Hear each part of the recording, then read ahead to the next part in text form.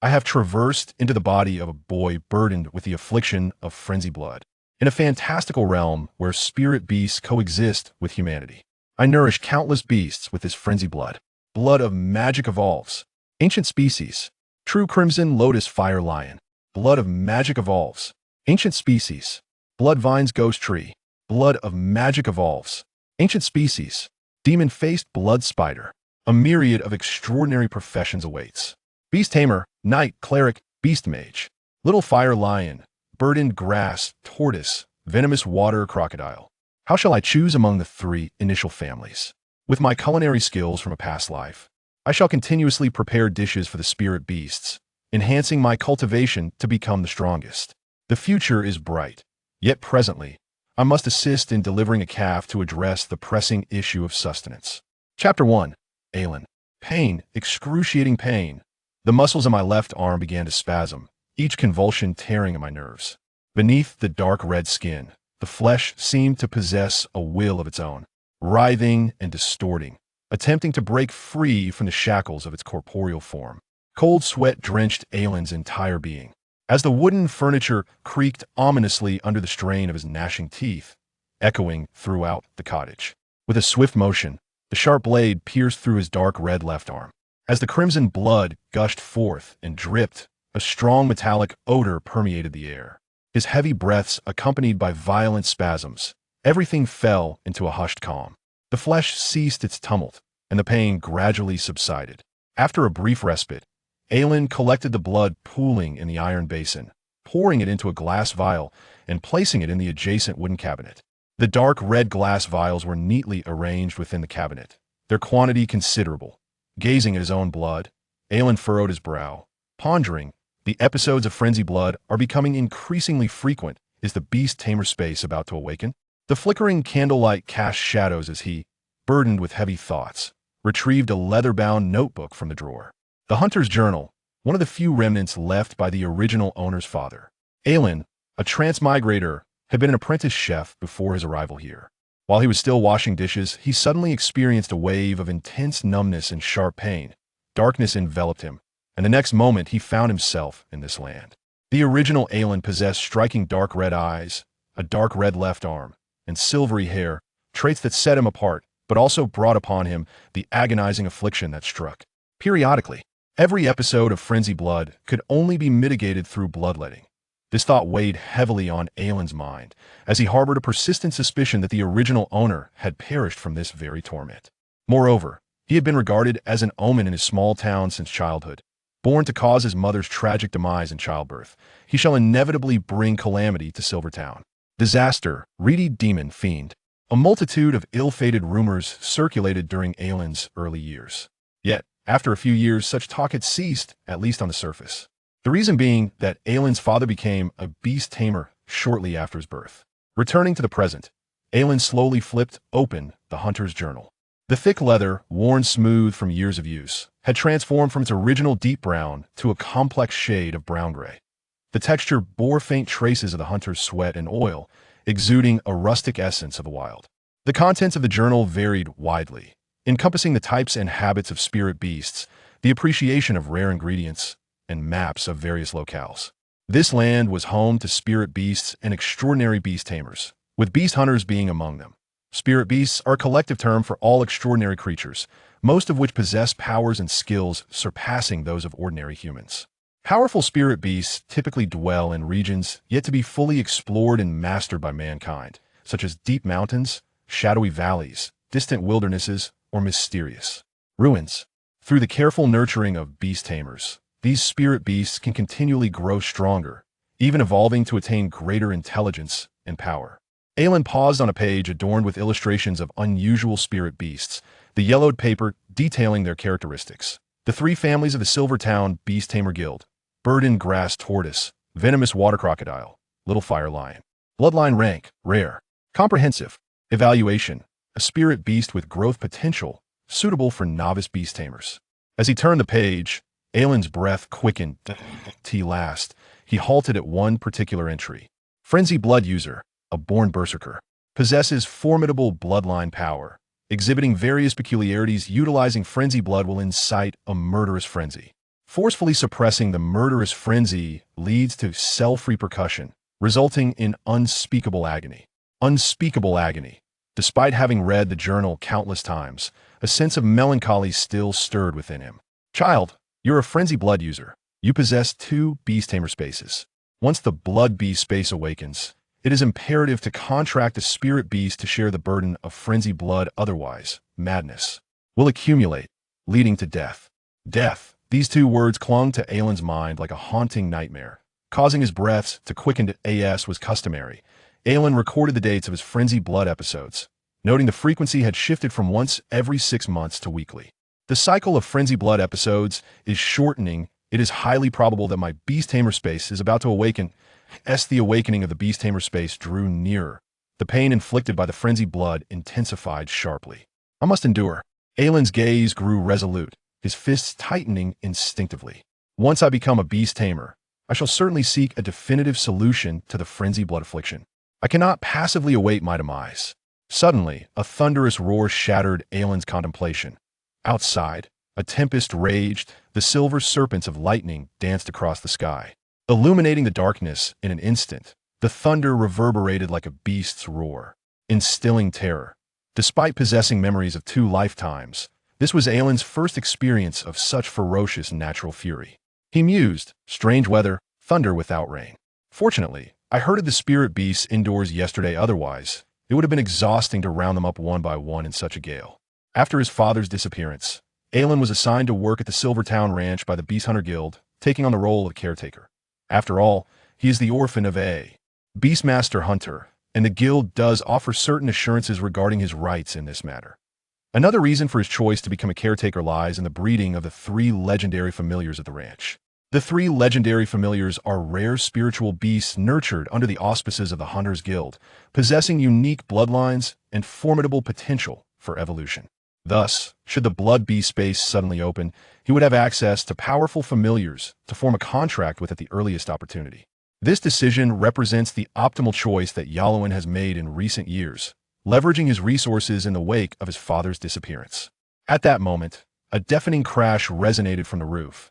As a tempest tore open a gaping hole above, the howling winds roared, as if intent on devouring everything in their path. Splintered wood and debris scattered about, with much of it landing on the muddy ground below. Yalowin ascended the ladder, clutching his repair tools and pre-cut wooden planks. Gazing into the distance, he observed dense, ominous clouds gathering at the horizon. The ranch lay in eerie silence, imbued with an unsettling atmosphere. Could be a beast tide? He murmured to himself. He quickly shook his head, dismissing the notion. Extreme weather can indeed incite agitation among beasts, but it is rare for them to launch a direct assault on the town. Even if such an event were to occur, there are always Beastmaster hunters, knights, and monks extraordinary Beast Tamer standing guard on the front lines. Never has a spiritual beast breached the town's defenses and set foot within its confines, at least, in Yalowin's recollection. Such an occurrence has never transpired. Despite these musings, he donned the leather vest left behind by his father and slung the broad sword over his shoulder. Better to exercise caution. I should have breakfast before heading to work. Chapter 2. Selena Aelon pushed open the wooden door of the barn, but the expected mooing of the cows was conspicuously absent, most likely startled by the thunderstorm. The cows lay trembling amidst the hay. Only a few, driven by hunger, slowly approached him. Hungry, hungry, hungry. Wait, don't rush, let me eat first, Aelon replied. It was one of the unique traits of the original owner that he could communicate with spirit beasts. It took him considerable time to acclimate to this ability. Hurry up, hurry up.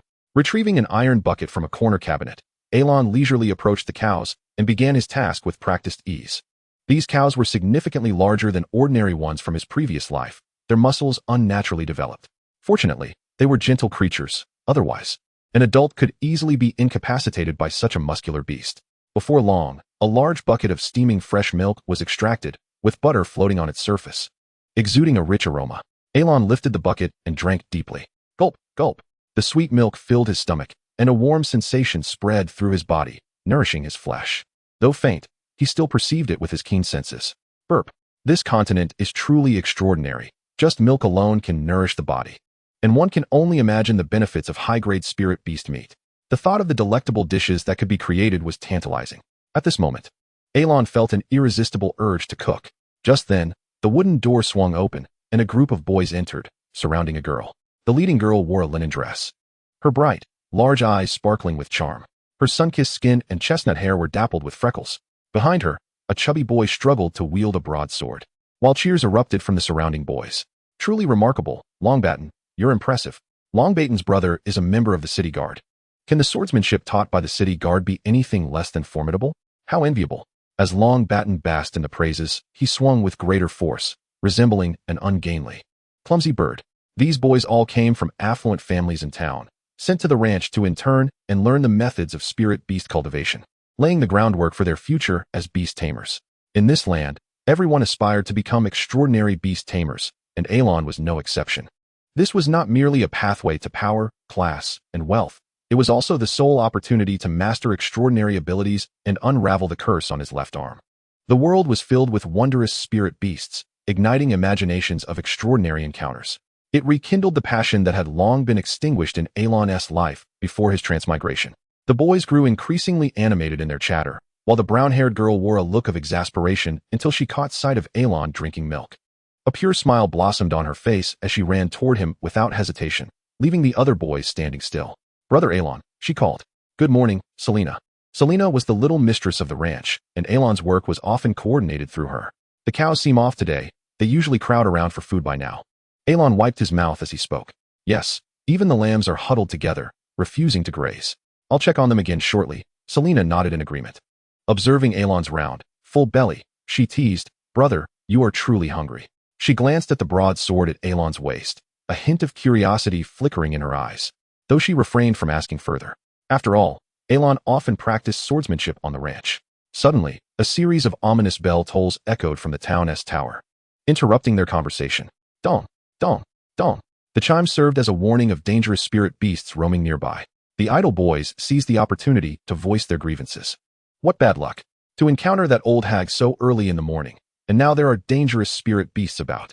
Indeed, with the recent terrifying thunderstorms, perhaps this disaster was summoned by her. She cursed her mother and father. What a calamity. It seemed everyone was destined for misfortune today. Longbatten nodded in agreement, losing his grip on the broad sword, which flew from his hands. Moo. The sound of a cow echoed in the barn as the sword's tip struck the cow's rear and fell to the ground. The sudden pain sent the cow into a panic, its hooves thrashing as it bolted forward. The cow charged like a swiftly moving mountain of flesh, creating an overwhelming sense of pressure. Alon instinctively prepared to dodge. However, remembering Selena was behind him, he realized it was too late to turn and escape with her. Everyone held their breath, watching as the frantic cow charged ahead. Yet, in the next moment, the anticipated calamity did not unfold. Instead, a dull thud resonated throughout the barn. Bang! Alon's crimson eyes glowed brighter, the dark red of his left arm becoming more vivid. All his muscles tensed, releasing an astonishing power in that instant. Alon gripped the cow's head tightly, forcibly halting its wild charge. The boys gasped in astonishment. He actually stopped the cow. What immense strength he must possess. Wow. What a monster. Alon gently stroked the cow's head, murmuring, "It's all right, it's all right."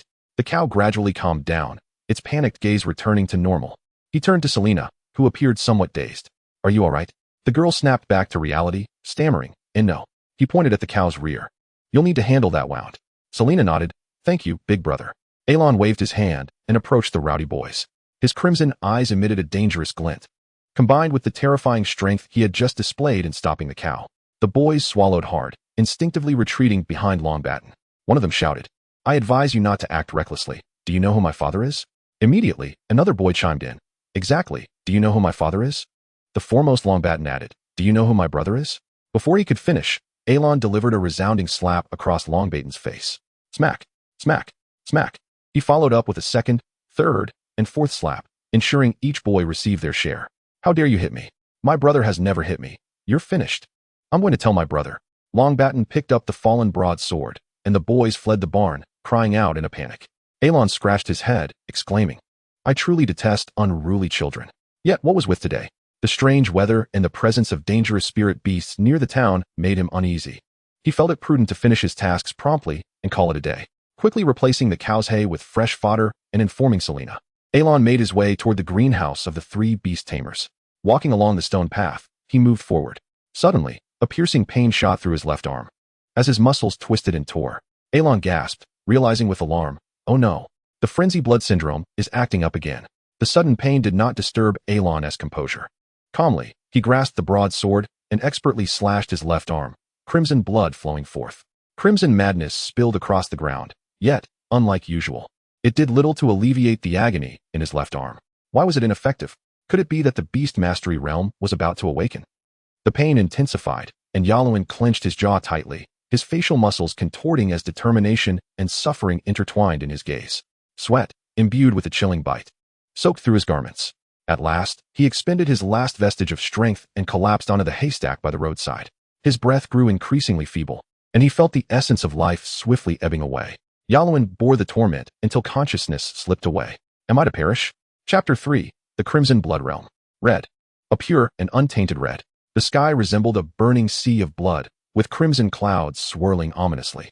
A violent aura of blood surged forth, transforming into a thick mist that enveloped the entirety of the space.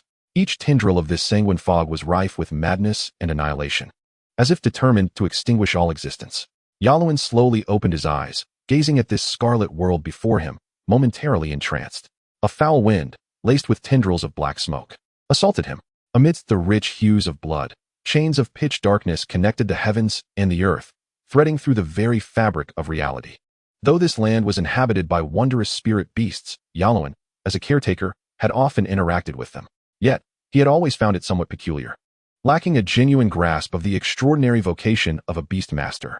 Until this moment, as he beheld the blood-soaked realm within him, he acutely sensed the presence of transcendent power.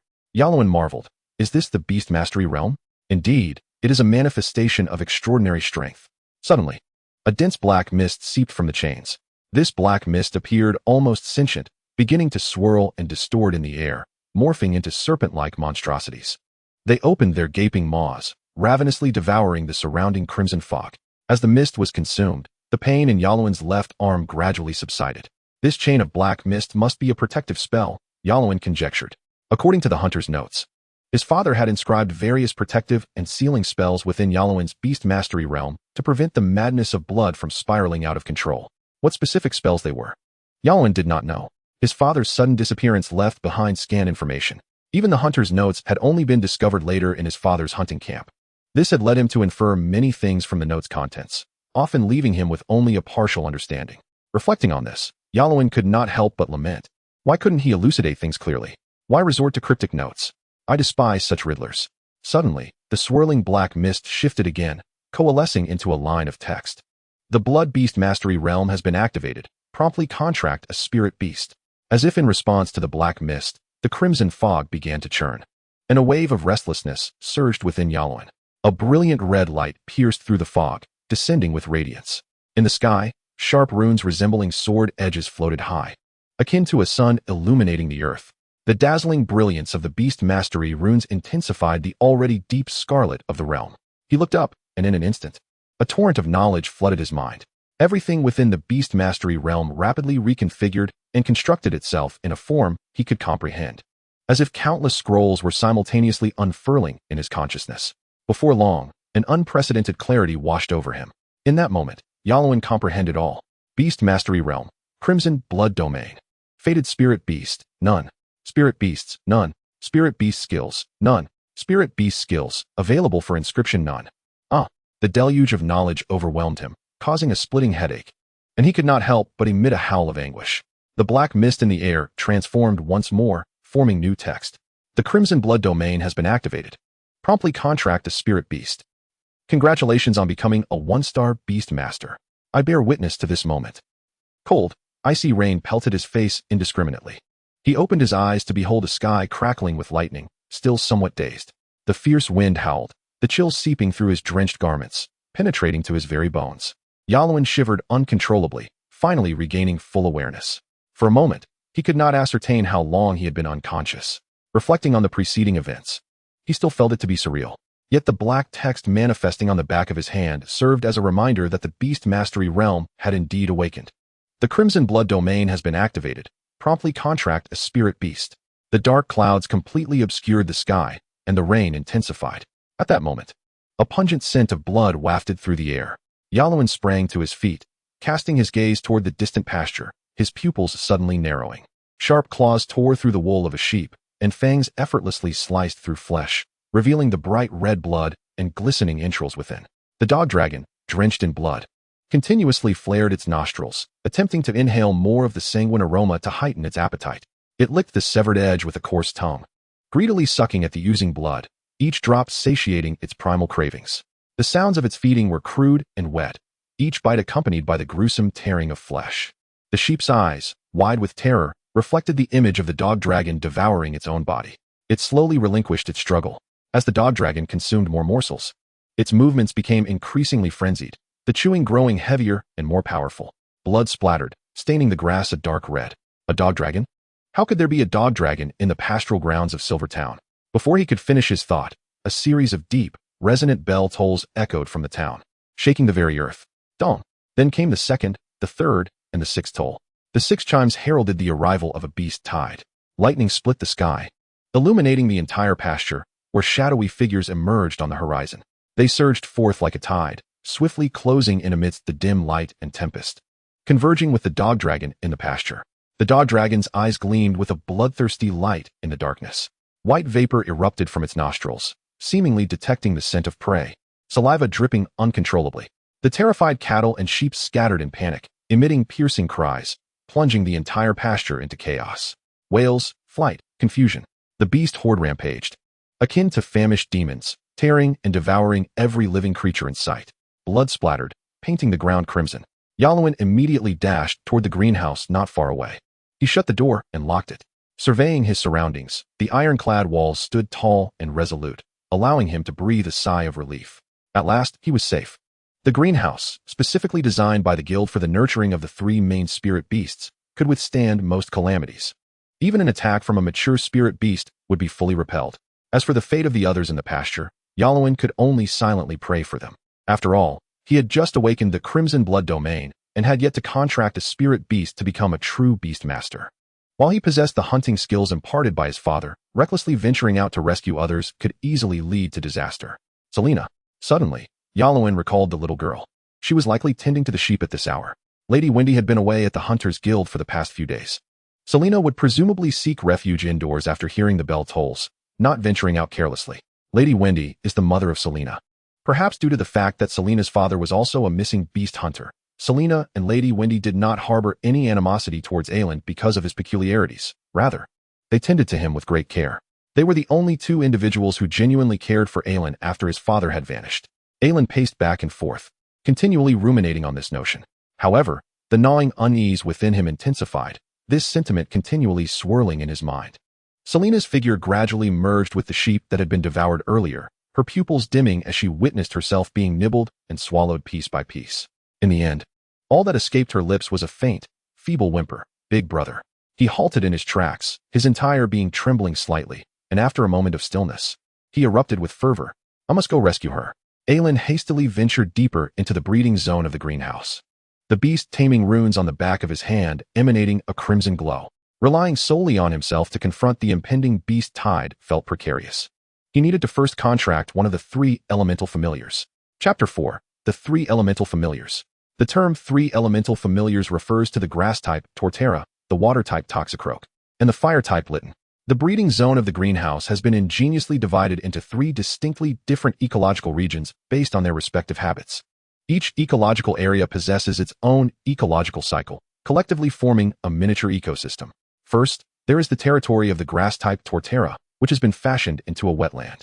From a distance, the Torterra appears as a moving patch of grass. Its shell is adorned with lush herbaceous plants, flowers, and blades of grass that sway as it crawls. Adjacent to it lies the domain of the water-type Toxicroak, designed as a pond. Verdant duckweed covers much of the water's surface, and several waterways connect the pools, allowing them to glide and swim. The Toxicroak's body is cloaked in purple-blue scales, while its back and tail are adorned with more vibrant pink scales. The scales around its belly, where its poison sac resides, shimmer in a soft lilac hue, reflecting colorful glimmers under the light. Lastly, the territory of the fire-type Litten is crafted into a volcanic rock landscape. At the center of this area stands a small volcano constructed from ore, occasionally emitting wisps of steam. The entire environment is designed to maintain a consistently warm temperature, optimal for the Litten's growth. The Litten, small in stature, is covered in yellow fur, with tiny flames dancing at the edges, emitting a faint red glow that complements its dark golden eyes. Its intelligence is akin to that of a human child, and the Litten, in particular, possesses remarkable cleverness, able to control the presence and size of its flames at will, thus preventing any potential fires.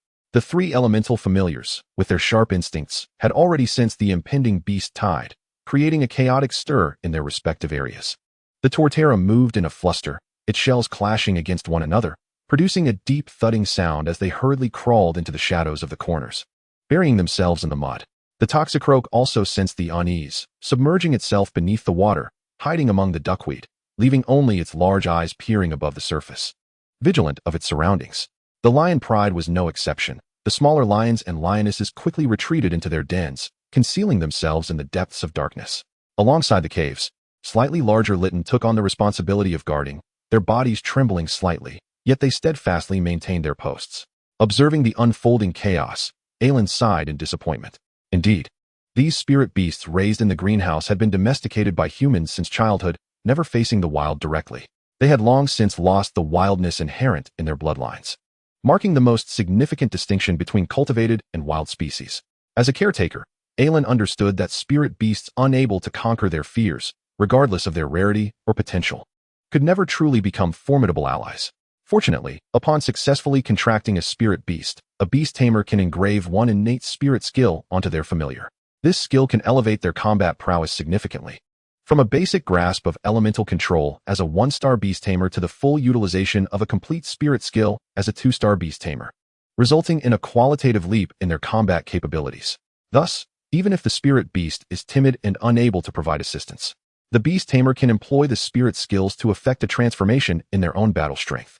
The Toxicroak's initial mastery of water elements and the Litten's initial mastery of fire elements can considerably enhance their offensive capabilities, making them his prime choices. Aelin approached, gently stroking a larger Toxicroak. Before he could engage in communication, black energy coalesced into a line of small characters on his left arm.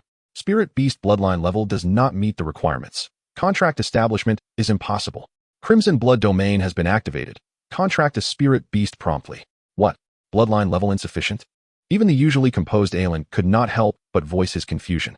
He hesitated for a moment, then continued to caress the spirit beasts before him. Yet the small characters of black energy showed no signs of changing. These were the three elemental familiars, carefully selected by the Beast Hunter Guild for their rare bloodline levels. How could their bloodline levels be deemed inadequate? Unlike commonplace spirit beasts like the dog dragon, which are prevalent in the wild and possess ordinary bloodlines, the evolution paths of such creatures are scarce, with most capable of evolving only once, while some may not evolve at all. The three elemental familiars, endowed with powerful bloodlines, have been the subject of extensive research and development by beast tamers for years. They now have stable evolution paths to choose from, even allowing for multiple evolutions, vastly enhancing their potential. Yet, such precious familiars were assessed by the black energy as having bloodline levels below standard. What kind of spirit beast would meet the requirements of the Crimson Blood Domain? Must it be a true dragon, a fire dragon, or a spirit beast with an extraordinary bloodline to qualify for a contract? Initially, he had hoped to find a spirit beast to assist him, but it appeared that hope was in vain. Just as Aelin contemplated alternative plans, he noticed a robust Litten standing atop a high platform at the forefront of the lion pride, soothing the fears of its companions. The vigilant Litten stood guard on either side, resembling knights safeguarding their loyal king. Its gaze was resolute, flames dancing around its body, radiating a warm, brilliant glow. A tuft of mane, unique to Litten in their growth phase, adorned its neck, exuding an air of regality. Observing this well-developed Litten, Aelin immediately recognized it as the king of the pride. It displayed no fear of the approaching beast tide, truly befitting of a lion king. Aelin exclaimed in delight. Let me try again. Aelin stepped forward, bending down to gently stroke the lion king's head. As anticipated, the small characters of black energy on his left arm remained unchanged. Indeed, it was still not possible. Moreover, the bloodline levels among individuals of the same spirit beast species do not vary significantly. With the prospect of a contract fading, Aelin, relying on his ability to communicate with spirit beasts, decided to adopt a secondary approach. If a contract could not be established, then perhaps persuasion could. Lion King, would you be willing to assist me in breaking free? The Lion King lazily glanced at Aelin and replied, of course. Given your years of service to me, as long as you follow me and become my subordinate, I shall ensure your safety. Aelin looked at the Lion King, which barely reached his knee even atop the platform. feeling a wave of exasperation. The Lion King, slightly displeased, remarked, "What is it, human? Are you hesitating? To be valued by the king of the Fire Lion clan is a great honor. Come forth and submit to your king. I have decided to bestow upon you the highest honor of the Fire Lion clan. Gently kiss my right foot and pledge your loyalty to me."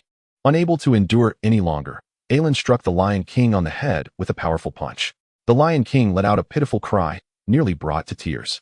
With a childish voice, it exclaimed, "Human, how dare you?" Aelin threatened, "Speak not another useless word, for starting tomorrow, no, from this very moment, your daily meat rations shall be halved. Speak more, and it shall be halved again. How dare you?" The Lion King protested. "Half it is. I was wrong. Have you submitted?" "I have." Aelin, gazing at the Lion King with its head drooping low, could not suppress his satisfaction. "Are you willing to aid me in breaking free?"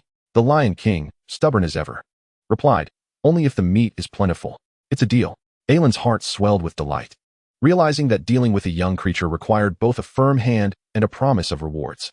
No sooner had he spoken than Aelin extended his right fist. The Lion King tilted its head, appearing somewhat bashful, but ultimately, as if making a resolute decision, it blushed, closed its eyes, and kissed it. Aelin let out a cry. "Ah, how revolting. I meant for you to bump fists." The Lion King, still bewildered, said, "Ah, my apologies." As their fists met, Aelin felt the strength and determination radiating from the Lion King. Their eyes locked, both filled with a fiery resolve. The iron gate of the greenhouse swung open, flames enveloping the Lion King as it forged ahead, cutting through the rain. Aelin, sword in hand, remained ever vigilant of their surroundings, the blazing light illuminating the steadfastness of his profile. Chapter 5, The First Hunt. The metallic scent of rust hung heavily in the air, sharpening Aelin's senses. The grassland was strewn with carcasses, a scene of utter devastation. Mud mixed with blood soaked the Lion King's claws, yet it showed no sign of retreat. Its golden mane danced gently in the wind, the figures of man and beast standing starkly against the desolation. The calmness in the Lion King's eyes mirrored Aelin's own composure, creating an unspoken bond between them. They advanced along the path, ever watchful of their surroundings.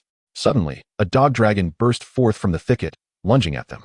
Aelin reacted almost instinctively, rolling swiftly to evade the creature's attack.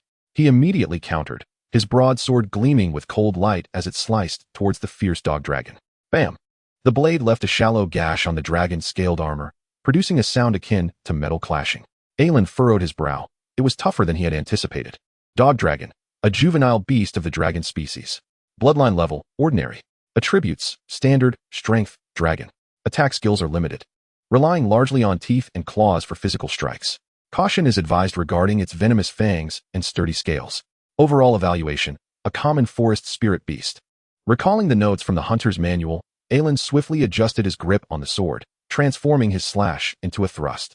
The Lion King, undeterred, gathered flames in its throat and opened its maw, unleashing a scorching fireball. The fireball arced through the air, striking the dog dragon squarely in the face. The creature's flesh was instantly seared, and the acrid scent of charred meat filled the air. A howl of agony echoed, the pain driving the dog dragon into a frenzy as it thrashed about, seemingly intent on tearing everything around it to shreds. In that moment, Aelin aimed for the creature's abdomen, focusing on the weakest point in its armor, and thrust with all his might. His crimson eyes shone brighter, his dark red left arm gleaming with vitality. Every muscle in his body tensed, unleashing a terrifying force. Fueled by a surge of rage, the broadsword pierced effortlessly through the dog dragon's scales, plunging deep into its lung. The beast let out a tortured wail, collapsing to the ground as dirt flew in all directions. Its body convulsed violently, limbs flailing in a desperate struggle. Each breath mingled with blood. Its breathing gradually weakened until silence fell. The dog dragon lay dead. Aelin's breath steadied as he turned to the Lion King, nodding in acknowledgement. Thus, man and beast had completed their first collaborative hunt. Is that it? That was amazing. The Lion King finally registered the event, its eyes brimming with admiration for Aelin. Indeed, I have not misjudged you. You possess the qualifications to become a Beast King. Aelin regarded the Lion King quizzically. Beast King? The Lion King replied solemnly. What is a Beast King? It is a hero endowed with formidable strength. A man must stand tall in the world, embodying the essence of a hero. How can one hide in a greenhouse, awaiting rescue? The tortoise, encased in its shell of dead bones, is hardly worthy of my respect. The venomous water crocodile, merely guarding its wretched pond, what is heroism?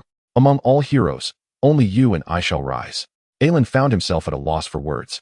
Increasingly convinced of the Lion King's lack of sense, Reflecting on the recent battle and the notes from the hunter's manual, he began to summarize the aftermath. Juvenile Fire Lion. Spirit Beast Skill, Fireball. Precautions. The number of fireballs released daily is limited. Individual capacity varies, and excessive use may result in throat burns. Lion King. Always observe the enemy's patterns before attacking. This conserves energy for a decisive blow. Fireballs should only be used when a hit is highly probable. No problem, brother. As man and beast exchanged battle experiences, their pace never faltered. Aylin's unease grew as thoughts of Selena consumed him. She must be safe. Wooden debris lay strewn across the ground. Selena's home reduced to ruins. Aylin stood frozen in the grass, his heart wrenching at the sight before him. He searched desperately through the wreckage, hoping to catch a glimpse of Selena. Yet, no matter how fervently he sought, he found nothing. Just then, his gaze fell upon a group of dog dragons, fighting over something. It was a piece of clothing, a red garment, perfectly sized for a small girl, being ruthlessly torn apart by the creatures. A buzzing filled Aylin's head as memories of Selena flooded back, echoes of her voice resounding in his mind. Aylin. The little lamb misbehaved again. Aylin, you don't have a father either? Aylin, will you leave me too? Then, Selena's eyes dulled, as she was slowly devoured by the dog dragons. A profound sense of despair and guilt overwhelmed Aylin. Kill. The urge to slay surged, flames of fury igniting within him. His left arm became increasingly crimson, his eyes flickering with a terrifying red glow, his entire body trembling violently. In that moment, Aylin lost all reason, madness consuming him entirely. Kill, kill, kill, kill, kill, kill, kill, kill, kill. The winds howled ferociously, and the rain poured down relentlessly. When Aylin opened his eyes once more, he found himself lying in a pool of blood. A glance around revealed that dog dragon remains had piled into small mountains, the scene grotesquely horrific. Brother? He strained to turn his head towards the source of the sound, only to see the Lion King perched atop the treetop, peering down at Yalowin with half of his head protruding from a bird's nest. He wished to rise, but realized his strength had yet to fully return, so he remained slumped. I'm fine. The Lion King continued to observe for a few more moments before leaping down from the treetop. You're impressive, brother. You single-handedly dispatched that horde of mere fish, leaving them trembling in fear, though it's a pity a few managed to escape. Aren't you afraid? The Fire Lion clan fears nothing. Such trifling creatures could never instill fear in us. I meant, are you afraid of me? The Lion King looked perplexed. Why would I be afraid of you, brother? It's just that you almost hurt me earlier, prompting me to climb the tree. But I've been providing you with fireballs from a distance, rest assured. I wasn't slacking. Yalowin was deeply touched by these words. As someone who had always been regarded as an outcast and a monster since his arrival in this world, he seldom experienced such emotions. He gently patted the Lion King's head. Next time I lose my composure, make sure to keep your distance and protect yourself. The Lion King nodded, somewhat bewildered, and nuzzled Yalowin's hand. Yalowin picked up a fragment of the red clothing nearby, staring at it in silence. The Lion King sniffed the piece of red fabric, then began to search around in the rain-soaked ruins. Suddenly, he seemed to discover something and began to rummage through the debris. Yalowin, inexplicably fueled by newfound energy, gritted his teeth and moved closer, joining in the frantic search. Finally, after clearing away the last piece of rotten wood, they uncovered a sphere soaked in mud. Yalowin exerted all his strength to flip it over, and the sight before him left him stunned. It was a scarecrow, wrapped in mud and debris, its body in ruins, leaving only a round head encased in leather. A large, cheerful face was painted upon it, exuding warmth and charm. Yalowin recalled that this was the scarecrow he and Selena had crafted together, with her ill-fitting old red coat adorning it. Gazing at the scarecrow's smile, Yalowin stood frozen before bursting into uncontrollable laughter. Ha! It's not her, how wonderful! It's not her. Instantly, Yalowin felt a wave of relaxation wash over him, as if the tension within him had been released like a deflated balloon.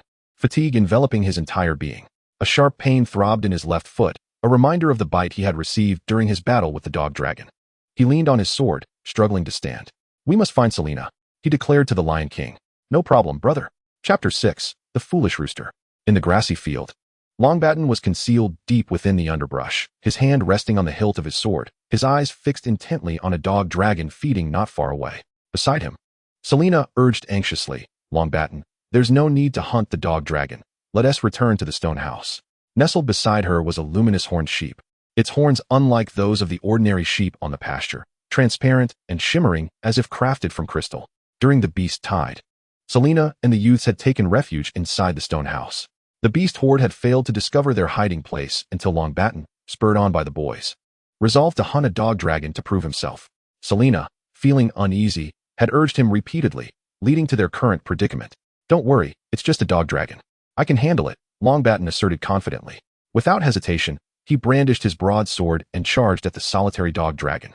As he aimed for the creature's back, he stumbled over a stone, losing his footing and tumbling face first into the dirt. Ouch, that hurts, he muttered, rubbing his mouth as he got back on his feet. At that moment, Selena cried out, Longbatten, look ahead. He lifted his gaze, only to find his sword had fallen beneath the dog dragon. Following the length of its body, he noticed that the dog dragon, which had been feeding, had turned to face him, its bloodied visage glaring ominously. Aya! The dog dragon let out a deafening howl. The stench of decay assaulted his senses, turning his stomach. The creature lunged at Longbatten with its gaping maw. Lamb charge, Selena commanded. The luminous horned sheep dashed towards the dog dragon, and fortunately, due to the creature's smaller size, it was knocked to the ground. Quick, grab your sword, Selena urged. The dog dragon lost its balance, crashing to the ground, sending dirt flying. The sword lay conveniently in front of its mouth. The boy sat frozen, staring blankly at the terrifying dragon face before him. Hurry, what are you waiting for? Selena insisted. Suddenly, Longbatten shrieked and bolted towards the stone house, crying out. He.s. running away. Selena was taken completely by surprise. Lamb, let us run. Just as she directed the sheep to flee, Longbatten's scream had attracted the attention of nearby dog dragons. The surrounding pack began to close in, encircling Selena and the luminous horned sheep.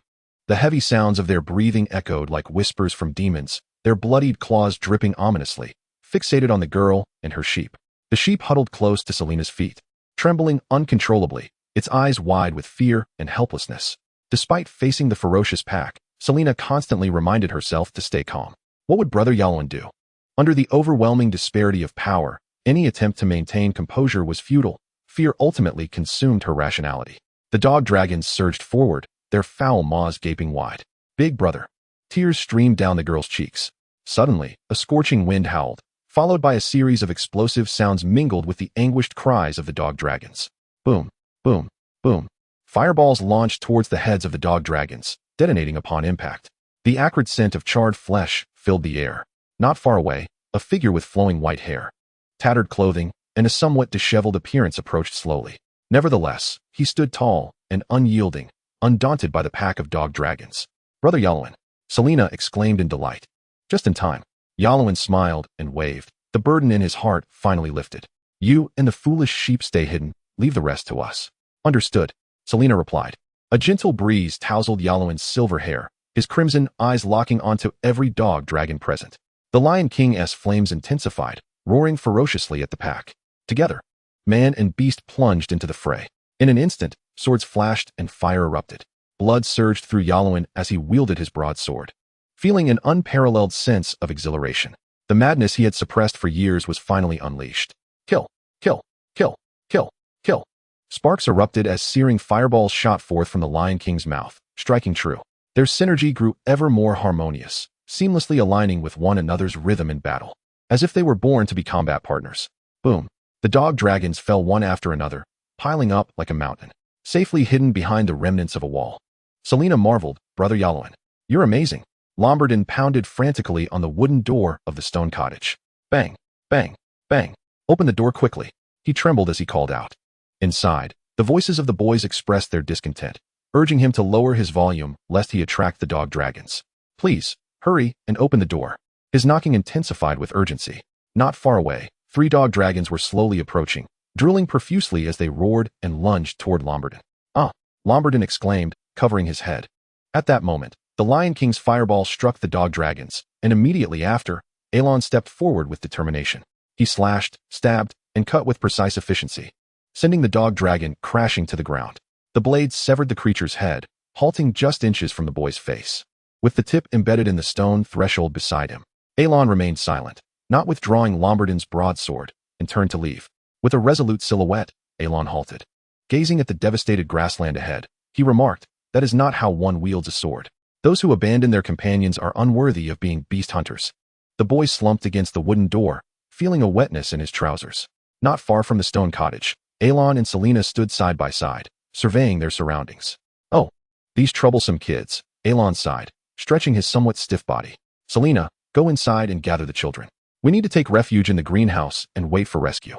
Suddenly, a roar echoed from not far away. Through the curtain of rain and dense underbrush, Elon spotted hundreds of dog dragons charging toward them. At the center of the pack loomed a massive dark figure. Boom! Thunder erupted. In the flash of lightning, the black silhouette became startlingly clear. The leather armor gleamed with a cold metallic glint, a colossal crown perched upon its head, its size 3 to 4 times that of an ordinary dog dragon. Cloaked in the cover of night, it resembled a moving fortress of stone. With blood-red eyes, it locked onto Elon from a distance, charging toward him with ominous speed. How is this possible? How could it be here? Selena gasped. Elon felt his hair stand on end. It was the dog dragon king. Why is it so enormous? What should we do? What can we do? Forcing himself to remain calm in the face of the approaching dog dragon king, he realized his time for decision was rapidly dwindling. He could either use the others as bait and escape alone, or he glanced at the panicked girl before him. The Lion King feigning composure beside her, and the troublesome children within the stone cottage not far away. He fell silent for a moment before declaring, "I will draw the dog dragon king away."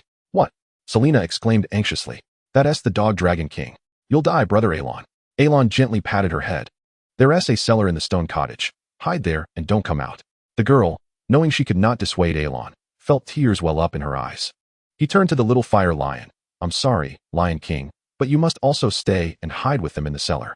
The Lion King bellowed, "What nonsense! There's no way I'm hiding in a cellar. I will fight alongside you." Elon smiled reassuringly. "Then let us go. We'll break out." Man and beast charged toward the horde. Selena murmured, "You must come back safely, brother." Fireballs erupted before the beast pack, capturing their attention. As he gazed at the undulating mountains ahead, Elon thought, "Let us escape toward the campsite my father left behind on the mountainside. Perhaps there's a glimmer of hope." Chapter 7. A critical moment. The Misty Mountains, a colossal range located behind Silver Town, with the Silver Town Ranch nestled at its foothills. Although not far from the town, few dared to venture deep into the mountains. The reason being the perpetual shroud of toxic mists that kept the townsfolk at bay. Yet now, the poisonous fog had been swept away by a raging wind, and a man and a lion were being pursued by the beast horde along the mountain path. As the Lion King began to tire, Elon urged, "We're almost at the mountainside. Hold on. Once we reach the campsite, we'll be safe." The Lion King nodded stubbornly. Thunder roared like a monstrous beast in the sky. Torrential rain poured down, fierce enough to threaten to consume everything. The mud and debris cascaded down the slope, forming fierce torrents of muddy water. The relentless flow rendered the mountain path treacherous and slippery, impeding the progress of man and beast, making each step a Herculean effort. The Lion King roared, "This is bad. They're closing in." Not far behind, the dog dragon army was in hot pursuit, their sharp screeches ringing like the death knell. The muddy path, the lion's injured left leg, and the ambushing dog dragons all conspired to slow their already sluggish pace. The Lion King unleashed fireballs, successfully repelling wave after wave of attacking dog dragons. The fireballs exploded in the night, illuminating the surrounding darkness and momentarily halting the dog dragon's advance. As he continued to unleash fireballs, the Lion King appeared increasingly fatigued. Each blast drained his strength, the intense flames scorching his throat, pushing him to his limits. He began to cough, his breaths laboring with exhaustion. At that moment, 2 dog dragons launched a surprise attack. Elon managed to fend off one. The other dog dragon sank its fangs into the Lion King's back, eliciting a cry of pain from him. Fueled by anger, Elon swung his broad sword with renewed vigor, delivering a powerful blow that decapitated the dog dragon in an instant. The head rolled away, splattering mud everywhere. "Can you still walk?" Elon panted, looking at the Lion King. The flames that once danced around the Lion King had long since extinguished, and he weakly replied, "Brother, I can't go on. You must leave me behind." Elon said nothing, swiftly lifting the little fire lion onto his shoulder. "Hold on tight." The weary body, the injured left leg, ultimately could not escape the pursuit of the dog dragon king. The cliff loomed like a massive stone claw over the mountains, with rainwater cascading down its rocky face, creating small waterfalls. Elon craned his neck to look down. The sheer rock wall was as smooth as a mirror, sending chills down his spine. At the cliff's base, stone spires stood tall as the sea crashed violently against the rocks, with dark currents swirling beneath. Should one be swept into them, the sea would mercilessly tear them apart. Each flash of lightning illuminated the tumultuous waves. A glance revealed the vastness, evoking a sense of one's insignificance and despair. Can one survive a jump down? Elon couldn't help but chuckle bitterly. The cliff was already surrounded by dog dragons. The dog dragon king fixed its ferocious gaze on Elon, its eyes glinting with malice as it roared incessantly. "Human, I will tear you apart." The Lion King slowly said, "Brother, put me down. I'm feeling better." Elon set down the Lion King, and their eyes met, both understanding that the moment of life and death confrontation had arrived. He gripped his broadsword tightly, while the Lion King summoned all the flames within him. The Dog Dragon King charged at them, and Elon and the Lion King advanced to meet the foe. In that critical moment, the dark sky was torn asunder by the might of thunder, and a colossal lightning bolt descended from the heavens with overwhelming force. A thunderous roar split the cliff as a terrifying bolt of lightning struck, cleaving it in two.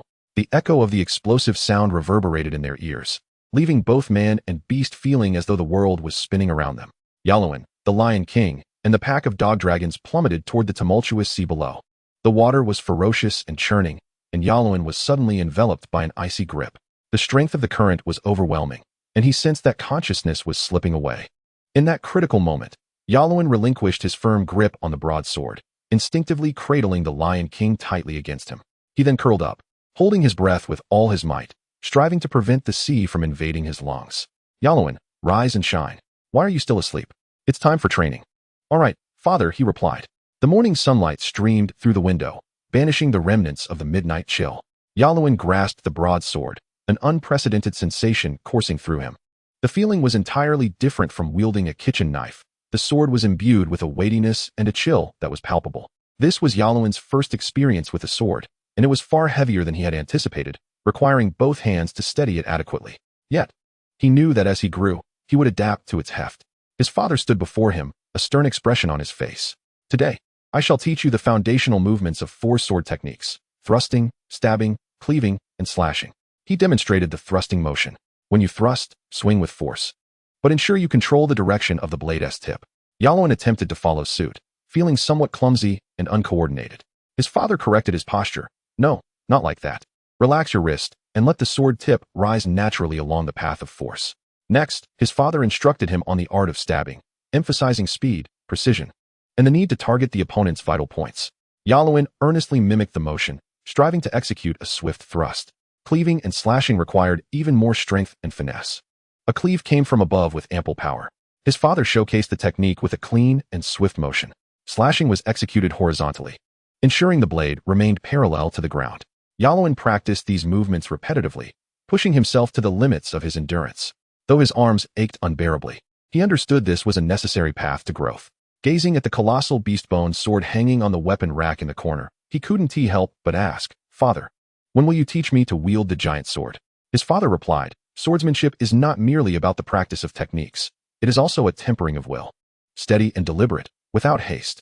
When you are capable of mastering it, you will know." Yalowin nodded, understanding that this training was not solely about mastering the sword, but about learning to become a formidable beast hunter. His father ruffled his hair with a smile. "Silly child, learning swordsmanship is meant for your self-protection. Remember, only by becoming strong enough can you protect yourself and those you cherish. As for what you choose to become, be it a beast hunter, a chef, or something else entirely, your father will support you." "All right, father." "Yalowin, rise and shine. Why are you still asleep? It's time for training." "Yalowin." Suddenly, Yalowin gasped, feeling a suffocating pressure as seawater flooded his lungs. Ugh!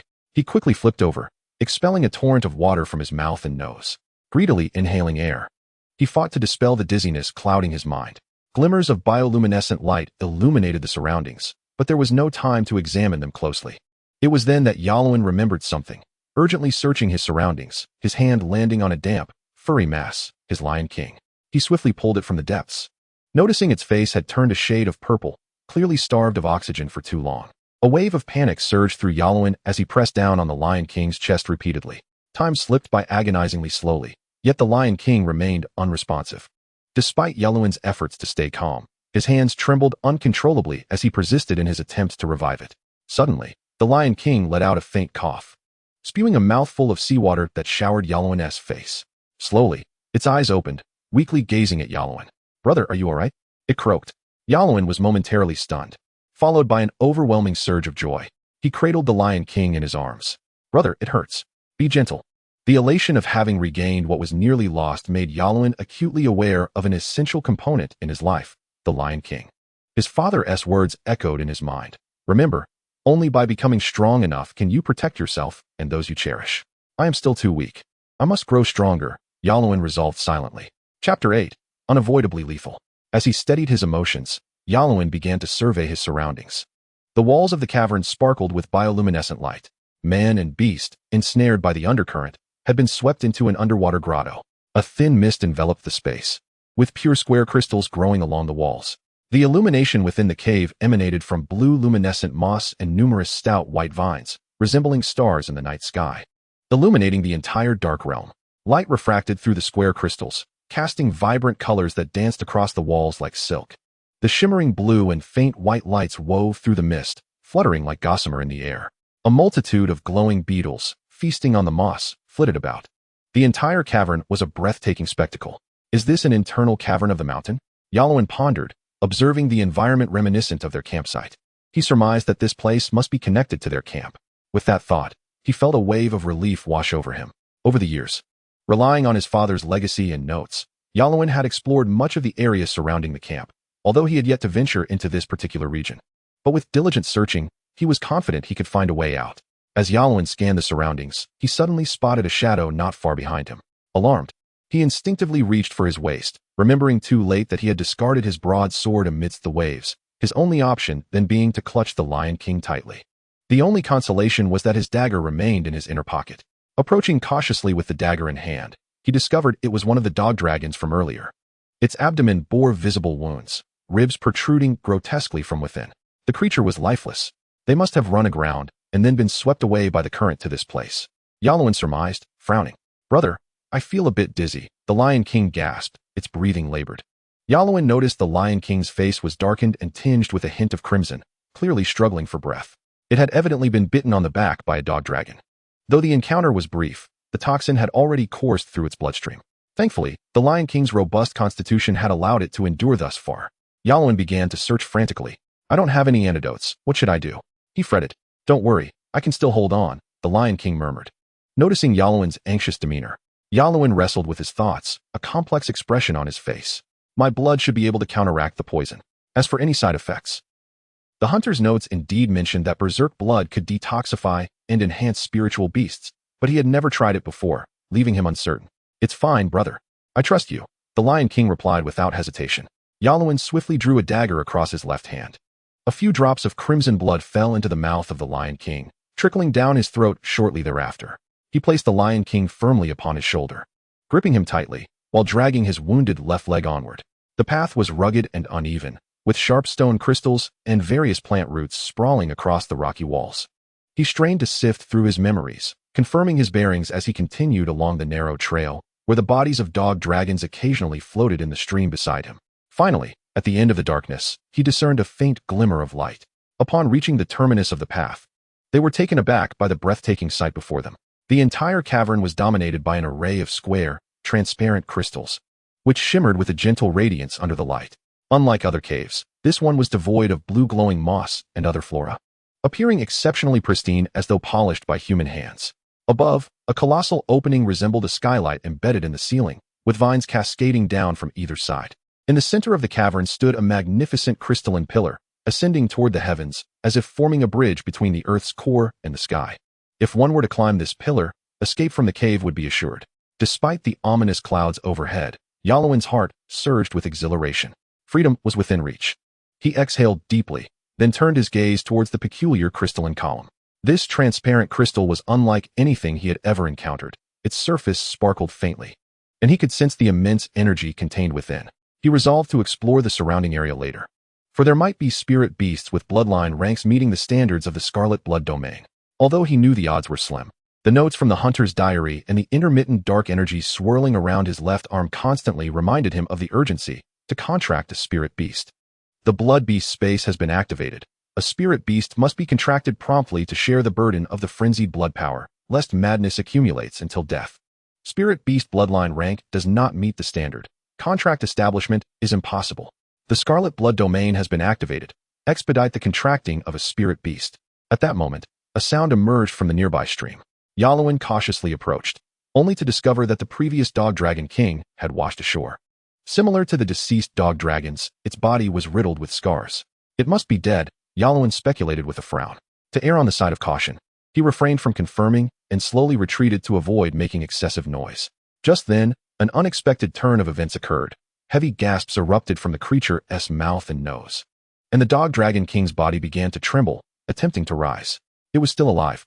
Yalowin gasped, realizing that without his broadsword, He was but a piece of meat on the chopping block, destined to be mercilessly devoured. He immediately turned and moved toward the crystalline pillar. The Lion King held on tightly. "All right, brother."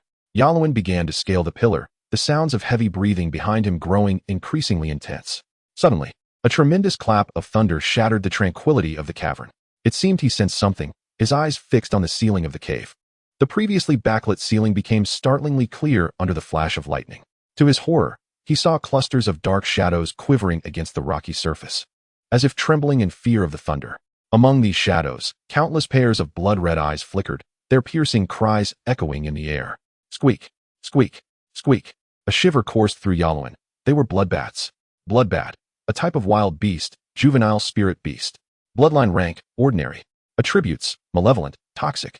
Bloodbats possess 4 limbs and 2 wings, with large bat-like ears capable of discerning their surroundings and obstacles. They emit sound wave attacks to disrupt the senses of their prey, ultimately employing their venomous fangs to capture it. Overall evaluation, an extremely dangerous, gregarious spirit beast dwelling in darkness. They hung from the cave's ceiling, their blood-red wings unfurling as they shrieked and charged toward Yalowin. Steadying himself, he hastened his ascent. He was nearing the cave's exit, on the brink of escaping into the light. A wave of sound disrupted both him and the beast momentarily. At that instant, a massive bloodbat swooped down from above, seizing the Lion King by the shoulder and whisking it deep into the cavern. Without hesitation, Yalowin released his grip and leapt back, successfully grasping one of the bloodbat's legs. In the ensuing tumult, the bloodbat lost its balance, crashing to the ground. Yalowin quickly rolled to dissipate the impact, then adjusted his stance to ensure the Lion King's safety. At that moment, the cave was completely overrun by bloodbats, with more and more of them flying in from the surrounding hollows. The exit above was entirely obscured by thousands of bloodbats, preventing even a sliver of light from penetrating. Darkness enveloped the cavern, leaving only a sea of red eyes fixed upon Yalowin and the Lion King. Squeak, squeak, squeak. The bloodbats screeched and flitted about the cave. Their sound waves reverberated in the confined space, and their sharp fangs glistened ominously under the faint glow of firelight. A howl from the dog dragon king echoed from nearby, undeterred by the surrounding chaos of bloodbats, its visage grotesque. With bloodshot eyes locking onto Yalowin as it charged towards him, Yalowin shook his head, gripping his dagger tightly. Faced with the overwhelming horde of bloodbats and the menacing dog dragon king, he felt no inclination to retreat. Having survived the earlier fierce battle, he was now prepared to confront the crisis head-on. Even in the face of certain death, he understood that fear was futile. Only through a vow to fight to the death could he hope for a sliver of survival. The Lion King, too, mustered its waning strength, relentlessly pushing itself to condense a fireball. Blood boiled within him, and a fierce killing intent surged. His left arm trembled incessantly, and his eyes turned blood red. As man and beast braced themselves for a desperate struggle, a colossal thunderbolt descended from the heavens, striking the pillar in the center of the cave. Boom. Following that, a second and third bolt followed suit. The enormous crystalline pillar acted as a lightning rod, attracting bolt after bolt of lightning, causing it to radiate a dazzling brilliance as terrifying thunderous energy erupted and spread outward. In that moment, everything within the cavern became exceptionally clear. Both Yalowin and the Lion King felt their hair stand on end, acutely aware of the terrifying power contained within the lightning. The deafening thunder reverberated through the cave, drowning out the cries of the bloodbats. The bloodbats were instantly struck by the fierce lightning, transforming into charred remnants that plummeted to the ground. Just as Yalowin was about to be struck as well, he was astonished to find that the lightning seemed to possess its own will, deliberately bypassing him and the Lion King to strike the other bloodbats instead.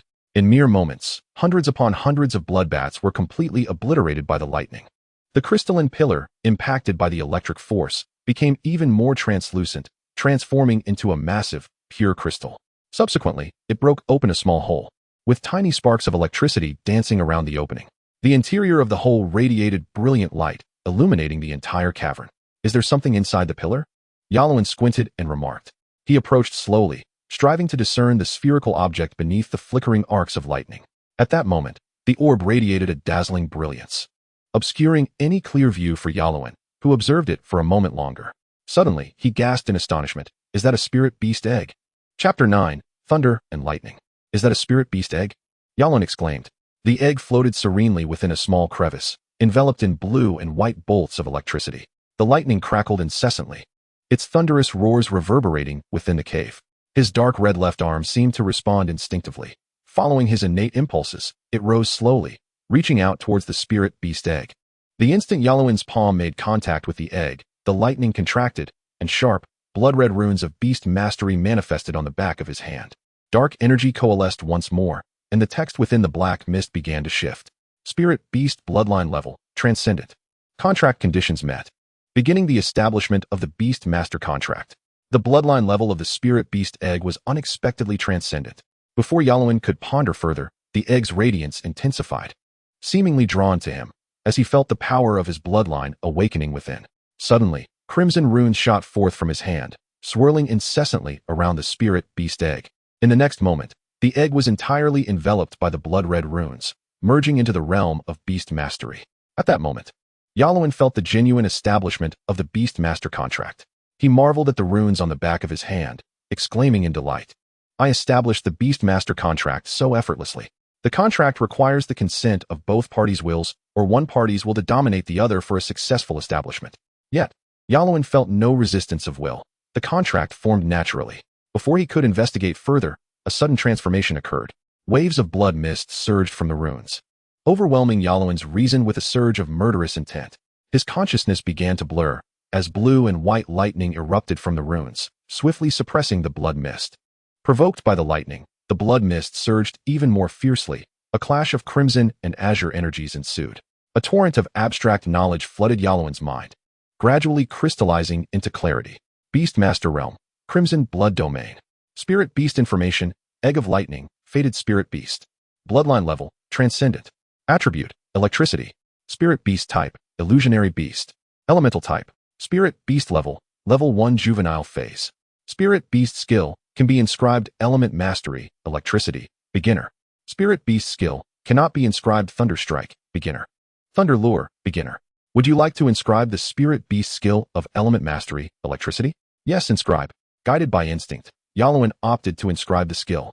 Just then, the ground trembled beneath the weighty footsteps of the Dog Dragon King, its form emerging from the shadows. The once sleek hide was now marred, bone spikes protruding from its body, blood splattering with each heavy breath, and half of its dragon visage was a gruesome mess. The Dog Dragon King had apparently evaded the previous lightning strike and was now filled with wrath, roaring as it charged at Yalowin. Roar! Human! Die! Die! Trapped between the two forces, Yalowin found himself unable to move. It was the end. Just as despair threatened to consume him, a fierce wind howled, and a blazing fireball struck the Dog Dragon King, halting its advance. Flickering embers danced around, its golden mane shimmering in the radiant light. The Lion King, though diminutive in stature, stood resolutely before Yalowin, declaring, "Unless I perish, you shall not harm my brother." Roar! Traitor! Humaness lapdog! The Dog Dragon King bellowed at the Lion King, who responded without a hint of fear, roaring back defiantly. With a powerful sweep of its massive tail, a cloud of dust and shattered rock was sent spiraling towards the Lion King. The Lion King nimbly leaped aside, its form tracing an arc in the air. Yet the Dog Dragon King's relentless assault came crashing down like a storm. Roar! Betrayer of the beast kin! The Dog Dragon King howled, unleashing a torrent of dark green venom from its throat. The Lion King surged forward, expelling a fireball that clashed violently with the venom in midair, resulting in a spectacular explosion. It leapt forward, its front paw striking the Dog Dragon King's face. The Dog Dragon King's retaliation was fierce, its sharp teeth aiming for the Lion King's neck. In that fleeting moment, the Lion King relied on its astonishing agility to dodge, only to be met with the Dog Dragon King's tail strike. The next instant, the Lion King was sent flying, crashing heavily against a nearby rock wall. Dust erupted as it struggled to raise its head, its eyes still burning with indomitable spirit. It coughed up blood repeatedly, slowly shifting its trembling body, resolutely guarding Yalowin's side. "Unless I perish, you shall not harm my brother."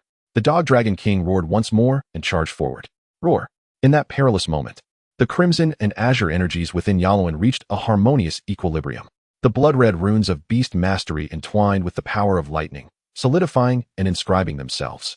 Yalowin felt a tremendous force coalescing in his left arm, the runes glowing brilliantly as wild lightning erupted from his palm. Mastery of lightning acquired. Inscription successful. Boom. 1 bolt. 2 bolts. 3 bolts. Thick arcs of lightning, imbued with terrifying might, sent the Dog Dragon King flying. Yalowin finally regained full control of his body, swiftly turning to assess the Lion King's injuries. "Brother, I'm fine." The Lion King's voice, though weak, remained composed. Several of its ribs were fractured, heavy breaths causing the broken sections to rise and fall, the pain unmistakable. More critically, its throat had been burned and cracked from frequent fireball expulsion, blood seeping from the wound and staining its fur. Yalowin felt a pang of anguish, frozen in place, momentarily at a loss for words. "Thank you. We promised to protect each other. No need to thank me," the Lion King replied. Yalowin's emotions became even more convoluted as he gently caressed the Lion King, then spoke somberly. "Rest well. I will handle the forthcoming battle." The Lion King nodded and collapsed. He carefully cradled the Lion King, gently placing it on a patch of soft moss nearby. Yalowin's countenance darkened, the suppressed fury within him reaching a boiling point. Roar! Just then, a howl echoed from a distance. Upon hearing it, Yalowin let out a breath of relief, smirking. "Good. You're not dead. If you had perished so easily, who would bear the brunt of my wrath?"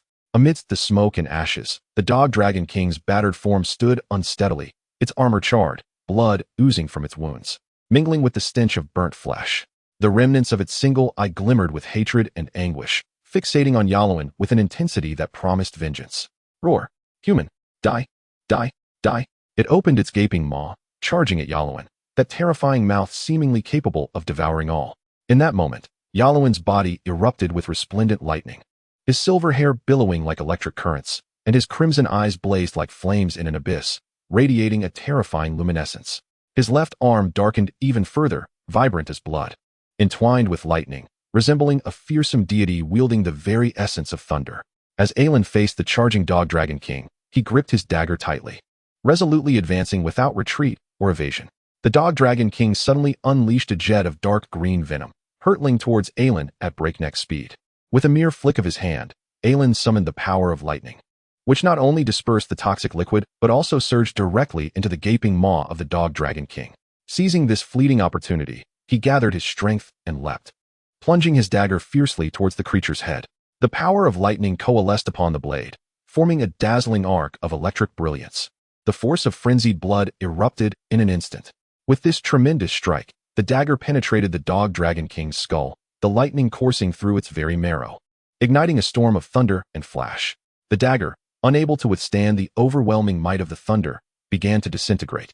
With a resounding roar, the Dog Dragon King's head was enveloped in a blinding flash of lightning, powerful currents surging through its entire form.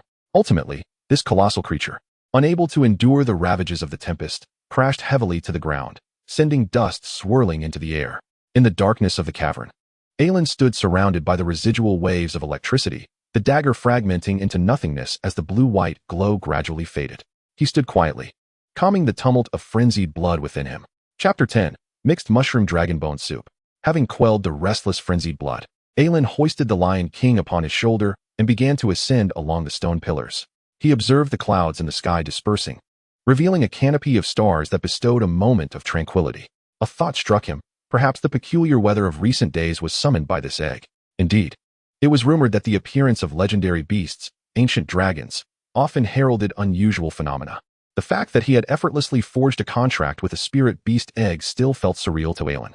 Upon finally emerging from the cave, Aelin was astonished to discover that he was not far from the camp. Furthermore, the internal paths of the cave seemed to lead directly to it. Suppressing his scattered emotions, he began to survey his surroundings. Over the years, based on the map left by his father, he had become intimately familiar with the various caves in the vicinity. At last, Aelin halted in a secluded hollow, glancing down to reveal a deep pit leading into the mountain's interior. Sturdy ropes had already been secured to the nearby rock, providing a means of descent. He patted the Lion King resting on his shoulder, urging him to hold on. After a brief pause, the Lion King murmured, "All right, brother." Aelin felt a pang of affection as he stroked the Lion King, who had fallen asleep, acknowledging the creature's exhaustion. Taking a deep breath, he tightened his grip on the rope and commenced his descent. As he slid down the rope, he re-entered the subterranean realm. The light dimmed, replaced by the faint glow from the cave walls and floating luminescent particles, reminiscent of twinkling stars in the night sky. Striking flint to ignite the torches at the elevated platform, he was greeted by the sight of a beast-hide tent, surrounded by an array of tools and cooking utensils. This was indeed the underground camp left behind by Aelin's father. The campfire blazed brighter, illuminating the expansive cavern and filling it with warmth. After a night of rest and the sustenance from the dried meat in the camp, along with the healing properties of the bone injury elixir and recovery potion, both Aelin and the Lion King had regained some of their strength.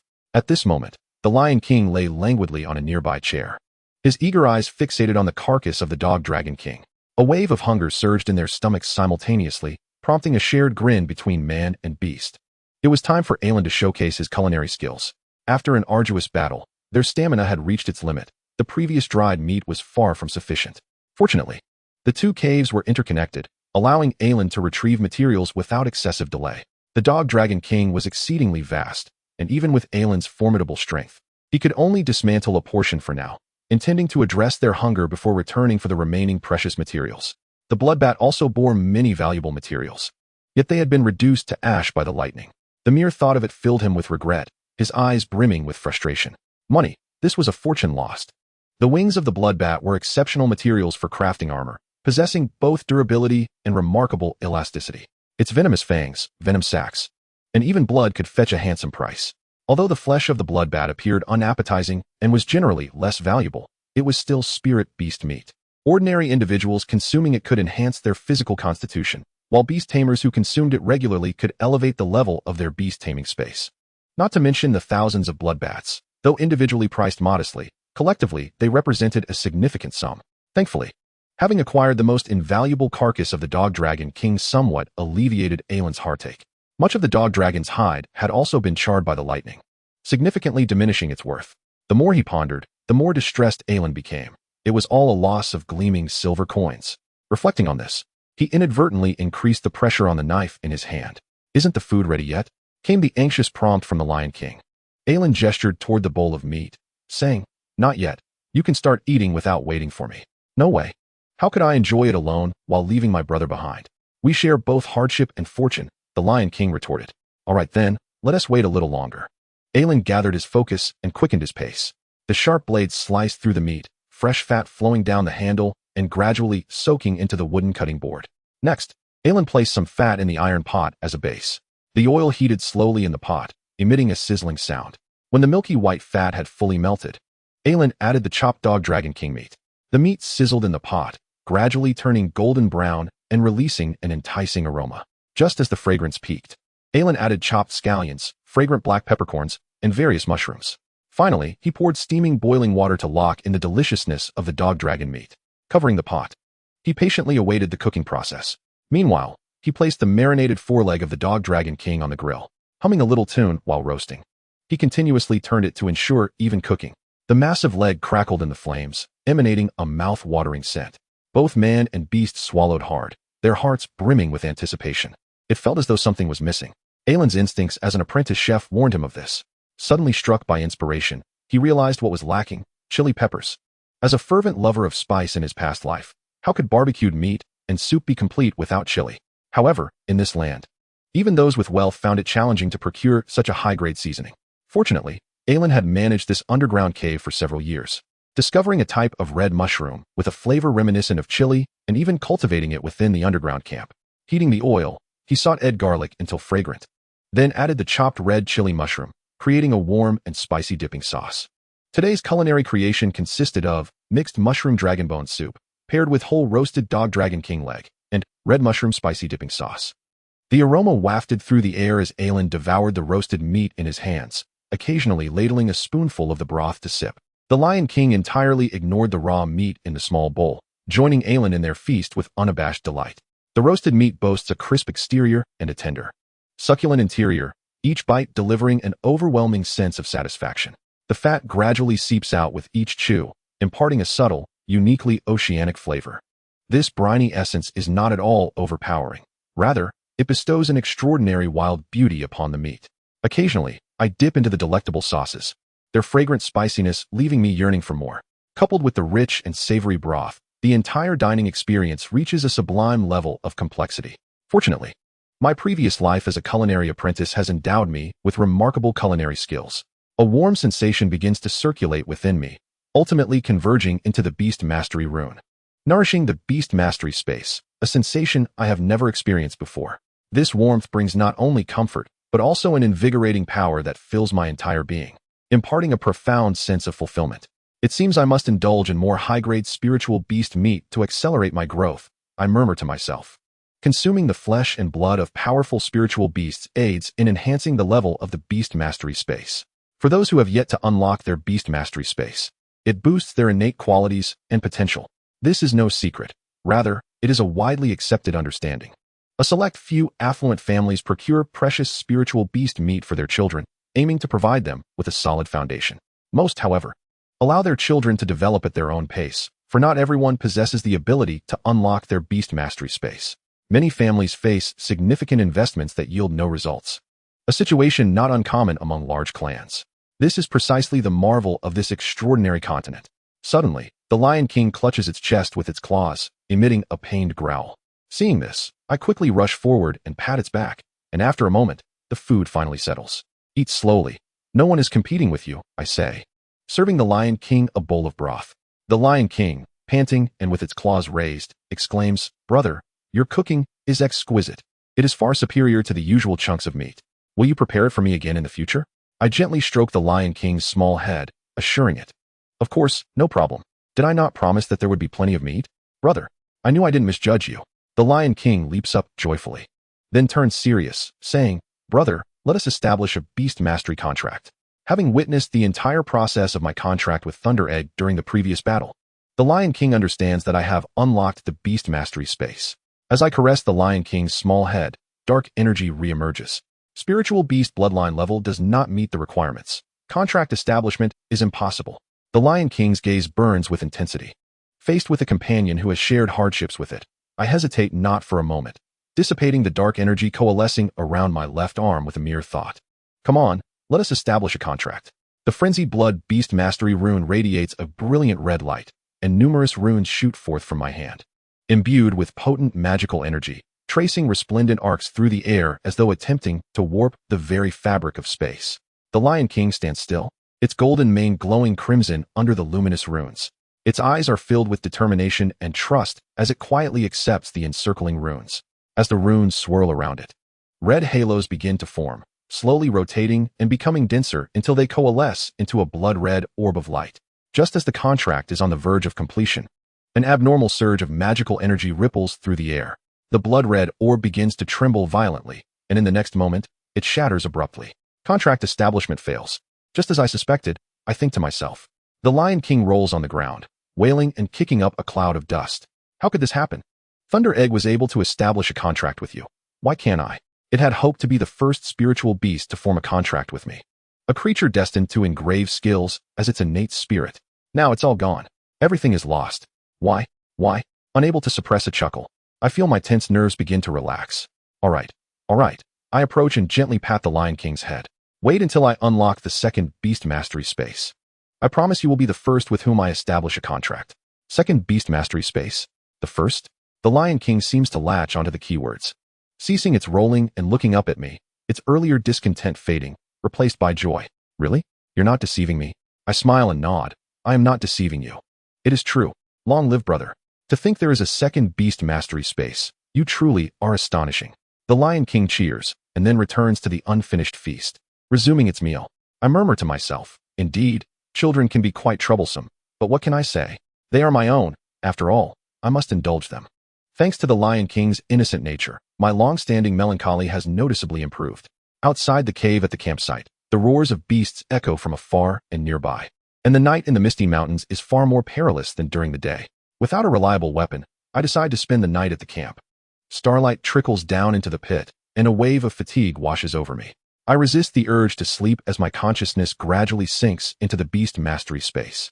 A blood-red realm unfolds before my eyes. Chapter 11. The Illusionary Beast Species. In the beast mastery space, the crimson blood domain surrounds me. I stand amidst this bloody expanse, where dark chains stretch across the scarlet sky, and a dense aura of blood saturates the atmosphere. However, compared to before, the redness has noticeably diminished. Suddenly, a thunderous roar reverberates. Following the sound, I see a massive blood-red peak standing at the center of this realm, its surface coated in thick blood, resembling a blood cocoon. Perplexed, I ponder, when did a mountain appear in the beast mastery space? Another thunderclap erupts as a thick bolt of lightning pierces through the blood cocoon, unleashing a torrent of violent electrical power. Observing for a moment, I exclaim, "No, this is not a mountain. This is a spiritual beast egg." Sensing my presence, the lightning becomes increasingly erratic, accumulating magical energy within.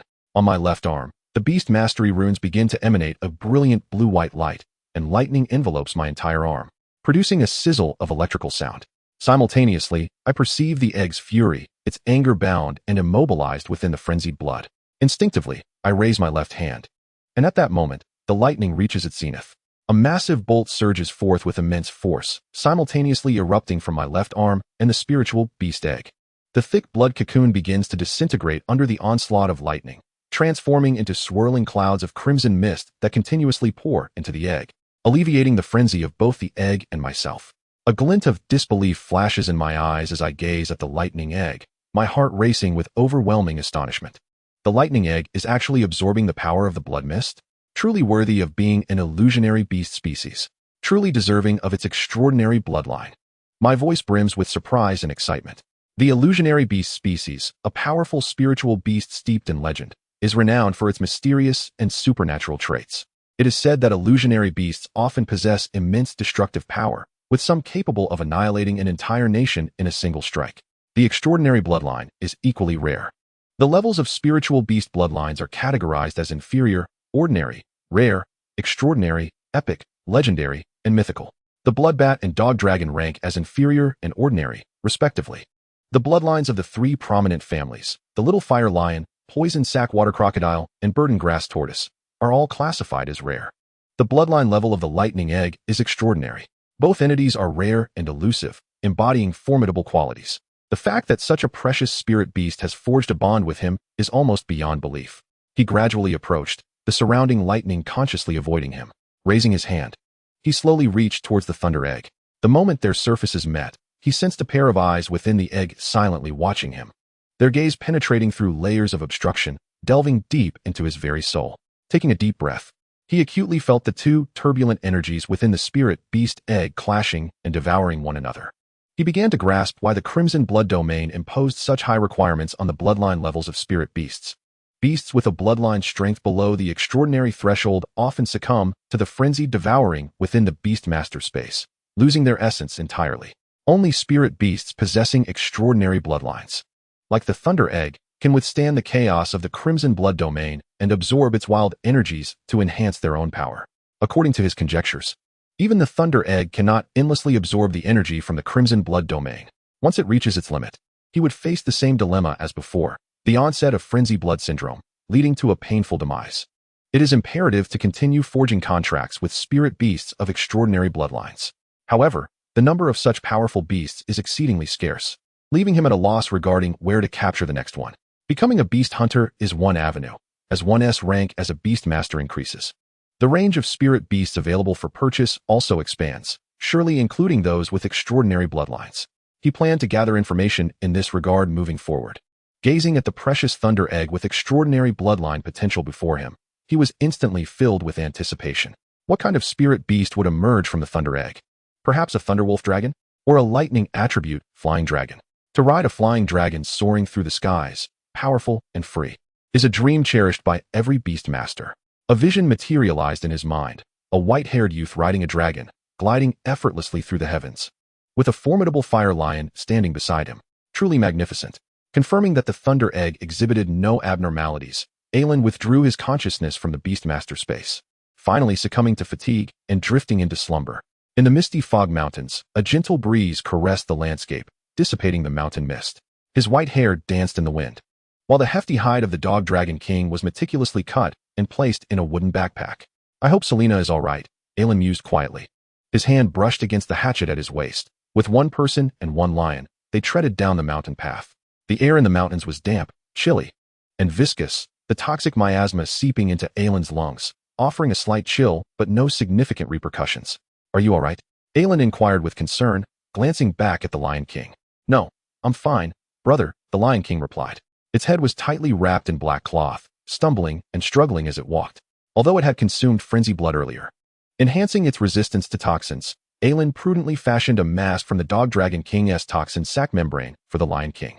This membrane was not only edible, but also effectively isolated and filtered out most toxic miasma, proving to be exceptionally practical. After observing for a moment and confirming that the Lion King was not affected by the poisonous gas, Aelin finally felt at ease. Afterward, drink frenzy blood a few more times to further enhance toxin resistance. According to the hunter's notes, frenzy blood could indeed nurture spirit beasts, But the thought of succumbing to the bloodlust and being consumed by murderous emotions made Aelin resolve to administer it gradually, always mindful of the dosage. At that moment, a putrid stench assaulted his senses, interrupting his thoughts. The Lion King also sensed the perilous aura and hastily tore off its mask. The stench intensified, and the ground trembled violently as a colossal shadow gradually emerged from the dense fog. As it drew nearer, Aelin's pupils constricted sharply, and goosebumps rose on his skin. The Lion King exclaimed, "What in the world is that?" A grotesque, flesh-like creature slowly materialized from the mist. It was covered in maggots and blood, each maggot writhing incessantly, varying in size, emerging from within the flesh, moving chaotically as they devoured the pus and blood, sending chills down one's spine.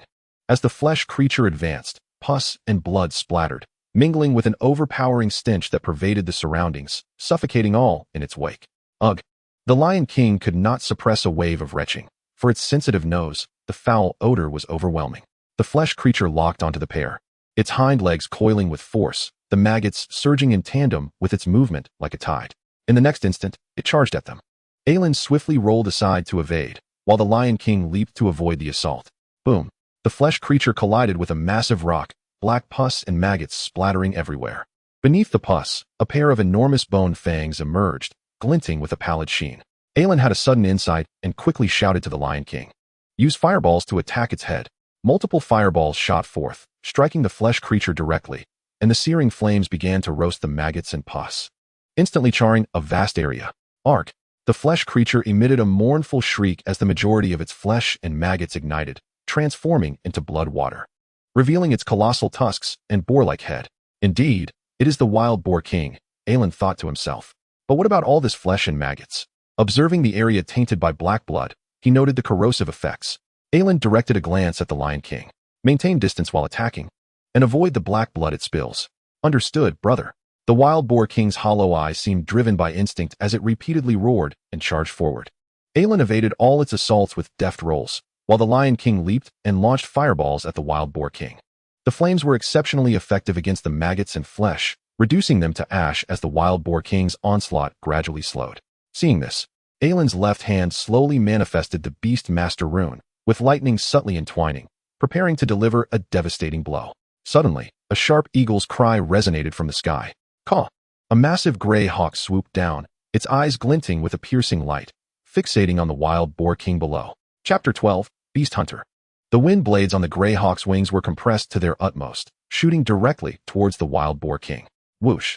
The wind blades struck the wild boar king's limbs, causing it to stumble and crash to the ground, kicking up a cloud of dust. Immediately after, a cacophony of sounds filled the air. Whoosh! Whoosh! Whoosh! Arrows zipped through the mist, striking the wild boar king in vital areas. The arrowheads, enveloped in layers of wind blades, exploded violently upon impact. The maggots and flesh were sliced apart, splattering blood water everywhere, while the wild boar king's limbs and head were severed in an instant, leading to its demise. Aelin and the Lion King warily gazed into the mist, where a colossal figure emerged, a giant dog nearly 2 meters tall, sauntering forth. Its fur resembled a dark current in the night, shimmering with faint silver light, akin to a gray specter gliding through the darkness. A figure clad in pitch-black leather armor, wielding a crossbow, sat astride the giant dog. The man's eyes glowed with a swirling light, a hunting hawk's shadow manifesting behind him. As the Beast Master rune in his right hand radiated a golden glow. Is he a beast hunter or a knight? Aelin thought intently, fixated on the Beast Master rune. After a brief moment, the sky echoed with another eagle's cry. Caw! The aura perceived by the Beast Master gradually receded, returning to its normal state, while the spectral form of the gray eagle behind him began to dissipate. When a Beast Master employs the engraved skills of their spirit beasts, corresponding spectral forms manifest behind them. Although they can choose to conceal these apparitions at will, the visibility of the Beastmaster's runes operates similarly, with all of this being a matter of the Beastmaster's tactical judgment based on the realities of combat. Apologies for the wait. The surroundings have been deemed safe, the Beastmaster said, waving at Aelin. He then leaped down from the back of the massive dog and extended his right hand toward Aelin. You must be Aelin. I am Dick Falconer, a 3-star beast hunter. You may call me Dick. This is my companion, the gray giant eagle and the swift wind dog. Gray giant eagle, winged beast type, elemental type, mature spirit beast. Bloodline level, rare. Attributes, wind, strength. Possesses a variety of spirit beast skills. Mastering the wind element, capable of condensing powerful wind blades with its wings for ranged attacks, while utilizing its agility and sharp claws for close combat. The gray giant eagle has exceptional eyesight, able to accurately lock onto prey from great distances. Caution should be exercised regarding the strong winds generated during flight and the range of its wind blade attacks. Overall evaluation: a rare raptor spirit beast known for its formidable wind blade attacks, typically found in high mountains and canyons. Swift wind dog, wild beast type. Elemental type, mature spirit beast. Bloodline level, rare. Attributes: wind, strength. Possesses diverse spirit beast skills, mastering the wind element. Capable of harnessing the power of gales while running to achieve a burst of speed that allows for momentary passage through the air. It can also generate wind blades in its mouth for ranged attacks, and its roars can intimidate weaker spirit beasts. The swift wind dog has extremely keen senses, allowing it to quickly locate and capture prey in complex terrains. Caution should be exercised regarding the strong winds produced during high-speed runs and the range of its wind blade attacks. Overall evaluation: a rare wild beast-type spirit beast known for its swiftness, active in areas of strong winds. Based on the notes from the hunter, Aelin speculated that the spirit beast skills Dick had just employed were related to visual enhancement and the addition of wind blade damage to his arrows, which aligned with the characteristics of the two spirit beasts. The two shook hands, and Aelin nodded in acknowledgement to the gray giant eagle and the swift wind dog. Dick glanced at Aelin's back, where the Lion King observed their surroundings with a vigilant gaze, seemingly ready to spring into action at the slightest hint of danger to protect Aelin. You seem to have earned the trust of Little Fire Lion, which is quite commendable. This alone surpasses many one-star beastmasters. The rank of a beastmaster is fundamentally determined by the strength of their spirit beast domain, denoted by celestial bodies, starting from one-star beastmasters, with the number of stars increasing with greater strength. 1-star copper beastmaster, 2-star silver beastmaster, 3-star gold beastmaster, 4-star platinum beastmaster, and 5-star diamond beastmaster. Beast hunters are similarly classified based on the ranks of beastmasters. As he spoke, Dick retrieved 2 vials of dark green liquid from his waist and handed them to Aelin. This is an antidote.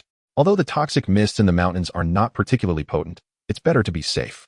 Aelin accepted the vials, immediately catching a whiff of a herbal fragrance mingled with a strong bitterness wafting through the gaps in the caps.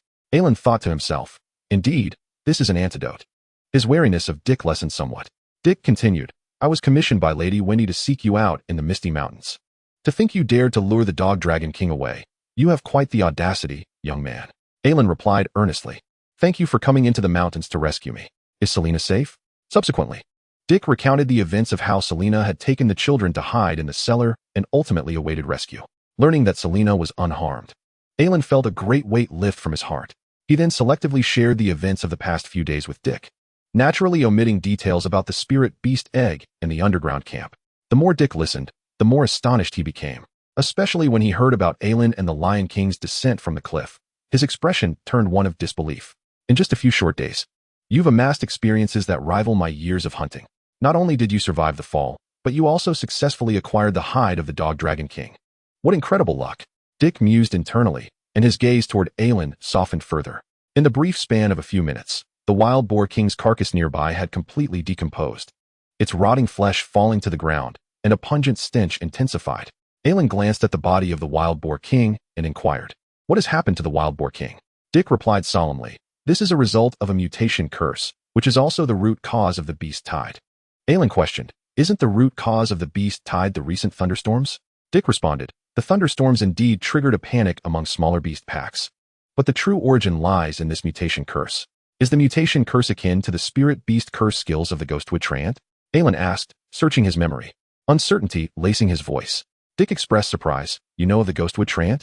It makes sense, given your father is a beast hunter. The Ghostwood Treant is a spectral type, unique elemental spirit beast, an exceedingly rare and timid creature, often found in graveyards and areas of mass burial during the night. Due to its extreme timidity, it casts a curse of vengeful spirits upon other encountered spirit beasts, causing the target to experience a brief drop in temperature and flee rapidly. Aelin thought to himself, I had previously assumed the beast tide was triggered by the thunder eggs. I never expected it to be a curse. Or perhaps both factors are at play. He then turned to the wild boar king's corpse and frowned. What spirit beast's curse could transform the wild boar king into this state? Over the past decade, I have never heard of any spirit beasts near Silvertown that possess such terrifying abilities, nor is there any record of them in my father's hunting notes. Dick nodded, stating, the Beast Hunter Guild has maintained ongoing records of the spirit beast ecosystem surrounding Silvertown. There are no known groups or individual spirit beasts capable of casting such a curse. Preliminary speculation suggests it may be an invasive species or subspecies. Hunters are currently making every effort to track its whereabouts. Dick then produced several small vials from his waist and sprinkled a faintly glowing liquid over the wild boar king's decaying flesh. This is a specially formulated purification agent that can thoroughly cleanse pollution akin to fire. Upon contact with the decaying flesh, it quickly transformed into swirling black smoke that dissipated into the air, leaving only the bones behind. Suddenly, Dick seemed to recall something and said, "If you wish to become a beast hunter, I recommend you consider the vile grass turtle. After all, it only requires a diet of leaves and pasture, making its cultivation much more affordable." Before Aelin could respond, the Lion King could no longer contain himself and erupted in a tirade directed at Dick, which merely sounded like simple roaring to Dick's ears. "You can't speak? Then shut your mouth. No one considers you mute. Didn't you see me risking my life alongside my brother? Did anyone ask you? Why are you so chatty, you mutt?" The swift-winged dog glared menacingly at the Lion King, but the Lion King showed no sign of fear and continued his tirade. Aelin patted the Lion King's head and then turned to Dick, declaring, "I have decided to choose Little Fire Lion." Dick grinned mischievously. "So, you are determined to become a beast hunter, are you?" Yalowin inquired. "I am indeed contemplating this. I wonder if the Hunters Guild offers the opportunity to procure spirit beasts with potent bloodlines?" Dick replied slowly, "To become an official hunter, one can exchange task points for spirit beasts with bloodline levels below the extraordinary rank. As for those above the extraordinary rank, they are exceedingly rare, though there have been a few instances at internal auctions." Yalowin mused privately. "So the auctions are infrequent? Still, it's better than having no opportunity at all." Dick asked, "What are your thoughts on this?" Yalowin responded earnestly, "So, if I become a Beastmaster hunter and grow sufficiently strong, I will have more chances to acquire extraordinary bloodline spirit beasts. Am I understanding this correctly?" Dick nodded, acknowledging, "While I do not comprehend your fervent fixation on extraordinary bloodlines, theoretically, you are correct." Yalowin's gaze hardened as he declared solemnly, "Indeed, I shall become a Beastmaster hunter." Subsequently, Dick elaborated on the application process, and the two agreed to meet at the Hunters Guild in a month. After bidding farewell to Dick, Yalowin and his lion made their way toward the ranch. Observing Yalowin's retreating figure, Dick remarked appreciatively, "Strength, responsibility, and luck. He possesses them all. He is a promising prospect." The sun hung high in the sky, casting gentle wisps of smoke from the ranch, signaling midday. Lady Wendy was preparing lunch, while Selena sat by the window, her expression blank as she gazed at the drifting clouds. The luminescent sheep nestled quietly at her feet, providing silent companionship. Noticing her daughter's despondency, Lady Wendy spoke with concern. "I have already commissioned the Hunters Guild to search for Yalowin. Rest assured, that boy has always been resourceful. He will undoubtedly be fine." Lady Wendy attempted to comfort her daughter, yet Selena remained transfixed on the sky, showing no sign of acknowledgement. Dappled sunlight filtered through the window, illuminating her pallid face and the profound sorrow in her eyes. Outside, the blue sky and white clouds created a serene tableau. Suddenly, it seemed as though she sensed something, her gaze gradually shifting to the distant cobblestone path. Her eyes sparkled with a glimmer of hope, akin to stars igniting in the night sky. She instinctively rubbed her eyes, refocusing her gaze for an extended moment before abruptly springing to her feet and dashing toward the door. "What is it, Selena?" Lady Wendy's voice called out, tinged with worry. But Selena had no time to respond. The luminescent sheep followed closely behind, and together they raced outside. Sunlight bathed the vast expanse of land, warm and bright, enveloping everything in a golden glow. A gentle breeze stirred, sending ripples across the grassland, with the soft rustling of foliage echoing the praises of nature. At last, Selena leaped into his embrace, and the pent-up emotions she had long suppressed erupted in that moment. Crystal tears cascaded down her cheeks as Yalowin gently patted her back, offering quiet solace. "Welcome home, big brother. I have returned, Selena." Chapter 13, The Moment of Reunion. At Silver Ranch, lunchtime arrived. Succulent red meat interspersed with tender white fat rendered the steak irresistibly tantalizing. The fire blazed fervently, the cast iron skillet heating to the perfect temperature, ready to receive the well-aged cut of meat. As the meat met the iron, a sizzling symphony erupted, and the atmosphere intensified. The creamy fat melted away, and the beef gradually matured, its color deepening to a sumptuous hue under the skillet's influence.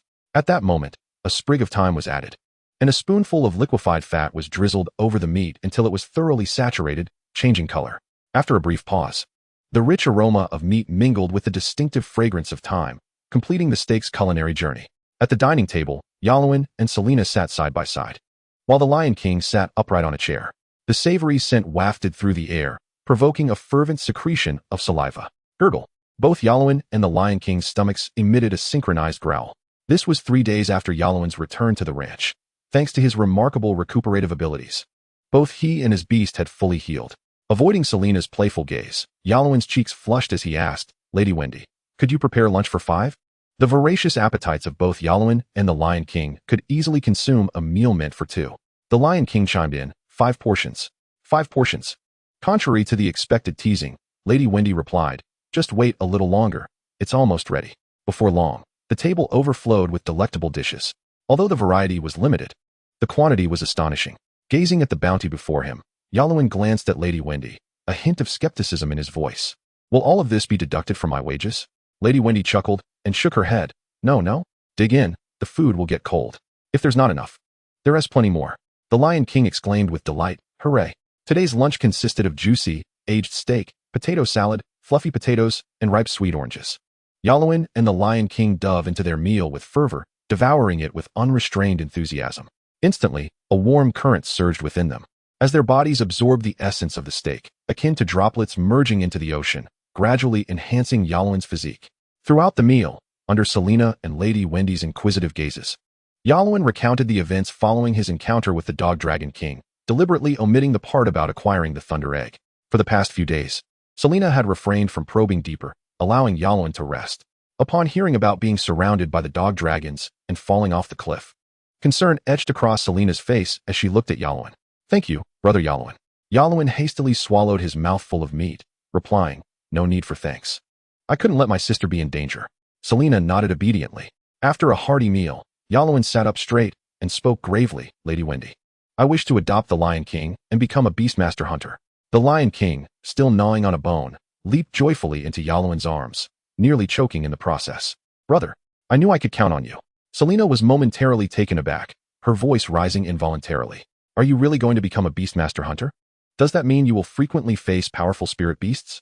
Yalowin gently ruffled Selena's hair, reassuring her, "Don't worry, I am very strong." Lady Wendy, equally anxious, interjected, "Becoming a Beastmaster hunter? Are you certain? Do you understand what that entails?" Setting aside the perilous tasks hunters must undertake to meet their quotas, the various precious materials required for spirit beast evolution represent a significant expenditure, not to mention the cost of regular sustenance. Furthermore, the expenses for hunter gear, armor, weapons, and high-grade runic weapons and magical items can be quite substantial. Yalowin gazed at Lady Wendy, affirming, "Yes, I have made my decision." After a moment of shared intensity in their gaze, Lady Wendy ultimately conceded, "Sigh, men are all the same." "Very well, I will assist you in applying to the guild." For a first-tier juvenile, elemental spirit beast, the little fire lion's internal price was 20 silver coins. Lady Wendy skillfully retrieved her ledger from her apron and confirmed. 20 silver coins.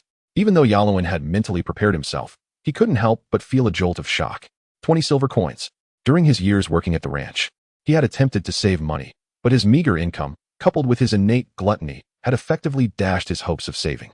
Fortunately, there remained a few remnants from his father before his disappearance, yet they were utterly insufficient. A bitter sensation washed over Aelin as he deeply comprehended the adage that a single coin can thwart even the most valiant of heroes. With a hint of embarrassment, he inquired, "Might I borrow a portion from the guild?" With a thud, Lady Wendy retrieved a pouch from her bosom and placed it on the table, the sound of clinking coins resonating through the fabric. "Here are 20 silver coins. The rest of the weapons and armor will depend on your own efforts." Lady Wendy spoke slowly. Aelin gazed in astonishment at the woman, renowned for her frugality, who had unexpectedly offered him such generosity. He had intended to refuse, but a nod from Selena beside him prompted him to accept this gift. "Thank you, my lady. Between family, there is no need for such formality," she replied. Aelin accepted the weighty pouch, choosing to remain silent, instead etching this moment into his memory. As lunch drew to a close in a cheerful atmosphere, Lady Wendy asked, "In a few days, the Church of the Holy Light will hold a grand mass to commemorate the victims of the Beast Tide. Will you attend?" Aelin pondered for a moment before responding, "I think not. I feel uncomfortable amidst so many people." After a brief exchange of pleasantries, he made his way towards the wooden cabin.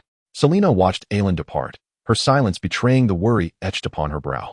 Lady Wendy comforted her, saying, "Men cannot be held back. They will pursue what they deem necessary. Your father often remarked before his disappearance that in these chaotic times, besieged by spirit beasts, one must continually grow stronger to survive." Selena nodded in silence, contemplating the notion of perpetual strength. The pair returned to Aelin's humble abode. where he noticed the antidote on the table had not diminished in quantity. Narrowing his eyes, he regarded the Lion King. So, you did not consume the antidote last night. Having inhaled a fair amount of miasma in the Misty Mountains, the Lion King had been coughing persistently since their return to the ranch. Aelin found himself at a loss, unsure whether the Lion King was poisoned or simply suffering from his own feral blood.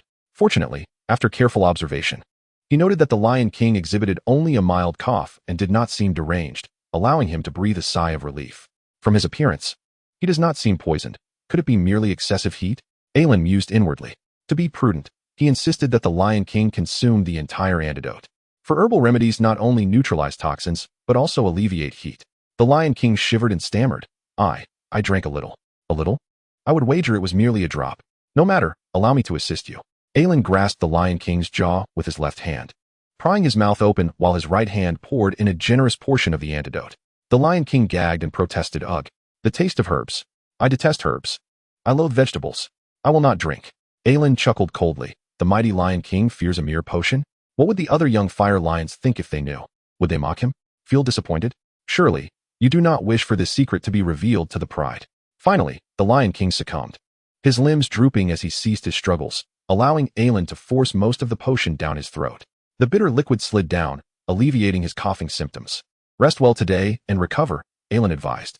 Starting tomorrow, I shall devise a training regimen for you.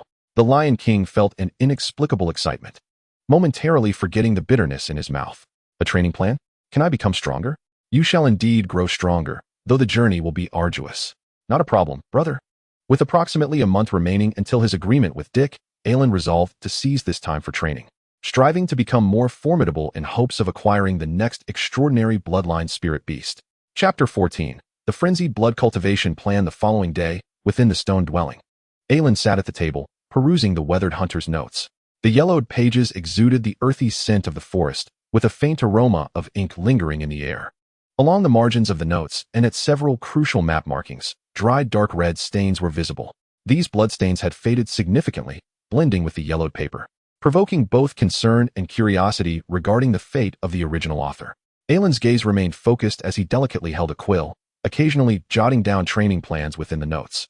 Suddenly, his eyes sparkled with realization as he softly declared, "It is decided. I shall name it the Frenzied Blood Cultivation Plan. Spirit Beast Bloodline Levels. Inferior, Common, Rare, Extraordinary, Epic, Legendary, Mythical. Spirit Beast Growth Stages. Juvenile, Growth, Mature. Spirit Beasts can evolve, and those with powerful bloodlines can undergo multiple evolutions. Through years of research and development by beast tamers, a mature path for evolution and evolution potions has been established. For example, the toxin sac water crocodile has an evolutionary path focusing on enhancing its water attributes. Juvenile toxin sac water crocodile, growth stage water arrow crocodile, and mature stage giant water crocodile. There is also an evolutionary path centered on enhancing its poison attributes. Juvenile toxin sac water crocodile, growth stage poison arrow crocodile, and mature stage poison armored crocodile. Following the descriptions of the potion recipes and cultivation methods, prolonged nurturing can lead spirit beasts to evolve in entirely different directions. Frenzied blood can strengthen the physique of spirit beasts, facilitating rapid growth. While it cannot directly induce evolution, it can awaken bloodlines and grant additional racial skills. Based on the hunter's notes, Aelin procured a basin of fresh raw meat and added a sprinkle of fire crystal powder. This mineral powder promotes the growth of fire attribute spirit beasts. Next, he opened a nearby wooden cabinet and retrieved some long-stored, slightly darkened frenzied blood. Diluting the frenzied blood with clear water caused its dark hue to transform into a vibrant transparency. Pouring the clear blood mixture into the raw meat, he thoroughly combined the three components. Awaken, it is time for breakfast. Coming, brother. The Lion King struggled to rise, licking his lips in anticipation as he sleepily devoured the morsels, relishing this specially crafted nutritious breakfast. Aelin meticulously observed and recorded the process. Previously, he had administered a few drops of frenzied blood to alleviate the Lion King's poisoning symptoms. Since there had been no significant abnormalities afterward, he decided to increase the dosage this time to the equivalent of 10 drops of blood before dilution. As the blood-infused meat was consumed, a surge of wild energy coursed through the Lion King's body. He felt an overwhelming reservoir of strength, and a faint red hue tinged his eyes, instantly dispelling his drowsiness. Aelin mused inwardly, it appears this dosage is just right. The frenzied blood should be increased gradually to avoid losing control and going berserk. It is best to allow complete digestion and absorption of the power it contains between meals. The Lion King smacked his lips and exclaimed, "Brother, today's breakfast is truly delightful. It carries a familiar flavor. Indeed, the meat is infused with my blood, enabling you to grow rapidly." The Lion King suddenly grasped the implication, and with a hint of reluctance, remarked, "So that's it. No wonder the taste is so familiar, delicious." Aelin found this conversation rather peculiar, envisioning the Lion King, once grown, devouring him in his sleep. He hastily shook his head, dismissing the thought. "Brother, what shall we train today? I feel brimming with energy. Let us commence with weighted sprints." At the Silver Pasture Ranch, the morning air was exceptionally fresh as craftsmen repaired the homes ravaged by the beast tide. Aelin stood upon the cobblestone path, inhaling the fragrant air of the grass, before hoisting a massive, somber log that towered over him. He immediately sensed something amiss, though he regularly practiced weighted sprints. This log felt disproportionately heavy compared to his previous training. Yet now, he seemed impervious to any burden. The log in his grasp was effortlessly wielded, slicing through the air with a resounding whoosh, a clear testament to his significantly augmented strength. Was this the enhancement that accompanied the ascension to a one-star hunter? Truly, the Beastmaster profession was extraordinary. With a smile, Aelin hoisted another dark log, achieving perfect equilibrium with one in each hand, and commenced his warm-up. The Lion King's eyes sparkled with admiration, its tail wagging excitedly as it mimicked its master, picking up a hefty stick from the roadside. Aelin took the lead, stepping forth with unwavering confidence, as if unimpeded by any hindrance. Though the two dark logs were heavy, they appeared to meld seamlessly with his shoulders, exuding an impressive stability. The Lion King followed closely, its smaller physique making it appear somewhat endearing yet awkward as it clutched the thick stick. Nonetheless, this proved beneficial for honing the Lion King's balance, its nimble strides quick and agile. Together, they dashed around the pasture, the muddy path and sporadic puddles failing to diminish their pace. Aelin's footsteps left a series of deep impressions on the grass, while the Lion King adeptly leaped to avoid obstacles. As their warm-up concluded, both master and beast shed their burdens, their bodies radiating warmth and exhilaration. They approached the pond at the edge of the pasture, where Aelin had recently leveled the ground. He had excavated firebreak channels on either side with a shovel, complemented by a nearby water source. Thus, even if the Lion King unleashed fireballs, the risk of wildfire was mitigated, rendering this an ideal training ground. Scattered on the ground were handcrafted wooden discs and stone dummies. The wooden discs were modeled after a frisbee from Aelin's previous life, designed not for catching, but for honing accuracy. The next training session focused on accuracy. Aelin's voice echoed across the expansive training field as he extracted a disc from the pile, flicking his wrist to send it soaring. The Lion King, fixated, shimmered with the intensity of a predator. As Aelin initiated the throw, it conjured a blazing fireball, striking the disc mid-flight with pinpoint precision. A soft crack resounded as the disc shattered, bursting forth like a firework. Aelin smiled, nodding in satisfaction. With a swift motion, he accelerated, launching a series of discs in quick succession. Initially, the Lion King missed a few, but soon adjusted, launching fireballs that flawlessly brought each target down. "Excellent," Aelin exclaimed. "Aren't I impressive, brother?" The Lion King's voice brimmed with pride and confidence. Aelin chuckled in response. "Then I shall increase the difficulty." Picking up some small stones from the ground, he simultaneously hurled a disc while sending the stones flying towards the Lion King like arrows. The Lion King, engrossed in the disc, failed to notice the approaching stones in time. One struck its forehead, leaving a small red mark. "Oh no, I was too forceful," Aelin thought, intending to check on the injury, but the Lion King interrupted. "I'm fine, brother, let us continue. Do you want a break?" "No worries, brother, let us keep going," it insisted. "The fireballs are nearing their limit, aren't they?" "No worries, brother, let us keep going." The Lion King relentlessly pushed itself to its limits, fully absorbing the power contained within the frenzied blood. Aelin likewise increased the dosage of frenzied blood in their meals, never ceasing his own training, practicing swordplay late into the night after accompanying the Lion King. A month later, the Lion King's physique underwent a remarkable transformation. Its once sparse mane now boasted a thick, lustrous golden-red sheen, and its body appeared more robust than ever, with muscle contours sharply defined in the sunlight. Every movement exuded a palpable strength and vitality, mingled with an almost imperceptible ferocity. Throughout this month, combat practice between the Lion King and Aelin had become routine. In today's training, the Lion King's assaults were more ferocious than ever, its flames more searing, causing the surrounding grass to crisp and char. Aelin noted the deep crimson hue in the Lion King's eyes, more intense than usual. "I've been increasing the frenzied blood a bit too much lately. It's time for a break." Just as he contemplated this, the Lion King suddenly lost consciousness, engulfed in a furious blaze, forming a massive fireball that barreled towards Aelin. Reacting swiftly, Aelin sidestepped, narrowly avoiding the searing orb. The fireball, propelled by unstoppable force, soared through the sky before crashing into the pond beside the training ground, sending a towering splash of water into the air. Without a moment's hesitation, Aelin leapt into the pond, his arms slicing through the water as he swiftly retrieved the disoriented Lion King. Holding it tightly, he felt its internal heat gradually subside, allowing him to breathe easier.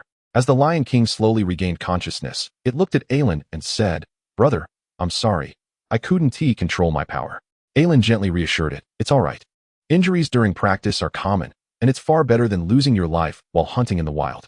Besides, I was too impatient, overdoing the frenzied blood. I should be the one apologizing." The Lion King's inner turmoil began to dissipate as a spark of realization flickered in its eyes. "Brother, I think I've mastered a new skill." Aelin, filled with curiosity, asked, "A new skill? Was it that fiery charge just now?" "Yes," the Lion King replied, its voice tinged with pride. Aelin affectionately ruffled its mane. "That is fantastic." At that moment, a flurry of bass floated to the surface of the pond. Evidently stunned by the earlier fireball's impact, Aelin gazed at the fish with a smile, proclaiming, "Tonight, we feast. A full fish banquet." The Lion King wagged its tail, creating ripples in the water. "Hooray, brother." Chapter 15, Silvertown. A month later, burdened with a heavy backpack, Aelin pushed an old wooden cart along the cobblestone path of the countryside. The cart and his pack were filled to the brim with spoils from previous hunts, the skin, claws, and scales of the Dog Dragon King, all covered with coarse burlap to shield them from the wind's dust. The materials harvested from the Dog Dragon King could be fashioned into armor and weaponry, making them invaluable resources. As for the flesh and blood of the Dog Dragon King, they had long been consumed by Aelin and the Lion King. Although the Dog Dragon King was also a juvenile spirit beast, it was far more formidable than the average dog dragon. The magical essence within its flesh was undoubtedly richer than that of typical juvenile spirit beasts. And it was thanks to the timely intake of the Dog Dragon King's flesh that Aelin and the Lion King could relentlessly push their limits and train vigorously. Much of the Dog Dragon materials had initially been stored at the hunter camp, requiring Aelin to make several arduous trips to transport everything back to the pasture. "If only I had a storage item," he mused. "Making multiple trips is such a time-consuming hassle." Magical tools like spatial storage devices and spell scrolls were exorbitantly priced, yet their practicality was undeniable. For Beastmaster hunters who spent much of their lives in the wild, having a storage item could significantly increase the quantity of materials brought back from each hunt, thereby enhancing their income. "Once I have the funds, I must acquire one," Aelin vowed. Just then, the burlap covering the Dog Dragon King's materials began to tremble. Beneath the coarse burlap, the Lion King lay cradling a carrot in slumber, his snores gradually rising. Snore, snore. As he lifted the rough burlap, Aelin chuckled. "Well, at least he is asleep. This child is quite clingy." Over the past few days, the Lion King and Aelin had been inseparable, as it was said that a spirit beast must accompany its beast master in both fortune and adversity. This proximity left Aelin with little personal space. They ate, slept, bathed, and trained together. Even when it came to the restroom, it was only under Aelin's adamant request that a concession was made, ultimately agreeing to stand guard outside, ensuring that danger would not strike during his most vulnerable moments.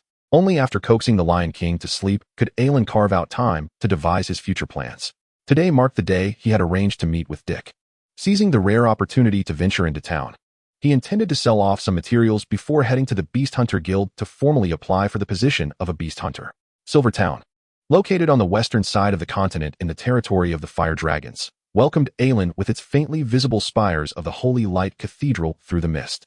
The golden holy emblem towered, catching the first rays of the sun, shimmering like a beacon, guiding the faithful in search of light and hope.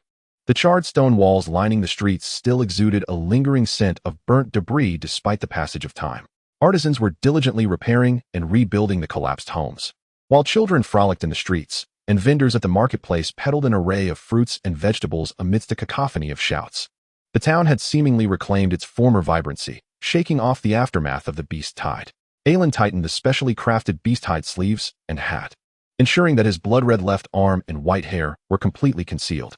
It wasn't that he felt particularly embarrassed. He simply wished to avoid drawing excessive attention. There was no need to waste time on trifles. However, should anyone provoke him, he wouldn't mind testing the newfound strength that came with becoming a one-star beast master. He parked his cart at the entrance of a general store and strode in briskly. "Good sir, do you accept materials from the Dog Dragon King?" The Dog Dragon King? The shopkeeper, dozing on the counter, perked up at the mention of the Dog Dragon King's materials. "Following the beast tide." A considerable amount of Dog Dragon materials had flooded the market, but the Dog Dragon King was indeed a rarity. Yet, as the shopkeeper raised his gaze, his expression soured upon seeing a white-haired youth before him. White-haired ghost, what bad luck, he muttered under his breath. After a moment's hesitation, he waved his hand dismissively. No, not interested. Aelin did not linger, turning to the next shop. Good sir, do you accept materials from the Dog Dragon King? Not interested. He visited several more shops, all of which turned him away without exception. Previously, Aelin had occasionally come to town to purchase spices and sell mountain goods. While the shopkeeper's attitudes were generally indifferent, transactions had proceeded without issue. Yet today, not only were they unwilling to buy, but none even inquired about the selling price.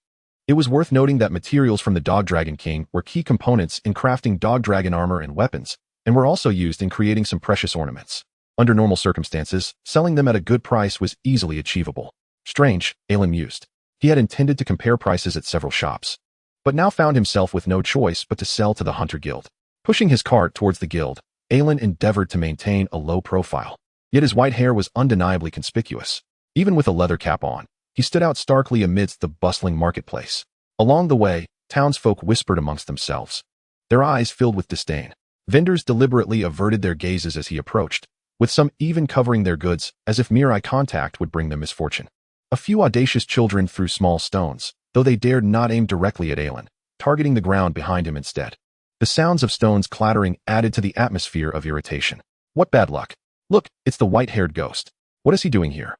Just then, an elderly voice called out to Aelin. Hey Aelin, still alive are you? A frail man, with hair as white as snow and a gaunt frame, emerged from a nearby stone house, struggling to carry a wooden crate. The old man frowned. Ah, this is quite the burden for my frail body. Observing the scene, Aelin remarked, Old Cole, if you're still alive, how could I possibly be dead? Cole retorted angrily. You brat, why don't you come help me? After all these years, he still insisted, I'm only 35. You're the old man here. Your whole family are the old ones. I'd be a fool to believe you, you old coot, Aelin thought to himself. Many years ago, during his first visit to the market to sell mountain goods, he had listened to Cole boast about being a powerful beast master, claiming even the aerial overlord, the Phoenix Dragon, was no match for him, fooling the newly arrived Aelin into a daze. He later learned that Cole was merely a one-star bronze beast master and a cleric of the Holy Light Church. The embarrassment of being duped by an old man across 2 lifetimes lingered in his mind. Aelin stepped forward, taking the wooden crate from Cole's hands and placing it on the stall at the entrance of the stone house. A faint aura of sacred light emanated from the crate, revealing various charms within. Aelin casually picked one up, still selling these trinkets? Aren't you worried someone will discover their worthlessness and cause you trouble? Cole snapped back, what trinkets? Don't speak nonsense. These are meticulously crafted charms that can ward off fallen forces. Aelin grinned mischievously. Didn't I hear that you deceived the carpenter next door? Claiming your charms could cure weakness and even athlete's foot? If the Holy Light Church found out, Cole hurriedly interrupted, glancing around to ensure no one was nearby before heaving a sigh of relief. Please, Aelin, don't say that. I'm afraid of you now. Just keep on deceiving them. If you get judged as a heretic by the church one day, I won't be the one to collect your corpse. Cole nodded obediently. I promise I won't exaggerate the charm's powers anymore. I'll never lie. As Aelin turned back to his cart, Cole inquired, Are you heading to the Hunter Guild? Have you decided to become a beast hunter? Aelin nodded. Yes, I've made up my mind. It's time to take this step. Cole pulled out a cloth bag from his pocket and tossed it forward. Aelin caught it deftly. Inside the bag was a brass-crafted charm, its shape irregular with the surface marked by hammering. At its center, a special material formed a sun-like holy light rune that emitted a gentle warmth. Looking at the modest yet thoughtfully crafted charm in his hand, Aelin cast a puzzled glance at Cole. Consider this a gift to celebrate your entry into the extraordinary world. The days ahead will surely be more exciting, Cole said slowly. Aelin nodded, tucking it into his jacket pocket. He then rummaged through his cart for some time before finally tossing a relatively intact Dog Dragon King scale to Cole. Thanks, he waved his hand. And the two gradually parted ways. As Cole accepted the scale and watched Aelin's retreating figure, he suddenly remembered something and shouted, By the way, did you offend the city guards? Last month, they arrived at the market and commanded the merchants to report your whereabouts immediately, yet they did not post your wanted notice. You must exercise utmost caution. Aelin suddenly understood why no one was purchasing his materials. However, he racked his brain, utterly unable to recall how he had offended the city guards. Regardless, it was more pressing to attend to the matter at hand. He traversed the marketplace and arrived at a corner of the town, where a tavern stood quietly at the edge of the bustling district. A stout, Withered wooden post loomed at the tavern's entrance, upon which hung a somewhat rusted iron sign. The surface of the iron sign was uneven, its edges marred by scratches and the marks of rain erosion. Occasionally, darkened bloodstains clung to it, the passage of time rendered faintly visible. The front of the sign bore the emblem of the Beastmaster Hunter Guild, along with the iconic symbols of a sword and shield, glistening under the sun's rays. The Beastmaster Hunter Guild had arrived. Chapter 16, The Hunter Guild. The tavern was a subsidiary of the Beastmaster Hunter Guild. It not only offered the unique beverages of Silvergrass Town, but also provided food and lodging. Hunters would frequently gather here to trade, form teams, and occasionally engage in Beastmaster duels. The guild's reception desk was situated within the tavern, responsible for the daily allocation of tasks to Beastmaster hunters, as well as the sharing and posting of information related to spirit beasts. Aelin parked his cart and basket at the entrance, cradling the still sleeping Lion King as he stepped into the Hunter Guild. The tavern's hall was shrouded in swirling smoke, the murky air infused with a medley of scents. The rich aroma of malt liquor mingled with the acrid scent of tobacco, the savory smell of roasted meat, and the salty tang of sweat, all wafting together. These odors intertwined to form a unique fragrance that stimulated the olfactory senses. Before Aelin's eyes lay rows of old wooden seats, some already occupied by hunters who had begun drinking heavily early in the morning. Behind them, a massive arena stood proudly in the center of the tavern. Was this the arena for Beastmaster duels? Aelin mused. Just then, the tavern, usually filled with raucous chatter, fell into an abrupt silence. The hunters who had been engaged in lively conversation now rendered mute. It was as if they were all observing Aelin, who held the Lion King in his arms, with an air of cautious interest. Most of them were clad in armor made from various materials, including the Dog Dragon series armor sets, as well as those forged from iron, ore, and earth essence crystals. The most striking figures were three hunters seated to one side of the arena, who bore a striking resemblance to each other, adorned in armor of red, purple, and black. The man in the crimson shell armor openly scrutinized Aelin and the Lion King, an exaggeratedly large sword leaning against his side. It seemed he had just returned from a hunting mission, as the blade still bore traces of blood. The great sword exhibited a dual hue of red and blue, its surface engraved with runes that hinted at a menacing aura. Unmistakably crafted from the same materials as his armor, Aelin instantly recognized it as a great sword made from the shell of the fierce bird, a colossal spirit beast known to roam the dense forests, capable of unleashing searing fireballs and breath. Having encountered it several times while foraging in the mountains, Aelin had endured considerable hardship before narrowly escaping. These three were formidable. They were likely all two-star Beastmaster hunters, Aelin thought to himself. The tavern remained silent for a moment longer before reverting to its previous clamor. The patrons resumed their activities, no longer paying Aelin any heed. Yet he could still keenly sense several pairs of dangerous eyes observing him from the shadows, in stark contrast to the surrounding atmosphere. At a counter not far from the tavern's entrance, a uniformed receptionist was tending to a flower bed by the window. Aelin approached the counter, and the Lion King, unable to tolerate the surrounding noise, slowly opened its eyes. "Hello, are you Aelin?" The receptionist inquired with a smile. "Yes, I am. May I ask if Captain Dick is present?" Aelin replied. The receptionist chuckled awkwardly. "Captain Dick is still investigating the curse and is not here. However, rest assured, he has briefed me thoroughly about your situation, and your application to become a Beastmaster hunter has been submitted. There is currently no news. The approval process will take some time. It has been a month already. Has the approval not gone through?" "Yes. Captain Dick assures you that the review will certainly be approved. You may collect your standard equipment for an apprentice Beastmaster while awaiting news at the ranch." With that, the receptionist rose and retrieved a wooden box from beneath the counter. Aelin opened the box to find a pair of goggles and a palm-sized, neatly shaped square stone slab. Alongside it were three peculiar small spheres, each engraved with runes, which appear to be crafted from some form of crystal. These are standard magical tools, the goggles and the bestiary stone slab. They record the essential information of common spirit beasts, providing hunters with necessary intelligence upon encountering them in the wild. This aids hunters in assessing situations and formulating corresponding hunting plans. As the receptionist held up the bestiary stone slab to Aelin's Lion King, a glow emerged, revealing detailed information about the Little Fire Lion. Little Fire Lion, savage beast type. Elemental type, juvenile spirit beast. Bloodline rank, rare. Attributes, fire strength. Spirit beast skills, fireball, claw strike. Overall assessment, resilient life force, mastering fire elements. Predominantly fire elemental skills with formidable destructive power. Physical strength will continue to augment with growth, making it a rare spirit beast with significant potential for growth. This was quite similar to the contents recorded in his father's notes, Aelin thought. He set the Lion King aside and donned the goggles. which displayed the same spirit beast information. Spirit beasts could learn new skills through skill scrolls, with variations among individuals. The spirit beast skills on the stone slab and goggles merely recorded the skills that the spirit beasts were most likely to master. The receptionist then brought over a mirror, and Aelin gazed at his handsome face adorned with the goggles. Still a bit handsome, he mused inwardly. The Lion King, now wide awake, exclaimed excitedly, "Bro, you're so cool." Aelin felt a surge of delight within, though he maintained a facade of stoic indifference. His previous frustration regarding Dick and the guild's inefficiency dissipated significantly. He then picked up one of the small spheres engraved with runes.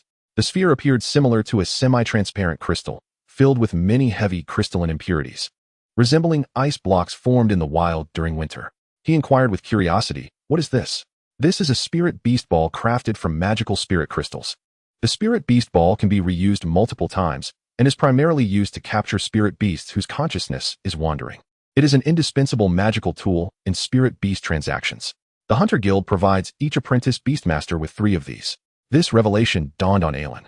It was strikingly similar to an item from a game he had played before crossing over, albeit this spirit beast ball's reusability would indeed save considerable expenses.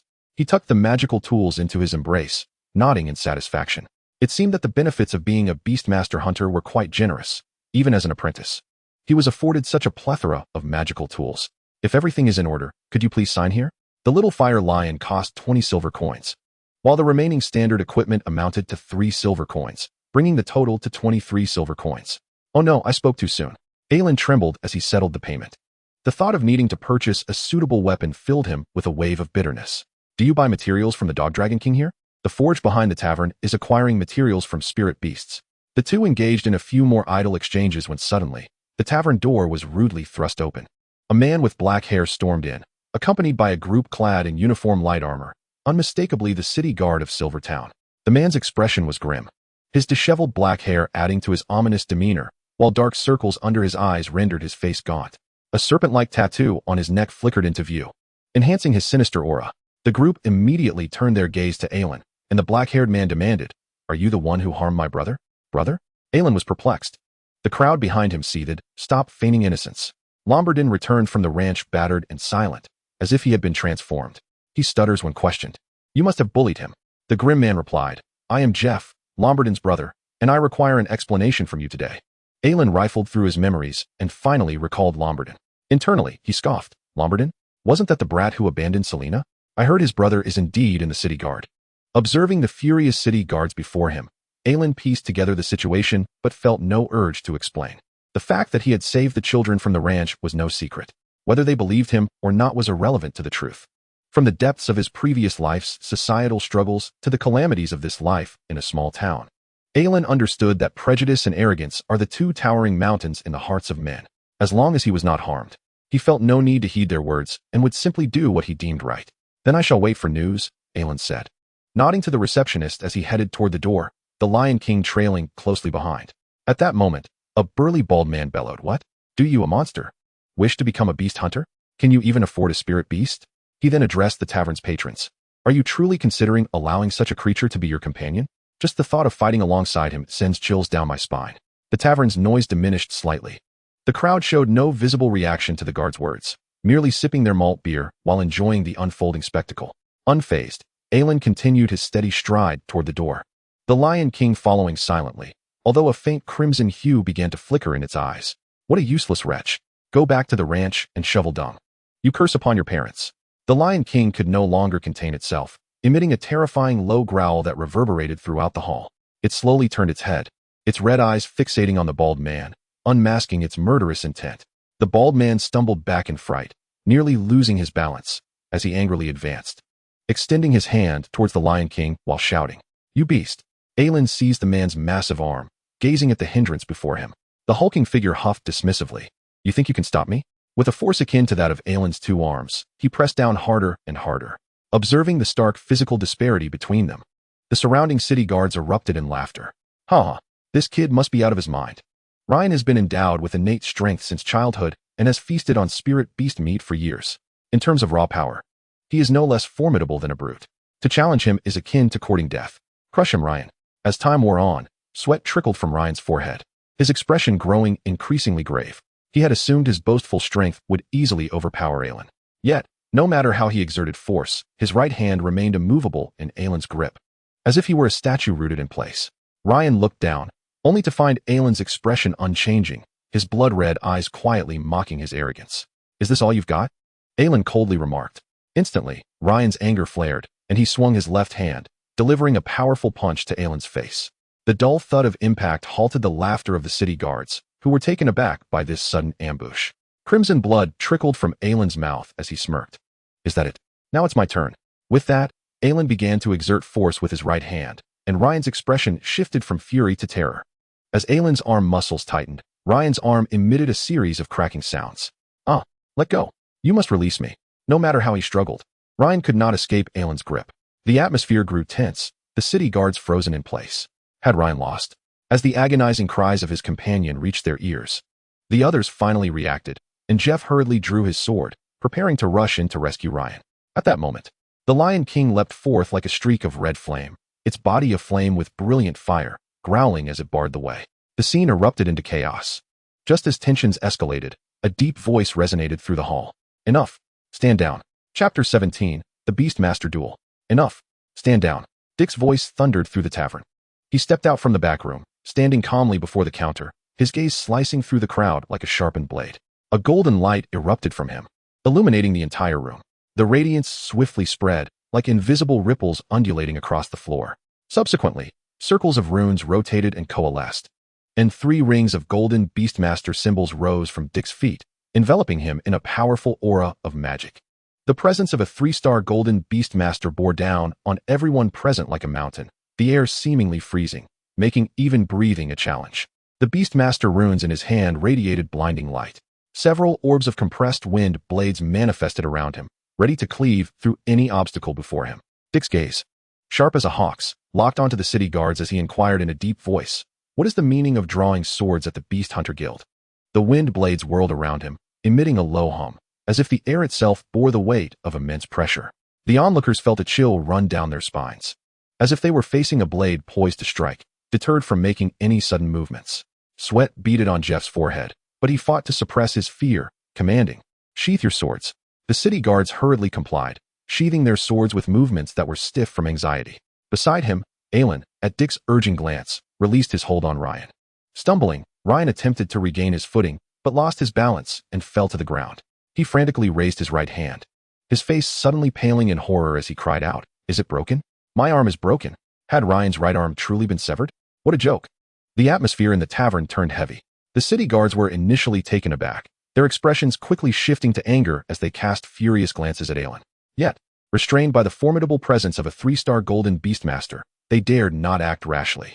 Jeff, wearing a grim expression, intended to elucidate the situation but was swiftly interrupted by Dick. Regardless of the circumstances, the Hunters Guild strictly prohibits fighting. Any grievances should be settled in the Beastmaster arena. This is the proper conduct of a Beastmaster. Did your Knight Commander not teach you this? Jeff fell silent, realizing that not only the Hunter-S Guild, but also the town itself forbade conflicts, with explicit regulations against Beastmasters harming ordinary citizens. The city guards, being candidates for apprentice knights, were equally bound by these rules, which explained their hesitation to engage directly. Observing Ryan, drenched in cold sweat and enduring pain, Jeff darkly declared, "I challenge Aelin to a Beastmaster duel. Will it be a competitive match or a wager match?" Dick inquired. The lore suggests that Beastmaster duels originally stemmed from life and death contests between knights. Presently, the duel has evolved into various forms, with the most common being competitive matches and wager matches. The former involves straightforward skill contests between spirit beasts, while the latter entails betting equivalent stakes in a Beastmaster duel. Alongside formats such as cooperative duels and team contests, clenching his fists, Jeff's expression fluctuated between determination and despair. After a moment, he resolutely stated, "Wager match. I will bet my hand against his. The loser shall sever an arm." Dick frowned slightly, cautioning the young man against such impulsive behavior.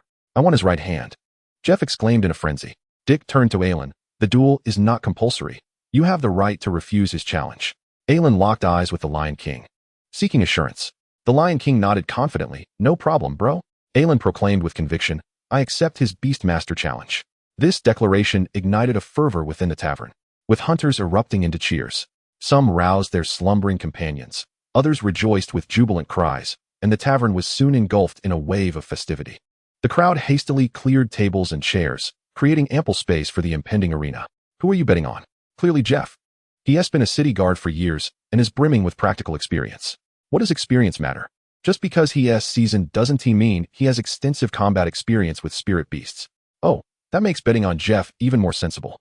His spirit beast was captured during a mission, so it must have considerable combat experience. Why are you always supporting the city guards? Are you even a hunter? Who I bet on is none of your concern, honestly. I feel Aelin will triumph. That little fire lion looks exceptionally strong. Nonsense. I've placed my entire bet on Jeff. Aelin is certain to lose.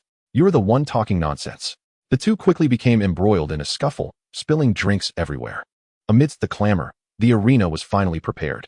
The Beastmaster arena was not extensive, with Aelin and Jeff positioned at opposite ends. The beautiful hostess stood in the center, and the tavern fell silent once more. I am the referee for this match. Joina, are you both prepared? I am ready, Jeff affirmed. Aelin nodded. I am ready. Then, please summon your spirit beasts, Joina gestured. Jeff retrieved a spirit beast orb from his belt, a glint of pride flashing in his eyes. This is the spirit beast I captured a few days ago. It's perfect for dealing with a fire lion. With that, he hurled the orb with force, and the beast's runes materialized on its surface. A burst of white light enveloped the arena, revealing a spirit beast standing tall. Its body was adorned with purple-blue scales interspersed with vibrant pink plates, resembling a natural suit of armor with formidable defense. A menacing claw mark traversed its face, enhancing its fearsome appearance and imposing presence. This was unmistakably a battle-hardened wild species, the poison sac water crocodile. When did he catch a poison sac water crocodile? He certainly kept that under wraps. A poison sac water crocodile? Water elements counter fire elements. This is a guaranteed victory. Oh no, this is bad. We made a huge mistake. The crowd that had previously bet on Aelin's victory now lamented in despair. Can we win, Lion King? No problem, bro. Let us go. If we win, we'll feast. Long live, bro. The Lion King strode confidently onto the arena, devoid of any fear. Flames began to flicker around it, radiating a wave of scorching heat. It then let out a terrifying roar, its regal presence unmistakable. The cheers and shouts resonated throughout the venue, the atmosphere in the tavern reaching a fever pitch. The onlooking hunters were flushed with excitement, each one fervently cheering for their favored warrior. Joina declared with authority. Both spirit beasts are now in position. I shall bear witness for all. The duel between the poison sac water crocodile and the fire lion commences. Chapter 18. A single strike to victory. Surrounding the arena, magical runes sparkled like starlight. As magical energy surged, a transparent defensive shield gradually rose, encapsulating the entire arena. This shield primarily serves to block the skills of spirit beasts, preventing them from affecting the audience below. Aelin pulled down his goggles, revealing detailed information about the poison sac water crocodile on the lenses. Poison sac water crocodile, water beast type, elemental type, juvenile spirit beast. Bloodline rank, rare. Attributes, water, poison, strength. Spirit beast skills, water arrow, poison ball, poison bite. Overall evaluation, sturdy scales provide exceptional defense. With the addition of water and poison attributes, its destructive power is astounding. A rare spirit beast with significant growth potential. Despite the wild poison sac water crocodile being inherently stronger, coupled with the elemental advantage, the odds appeared bleak for an ordinary fire lion. However, the Lion King had undergone rigorous training and was no longer the same. Aelin felt no trepidation. He harbored absolute faith in the Lion King. Poison sac water crocodile. Poison bite. At the onset of the battle, Jeff seized the initiative, commanding the poison sac water crocodile to attack first. The crocodile rapidly amassed a layer of pale purple venom in its jaws, the liquid shimmering ominously as it radiated a potent corrosive quality. With all four limbs coiled, it lunged toward the Lion King, its massive frame moving with surprising swiftness. In an instant, the poison sac water crocodile was upon them. Its venomous maw aimed to tear into the Lion King, its expression grotesque. The Lion King's eyes glimmered with sharp intent. Reacting swiftly, it leapt nimbly, deftly evading the crocodile's lethal strike. The poison sac water crocodile missed, its sharp teeth clamping down on the wooden floor with a thud, the wood succumbing to the corrosive venom, releasing puffs of black smoke. The Lion King deftly dodged several poison bites, the scene unfolding with intense fervor. So fast. Truly deserving of being a wild species. What explosive power. Dick, observing from the sidelines, felt a bead of sweat trickle down his back. Poison sac water crocodile, water arrow. Jeff seized the Lion King's moment of suspension, issuing another attack command. The poison sac water crocodile opened its massive jaws, enveloping the air in a humid mist. A water arrow shot forth like a sharpened bolt, aimed directly at the Lion King. At that moment, Yalowin slowly spoke, issuing a command. Lion King, fireball. What? He actually chose to confront the attack head-on instead of dodging? Is he out of his mind? Doubts arose within the tavern. It was evident that the side with the tribute advantage would prevail in a direct clash of skills. Yet Yalowin displayed no hesitation. After 2 months of rigorous training and fervent nurturing, he could distinctly sense the intense heat radiating from the Lion King's flames, far beyond what an ordinary water attribute skill could withstand. The water arrow, moving with remarkable swiftness, was almost upon its target in the blink of an eye. The Lion King inhaled sharply, opening its mouth wide as a sphere of crimson flame rapidly coalesced in its throat, radiating like a burning sun. The fireball shot forth, and the contrasting red and blue streaks carved arcs through the air, causing the breath of the tavern's patrons to momentarily falter. Bang! In the next instant, the fireball collided violently with the water arrow midair. Flames and water intertwined, the energy of the impact causing the entire arena to shudder. A wave of heat surged, yet it was firmly contained by the defensive barrier, sparing the audience from harm. The clash of fire and water generated a plume of steaming white mist, momentarily obscuring visibility. The water arrow, lacking sufficient force, was overwhelmed and evaporated into vapor before the fireball. Unrelenting, the fireball surged directly toward the venom sac water crocodile. Harden, Jeff, sensing the dire situation, immediately commanded the venom sac water crocodile to defend itself. The creature, caught off guard by its water arrow being so easily vanquished, was left with no time to evade. Its scales shimmered with a faint silver light, hardened like steel, relying solely on its hardening skill to withstand the deadly fireball. Boom. The fireball crashed heavily against the scales of the venom sac water crocodile, flames instantly engulfing its body, filling the air with the acrid scent of charred flesh. Without granting the creature a moment to recover, a massive fireball broke through the mist, barreling toward it. This was clearly the Lion King's intent to follow up on its advantage, employing a new skill it had mastered during training, flame charge. Enveloped in flames, the Lion King's form transformed into a blazing meteor, striking toward the venom sac water crocodile with unstoppable force. The creature instinctively sensed the peril, its ferocity fully ignited. Before Jeff could issue another command, it activated its hardening skill once more, bracing itself for a head-on collision. Bang! A thunderous crash reverberated as the two spirit beasts collided fiercely at the center of the arena. The Lion King's flame charge was immensely powerful. Although the venom sac water crocodile managed to mitigate some of the impact with its hardening skill, it was still propelled back by the overwhelming force. Its massive body slammed against the defensive barrier like a shattered boulder, emitting a dull thud before it slowly slid to the ground, unable to move. A brief silence enveloped the tavern, with everyone's eyes wide open, as if struggling to comprehend the scene before them. The referee, Joina, stood frozen, momentarily unable to react.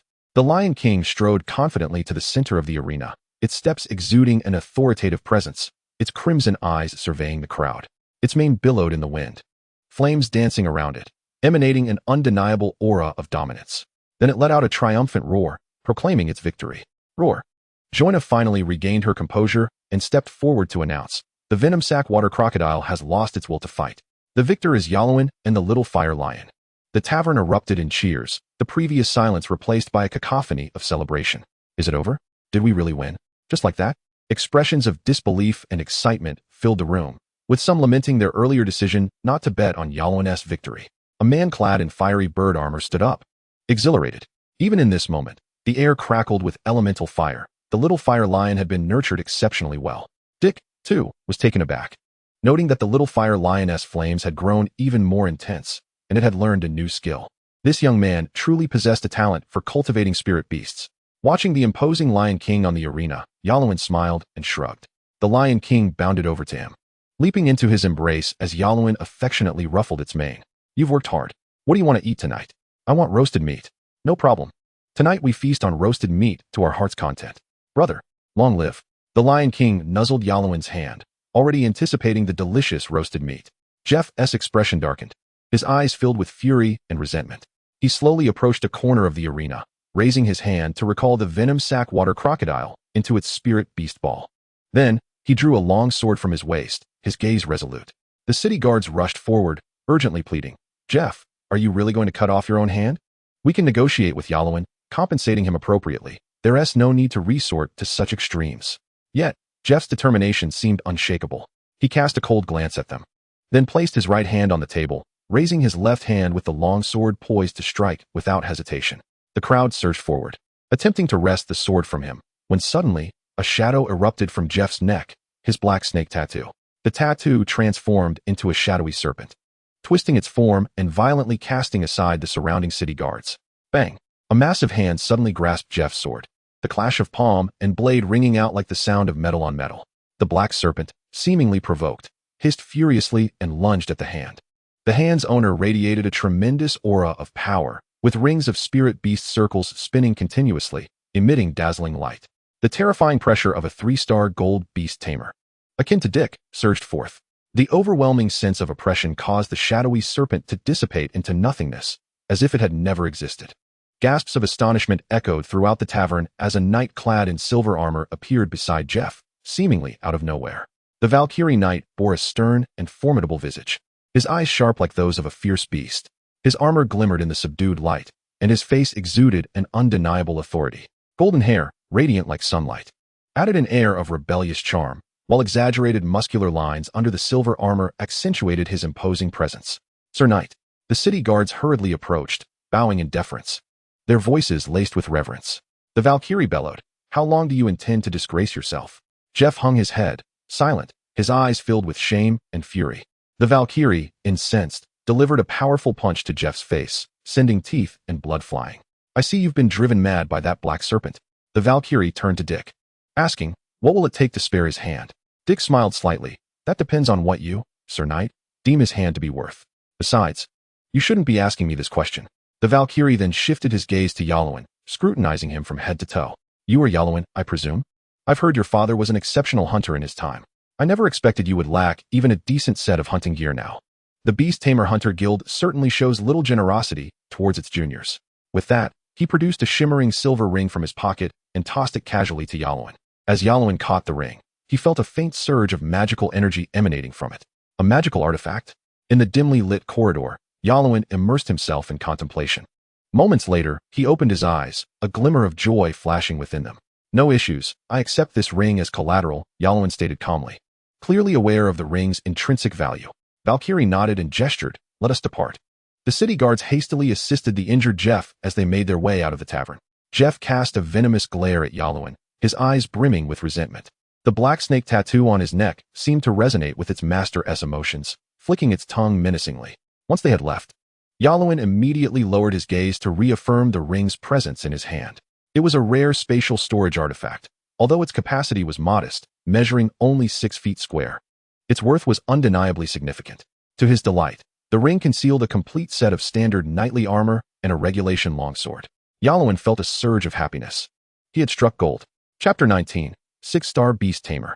Once Valkyrie and his entourage exited, the tavern erupted in a chorus of jeers. "What a joke. Don't think just because he's a 3-star beast tamer, he can intimidate us." "Exactly. Do they really believe we fear him?" Yalowin donned the newly acquired spatial ring and waved toward Dick, saying, "Thank you, Captain Dick, for coming to my rescue." Dick nodded in response. "It was entirely reliant on your and the little fire lion's prowess. Otherwise, I would have been at a loss." Yalowin furrowed his brow in curiosity. "To be honest, I'm somewhat intrigued. Do you have such unwavering faith in me? Do you truly believe I will prevail?" Dick chuckled awkwardly, nodding, though his gaze was evasive. Internally, he mused. "Faith? What faith is there? I've already prepared the support hunters. If you lose, you'll have to sever an arm first, then reattach it. After all, that too is a form of training." The more he thought about it, the more uneasy Dick felt, hastily diverting the conversation. I have some matters to attend to. Your review will have to wait a few more days." No sooner had he spoken than he hurriedly retreated into the back room, vanishing from the hall. Yalowin watched Dick's disappearing figure and murmured, "He was just saying he was investigating the aberration curse, and wasn't he at the guild? Now he has slipped away. Why do I feel like he is deliberately avoiding me? Could it be that he feels embarrassed about the approval process being stalled?" As Yalowin was about to leave the Hunters Guild, a hunter clad in a fiery bird ensemble blocked his path. The man's cheeks flushed with excitement, his eyes sparkling with fervor. "What an exhilarating spectacle! That duel was simply magnificent," he exclaimed, enthusiastically clapping Yalowin on the shoulder, his face adorned with a beaming smile. "Now, that's what I call a beast tamer showdown. Fire should charge forth without hesitation. All that talk of elemental weaknesses is utter nonsense." He pointed toward a nearby table laden with drinks. "Young man, I have high hopes for you. Come, let us share a drink." Initially intending to decline, Yalowin's gaze was irresistibly drawn to the colossal fiery sword beside the table. The sword loomed like a slumbering beast, exuding an imposing aura. After a moment's hesitation, he ultimately nodded in agreement. The man chuckled heartily. Order whatever you desire. Don't hold back. I just placed a bet on your victory and won quite a sum. Once seated, he scrutinized the three individuals before him and noticed their striking resemblance, prompting his curiosity. Are you three siblings? The man replied. You mean to say you don't know us, the three siblings of the bird hunters? I suppose it's understandable, given that you've been working on the ranch and seldom come to town. I am Ignatius Frymont, and this is my brother, Selma Frymont, and my elder sister, Verena Frymont. We are the three siblings of bird hunters, skilled in hunting all avian beasts. Ignatius donned a crimson fiery bird ensemble.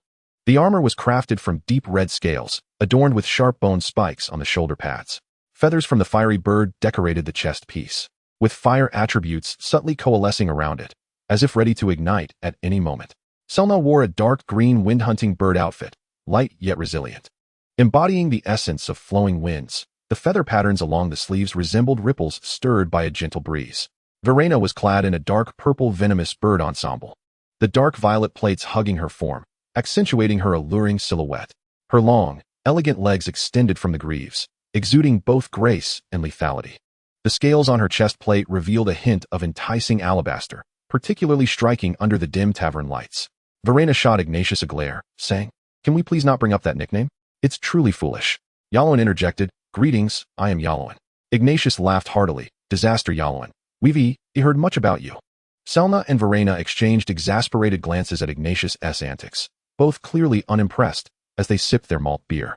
As the drinks flowed, Yalowin gradually became more familiar with the siblings, and the conversation shifted to a more relaxed and casual tone. The Lion King sat quietly beside them, savoring roasted meat, occasionally licking his lips in satisfaction. Verena leaned closer to Yalowin, gently tracing her fingers along his crimson left arm, her eyes filled with curiosity. Her fingertips glided over Yalowin's skin, her tone tinged with a hint of disappointment. Aside from the unusual color, there's nothing particularly special about it. She leaned in closer, grasping Yalowin's arm with both hands, feeling intently. As Yalowin looked down, his gaze was about to fall upon her slightly open neckline, but halted midway. His breath quickened.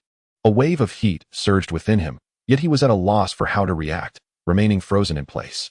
Verena, undeterred, nestled against Yalowin, intent on further exploration. Yalowin could only offer an awkward smile, attempting to withdraw his arm. Selma, witnessing the scene, couldn't resist teasing, Sister, could you spare him? I've told you time and again that he is not a magical beast. There's no way his arm could harbor any deadly poison. Verena shot Selma an annoyed glance, mind your own business. Yalowin found himself bemused, feeling that the three before him were somewhat eccentric. Just then, Ignatius handed the enormous fiery sword to Yalowin, saying, Here, take it. Yalowin looked at Ignatius in surprise. What is this?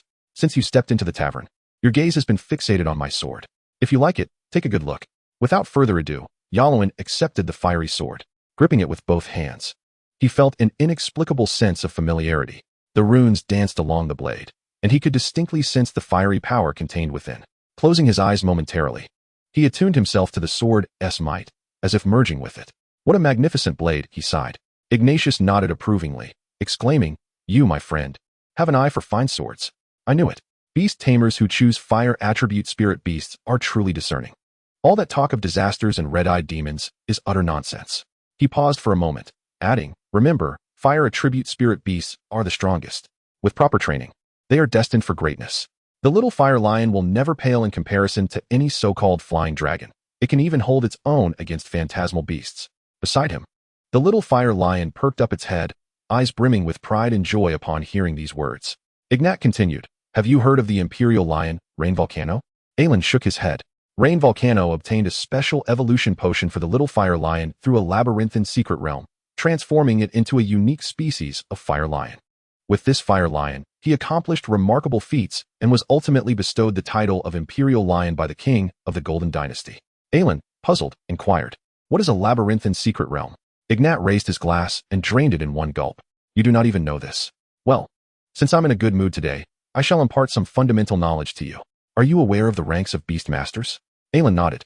1-star bronze Beastmaster, 2-star silver Beastmaster, 3-star gold Beastmaster, 4-star platinum Beastmaster, 5-star diamond Beastmaster. Correct, but do you know what lies beyond 5 stars? Aelin shook his head, as the ranks above 5 stars were not recorded in the hunter's notes. Ignat belched slightly, his expression turning serious. Beyond 5 stars lies the true entry into the realm of the extraordinary. The essence of a Beastmaster's life experiences a qualitative leap at this level, becoming a genuine extraordinary being. He paused momentarily, surveying the surroundings. The tavern was enveloped in silence, with all eyes focused intently on his narration. 6-star, Emerald Beastmaster. Ignat continued, his tone imbued with yearning.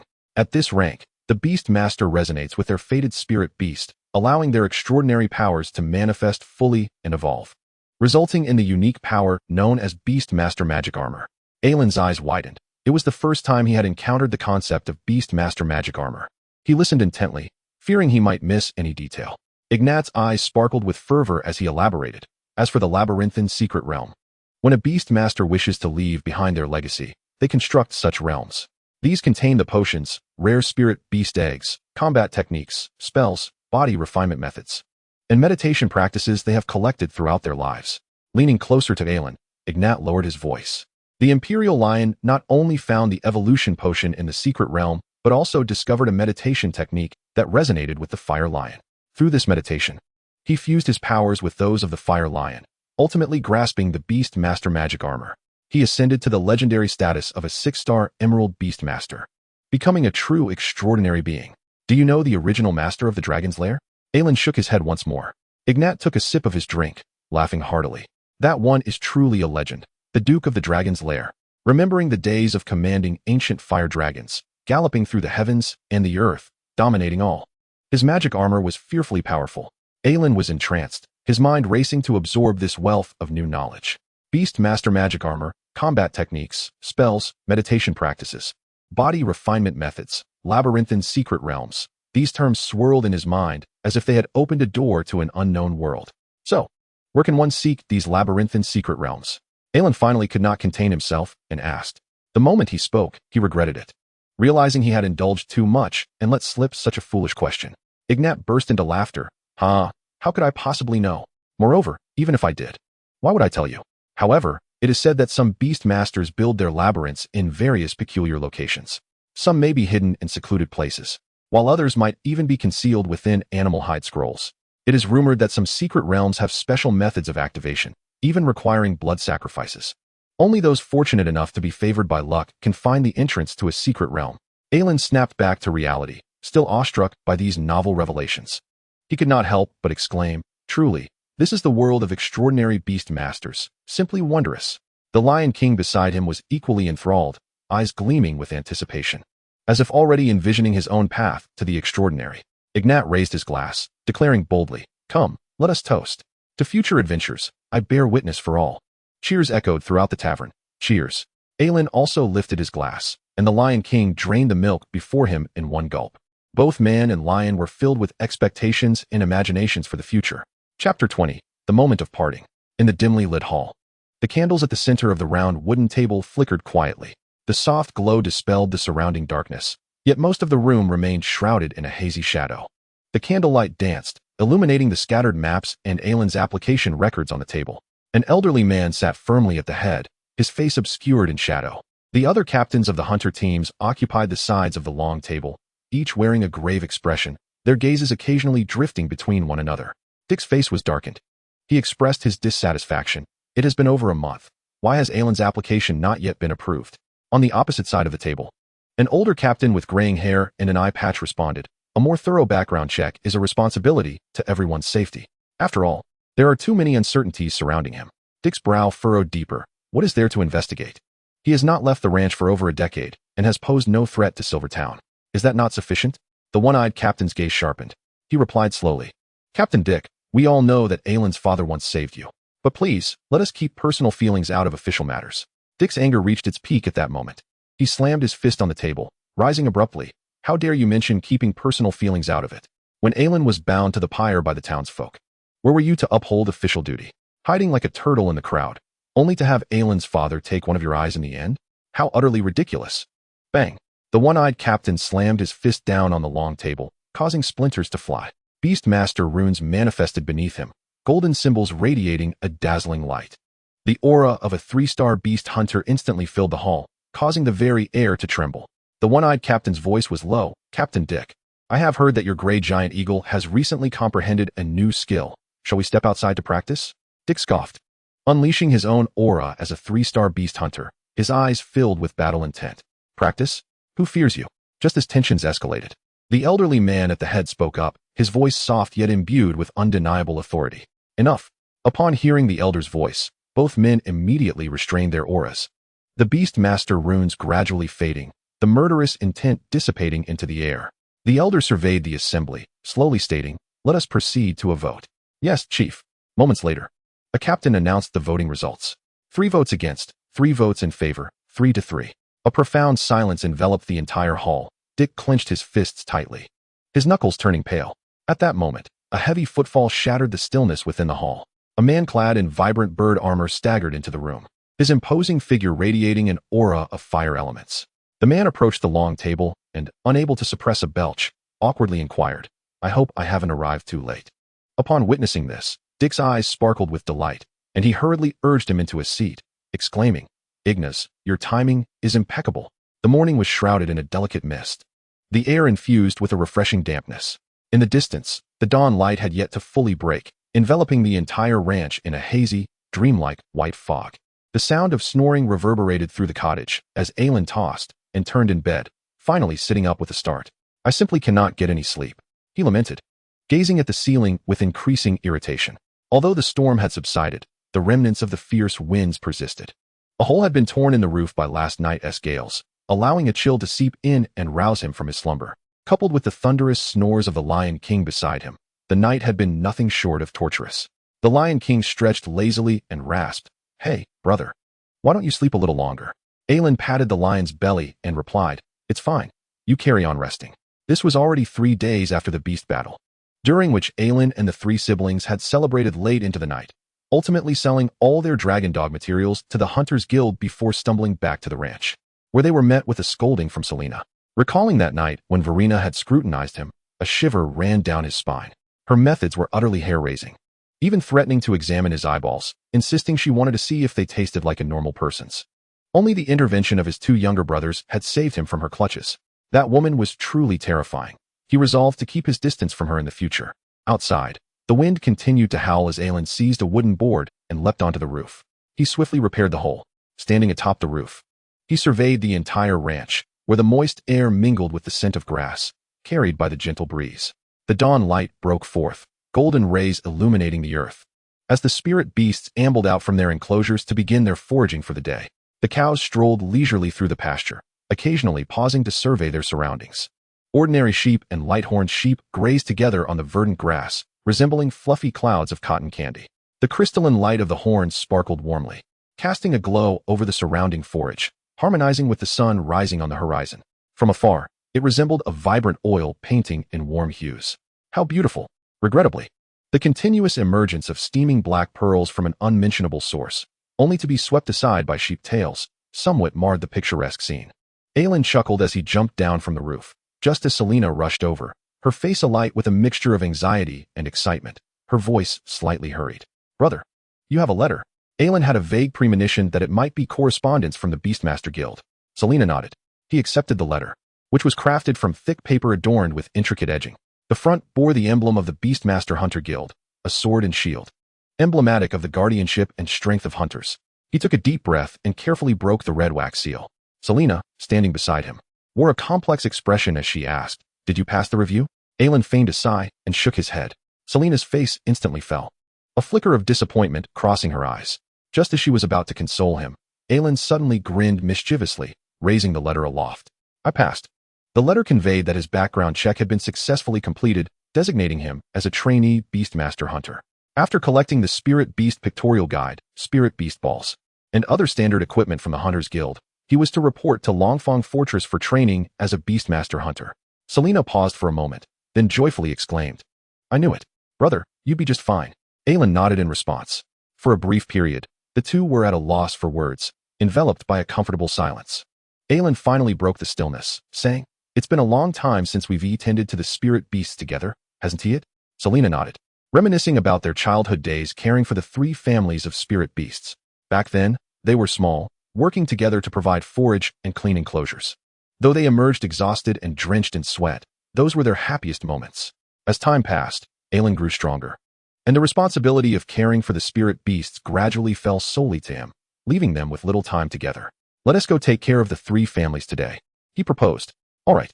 The 2 entered the greenhouse, with the Lion King trailing closely behind. Their first stop was the territory of the grass-type spirit beasts, the marsh tortoises. The stream ran crystal clear, nourishing the lush vegetation surrounding it. The marsh tortoises busily rubbed against the sandy rocks, polishing their shells, while others slowly moved across the grassy expanse, nibbling on fresh moss. Upon noticing Aelin and Selena's arrival, they instinctively formed a line. "Oh, you little ones are incorrigible," Aelin sighed. One by one, the marsh tortoises submerged themselves in the warm water. Aelin expertly wrapped coarse cloth around his hands. The gentle herbal fragrance wafted from the warm water as dirt and moss effortlessly slipped away from their shells under his care. The tortoises moved in an orderly fashion, soaking and enjoying their bath. "Make sure to scrub well," he urged. "Put some effort into it, will you? Have you not eaten? Ouch, ouch. Why did you scrape my skin?"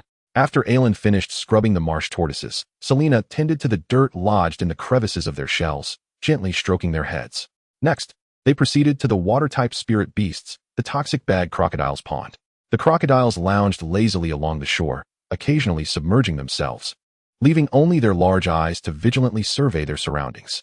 Aelin tossed several specially crafted detoxifying meat chunks into the pond, infused with herbs to neutralize their internal toxins.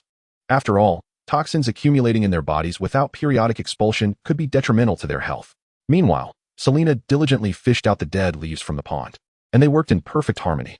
The Lion King stood guard nearby, maintaining order at the scene like a noble knight.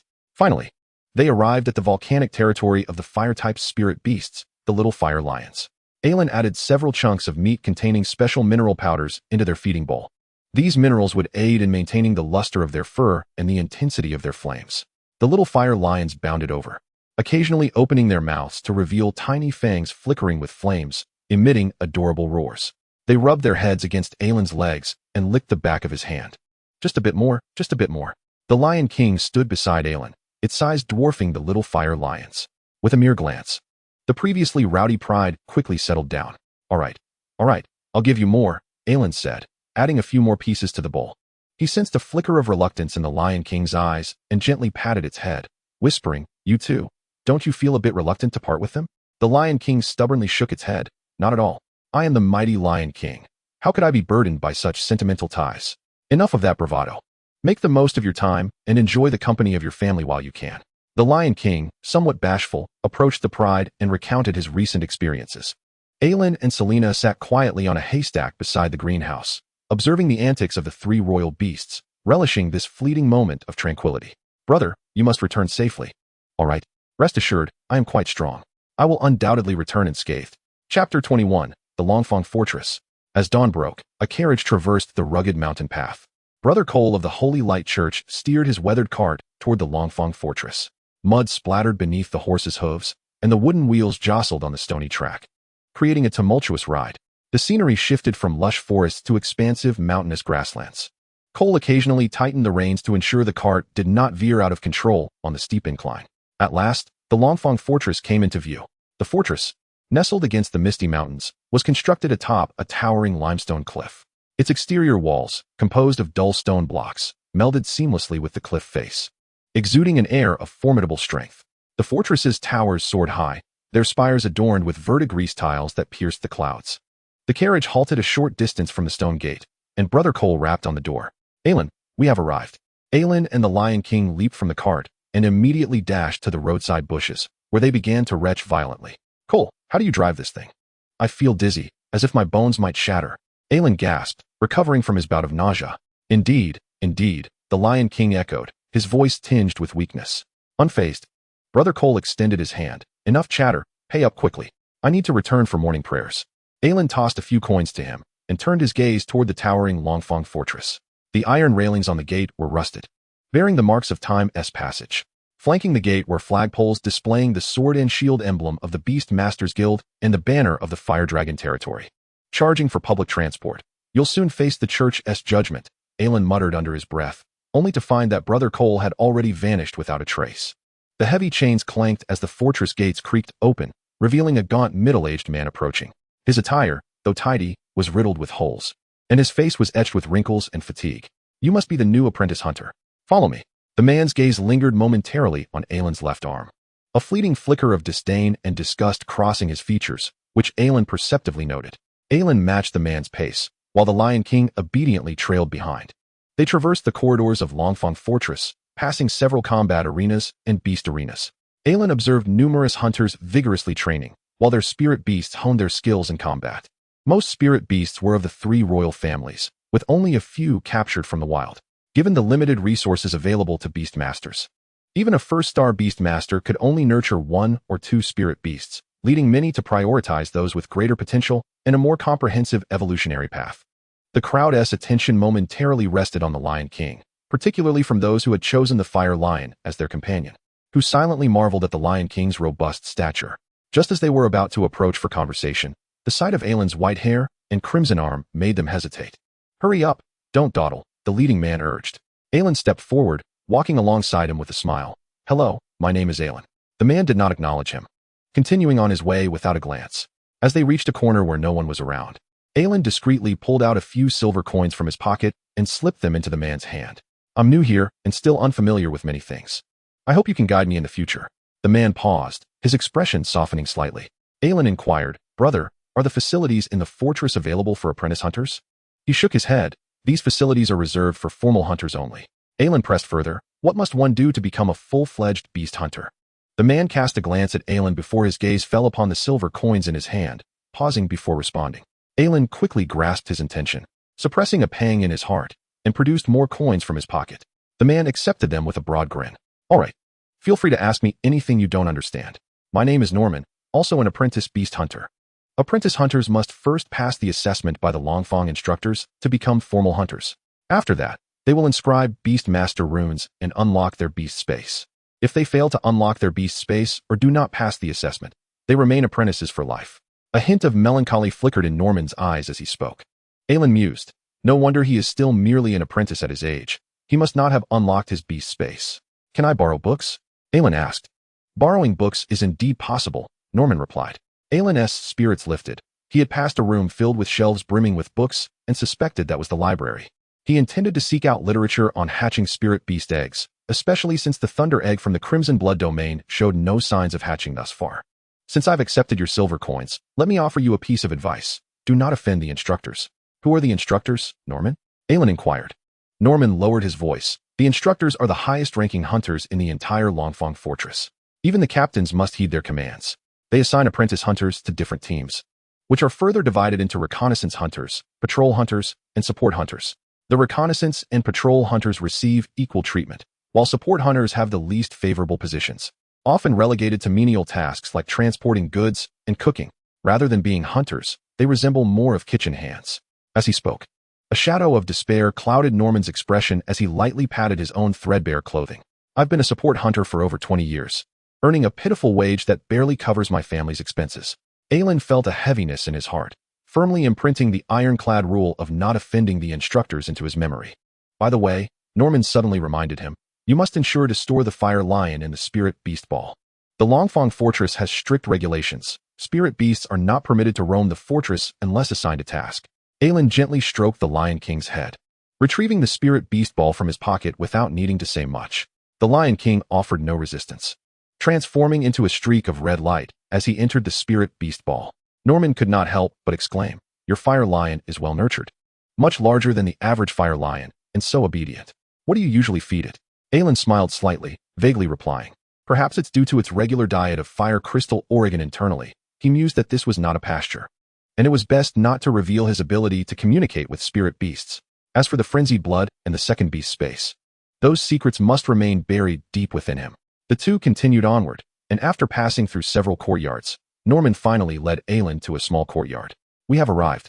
Within the rustic wooden cabin, a multitude of youths, akin in age to Aelin, were engrossed in the meticulous task of charting maps on coarse parchment.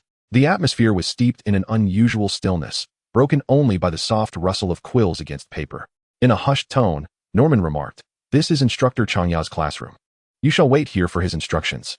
The sound of heavy footsteps gradually approached from within the chamber. Aelin stood at the threshold, his heart racing with anticipation. As he lifted his gaze, he beheld a robust and stern-looking man striding toward him, clad in a dark crimson leather armor, with a long sword sheathed at his side. He exuded an air of authority and composure. This was none other than Instructor Changya. With an impassive expression, Changya's icy gaze scrutinized Aelin, taking note of his peculiarities. After a brief pause, he spoke in a deep voice. "You are the new apprentice beast hunter?" Aelin replied, "Yes, Instructor." Changya hesitated momentarily before continuing, "From this day forth, you shall join the support hunters team. Norman, take him to the kitchen to report." Aelin inwardly lamented, "This is not good." Chapter 22, The Curse of Aberration. A month later at Changya Fortress, the kitchen was filled with warmth, the aroma of potatoes wafting through the air. Aelin and Norman stood side by side at the sink, diligently washing a basket of potatoes. At that moment, a small spirit beast leaped down from Norman's shoulder. It was the vine sprite. This diminutive creature appeared to be a whimsical amalgamation of verdant vines and leaves. Its body, composed of pliant tendrils, bore tiny blossoms at its tips. The broad leaves were as dexterous as hands, and the tendrils, sharp as blades, deftly peeled the potatoes with remarkable speed and finesse, outpacing the boys in their efforts. Aelin marveled, "This little fellow is truly impressive." Norman chuckled, "Indeed, the vine sprite is an excellent kitchen assistant. I saved up for half a year to purchase it." Subsequently, Aelin beckoned the Lion King to ignite the stove. The Lion King opened its mouth, unleashing a torrent of flames that accurately landed upon the firewood beneath the stove. The flames roared to life, and the pot atop began to emit a gentle hum of heat. Following the procedure, they placed the chopped potatoes into the pot, adding seasonings and water, followed by onions, carrots, and chunks of meat. The ingredients bubbled together in the pot, and a rich curry aroma began to permeate the air. As Norman stirred the curry, he casually tapped the edge of the stove with his pipe, exhaling a plume of white smoke with an air of leisure. "Care for a puff?" he inquired. Aelin shook his head, his gaze drifting to the window, a hint of sorrow crossing his features. Norman smirked slightly. "What's the matter? Have you not yet given up on becoming a full-fledged hunter?" Aelin remained silent for a moment before nodding. Norman sighed, speaking slowly. "Are you truly unaware?" "What do you mean?" Aelin queried, puzzled. Norman gestured toward the bustling kitchen, where apprentice hunters were busily engaged in their tasks. Most of them were of a similar age to Norman, with some even sporting streaks of gray in their hair. These individuals had previously been part of other squads, ultimately relegated to the support team due to their inability to unlock their beast spaces. Yet here you are, assigned to this place upon your arrival. "I can't fathom what offense you committed against the instructor," Norman murmured. Aelin's mood grew increasingly complex upon hearing this. How could someone as observant as he be oblivious? "Is there truly no other way?" Aelin whispered. Norman exhaled a puff of smoke, a smirk playing at his lips. "Actually, there is one way." His words faltered abruptly. Aelin glanced at him, producing several silver coins from his pocket and tossing them towards him. Norman's face brightened instantly as he continued. "The way is to challenge the instructor. If you defeat him in a beast duel, you can bypass the assessment entirely." "What spirit beast does the instructor possess?" Aelin asked hastily. Norman shook his head. "How would I know? However, he will likely summon a beast in its growth stage. The guild does have such a regulation, but no one has ever dared to challenge him. And your young fire lion is still lacking in maturity." Aelin thought to himself, growth stage? If I cannot become a formal beast hunter, I will not be able to exchange for the evolution recipe. It's a perfect loop. Just then, the great bell of Changya Fortress tolled, its summons echoing throughout the stronghold. Aelin and Norman hurriedly stowed their spirit beasts into their respective orbs. As the members of the support team abandoned their tasks, rushing toward the square, the heavy chains, driven by gears, emitted a shrill metallic screech. The grand gates of Changya Fortress slowly creaked open. A disheveled group of hunters stumbled in, their bodies ravaged by some unseen force. Some bore thick patches of black fur, their skin coarse like that of a beast. Others had limbs twisted and deformed, their fingers sharp as claws. There were those whose faces contorted in agony, their eyes bloodshot, emitting low, tormented growls, with much of their flesh already decaying. The cries of despair rose and fell like a grim symphony, painting a harrowing tableau. Instructor Changya stood atop a dais, his steely gaze surveying the scene. He assessed the injured, swiftly directing the hunters to carry them inside the fortress. "What is happening?" Aelin inquired. Norman, returning from the throng, replied, "It appears these apprentice hunters were assisting in the investigation of the aberration curse. They suddenly encountered a goblin tribe engaged in a dark ritual. A skirmish ensued, and they became contaminated." Aelin's heart sank with concern. "I hope Captain Dick is unharmed." He reached out to support a writhing, distorted, injured hunter, prepared to escort him to safety. However, the moment he made contact, the hunter's head snapped up. Terror etched in his eyes. He locked his gaze onto Aelin's left arm and screamed, "Don't touch me! Don't touch me!" The piercing cry reverberated across the expansive square. The hunter thrashed, desperate to escape the grip of Aelin's darkened arm. Aelin was taken aback. He had not anticipated such a vehement reaction. Fear spread like a virulent plague. Other injured individuals began to exhibit signs of agitation, their eyes filled with dread. He is a monster. He is a follower of the Dark God, with those red eyes and bloodied hands. Just like those goblins who worship the Dark God. Burn him. Burn him alive. Kill him. Quickly kill him. Several hunters unsheathed their swords, their reason eroded by fear. Aelin's expression hardened. Instinctively, his hand moved towards his spatial ring and beast orb, poised to retaliate at the first sign of danger. Suddenly, a formidable pressure emanated from the dais. An invisible force spread through the air, rendering everyone breathless, save for Aelin, who, thanks to his fledgling beast master physique, managed to retain a semblance of clarity amidst the oppressive weight. Instructor Changya's authoritative voice resonated. Those who draw their swords against their companions are unworthy to be beast hunters. The collective fear of the crowd was forcibly subdued. In the square, only Aelin stood upright, while the others collapsed to the ground, too terrified to move. With Norman foaming at the mouth and fainting, the instructor spoke slowly. Yalowin, you are to stand guard outside the fortress. Yalowin replied, yes, instructor. As night descended, the stars scattered across the sky like silver sand. Yalowin stood solitary beside the watchtower, the distant campfire flickering in the darkness, casting a glow upon his visage. The chorus of insects filled the air, yet his heart was devoid of any disquiet. In comparison to all that he had previously endured, the events of today were trifling. His gaze shifted towards the fortress not far away, and the cold eyes of Instructor Chanya surfaced in his mind. How could one possibly defeat the instructor? This question reverberated incessantly within his thoughts. If only he could discover a labyrinthine secret realm. Spirit beasts, evolution potions, meditation techniques, wouldn't they all be within reach? Yalowin murmured to himself. Suddenly, as if struck by inspiration, he swiftly retrieved his father's hunter's journal from his spatial ring. His fervent gaze locked onto the cover. Without hesitation, he gently sliced his fingertip with a dagger and smeared his blood upon the journal's surface. After a brief moment of anticipation, nothing occurred. Was it truly ineffective? Yalowin felt little tumult within. As a competent transmigrator, he had long envisioned that this journal might harbor otherworldly secrets. Before learning of the labyrinthine secret realm from Ignar, he had already attempted various means, fire, soaking, blood immersion, but the hunter's journal had never responded. He had even speculated on the changes that might arise from unlocking the Crimson Blood domain, yet the outcome remained unchanged. Disheartened, he stowed the journal back within his spatial ring. As he stood guard at the watchtower until midnight, fatigue began to set in. Yalowin tossed out a spirit beast orb. A soft glimmer flashed, and the Lion King materialized before him. It stretched lazily, its mane glistening in the firelight. Finally awake. After a whole day of slumber, my feet feel numb, it remarked. Yalowin scratched the Lion King's belly, expressing gratitude for its efforts. Subsequently, he briefed the Lion King before seeking a concealed corner to drift into slumber. Time passed, and suddenly, a kaleidoscope of light emanated from the spatial ring. The Lion King, sensing the change, leaped towards Yalowin, exclaiming, "Brother, wake up." In the next instant, a radiant brilliance enveloped both man and beast, causing them to vanish from their location. The blinding light pierced the darkness, flooding Yalowin's vision. He rubbed his eyes, gradually acclimating to the unexpected brightness. The Lion King growled lowly, scanning their surroundings with vigilance. In a hall shrouded in thin mist, a massive circular stone table stood, surrounded by high-backed chairs. Apart from Yalowin, the seats were unoccupied, yet they exuded an ominous pressure, as if former kings once occupied them, scrutinizing the fates of mortals. The stone table bore chaotic patterns etched by chisel and axe.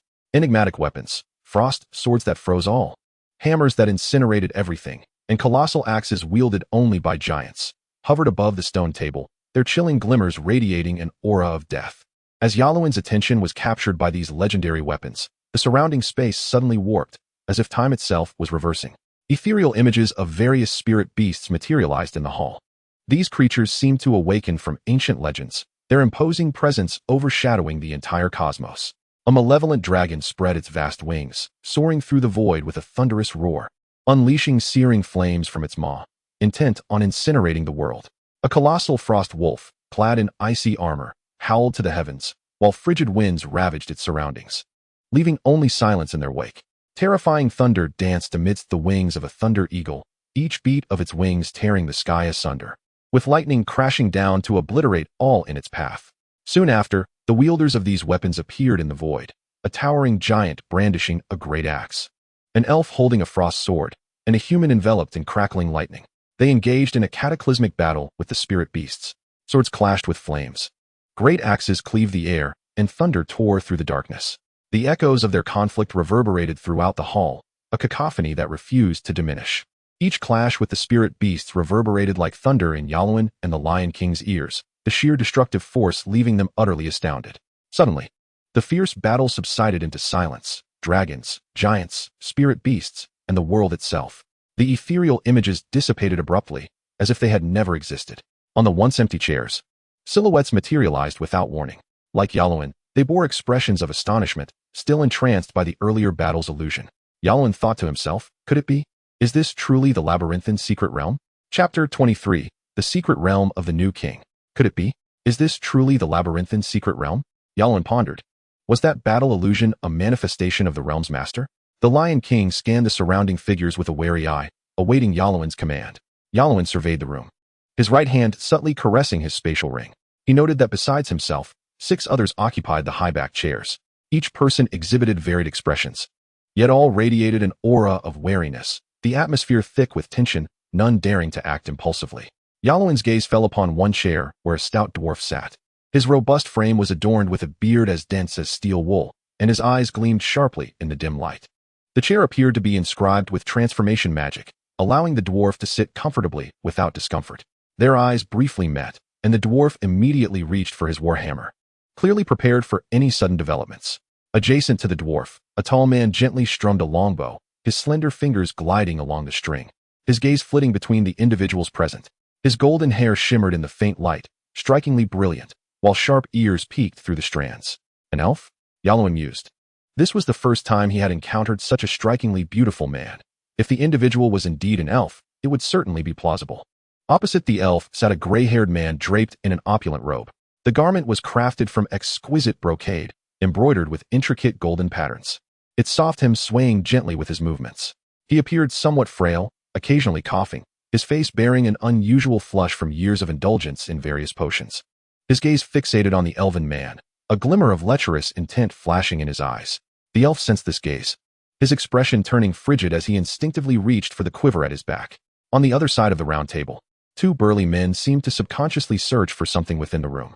Their gazes quickly landed on Yalwyn, and after a shared glance, they silently withdrew their attention, refraining from any further action.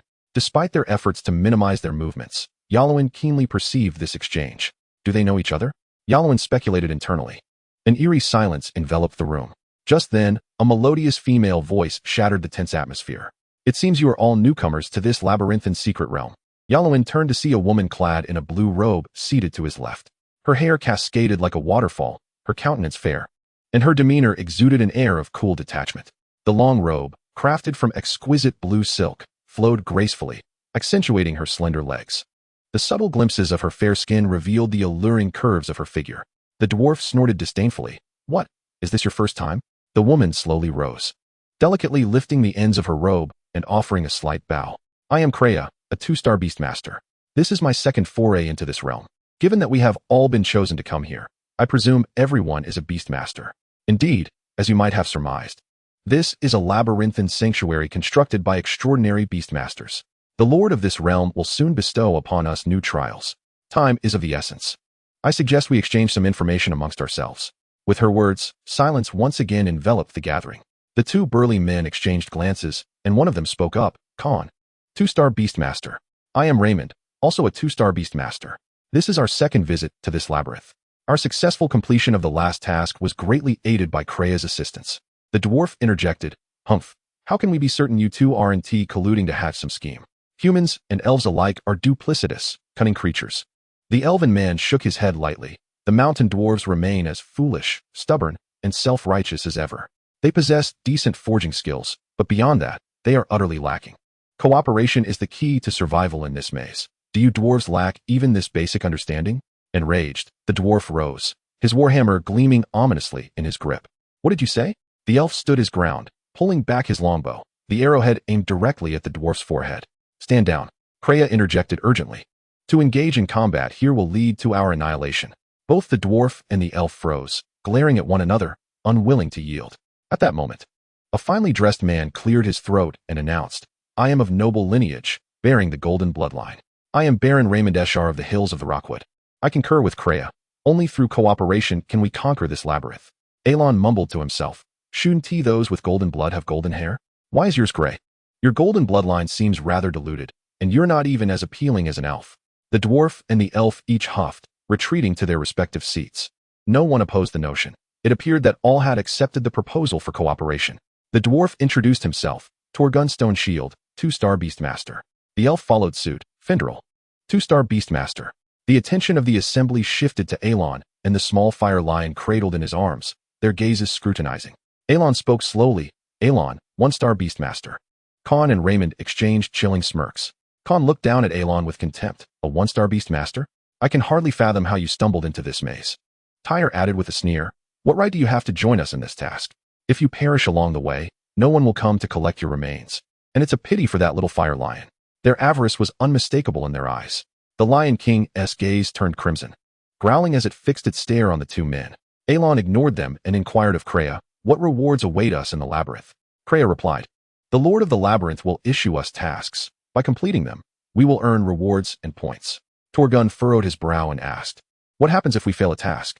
Kreia answered, failure results in a deduction of points. Without points, you may exchange equivalent items. Torgun pressed further. And if one has no equivalent items? Kreia paused briefly before responding, you will be annihilated by the Lord of the Labyrinth. The group fell silent. The round table hall enveloped in a brief stillness. Elon was the first to speak. If we wish to completely escape the labyrinth, how do we accomplish that? Kreia explained. There are two methods. One can exchange sufficient points for freedom, or if someone successfully conquers the labyrinth, everyone will be granted liberation. With that, she waved her hand, and runes materialized in the air. A redemption list appeared, showcasing various items available for exchange. Elon mimicked her gesture and saw the list. But it displayed nothing available for redemption, and the points in the upper right corner read 0. Only in the bottom right corner was there an inscription stating escape, which Elon promptly pressed. Exchange for escape from the labyrinth. 10,000,000 points. 10 million points? Why don't you go steal some? At that moment, a swirling miasma of purple-black mist began to envelop the hall. Soon, a black orb materialized in midair, shrouded in the violet haze, pulsating as if alive. As the dark mist spread, its form became clearer, revealing a ghastly visage with eyes that glimmered with an eerie purple light, as if capable of piercing the soul. A sinister voice echoed in the air, each word imbued with an irresistible force. Welcome, esteemed guests, to the realm of the new king. I am the lord of this labyrinth, and the trials are about to commence. The lord paused, seemingly savoring the momentary silence, before continuing with a sinister laugh. I shall witness your endeavors. Chapter 24, The Iron Fortress. As the lord's voice faded, light and shadow abruptly vanished, plunging the hall into utter darkness. Elon felt enveloped in an impenetrable blackness, only the sound of his own breathing remaining. When the light returned, he found himself atop a hill. The Lion King still cradled in his arms, yet surrounded by an unsettling emptiness. Have we been teleported to different locations? Elon mused quietly, swiftly analyzing his predicament. The night had fallen, with the moon hanging high in the sky. Looking up, he beheld an ancient fortress looming not far away, shrouded in a veil of blood mist, lending it an inexplicable eeriness. The cold, silver light bathed the ground, casting an even more sinister pall over the surroundings. This doesn't look good, Elon murmured. Just then, ethereal purple flames materialized, forming lines of text suspended in the air. The Lord's sinister laughter echoed in his ears. The leader of the Iron Blood Knights, in pursuit of immense power, was seduced by the dark god, forsaking his faith. He performed a blood sacrifice of the entire garrison of the Iron Fortress and their spirit beasts as a medium, seeking the dark god's blessing. Main quest: eliminate the leader of the Iron Blood Knights. All participants will receive 60 points as a reward. Should the task fail, 100 points will be deducted, and those with insufficient points will face annihilation. The words presented themselves before Elon, each glowing with a chilling purple fire that felt deathly cold in the night. Then, the flames dissipated as if they had never existed. Elon pondered, what if I just waited out until the task concludes? After a moment, he chuckled and shook his head, dismissing the thought. The image of the Lord's eerie smile surfaced in his mind, sending chills down his spine. The Lord is no fool. Whatever I can conceive, he surely can as well. The phantoms previously witnessed in the Round Table Hall have sufficiently attested to the labyrinthine realm's perilous nature and extraordinary essence. The Lord's quest promises to be anything but simple. To survive this trial, the combat prowess of each individual is paramount. Moreover, to acquire rare spirit beasts, evolution potions, and meditation techniques, mere idleness is utterly futile. Aelin donned the knightly armor from his spatial ring and equipped himself with goggles. The silver-gray plate armor and gleaming sword shimmered with a cold brilliance under the moonlight, exuding an aura of lethal resolve. Drawing a deep breath, he sprinted toward the fortress that lay not far ahead. King Lion, brimming with vigor, displayed an excited and eager glint in his eyes, evidently prepared for battle. Suddenly, Aelin's eyes widened in alarm. He beheld a shadow darting toward him from the nearby outpost like a specter. The shadow moved with astonishing speed, its actions swift and decisive. Reacting in an instant, he tilted his body slightly, evading the fatal blow. Upon discerning the true form of the shadow, both man and lion felt a chill run down their spines. It was a grotesquely repulsive black beast, a veritable embodiment of a demon. Its body was encased in a dark shell, its head unervingly smooth, with eyes obscured within bony sockets. Radiating pure malice from its pitch-black hollow's jagged teeth protruded menacingly, accompanied by a pungent stench that permeated the air. Viscous saliva dripped onto the ground, sizzling ominously as it corroded the surrounding grass in an instant. How utterly hideous. Is this truly a spirit beast? Aelin thought in horror, urgently warning, beware of its saliva. King Lion nodded in understanding. All right, brother. The runes on Aelin's goggles flickered, yet yielded no information about this spirit beast. The hunter's journal contained no relevant records, heightening Aelin's vigilance. The black beast lunged once more, this time with even greater swiftness. Resembling a silent wraith, Aelin and King Lion moved in perfect synchrony, flanking to the sides to provide mutual cover. He swung his sword to intercept, while King Lion unleashed fireballs from the flank. After an intense struggle, the duo found their moment. A scorching fireball erupted before the black beast, and Aelin struck decisively at its midsection with his sword, slicing through the air and penetrating the creature's body with precision, cleaving it in two. Green blood gushed forth, splattering across Aelin's cheek. He immediately felt a burning sting, and the standard long sword in his grip emitted a faint crackle. He feared that this blade could scarcely endure much more. The corrosive nature of the blood was truly terrifying. With a pang of regret, Aelin hastily flicked the sword in the air and wiped it against the grass. King Lion approached, nuzzling his pant leg with concern.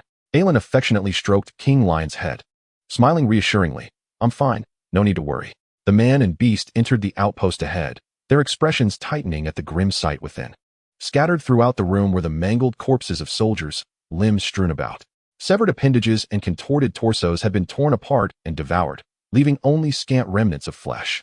Aelin knelt beside the bodies, rummaging through the remains until he discovered several relatively intact long swords, which he collected. At last, he stumbled upon a sheepskin map on one of the corpses, depicting the rough layout of the fortress.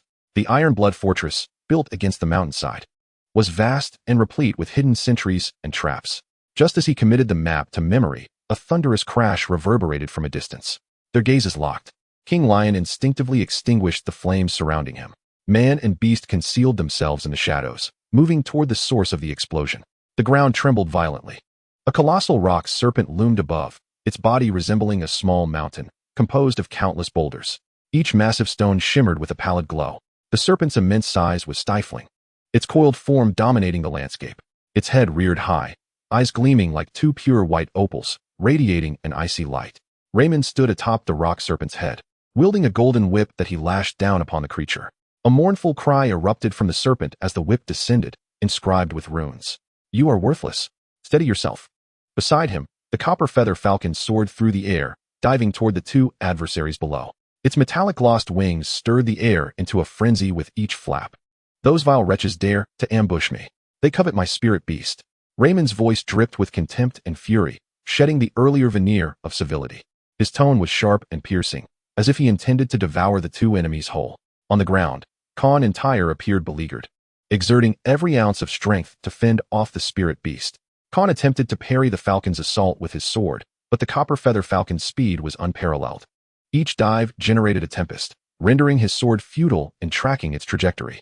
Tyre raised his massive axe, swinging it fiercely at the rock serpent's body. Yet, the axe merely struck the stone with a dull thud, failing to budge even a fragment. The rock serpent roared in anger, violently whipping its tail, sending Tyre crashing to the ground, blood spilling from his mouth. Observing this, Khan's beast-controlling rune flared brightly as he conjured a water arrow aimed at Raymond, seeking a decisive strike. The copper feather falcon, however, swiftly conjured a wall of wind in midair, dispersing the water arrow upon impact, rendering it harmless to Raymond. Damn it! Khan cursed under his breath. Realizing their inability to breach the enemy's defenses, he and Tyre exchanged a knowing glance and turned to flee without hesitation. Thinking of escaping? I'll see you dead. Raymond roared in fury, madness igniting in his eyes as he released another spirit beast ball. The ball arced through the air, radiating with light, from which a golden mastiff leapt forth. The mastiff, draped in golden fur, was muscular and imposing, its sharp claws producing a piercing sound against the ground. It opened its massive jaws, revealing gleaming fangs, and charged after Khan and Tyre. Aelin, concealed among the boulders, silently observed the unfolding chaos. Truly, the noble lineage of the Golden Bloodline boasts an abundance of spirit beasts. Yet at that moment, Aelin's goggles flickered to life, displaying information about the Rock Serpent spirit beast. Rock Serpent, Dragon type, Rock type, Elemental type, Growth stage spirit beast. Bloodline level, Extraordinary. Attributes, Rock, Dragon, Strength.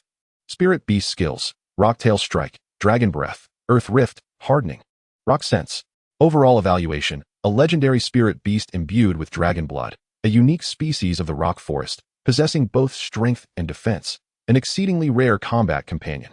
Aelin exhaled slowly, a swell of emotions stirring within him. Bloodline level, Extraordinary. Chapter 25, Side Quest. On the high platform, the night breeze was cool, gently caressing Aelin's face. The moonlight bathed the earth, casting a hazy silhouette of the fortress's contours. The surroundings were enveloped in an eerie silence, broken only by the distant sounds of battle that gradually faded into the gentle breeze, shattering this rare tranquility. Extraordinary bloodline, Aelin murmured, his voice barely concealing the astonishment that surged within him. He took a deep breath, striving to quell the tumult within his heart. Truly, a noble of the Golden Bloodline, the Baron of the Hill of Rock, to casually summon a spirit beast, and it too bore an extraordinary bloodline. Moreover, that creature was an astonishing 8 meters long. Such development was seldom seen, even among the colossal rock pythons. The Lion King's lips curled into a mischievous smile, his excitement directed toward the vanishing trio. What nefarious scheme are you concocting? Aelin inquired playfully, ruffling the Lion King's mane. The Lion King turned, his gaze cunning. Of course, it's about murder and plunder, brother. Isn't this precisely the extraordinary bloodline you've been seeking? Aelin chided with a laugh. Where did you learn such things? Hee hee. It's all thanks to your excellent teaching, brother, the Lion King replied. Aelin shook his head. I certainly did not instruct you in such matters. Do not cast aspersions upon me. However, it must be said, nobles in novels are generally not of the virtuous sort. Just look at that flushed visage of his. It rivals the color of my left arm. Most likely, he has exhausted his health through excess, relying on drugs for sustenance. How pitiful for the innocent women of the hill territory. Upon hearing this, the Lion King's eyes sparkled with sudden insight. Or perhaps the innocent men as well. I saw him leering at that long-eared human in the round table hall, grinning wickedly. The long-eared human? You mean Fenda, the elf? Aelin strained to recall the elf's name, questioning with skepticism. Indeed, that is him, the Lion King asserted confidently. Aelin mused to himself. Who has he learned all this from? He must have stumbled upon some peculiar texts at the Fong Fortress. I shall have to investigate thoroughly upon my return. During their training sessions, the Lion King was often seen perusing the Hunter's notes. Out of curiosity for the novel, and with the Lion King's persistent pleas, Aelin had eventually consented to teach him a few words daily. To his surprise, the Lion King's progress was rapid. And recently he had even accompanied Aelin to borrow books. Aelin stated earnestly, even if we truly intend to act, we would not be able to contend with those 3 spirit beasts in the short term. Should we be besieged by other beast tamers, it would be even more perilous. We must deliberate carefully. Haste is unwise. The Lion King nodded. All right, I will heed your counsel. The earlier cacophony of battle had drawn away most of the black beasts, and the duo, a man and a lion, navigated the marked path on the map, successfully entering the Iron Blood Fortress's interior. Corpses lay piled high, some suspended from wooden beams by coarse hemp ropes, swaying feebly with the rancid breeze. A few grotesque black beasts were gnawing at the remains, reduced to mere skeletons, producing a low, ghastly crunching sound. The air was thick with the stench of blood mixed with a sour odor, so pungent it was nearly suffocating. Just then, a ghostly purple flame manifested once more in the air, accompanied by the Lord's eerie laughter echoing in their minds. A side quest has been triggered. Liberate the 3 imprisoned knights of the Iron Blood Knights from the dungeon. Each liberation will reward participants with 10 points. Failure incurs no penalties. Shortly thereafter, a violent explosion erupted from the fortress's opposite side. Aelin hastily glanced at the beast skin map in his hand. The map marked several key locations within the Iron Blood Fortress, including 2 dungeons prominently featured.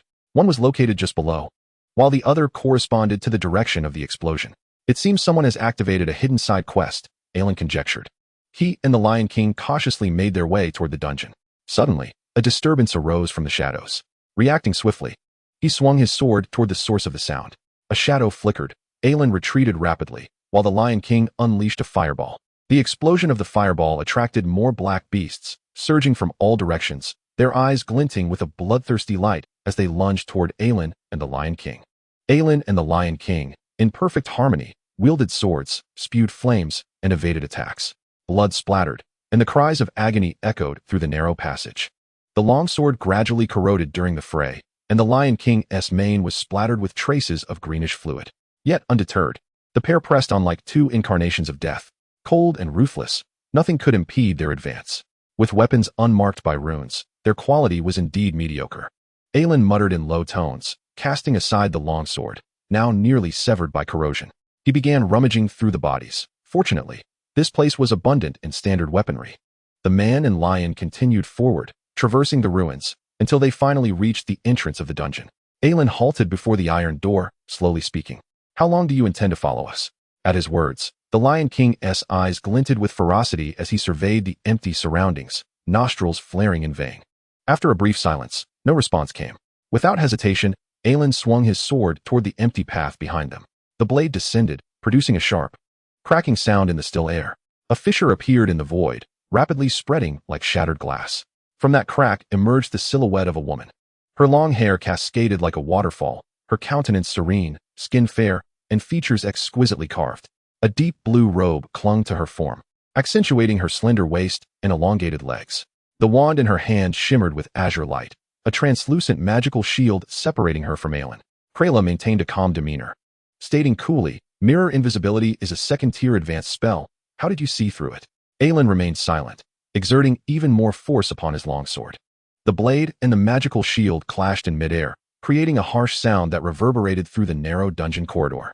Krayla's tone remained frosty. "There's no need for your futile efforts. Without the enhancement of body cultivation techniques, it is impossible for one with your meager rank as a beast tamer to shatter a magical shield. I follow you without malice. I merely wish to collaborate." A crimson glow flickered in her eyes, and her dark red left arm became increasingly vivid. Aelin's muscles tensed, akin to a coiled beast, as his power was unleashed in that moment. The power of frenzy surged forth, overwhelming with ferocity. Crack! The magical shield developed a fissure, and for the first time, a hint of shock and panic crossed Krayla's composed visage. With a soft sound, the magical shield shattered. In the next instant, the sharp blade pressed toward Krayla's throat, the cold light reflecting off her alabaster neck, her skin quivering slightly in apprehension. Simultaneously, Krayla's wand was poised against Aelin's chest, its tip pulsating with overwhelming magical energy. As if with a mere thought, she could send him reeling.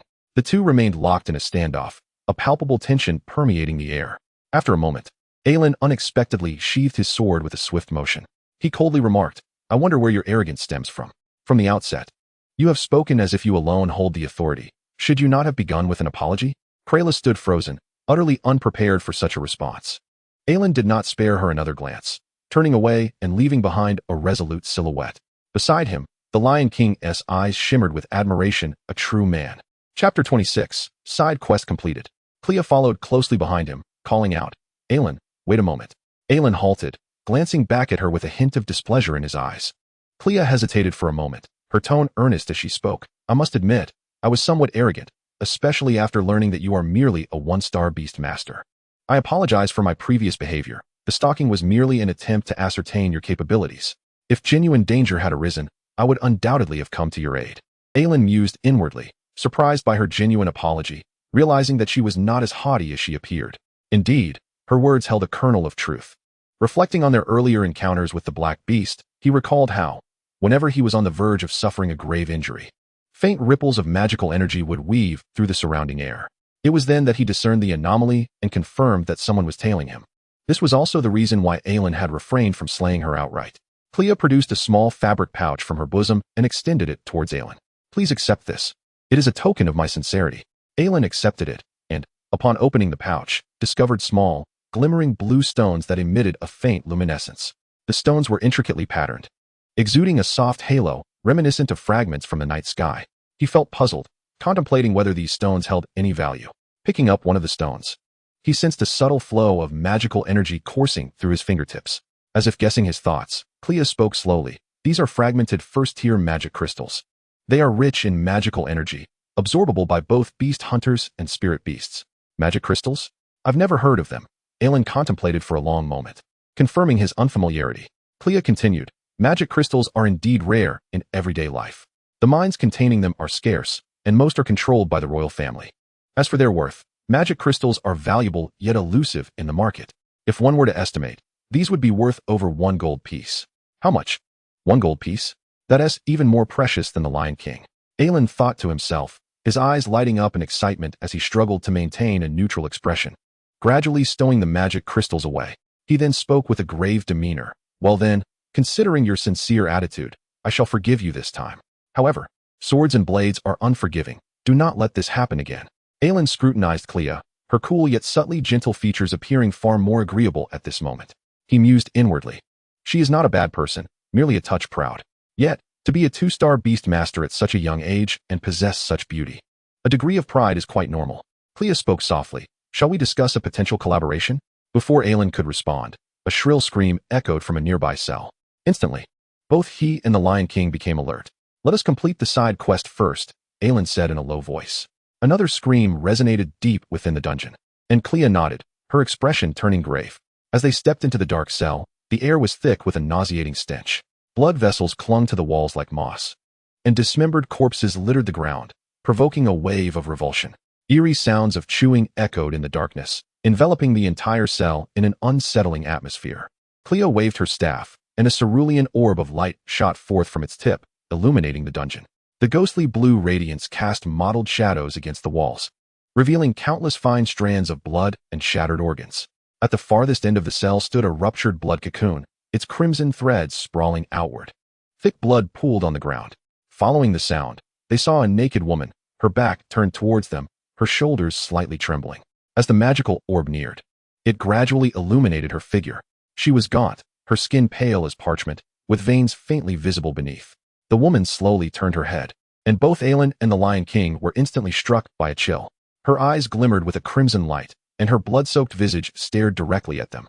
The corners of her mouth, smeared with flesh, curled into a grotesque grin, stretching wider until it split her skin down to the roots of her ears, revealing a mouthful of decayed teeth.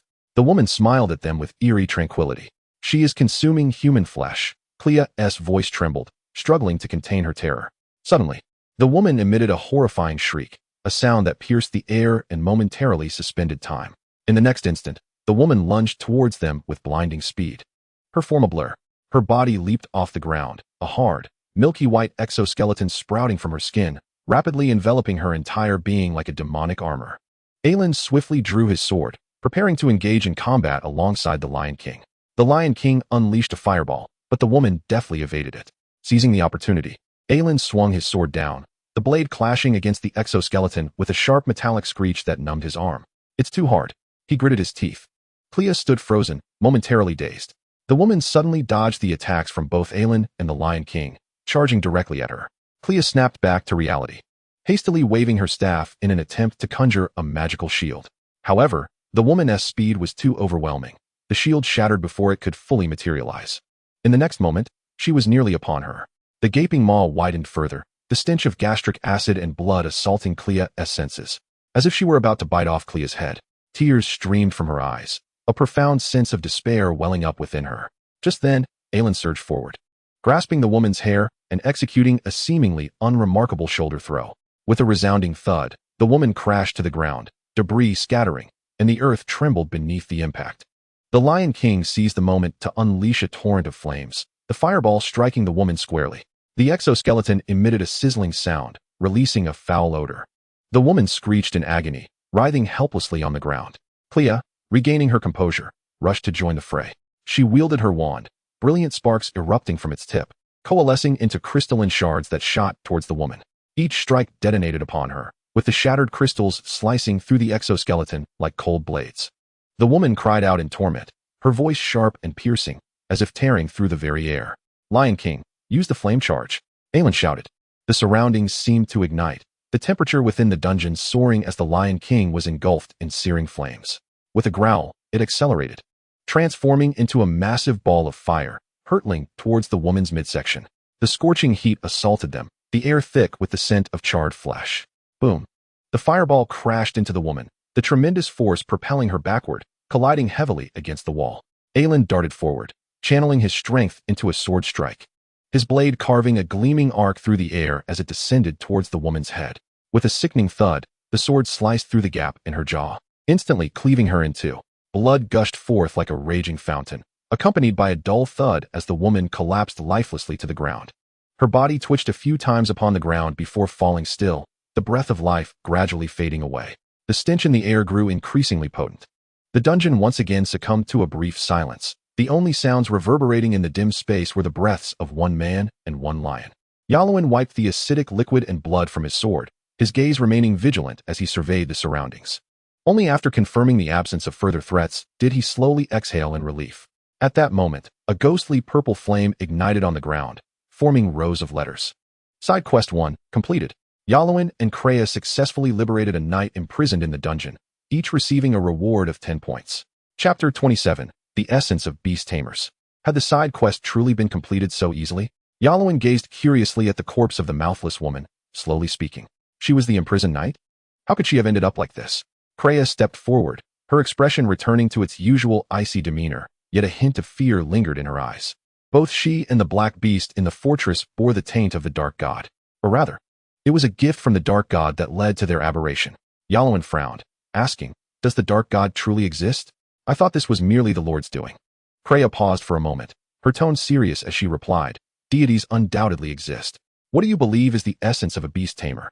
Yalowin was momentarily taken aback, not comprehending why she would pose such a question. After a moment of contemplation, he uncertainly responded, "The essence of a beast tamer. Could it be a gift?" Kreia replied slowly, "Indeed.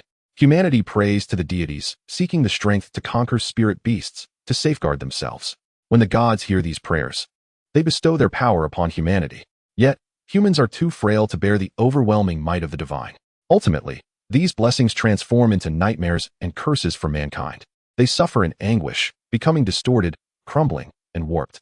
Thus, the gods once more grant their blessings, guiding humanity to master the power of runes, unlocking the realm of beasts, and embarking upon the path of the extraordinary. Prayer and blessing. This is the essence of an extraordinary beast tamer." Yalowin's understanding dawned upon him. So the dark god's blessings more readily led to distortion and aberration? Kreia nodded. "Yes, at least that is how it is recorded in the Academy's tomes."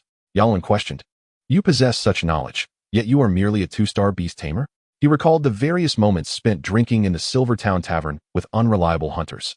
Clearly, this individual before him aligned more closely with his image of a high-ranking beast tamer. Moreover, from her earlier mirror invisibility and magical shield to the various flamboyant skills she had just displayed, the total number of skills she had enacted had far exceeded that of a 2-star beast tamer. Kreia paused briefly, then stated, "I am a beast mage." "A beast mage?" "Indeed. To put it simply, the primary distinction between a beast mage and an ordinary beast tamer is that a beast mage can only contract a single spirit beast of their destiny. At least, that is the case before reaching 6 stars. However, a beast mage can deconstruct, learn, and inscribe various spells. In terms of combat strength, they are even more formidable than their peers of the same rank."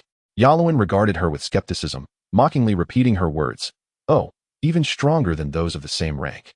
Kreia's cheeks flushed slightly as she retorted, "That is simply because I rarely venture out to hone my skills. With a few more experiences, I will naturally adapt to combat." Just then, the ghostly purple flames on the ground flared up once more, the letters rearranging into new formations. Side Quest 1, completed. Torjin successfully liberated a knight imprisoned in the dungeon, reward of 10 points. Side Quest 1, completed. Fendariel successfully liberated a knight imprisoned in the dungeon, reward of 10 points. All side quests completed. Yalowin sighed in exasperation. Why didn't they complete the tasks together? That's 20 points lost for no reason. Such a waste. Kreia replied slowly. The biases between people are inherently difficult to eliminate, especially the enmity between elves and dwarves. This is also why I sought your collaboration. Collaboration in what? During the last Secret Realm quest, our team barely passed the final trial. Yet, Khan and Thayer suddenly launched a surprise attack, killing all members except for me. As you witnessed earlier, casting spells requires time and intervals, and I am not adept at close combat. I hope you can protect me." The Lion King, who had been quietly on guard nearby, let out a low growl upon hearing this, his eyes flashing with anger. It was those two detestable fellows. Betraying their comrades was truly despicable. Yalowin furrowed his brow, asking, "What is the reward? What equivalent item do you desire? As long as I possess it, I can provide it to you," Kreia answered. Yalowin's eyes brightened. "Do you have a spirit beast of legendary bloodline?" Kreia looked at him with exasperation. "No. And even if I did, that wouldn't be an equivalent item." Yalowin replied slowly, "I am only interested in that. I have no particular desires for anything else." She turned her gaze to Yalowin's left arm, contemplating for a moment before saying, "The dark red left arm, blood-colored eyes, silver-white hair, and extraordinary strength. These peculiar traits on you should also be a form of blessing. Perhaps I can assist you in searching the Academy's tomes to attempt to unravel these curses." Yalowin's heart raced with excitement. "What place is this academy you speak of?" Kreia answered, "The Elshia Magic Academy, the oldest magic academy in the central continent, as well as the birthplace of spells and rune power." Yalowin replied, "Deal." They then discussed the specific details of their collaboration. The reward expanding from merely unraveling curses to also including research on various materials on a daily basis. Subsequently, the two shook hands, both satisfied with the agreement.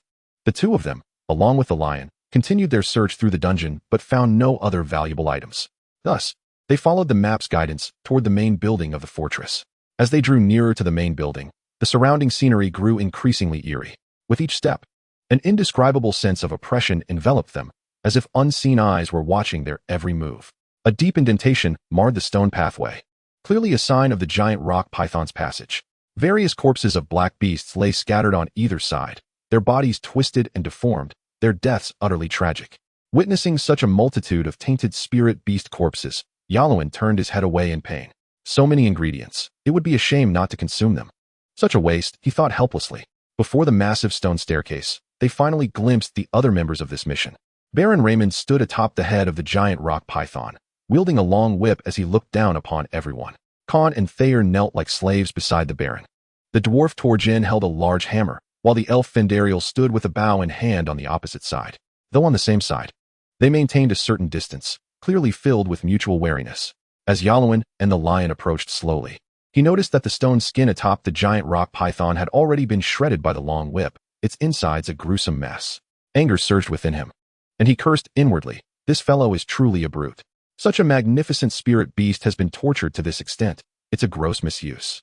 Kleia discerned the subtle shift in Alon's demeanor and promptly conveyed a telepathic warning. "Do not harbor any thoughts regarding the giant rock python. Raymond possesses an array of formidable spirit beasts and magical artifacts, making him quite a challenge to contend with."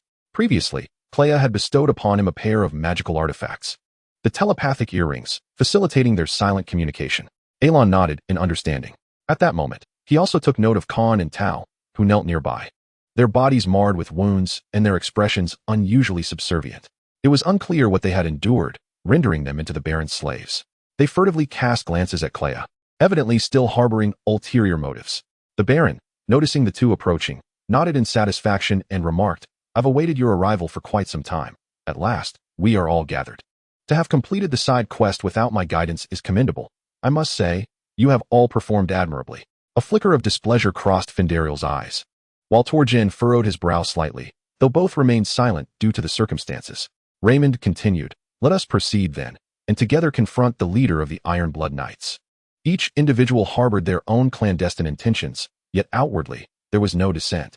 As they traversed the path, every shadowy beast encountered was effortlessly crushed by the giant rock python, allowing the group to reach the main hall of the fortress unimpeded. Before the hall, blood-red roses swayed in the chilling night breeze, both eerie and exquisite. At the center of the grand hall, what was once a colossal blood cocoon lay shattered, leaving only blood vessels resembling cobwebs sprawling across the expanse. A creature, half man and half insect, knelt on one knee, its long sword plunged into the ground, facing the principal seat with an air of utmost reverence. Their bodies were sheathed in thick, heavy carapaces, and insect-like wings sprouted from their backs, their features grotesque, akin to demons from the abyss. Coiled beside them were ravenous shadow beasts, poised and awaiting their master's command. Upon the throne, a gaunt figure sat in silence. His visage was withered, his eye sockets deep set, emanating a miasma of decay. The ebony carapace upon him shimmered with a dull metallic luster, and he grasped a rusted greatsword, faint wisps of ghostly fog swirling around it. This was the leader of the Iron Blood Knights, now no longer human, but rather a monster tainted by the corruption of an evil deity. At his feet lay a lion wreathed in ghostly green flames, its ethereal fire intensifying. as if capable of eroding everything in its vicinity. Its dark green carapace enveloped its form, eyes glinting with malevolence. The leader slowly lifted his gaze, scanning the assembly. A voice, aged and hoarse, emerged from his lips. You have finally arrived. Chapter 28. The Ghost Flame Lion. No sooner had he spoken than the knights sprang to their feet, turning towards Elon and his companions. They were half insect, their crimson eyes blazing like the fiends of hell, surging towards the group with murderous intent. Elon swiftly drew his sword, positioning himself alongside the Lion King, shielding Clea behind them. Faced with these monsters corrupted by the evil deity, he mused silently. These foes are formidable. We must exert our utmost efforts. Baron Raymond commanded the giant rock python to advance rapidly. The python raised its head high, unleashing a torrent of fiery breath akin to molten lava. The searing gust instantly enveloped the oncoming insectoid knights, the air distorting under the intense heat of the dragon's breath. And those knights were annihilated in an instant, reduced to charred remnants. Baron Raymond surveyed the battlefield with an air of disdain and indifference. Eliminate these bothersome pests, he ordered coldly. Yes, my lord. Khan and Tao replied in unison, their tones laced with a frigid edge. Without hesitation, they launched their attack, their hands glowing with runic symbols as water arrows and fireballs erupted forth. Baron, the leader of the Iron Blood Knights, repeated softly, his gaze fixated on Raymond, brimming with murderous intent. The battle within the hall raged on. Torjin wielded his massive hammer, his right hand illuminated by the unique beast-controlling runes of the dwarven kin. Behind him, the spectral form of a flame lizard began to materialize. The lizard exhaled a torrent of fiery breath, reducing the approaching knights to ashes. Findariel, from a distance, drew his bowstring, releasing a wind-split arrow that accurately pierced the skulls of their foes. Despite the tension between them, the two coordinated seamlessly, fending off the enemy's advance. Keep an eye on the surrounding shadow beasts. They are swift, Elon cautioned, his blade swiftly slicing through another knight's throat, blood gushing forth. Clea nodded, her wand emanating an intense blue light. Multiple arcane blades shot forth instantaneously, scattering and vanquishing the encircling monsters. Just then, the Lion King abruptly halted, its gaze fixated on the slumbering ghost flame lion atop the dais. It seemed to sense an imposing aura emanating from the higher being. Roar! The Lion King unleashed an enraged roar, breaking free from the bloodline suppression. Flames ignited around it as it launched a fierce assault on the surrounding enemies. Elon noticed the Lion King's unusual behavior and hastily lowered his goggles, which still displayed indecipherable symbols. Not even its data is available. He frowned. Clea speculated. It must be an evolved form of the young fire lion in its maturity phase, having resisted the corruption of the evil deity. It did not transform into a black beast like the other feeble spirit beasts, but instead underwent a unique evolution. Elon was enlightened. An evolved form post-maturity? That would mean it was 3 tiers above the Lion King. He suddenly realized the peculiarities of the trial, inwardly lamenting, if spirit beasts are this powerful, what level must the leader be at? 3 stars? 4 stars? Can we truly complete this trial relying solely on ourselves? He instinctively tightened his grip on his weapon, a flicker of concern crossing his eyes.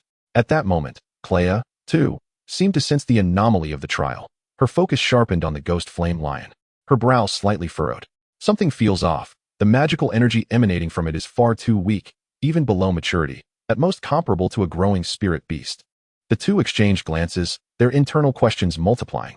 Upon the dais, the ghost flame lion gradually opened its eyes, still drowsy, casting a casual glance at the Lion King. Appearing utterly disinterested, the leader of the Iron Blood Knights smiled faintly and murmured, "Go on, play with it, don't sleep anymore." With that, the ghost flame lion slowly rose, yawning lazily, clearly still drowsy. Its steps were somewhat unsteady as its massive form leapt from the dais, nearly losing its balance. Its entire body was enveloped in dark green carapace, exuding an imposing aura. The ghostly green flames swirled around it, and despite its unsteady footing, each step radiated a formidable pressure, as if a harbinger of doom treading upon the earth. The Lion King, sensing the gaze of the ghost flame lion, growled defiantly and approached without fear. The ghost flame lion, expressionless, initiated the attack. Dark green flames erupted from its maw. The Lion King adeptly evaded, yet it still felt the searing heat permeating the air. The eerie flames spread, instantly corroding everything they touched, leaving behind nothing but charred remnants. The Lion King retaliated swiftly, unleashing a fireball from its maw, hurtling directly towards the spectral flame lion. In response, the spectral flame lion opened its own maw, releasing a fireball of its own. The fiery orbs, one crimson and the other emerald, collided midair. The red fireball shattered instantly, scattering sparks that vanished into the air. The spectral flame lion remained unfazed, yawning with a hint of disdain flickering in its eyes. Nevertheless, it maintained an overwhelming dominance over the Lion King. With a series of swift movements, it unleashed multiple bursts of ghostly green flames. The Lion King dodged desperately, yet one of the flames struck its body, swiftly corroding much of its fur. It trembled slightly, gritting its teeth to endure the pain, resolutely standing its ground. This creature's strength and speed far surpassed that of the Lion King. Aelin felt a surge of anxiety, poised to intervene, but the Lion King emitted a low growl, halting him. "Brother, this is my battle. Do not interfere." Aelin's heart jolted, and he nodded, swiftly turning to confront the other knights attempting to close in. With a sharp edge, he repelled the encroaching monsters one by one. "Are you truly all right?" Kreia inquired with concern. "Let it try again. I have faith in him," Aelin replied slowly.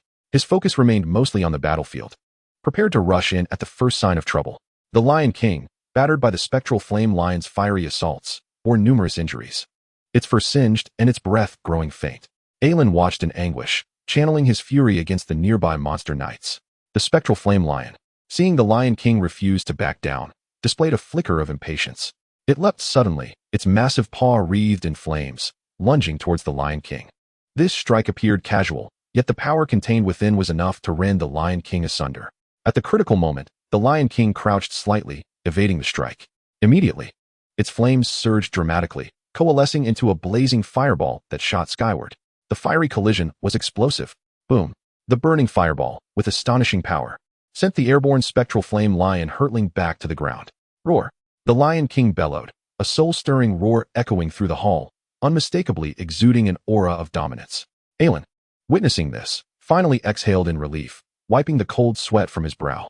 He gave a thumbs up to the Lion King and smiled. "Outstanding." The Lion King, significantly corroded by the spectral flame lion's flames, bore singed fur and one eye partially closed, yet it stubbornly smiled back at Aelin, pride radiating from its expression. Aelin's heart ached at the sight, and he couldn't help but ask, "Will this leave a scar?"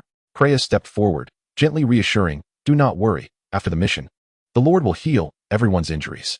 The Lion King will be fine." "That is a relief." The spectral flame lion slowly rose, shaking its head, the previous laziness in its eyes giving way to a burgeoning fury. The earlier collision had not inflicted any real harm, but it had disturbed its slumber. Now, it was enraged. It felt an unprecedented anger, an indignation of a superior being provoked by an inferior, furious beyond measure. "Roar!" The spectral flame lion growled, its aura shifting dramatically as the ghostly green flames around it flared violently, seemingly catalyzed by its wrath, growing more ferocious and searing. The flames surging like waves through the air. The Lion King, though covered in wounds and breathless, stood defiantly, its eyes ablaze with indomitable fighting spirit. The two lions locked gazes, the air thick with an intense atmosphere of impending slaughter. Chapter 29, Tomorrow. From his vantage point, the commander silently observed the chaos unfolding, his expression devoid of emotion. "Roar!" The spectral flame lion growled deeply, its flames dancing violently along its form, madness gradually eroding its reason. Just then, Baron Raymond intervened, commanding the mighty rock python into the fray, disrupting the standoff between the two lions. "Let this farce end here," Raymond sneered, his tone dripping with arrogance. The massive rock python advanced like a moving mountain, crushing all obstacles in its path. Terrifying energy coalesced in its maw to a peak. In the next moment, a searing dragon breath erupted, barreling towards the commander. The spectral flame lion leapt abruptly, exhaling ghostly green flames to intercept the dragon breath head-on. The two cataclysmic forces collided midair, producing a deafening roar. Flames and dragon breath intertwined, their violent energy waves shattering the surrounding stone pillars. The commander rose slowly, his taut muscles cracking with tension. His gaze was as frigid as ice, his presence that of a reaper wielding a colossal sword. Torbran let out a roar, leaping with intensity, his massive hammer crashing down towards the commander's head. The commander cast a disdainful glance, sidestepping Torbran's attack with ease. He retaliated with a swift strike of his sword, sending the dwarf staggering back several paces. The blade, engulfed in searing flames, sliced through the air, and Torbran felt as though a mountain had fallen upon him, his throat stinging as he coughed up blood. At that moment, dazzling runes of beast control erupted around them. Torbran, stifling his pain, summoned the fiery lizard's phantasm behind him, unleashing a torrent of crimson flames. Fendrel narrowed his eyes, drawing back his bowstring, sending wind-splitting arrows streaking towards the commander, aimed directly at his vital points.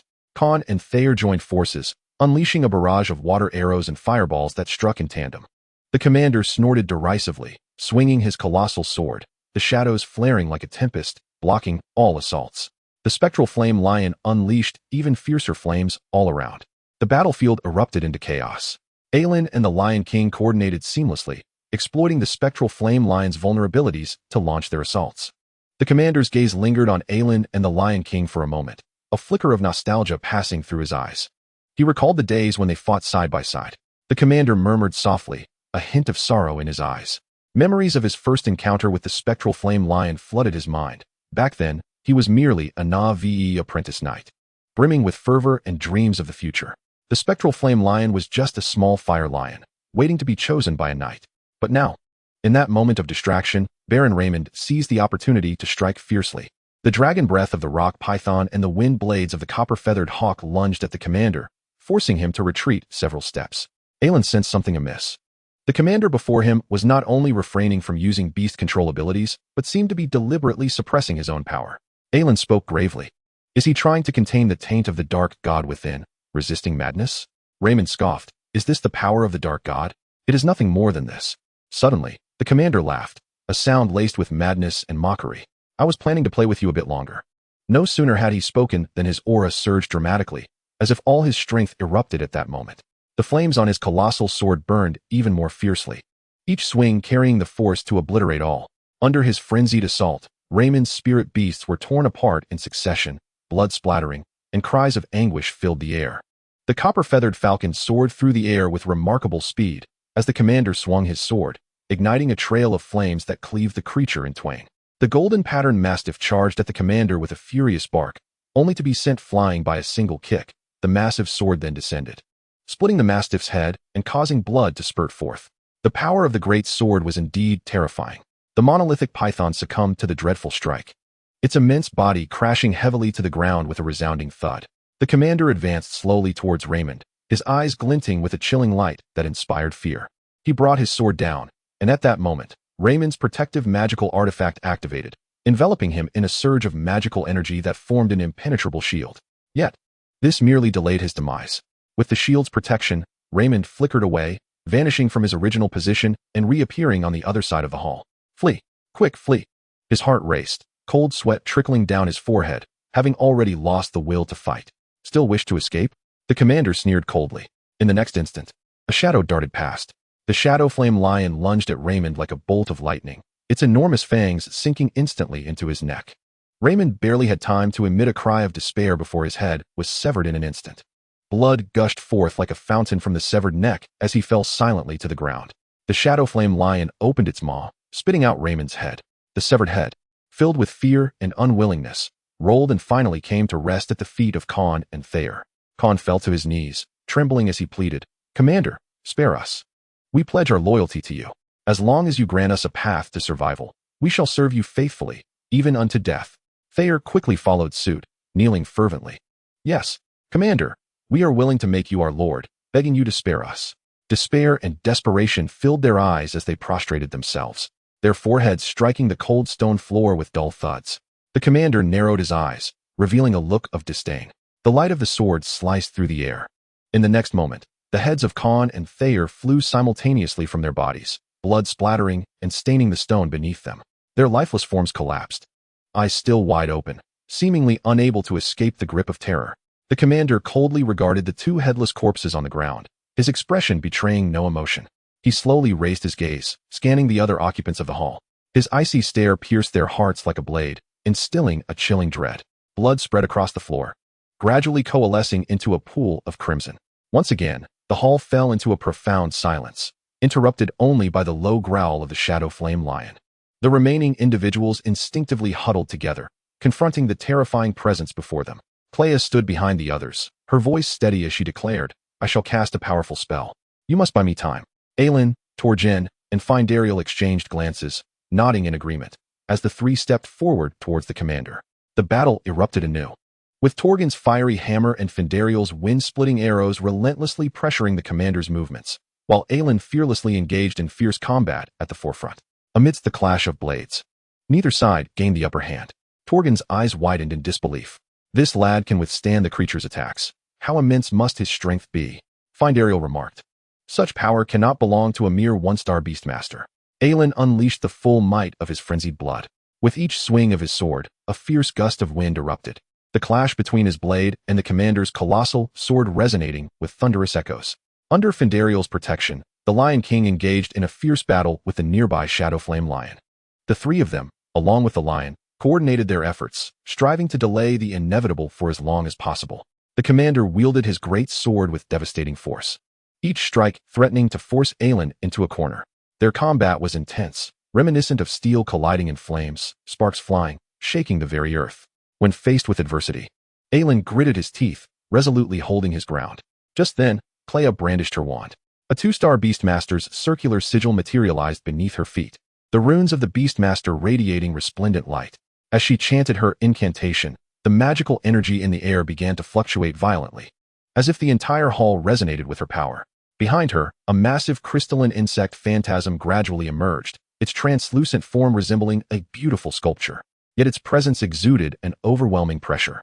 The power of the crystalline insect surged through the air, coalescing into a gigantic crystalline sword. With a sharp cry from Clea, the sword lunged towards the commander. The blade shimmered with blinding light, as if it could tear through anything. The Shadowflame Lion sensed the impending danger and leapt to intercept, its eerie green flames igniting in an attempt to withstand the sword's assault. However, in the next instant, both the Shadowflame Lion and the commander fell beneath the blade. The hard carapace emitted a deafening crack, as greenish blood gushed forth from their bodies.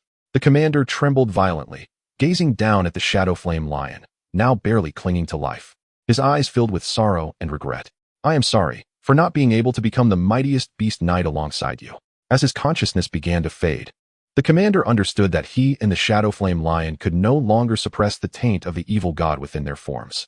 Once his awareness completely dissipated, they would succumb entirely to the monsters that knew only slaughter. He took a deep breath, calmly meeting Aelin's gaze with a hint of earnestness in his eyes. Kill us. Grant us release. Aelin paused, then quietly inquired, what is your name? The commander offered a bitter smile, shaking his head. We are merely knights of the Iron Blood Order. Aelin solemnly nodded. In the next moment, his Beastmaster sigil burst to life, with lightning enveloping his left hand.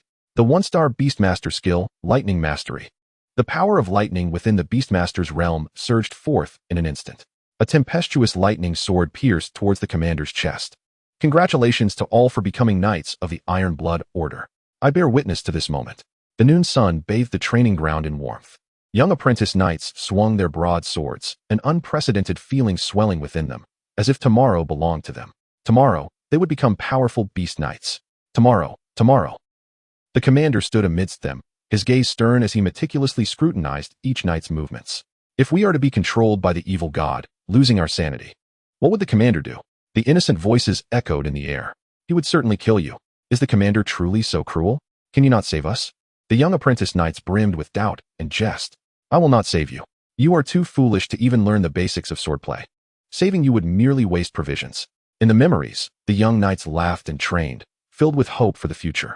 I am sorry for not being able to protect everyone. The eerie purple flames manifested, and the Lord's sinister voice reverberated within the hall. The main quest has been completed, and the leader of the Iron Blood Knights has perished. Each participant is rewarded with 50 points, and they return. Aelin felt a sudden darkness envelop him, swiftly losing consciousness. In the next moment, they found themselves back in the round table hall. Silence reigned among the crowd. Chapter 30, Special Rewards. The mission was accomplished, and all were healed. The Lord materialized like a purple mist, drifting through the hall before vanishing from sight. A divine light shone down from above the round table hall, enveloping everyone in a warm embrace. In that instant, all injuries were miraculously healed. Flesh reformed, and hair regrew. The Lion King, whose body had been largely corroded by ghostly flames, began to mend at a visibly rapid pace. Before long, his entire body glistened, his singed fur rejuvenated, and even his claws returned to their perfect length. The fatigue that had weighed upon everyone dissipated instantaneously, leaving them invigorated. The dwarf Torjin flexed his previously swollen arm, the fractured bones within now whole. He marveled, is that all it takes? This is astonishing. Such a fuss. Doesn't your dwarven race possess a healing spring? Oh right. I forgot your lava springs are incapable of healing, Finderil interjected with a roll of his eyes. Just as Torjin was about to retort, he suddenly paused, as if struck by a thought. Uncharacteristically smiling, he reached for Finderil with one hand while gripping his hammer with the other. I completed the side quest first. and I am willing to accept my fate. Surely, the esteemed elf will not renege on our agreement? Findral's long ears twitched. This time, you were merely fortunate. Reluctantly, he rummaged through his spatial ring for an eternity before producing a crystal stone rich in water elements and handing it to Torjen. No way. This is far too small. I want to accept it. Aelin watched the bickering duo with a helpless shake of his head. He turned to the side and inquired of Kreia, "Are you all right?" "I'm fine," Kreia replied, glancing down at the bracelet on her wrist, one of its sharp crystals now dimmed and devoid of color. "Is this a magical item?" Aelin asked. "Indeed, it is the magical bracelet, the Ring of Radiant Blades. It can cast 4th-tier magic, the Radiant Greatsword, twice," Kreia affirmed with a slow nod. Findral's eyes widened in realization. "No wonder the magic you cast earlier was so formidable. It turns out to be 4th-tier magic, akin to the spirit beast skills released by a 4-star beastmaster." Torjen stroked his beard thoughtfully. "What is the current state of humanity? A white-haired, red-handed individual of immense strength is merely a 1-star beastmaster, and one who can wield 4th-tier magic is only a 2-star beastmaster. Monsters. They are all monsters. The parts of spirit beasts rich in magical energy can be crafted into magical items. Generally, magical items related to attack and defense have usage limits, whereas storage-type magical items, though lacking usage limits, possess a finite lifespan. The magical energy consumed when activating a magical item is roughly equivalent to that required for a normal casting. Hence, Torgen's astonishment was palpable. After all, a 2-star beastmaster's total magical capacity within their spirit beast space is not even in the same realm as that of a 5-star beastmaster. Even merely activating a 5th-tier spell signifies an exceptionally rare talent. At that moment, the Lord's figure reappeared, his sinister laughter echoing through the air. "Have you all rested well? Now, let us commence the distribution of rewards." Hee. His words invigorated the crowd. For this mission, Aelin and Kreia received a moderate evaluation, earning an additional 10 points. Torjen and Findral received a passing evaluation, with no extra rewards. Aelin, Torjen, and Findral were granted a newcomer reward for their initial completion of the task. A newcomer reward? Aelin's eyes lit up. Runes coalesced in the air, and a rewards list materialized before them. Aelin's previously empty list transformed, the points in the upper right corner shifting from 0 to 80. A treasure chest icon loomed large in the center of the list, labeled Newcomer Reward. Aelin was momentarily speechless, glancing at the floating lord. It truly suited his style, he mused silently before pointing at the treasure chest. In the next instant, he found himself enveloped in mist. To his astonishment, the others had vanished from the hall, leaving only him, the Lion King, and the hovering purple mist. The Lord's voice, dripping with malice, echoed, "Fear not, I value privacy here. Unless you voluntarily reveal it, you shall not see what rewards the others have exchanged." The text on the list continued to materialize. Newcomer Reward 1. You may select one Spirit Beast Cultivation material as your reward. Please choose a Spirit Beast attribute. Access to material exchange permissions has been unlocked. Thereafter, you may exchange materials with points on the list. Newcomer Reward 2. You may choose one item from the following list as your reward. Access to equipment exchange permissions has been unlocked. Thereafter, you may exchange weapons, armor, and magical items with points on the list. Equipment list. Weapon, Corrupted Broken Eternal Flame Blade. Repair cost, 500 points. Rank, unable to assess. Description, this is a fire attribute runic weapon, a broken great sword tainted by the power of an evil god. Though the evil god's influence has been purged, the sword's original power remains damaged. Once repaired, it can unleash a devastating fiery slash. Its might is formidable, terrifyingly so. It aligns with fire attribute spirit beast skills and combat techniques. Weapon, Raymond Petal Whip. Rank, extraordinary. Description, this is a finely crafted multi-attribute runic weapon. Composed of sharp golden petal-shaped blades linked together, it forms a fluid metallic whip. It aligns with multi-attribute spirit beast skills and combat techniques. Note, a legacy of Baron Raymond. A weapon of artisanal craftsmanship. Aelin quickly steadied his racing heart, discerning the cleverness behind the rewards. Most of these rewards had originated from the previous mission, whether it was the eternal flame blade wielded by the leader or the golden whip of Baron Raymond. The only genuine reward from the Lord seemed to be the spirit beast cultivation materials in Reward 1. How miserly, he silently cursed. Suddenly, he froze, his breath quickening. Newcomer Reward 3. You may choose one from the following list as your spirit beast reward. Access to spirit beast exchange permissions has been unlocked. Thereafter, you may exchange spirit beasts and spirit beast eggs with points on the list. Spirit beast, giant rock python. Description, dragon type, rock type, elemental type, growth stage spirit beast. Bloodline level, extraordinary. Attributes, rock, dragon, strength. Spirit Beast, Water Slime. Description: Unique type, Elemental type, Juvenile stage Spirit Beast. Bloodline level, Inferior. Attributes: Water. Spirit Beast, Fire Slime. Description: Unique type, Elemental type, Juvenile stage Spirit Beast. Bloodline level, Inferior. Attributes: Fire. Aelin stared at the list, feeling momentarily disoriented. Are you alright, brother? The Lion King nudged him. He snapped back to reality. I'm fine. He surveyed the round table hall, ensuring no one else was present, and finally felt at ease. Gazing at the Lord, who floated with closed eyes, he slowly uttered, Extraordinary bloodline. Behold, the formidable colossal rock python of extraordinary bloodline. After such a protracted search for this transcendent lineage, it has been bestowed upon me with such generosity. The Lord truly exhibits remarkable magnanimity. Aelin felt as though he were ensnared in a dream, devoid of any tangible sensation. Yet, the subsequent rewards from the leaderboard rendered both him and the Lion King breathless, nearly causing them to faint. The special reward granted the privilege to exchange for potions and secret recipes, enabling the exchange of evolution formulas for spirit beasts using accumulated points from the leaderboard. Erasure, Aelin noted. The evolution path for the Little Fire Lion. Special Evolution Path 1.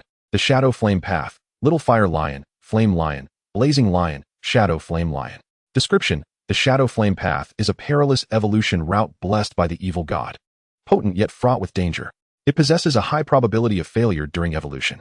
The flames of the Shadow Flame Path transform into a ghostly green hue, possessing formidable corrosive properties. However, once evolved into a Shadow Flame Lion, it will gradually lose its intellect and succumb to an endless cycle of slaughter. Complete exchange requires 2 million points, with options for partial exchange. A special evolution path indeed. Aelin's gaze deepened, quietly marveling at the might of this route, while simultaneously feeling trepidation at the cost of its side effects. Roar. The Lion King let out a low growl, its entire body quivering with excitement. Aelin gently caressed its mane, speaking solemnly. This path is too dangerous. I cannot allow you to become a mere creature driven by bloodlust. We have just completed our first mission and already obtained information on evolution paths. With so many secret realms on this continent, there will surely be other opportunities. The Lion King nodded. I shall heed your counsel, my brother. The words upon the leaderboard continued to flow and generate. Once again, Aelin and the Lion King stood in stunned silence.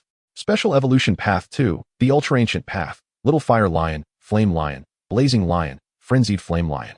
Description: The long-abandoned Ultra-Ancient Evolution Path utilizes frenzied blood as the primary material for evolution, awakening the ancient bloodline within the Fire Lion. It carries an extremely high probability of failure during evolution. The pure essence of ancient flames is harnessed, causing the flames to become even more searing and potent, capable of contending with ancient fire dragons. Upon evolving into a frenzied flame lion, one must periodically release the accumulated frenzy within, lest they be consumed by their own power.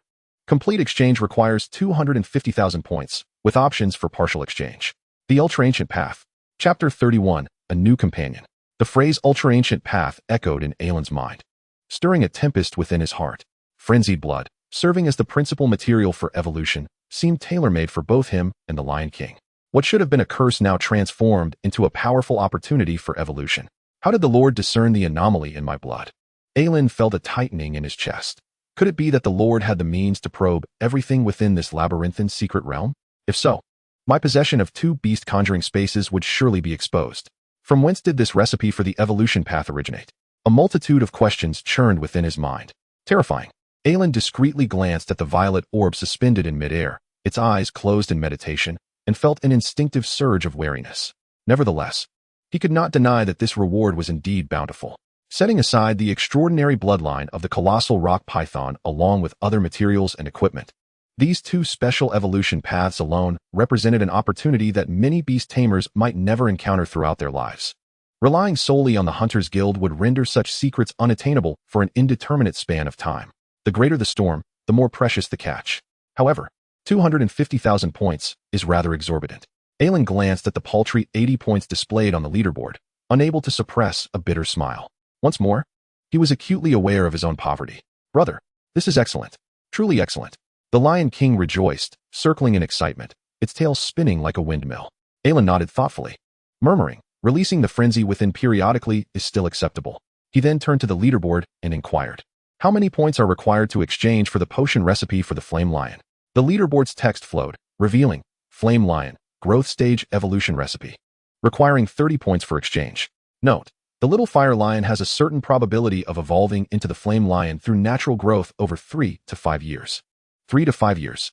By the time the little fire lion evolves, I might very well have perished at the Tooth Fortress. Aelin couldn't help but lament. Will you proceed with the exchange? Yes. The flame lion evolution recipe has been calculated based on the ultra-ancient path, with frenzied blood added as the primary material. Required materials: frenzied blood 50 grams, blazing crystal 15 grams, crimson flame petals 3 pieces, volcanic rock marrow 20 grams, flame heartstone powder 15 grams. Aelin briefly scanned the list, then stored the parchment containing the potion recipe into his spatial ring. He playfully scratched the Lion King's belly, chuckling. I'll prepare this for you when we return. Long live, brother. The Lion King cheered, nuzzling against Aelin's leg. Subsequently, he exchanged for each reward in turn. On the empty stone round table, 2 gleaming golden chests and a colossal sword partially embedded in the ground suddenly materialized. The chests radiated a resplendent light as he approached and slowly opened one. Inside lay several fiery red crystal stones, each appearing as though extracted from molten lava, with flames seemingly flowing within. Aelin secured the fire attribute cultivation materials into his spatial ring. Next, he turned his gaze to the colossal sword. The ever-burning blade was half embedded in the ground, its blade adorned with minute cracks, while fiery runes flickered faintly. Aelin exerted force to withdraw the sword, which emerged with a deep, resonant hum. The moment he grasped the hilt, he felt the concealed ferocity and heat within the blade, along with a staggering weight that made him feel somewhat strained. Although the blade had yet to be fully restored, its latent power resembled that of a slumbering beast. The oppressive aura reminded Aelin of the flamebird greatsword he had seen in the tavern, yet the ever-burning blade was evidently far superior. As he gripped the hilt, a subtle weight bore down upon his arm, and the scorching essence coursed through his body along the blade. How powerful would it be once restored? Aelin glanced at the points required for restoration, letting out a sigh, and quietly resolved to set that thought aside for now. As for Raymond's golden whip, he harbored no interest whatsoever. Although it required no restoration, it was a specially crafted whip belonging to a baron of the Golden Clan. The news of the baron's disappearance would likely soon spread throughout the territory, accompanied by bounties and wanted notices. Carrying this whip would practically announce one's connection to the baron's demise. Turning toward the third chest, Aelin took a deep breath and slowly lifted the lid. In an instant, a blinding pillar of light shot skyward, gradually transforming into the colossal form of the rock python. The immense gray-white serpent rose from the ground, its body composed of stones shimmering with a silvery gray glow, stretching upward with an overwhelming sense of pressure. It stood before Aelin, motionless, its towering form casting a shadow that obscured the light above. Its wounds had long since healed, and the torn flesh atop its head had fully restored, showing no traces of injury. Can you understand my words? As Yalowin slowly began to speak, his voice carried a hint of hoarseness. The colossal rock python lowered its massive stone head, nodding in a somewhat wooden manner, and rumbled, "Why, yes." Yalowin smiled faintly and introduced himself. "I am Yalowin, a beastmaster hunter. Would you be willing to become my spirit beast?" Suddenly, the Lion King interjected. "Hey, brother, you forgot to add trainee." Yalowin quickly covered the Lion King's mouth and shot him a glare, admonishing him not to interrupt. Turning back to the colossal rock python, he asked once more, "So, will you be my spirit beast?" The python appeared somewhat anxious, its gaze evasive, lacking the ferocity it had displayed during battle. It was a stark contrast indeed. Perhaps. It pondered for a long while before asking, "Will you hit me less in the future?" Hearing this, Yalowin felt a pang of sorrow in his heart. He stepped forward and gently embraced the python's descending stone form, patting it softly while reassuringly whispering, "Do not worry, I will never harm you, not ever." The Lion King chimed in, "Rest assured, my brother is quite kind. You will always have me to protect you." "All right," the rock python nodded. "Then let us begin the binding of our contract," Yalowin said. "Very well." Yalowin extended his left hand, gathering his focus. The Blood Beastmaster rune blossomed from the back of his hand, and radiant symbols shot forth, imbued with potent magic, cleaving through the air and hovering around the colossal rock python. The python stood still, its gray and white stones reflecting a blood-red hue under the aura of the runes. Its eyes brimmed with innocence as it quietly accepted the enveloping symbols. As the runes circled around it, its body began to be encased in a series of crimson halos, which gradually tightened until they coalesced into a brilliant red orb. In the next instant, the orb shot into the Beastmaster rune on Yalowin's left arm. The contract was successfully established. Instantly, Yalowin felt a surge of immense power coursing through him. The python's formidable strength merged with his own frenzied blood. It felt as though his very blood was boiling. His muscles expanded, and every bone within him thrummed with explosive energy. His skin became increasingly resilient, as if capable of withstanding even greater assaults. Grasping the ever-burning blade, Yalowin swung it with ferocity. The giant sword felt weightless in his hands, the blade slicing through the air with a fierce whoosh. The slight strain he had felt earlier vanished entirely. Now, he could wield this raging giant sword with ease. The air around him crackled with the force of his movements, swirling like a tempest. The Lion King roared excitedly, "Brother, you are incredible." Indeed. After binding with the colossal rock python, my strength has increased. Yalowin murmured softly, reveling in the burgeoning power within him. Just as he had undergone transformation from the lightning after binding with the thunder egg, he was now being enhanced by the might of the mountains and the primal force of the earth. He retracted the giant sword, exhaling deeply as he acclimated to the tempestuous energy within him. With a flick of his left hand, the Blood Beastmaster rune blazed brilliantly, and a single-star Beastmaster ring materialized beneath his feet. In the next moment, the red orb shot forth, and the colossal rock python materialized in the hall. Yalowin smiled and declared, "From this day forth, you shall be our comrade." The Lion King growled in agreement. "Welcome, little brother." The rock python nodded slowly, its body swaying gently, embodying a charming clumsiness. "Welcome," it echoed. Chapter 32, The Return of the Group. Yalowin summoned the colossal rock python back into the Crimson Blood domain. As he perused the exchange list, he realized with dismay how limited his available items were. Most of the exchangeable spirit beasts and eggs were of ordinary lineage, with rare bloodlines being scarce, only including options like the 3 prestigious families and the copper feather falcon. Yalowin speculated. It seems that the exchange items and permissions on the list are gradually unlocked as tasks are completed. He had always been cautious regarding the contract and cultivation of spirit beasts, which was why he had not exchanged for any additional ones. Next, he spent 20 points to fully exchange for the remaining materials needed for the potion formula. Thus, he concluded this round of task rewards. Glancing at the 30 points left in the upper right corner of the list, he shook his head in resignation.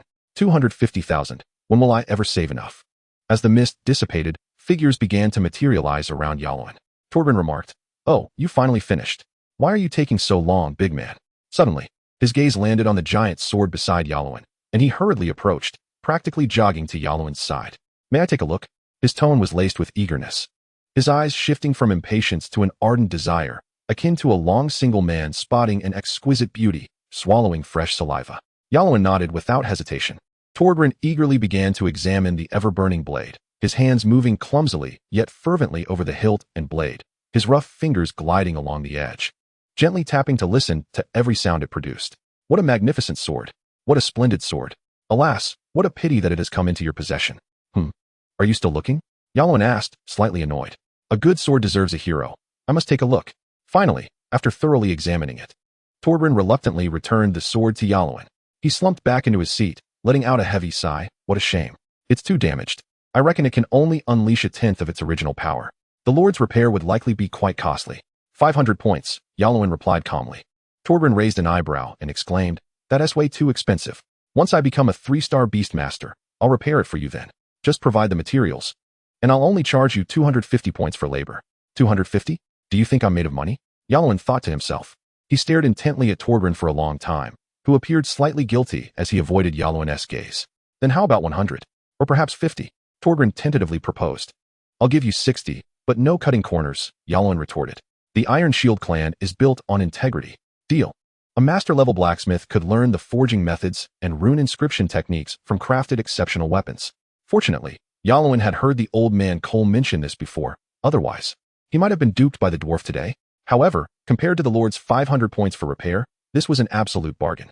Now, all that remained was to patiently await Torbjorn Iron Shield's ascension to 3-star Beastmaster. Suddenly, Yalowin recalled something and inquired of the Lord in the air. "How many points are needed to repair Krelia's magical bracelet?" 100 points, the Lord replied slowly. "There's no need to go out of your way to repair it." Krelia immediately shook her head at this. She continued, "The losses incurred during the mission are normal. There's no need to waste points. If it weren't for your timely use of that magical item, we might have perished at the hands of the captain long ago. This was a sacrifice made for everyone's sake, so it must be repaired." Yalowin spoke with conviction. "Indeed, I concur with Yalowin. The magical bracelet should be repaired." Finderil nodded in agreement. "If it weren't for your sword, we would have been finished. Let us repair the bracelet. If we encounter danger again next time, we will still rely on you." Torbjorn added his support. Kreia hesitated for a moment, letting out a soft sigh, and said, "Very well, Let us share the expenses among four. Thus, each of the four contributed 25 points, collectively shouldering the cost of repairing the bracelet. A dazzling beam of light descended from the heavens, enveloping Krea's wrist. The magical bracelet shimmered gently within the luminescence, the fractured gem gradually regaining its luster, while the shattered runes reassembled, emanating newfound magical energy. The ring of blazing edge was restored. The Lord spoke slowly. The Lion King glanced at the smiling Krea beside him, then at Yalowin, and couldn't help but chuckle. Brother, how come you are so adept at this? Following a series of events, the group gradually grew more familiar with one another, and their trust silently deepened. What has everyone exchanged? Krea inquired, then paused to add. I do not wish to pry into anyone's secrets. It is merely that the Academy possesses a wealth of books and knowledge. I could share insights tailored to everyone's circumstances. Of course, this would be without delving into the core texts of the Academy. This way, we can all grow stronger together and enhance our survival odds in future missions. Torjin smiled, saying, we are comrades who have fought side by side. Sharing information is a trivial matter. Fendariel's long ears twitched slightly, his tone indifferent, as long as it does not involve the secrets of my kin. I have no objections. Yalowin nodded in agreement. Among those present, he alone lacked any formal channels for intelligence. His understanding of beast mastery was merely superficial, and such an opportunity for exchange was invaluable to him. After some conversation, Yalowin learned that Torgin's newcomer rewards were similar to his own.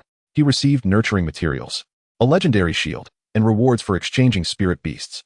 Among the spirit beasts, he had acquired a flame snail, an exceedingly rare creature dwelling deep within the Earth's core, perfectly aligning with his aesthetic.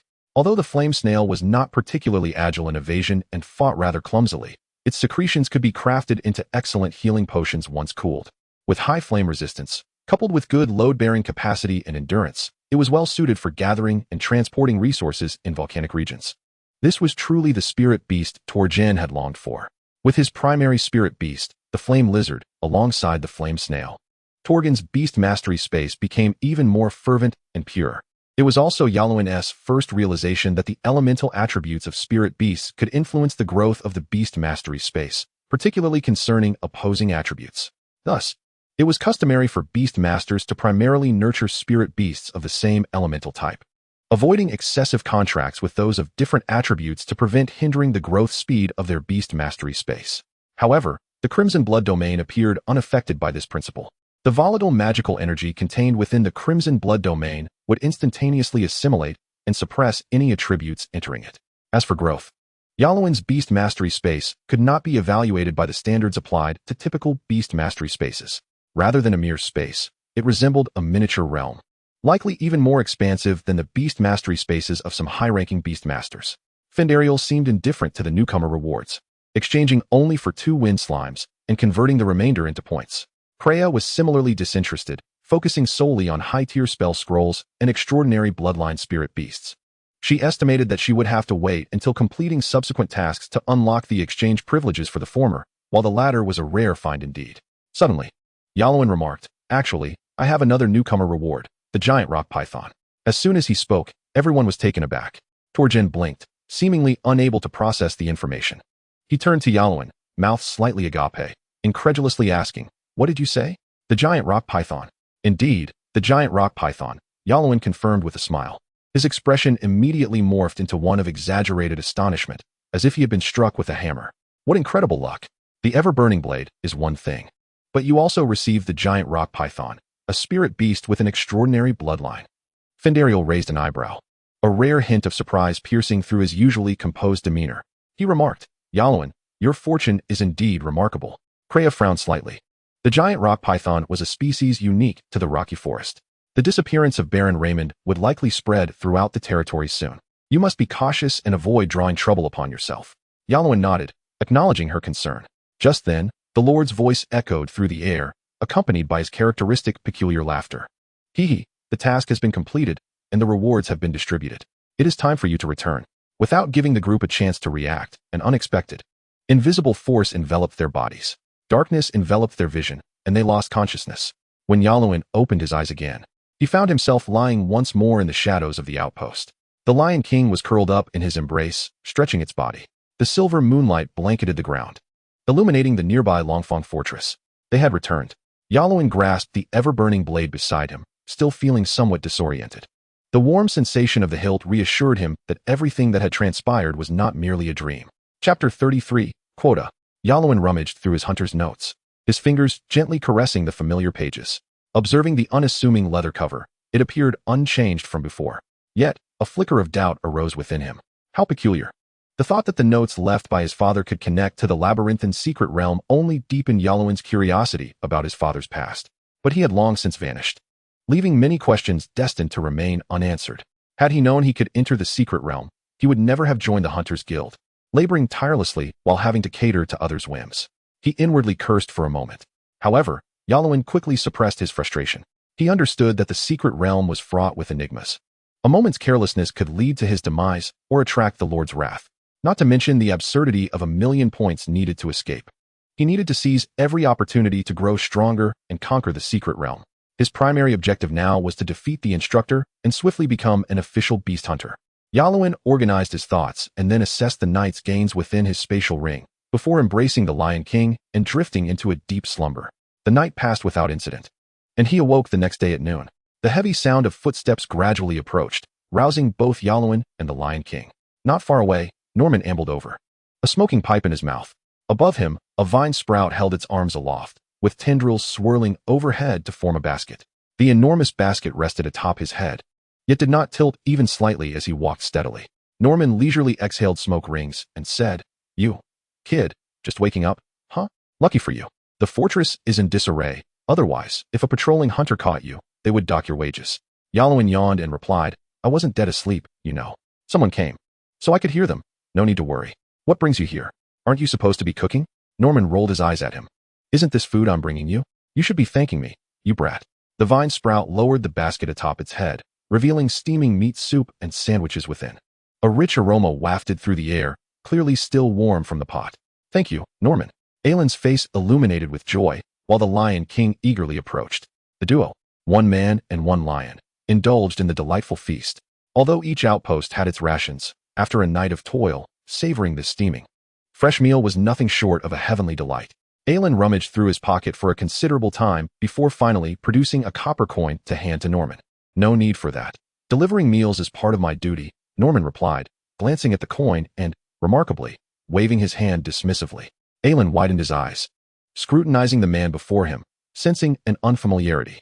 Norman chuckled awkwardly and continued, "But on the other hand, if you offer me a copper coin, I could whip up something special, just for you." Hearing this, Aylin felt reassured, confirming that the man before him was indeed the familiar Norman. Taking a deep drag from his cigarette, Norman's face bore additional signs of fatigue and worry, the creases at the corners of his eyes appearing deeper. He exhaled a series of smoke rings, speaking slowly, "Do not mistake my insistence for greed. I have my reasons.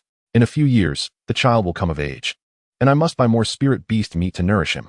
I wouldn't want him to end up like me, unable to access the beast mastery space, destined to live an ordinary life." After a moment of reflection, he quickly corrected himself. Cough. Cough. I shouldn't speak such omens. Aylin observed the weariness etched on Norman's face, stirring a different emotion within him. He swallowed the last bite of his sandwich and tossed a few copper coins to Norman. "Make sure there's plenty of meat. The rest is up to you."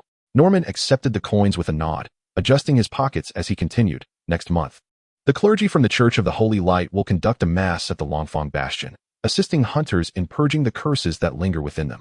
Coincidentally, that day also marks the mid-year assessment for apprentice hunters, the final opportunity to secure a spot for rune inscription. Miss this window, and even if you become a full-fledged hunter, you'll have to wait until next year." Mid-year assessment? Does this world also have performance metrics? Aylin mused quietly. Norman paused, his expression growing serious. "So, if you truly intend to challenge the instructor, it would be best to do so on that day, with the clergy and other captains present. The instructor would have no room to cheat. Of course, that is contingent upon your victory. If you lose, well, life at the Longfang Bastion will be quite unpleasant." Aylin frowned slightly. "Why are you telling me all this today? Weren't you always skeptical about me challenging the instructor?" Norman sighed. It's quite embarrassing to admit. I have been an apprentice beast master at the Longfang Bastion for 20 years, yet I could not withstand the pressure from the instructor. Go ahead and give it a shot. If you lose, at least you can continue cooking for the support team." Aylin suddenly understood. Earlier, in the square, he had faced the terrified hunter wielding a sword without a hint of fear, standing tall even under the pressure of a 3-star beast master instructor. Unlike others who succumbed and fainted, this scene had left a profound impression on Norman, stirring something deep within him. The Lion King and the Vine Sprout frolicked nearby. And after a few more exchanges, Norman rose to take his leave. His silhouette appeared somewhat desolate, and after a few steps, he suddenly inhaled deeply from his cigarette. Turning back to Aelin as if wanting to say something more. Is there anything else? Aelin asked. Norman shook his head and continued towards the Longfong Bastion. In Silvertown, at the Church of the Holy Light, the dim candlelight illuminated the entire chamber. The elderly Bishop Anderson reclined upon a mahogany bed, while other clergy members verified the details for the upcoming Mass. Enough. Let it be as it is. Just follow the process, the bishop declared impatiently. But, my lord, many townsfolk are suffering from the aberration curse. Can we not purify them in advance? They are in great torment, a member pleaded. Let them wait. It is only through this that their faith in the holy light can remain untainted. As for which deacon should attend the Mass at Longfong Bastion next month, I shall consider it further. The others exchanged glances, nodding silently before bowing and departing. Wrapped in a crimson velvet coverlet, Anderson's body appeared unnaturally flushed under the flickering candlelight, contrasting sharply with his otherwise pale and wrinkled visage. Cough, cough. A handsome youth stood by the floor-to-ceiling window, gazing down at the hurried passers-by, while the bishop's cough echoed behind him. Those infected by the aberration curse gathered on either side of the church, continually bowing and praying. The once narrow bluestone path became increasingly congested. On a rainy day, the slippery roads led to a collision between two carriages, splattering mud everywhere. In an instant, curses and wails erupted, plunging the street into chaos. The aberration curse is truly troublesome, Anderson grumbled, glancing at the youth. Charles, come. It is time to heed the Lord's counsel. At this, Charles withdrew his gaze, drew the curtains shut, and slowly approached the bishop's bedside. Chapter 34. Evolution Elixir. Aelin and the Lion King maintained their vigil at the outpost for several more days. Apart from Norman's punctual delivery of 2 meals, it felt as though the duo had been forgotten in this overlooked corner. The surroundings were eerily silent. Even the wind seemed heavy. Standing at the edge of the outpost, Aelin gazed into the distance, observing a procession of injured individuals being carried into the bastion. Their groans mingled with the distant stench, stirring a sense of unease within him. The aberration curse continued to spread. Norman spoke softly. Those goblins who worship the dark gods have gone mad. Although these beasts cannot control spirit beasts, their sheer numbers are overwhelming. Their breeding is akin to locusts, utterly relentless. The beast hunters and city guards suffered heavy casualties, and many nearby villages have been pillaged, with villagers taken captive. I sincerely hope this turmoil concludes swiftly.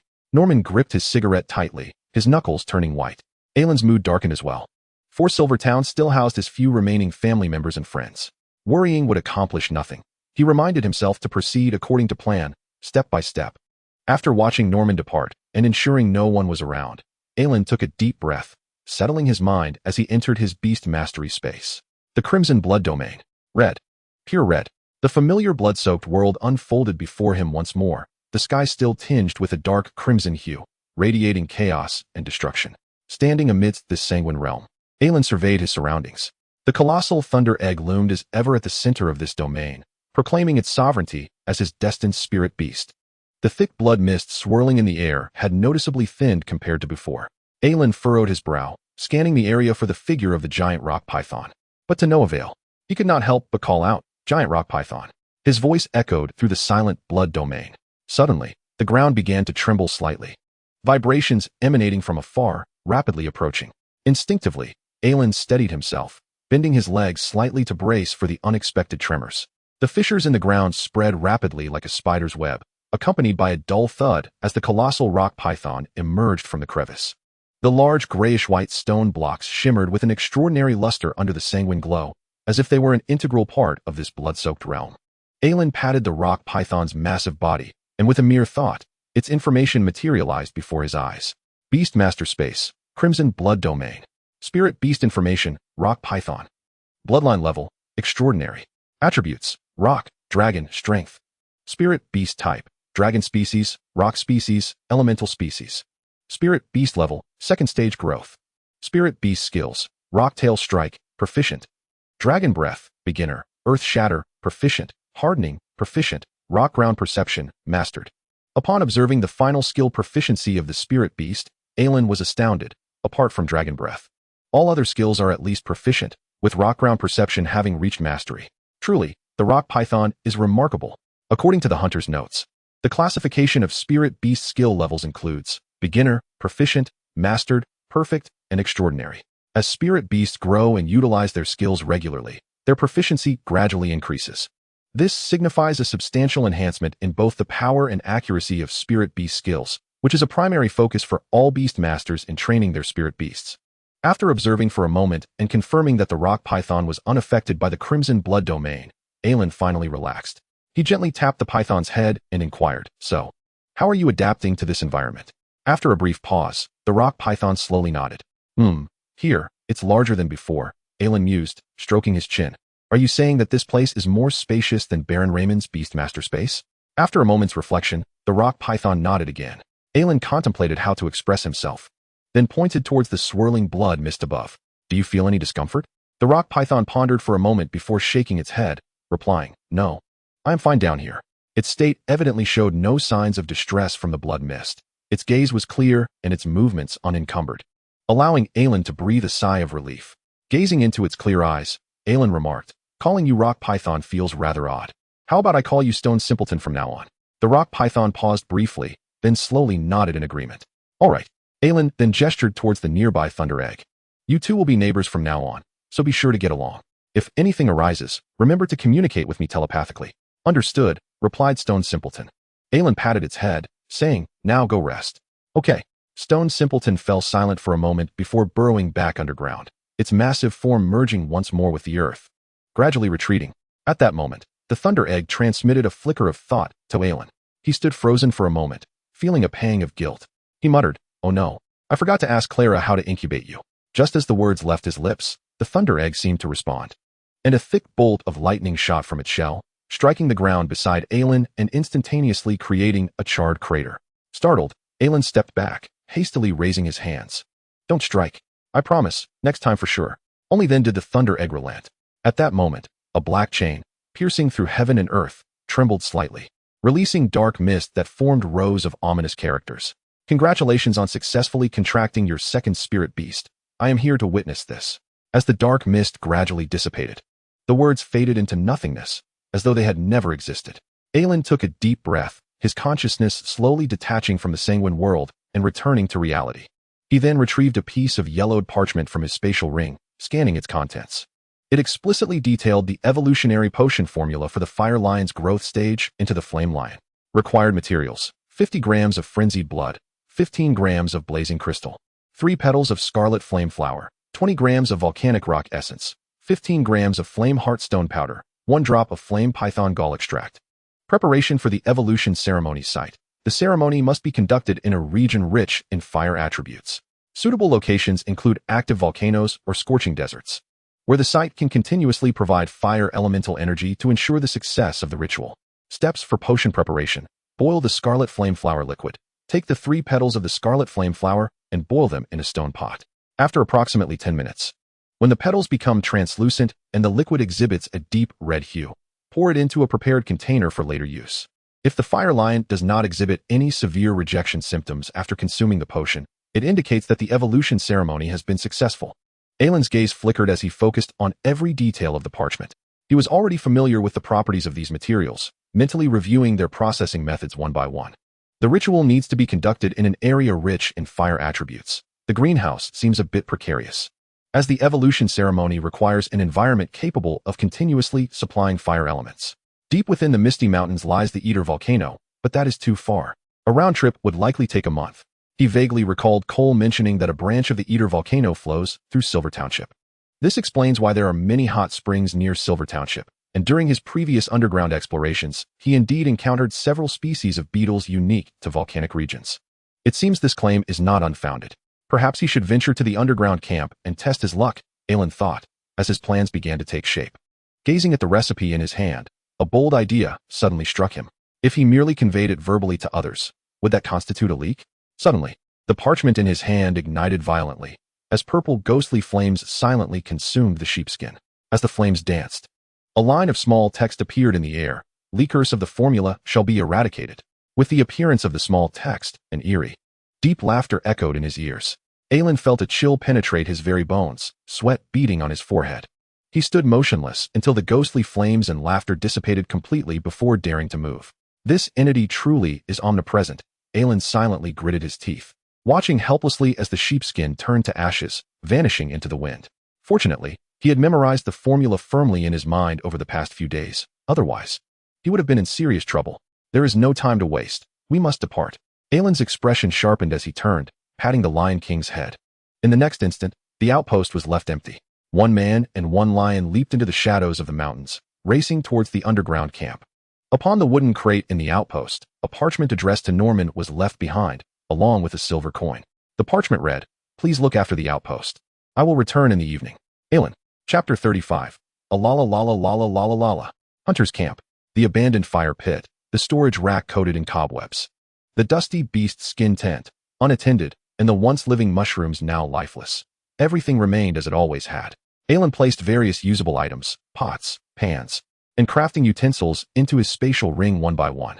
Despite his limited knowledge of potion making, Alan was confident in his ability to concoct a successful brew, drawing upon his years of culinary experience. After all, brewing potions should be akin to simmering a hearty soup, he reassured himself. With all preparations complete, he opened the hunter's journal to confirm the scope of his exploration. Areas that were previously inaccessible should pose no issue now. With a firm conviction in his heart, he slung his broadsword over his shoulder and, accompanied by his lion companion, ventured beyond the camp. As they proceeded, the landscape around them gradually transformed. The once familiar rock walls and stone columns appeared increasingly sinister under the dim light. The dampness of the cave was tinged with a faint, acrid scent, and the ground became increasingly rugged and uneven. I recall that the cave ahead leads to the Thunder Egg, Alan thought to himself. Raising his gaze to the cave's ceiling, he discerned some stalactites hanging down, with occasional small stones falling silently. As he walked, he suddenly halted. Before him, the cavern opened up to reveal a vast underground clearing. Its surface smooth yet parched, akin to being scorched by relentless heat. A peculiar energy seemed to linger in the air. The transparent crystals that once stood prominently had vanished, leaving behind only small fragments to affirm that this indeed was the former lair of the Thunder Egg. His gaze fell upon a cluster of strange eggs standing before him. These eggs were a pale lavender hue, each roughly the size of a fist, their surfaces coated with a viscous liquid, as though freshly extracted from some decaying organism.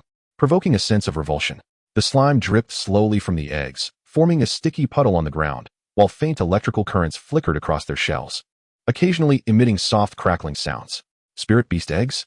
This could be a stroke of luck. Alan hastened toward them, but his initial excitement abruptly froze as he furrowed his brow, overcome by a wave of intense discomfort. Why is it so repulsive? He instinctively took a step back. At that moment, a deafening thunderclap reverberated through the cave, as if the very mountain were responding to this violent force. The ground trembled slightly, and dust cascaded down from the rock walls. Suddenly, a blinding flash of lightning rent the darkness of the cavern, striking down from the ceiling, prompting Alan to retreat hastily to avoid its wrath. In quick succession, a piercing roar echoed through the space, resonating deep within the cave, the sound possessing a harsh metallic quality that pierced through every nerve. From the fissure in the ceiling slid down an enormous and grotesque spirit beast. Its skin was sticky and slick, exuding a sickly pallor. Its eyes had long since degenerated, relying solely on other senses to navigate its surroundings, a testament to its transformation in the dark, damp environment over the years. Lightning occasionally danced across its glistening hide, exuding a nauseating burnt odor. Most chilling was its mouth, a vast and misshapen maw disproportionately dominating its head. Its tongue writhed irregularly within, thick slime continuously dripping from its grotesque form. Its muscular wings unfurled, blue electric sparks flickering around it, warning any ill-fated intruders. Alan and his lion companion quickly retreated as he adjusted his goggles, information streaming across the lenses. Weird electric dragon, winged beast, elemental type, mature spirit beast. Bloodline rank, ordinary. Attributes, lightning, strength. Spirit beast skills, thunder roar, arc wings, lightning strike, charge collision. Comprehensive evaluation, an ugly spirit beast of ordinary bloodline. Possessing formidable electric attacks and area suppression capabilities, its electrical perception compensating for its visual degeneration. However, it lacks mobility and performs inadequately against electrical resistant foes. The eggs of the weird electric dragon are said to be exceedingly delicious, fetching high prices from gourmets. Delicious. Ugh. Alan nearly retched. A mature electric type beast? Just the perfect target to test my newfound strength. Lion King, let's go, Alan declared with confidence. The Lion King let out a low growl, muscles tensed. Charging forward like an arrow released from a bow, Alan swung his broadsword, initiating the attack. He deftly evaded the grotesque head of the weird electric dragon, his sword aimed directly at its forelimbs. A fireball followed closely behind, striking the beast's body with a forceful impact.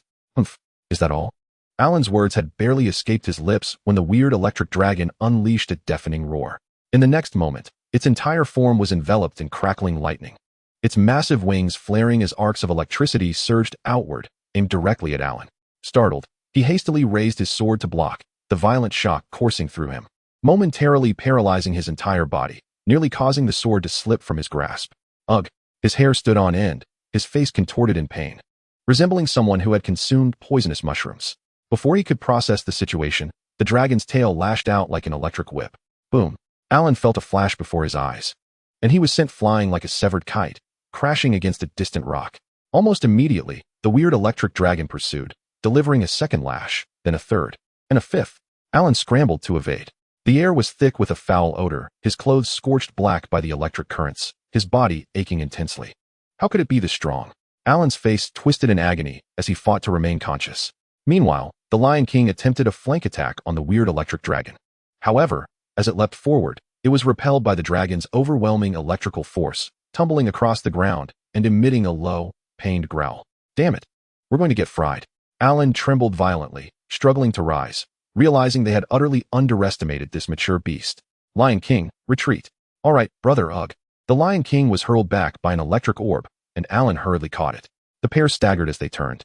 But the weird electric dragon showed no intention of letting them escape.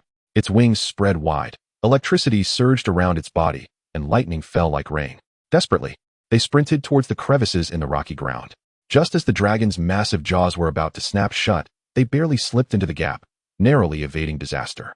Alan and the Lion King, charred and gasping for breath, leaned against the rocks, panting heavily. I thought my resistance to lightning was sufficient, Alan lamented, clutching his numbed arm with a wry smile. It seems I still have a long way to go. The Lion King shook off the burnt fur.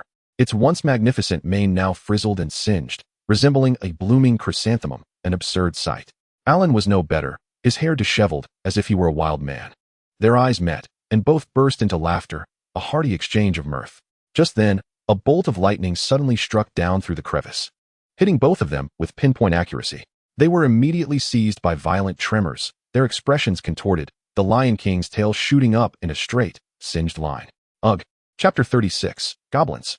The cave was permeated with a damp, moldy scent, its walls coated in black moss, slick droplets of water continuously dripping from the stalactites above, producing a dull plopping sound.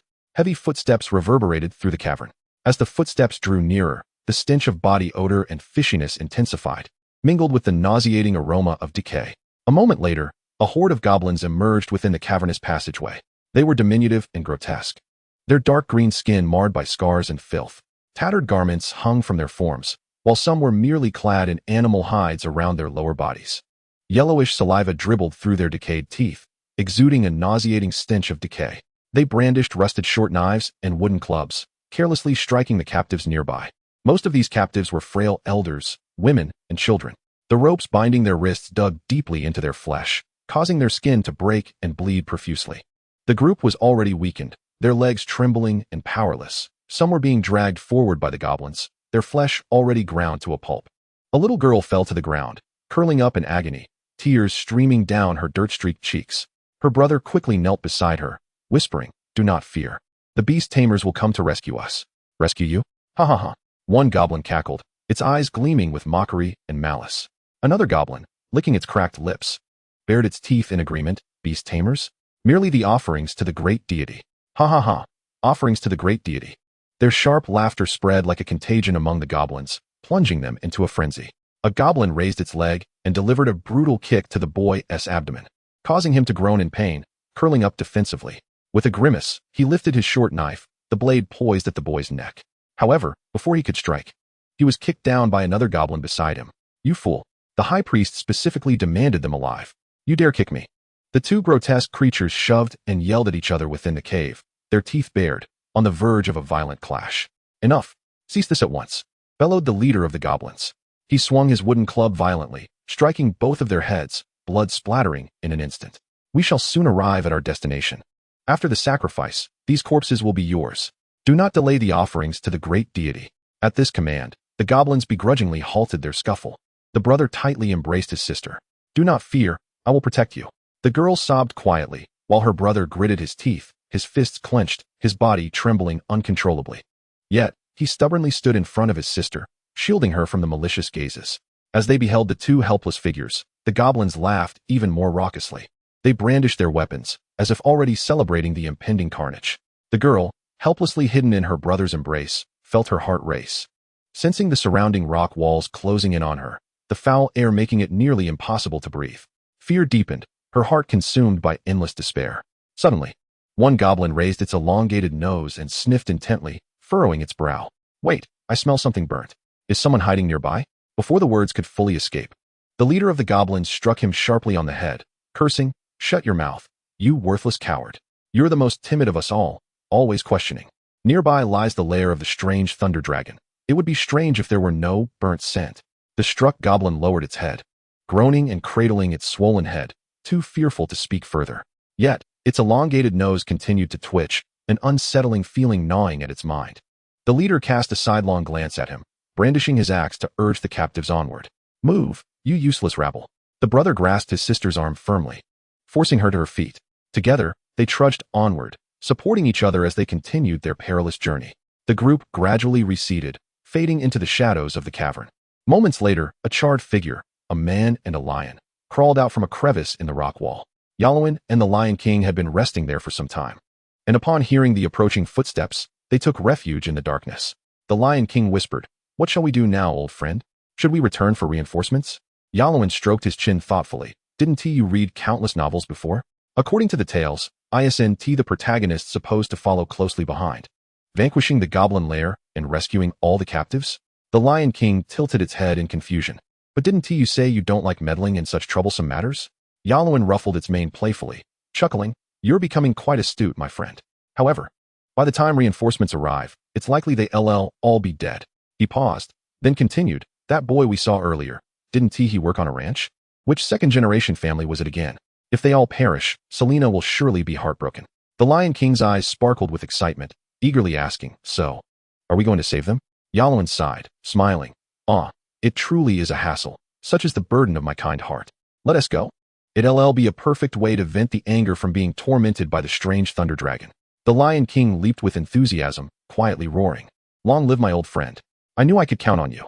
Yalowin patted the Lion King's head, gazing at the bloodstains left behind from the dragging captives.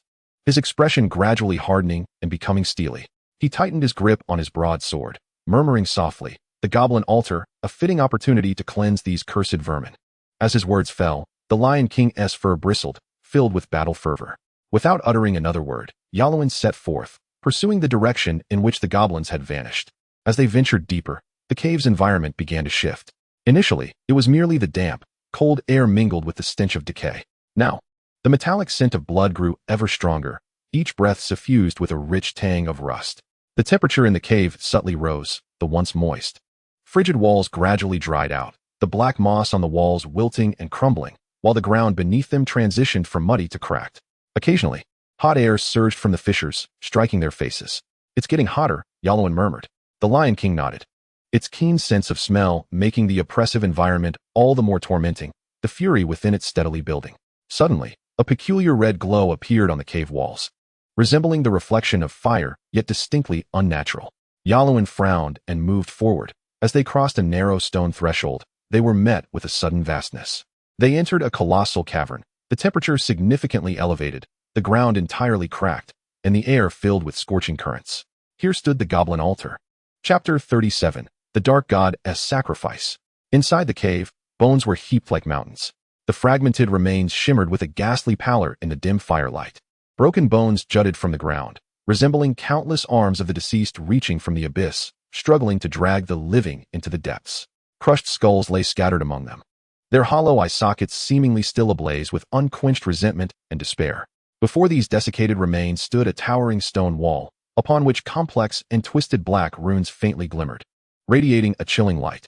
Upon the altar of withered bones, a goblin priest cloaked in black robes, wielding a staff of white bone, quietly observed the unfolding scene below. Its skin, a dark green tinged with gray, bore deep wrinkles akin to ravines, and was marred by coarse, festering sores. Sunken eye sockets housed a pair of obsidian orbs that radiated a morbid fanaticism, fixated on the captives at its feet. The staff in its gnarled hands was fashioned from the robust spines of humans, the vertebrae jutting out like razor-sharp blades, culminating in a shattered skull embedded at its apex. Goblins were herding the last group of captives, shoving them forward towards the altar. The captives, pallid and filled with dread, struggled to maintain their footing, their weary bodies trembling from weakness. Within the cages flanking them, numerous men and women, primarily villagers from the surrounding hamlets of Silver Town, pleaded incessantly. "Please, spare us," they cried. Alongside the villagers were several apprentice hunters and city guards clad in standard-issue armor. One hunter, disregarding his companion's attempts to restrain him, bellowed in fury. "The beast tamers will find this place. They shall not spare you." At this, the goblin erupted into a cacophony of derisive laughter. "Beast tamers? Just as worthless as you," it jeered. The goblin priest coldly commanded, "Silence." Raising its staff, a surge of black magic emanated forth, saturating the air with an oppressive aura of death. In the next moment, the hunter's mouth began to seal itself in a grotesque manner, followed swiftly by his eyes and ears. Flesh appeared to be stitched together by invisible threads, rendering him unable to separate. The hunter clawed desperately at his mouth, but all efforts were in vain, resulting only in muffled whimpers. Ultimately, he succumbed to the encroaching darkness. "Let the sacrifice commence," the goblin priest ordered. As its robe billowed, the priest lifted its staff, black runes swirling in the air. With the utterance of its command, the goblins around him instantly knelt, hands raised high in fervent prayer towards the stone wall. The atmosphere within the hall grew increasingly tense, the fervor of faith spreading throughout the cavern. On the stone wall, enormous black runes glimmered ominously. The captives' bodies began to tremble, sensing the life force within them being gradually siphoned away. Blood surged within, as if boiling. Their skin grew progressively pale, and cold sweat dripped from their foreheads. Among the crowd, a brother tightly embraced his sister, his arms straining as if to shield her from the impending terror. The sister, feebly nestled in her brother's embrace, was awash with tears of despair. Just then, a sudden burst of flames illuminated the entire cavern, as fireballs shot from the entrance, striking the altar with precision. Boom! With a thunderous explosion, the altar of withered bones was shattered into countless fragments. Shards flew, engulfing several goblins in flames, who screamed in agony as they were hurled away. Thick smoke billowed, and the air was thick with the acrid scent of charred flesh. The goblin priest at the center of the altar remained steadfast, while the surrounding goblins were shielded by a magical barrier. Its gaze darkened further, a frigid stare sweeping over the intruders at the cave's entrance. "Roar!" Elon strode forward, his broad sword glinting menacingly in the firelight. The Lion King followed closely beside him, its deep growls reverberating throughout the cavern. Could the goblin priest wield magic? Elon furrowed his brow, speculating whether it was also a beast master. His eyes lingered on the withered back of the goblin priest's hand, where identical black runes to those on the stone wall manifested, magic coalescing around it. Is this the blessing of a dark deity? Elon mused inwardly. At that moment, voices from the cages called out, "Flee. You cannot contend with them. Seek assistance." Elon thought grimly, by the time others arrive, you may all be dead. Following the voices, he noticed several hunters trapped in a nearby cage, their faces etched with urgency and panic, evidently affecting their judgment of the situation. "What a bother," Elon muttered, frowning. With hunters and city guards restrained, they were incapable of unleashing their full potential. Otherwise, he would have simply unleashed Stonebrute to deal with the goblins. The priest atop the altar, scowling darkly, shouted, "You dare disrupt the sacrifice. Wretched humans, kill him." With that command, dozens of goblins surged towards Elon and the Lion King, their eyes alight with bloodlust, blades and axes swinging through the air with a sharp whistling sound. Elon scoffed, unperturbed, as he swung his broad sword with ferocity. The Lion King following suit, unleashing a torrent of fireballs from its maw, aimed directly at the goblin horde. Flames swiftly engulfed several goblins, who emitted piercing cries of despair. Witnessing the ruthless slaughter of their kin, the goblin priest angrily raised its bone staff. Dark magical energy rapidly coalesced in the air, forming several missile-like spells that twisted towards Elon. Elon's expression hardened, his body agile and swift, he deftly dodged each attack. The spells whizzed past him, leaving only faint sounds of air being displaced. The Lion King roared fiercely, unleashing flame orbs that bombarded the priest, striking its magical barrier multiple times. The barrier trembled violently under the onslaught of the scorching fireballs, ultimately shattering under the pressure. How can the flames be so searing? The goblin priest's countenance twisted in agony. The fire seared its withered palm, the skin turning black and rapidly cracking, blood seeping from the wounds. It emitted a low, pained growl, stumbling back a few steps. The fervor in its eyes gradually replaced by uncontrollable fear. The surrounding goblins writhed under the intense heat, their skin rapidly charring. Fat melted and dripped from their limbs, sizzling as it met the ground. Cries of anguish reverberated, filling the cavern with the stench of burnt flesh, as goblins fell one after another, becoming twisted charred corpses, lifeless. The captives observed in astonishment and renewed hope. Elon's presence reignited their will to survive. Who is he? How can he be so powerful? A trembling captive whispered to a companion beside them. Just then, an apprentice hunter fixated on Elon's silver hair, gasping in terror. It's him. The calamity of Silver Town, Elon. Elon. He hasn't even activated his beast taming space yet? Another hunter exclaimed incredulously, eyes wide in disbelief. To be so strong without activating the beast space. What a monster. Blood gushed from the goblins' corpses, pooling into a crimson lake, trickling down the stone walls. Elon's silver hair glimmered ominously in the firelight, deepening the dark red on his left arm, his eyes flashing with a dangerous crimson glow, standing amidst the mountain of corpses and the sea of blood. With the Lion King at his side, flames roiling around them, the air thick with an unquenchable thirst for slaughter. Together, they resembled the harbingers of death, advancing inexorably, leaving only devastation in their wake. Cursed wretches. The goblin priest's eyes brimmed with fury and trepidation as it slowly approached a burly goblin warrior, consumed by madness. Its withered palm pressed against the warrior's crown, murmuring an eerie incantation as black runes flickered ominously once more. Arcane energy surged forth from its hand, enveloping the goblin warrior in an instant. This dark power inundated him through every orifice, eyes, mouth, and ears alike. He began to convulse violently, his agonized screams resonating through the air until he ultimately collapsed to the ground, motionless. Meanwhile, the priestess' body withered rapidly, muscles atrophying, leaving it a mere husk. As the black magic flowed in, the fallen goblin warrior gradually rose to his feet. His muscles swelled under the influence of the dark mist, veins bulging like venomous serpents beneath his skin, tangled and seemingly on the verge of bursting. His form was reshaped by the malevolent goddess power, transmuted into a fearsome killing machine. Jagged bone spines erupted chaotically from his limbs, back, and shoulders, each glinting with a chilling luminescence. A thick, dark carapace coalesced upon his hands, rendering his entire body even more impervious. With sanity lost, pure primal desire ignited in his eyes. Murder. A roar erupted from the aberrant goblin, echoing through the cavern. The very air grew heavy under the weight of this newfound power, as if even breathing had become a struggle. A twisted smile crept across the priest's lips, eyes ablaze with vengeful fury. Its trembling fingers pointed towards Aelin, commanding, "Kill him." Chapter 38, The Aberrant Goblin. The aberrant goblin loomed like a mountain of flesh, dominating the cavern, dark mist coiling around its massive form, bone spines protruding from its muscles, shimmering with a frosty glint. Each step sent tremors through the ground. Debris flew beneath its feet, and the air was thick with the stench of decay and slaughter. With a thunderous roar, it slammed its fists down, causing the earth to fissure, a cloud of dust erupting in the aftermath. Fragments of stone scattered, propelled by a powerful shockwave that repelled Aelin. The surrounding goblins glimmered with fervor, shrieking with excitement. "Kill him. Slay this human." They howled with reckless abandon, as though the aberrant warrior before them were an invincible force. Their laughter reverberated with a blend of zeal and savagery, much like the stone wall before the altar, shimmering with dark runes. Aelin swiftly retreated, a cold glint in his eyes. His body was agile and swift, deftly evading the goblin's devastating punches. Though his strikes were sluggish, their weight was tremendous, causing the cavern to tremble as if a colossal beast were trampling it. Speed was average, strength adequate. Aelin's heart sank as he quickly sought a flaw. In the moment the aberrant goblin's assault faltered, he leaped suddenly, his broadsword slicing through the air like lightning, aimed at the goblin's side. The blade pierced flesh, eliciting a painful roar from the goblin. Yet, the aberrant creature did not retreat. The agony only intensified its bloodlust, fueling its fury.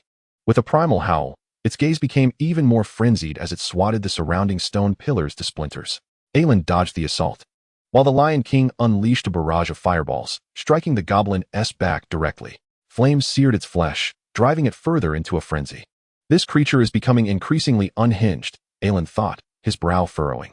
In that moment, the aberrant goblin emitted a piercing roar, forcefully plunging its hands into a nearby pile of bones.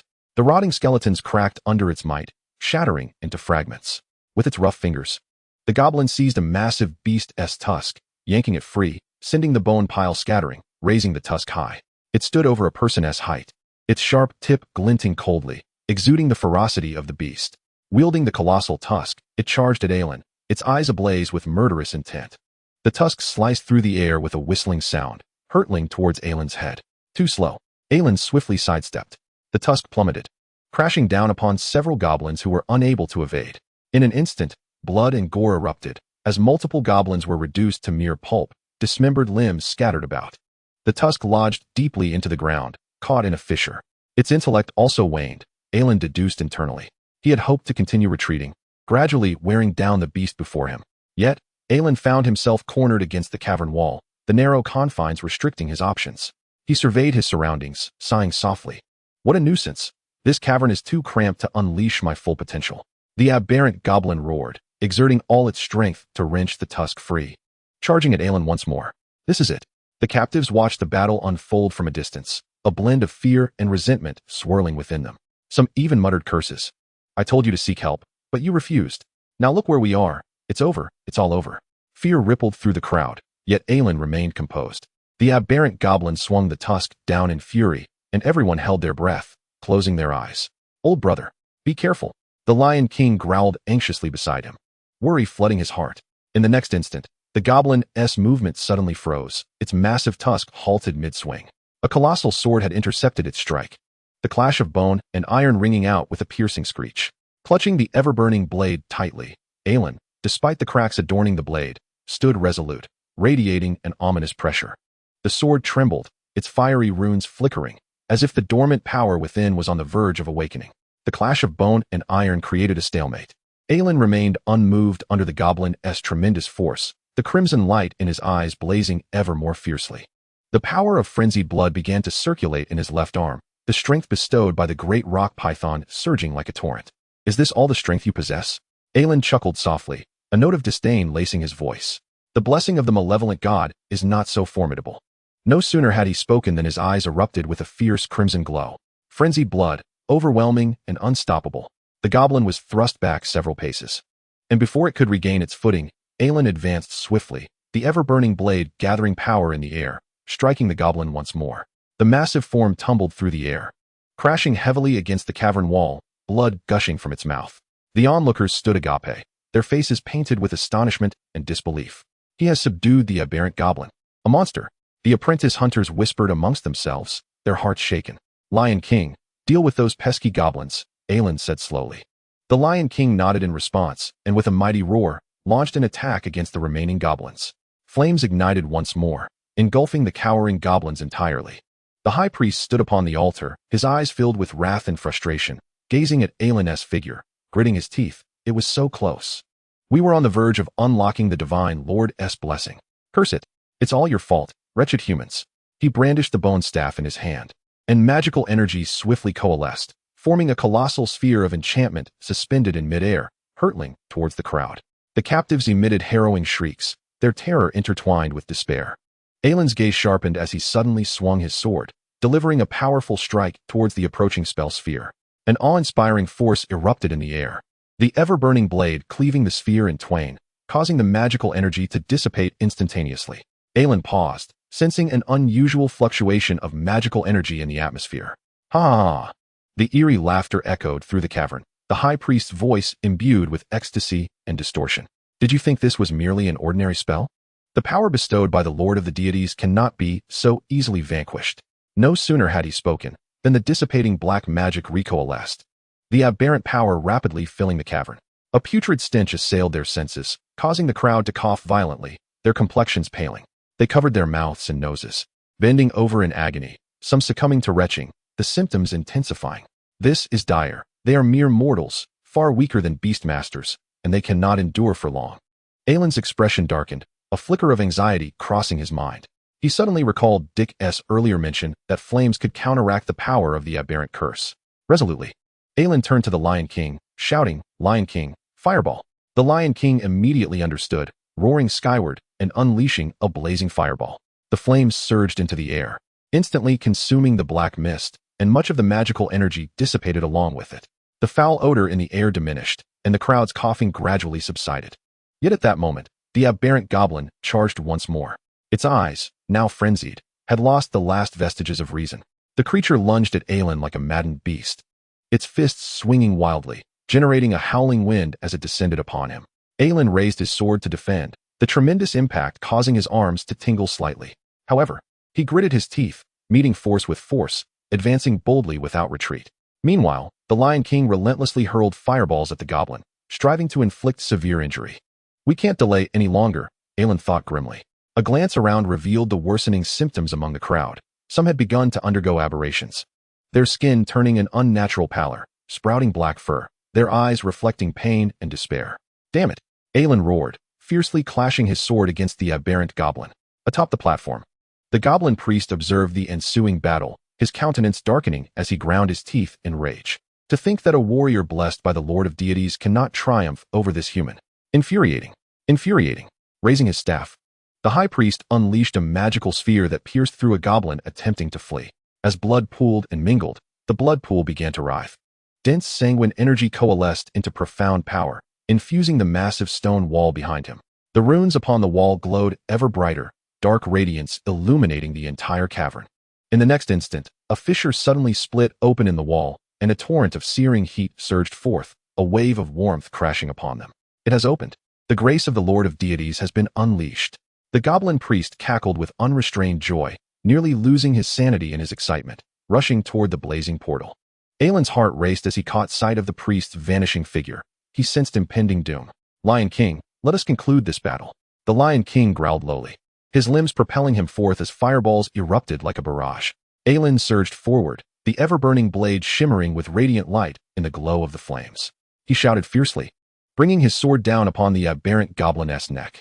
The power of bloodlust was unleashed instantaneously.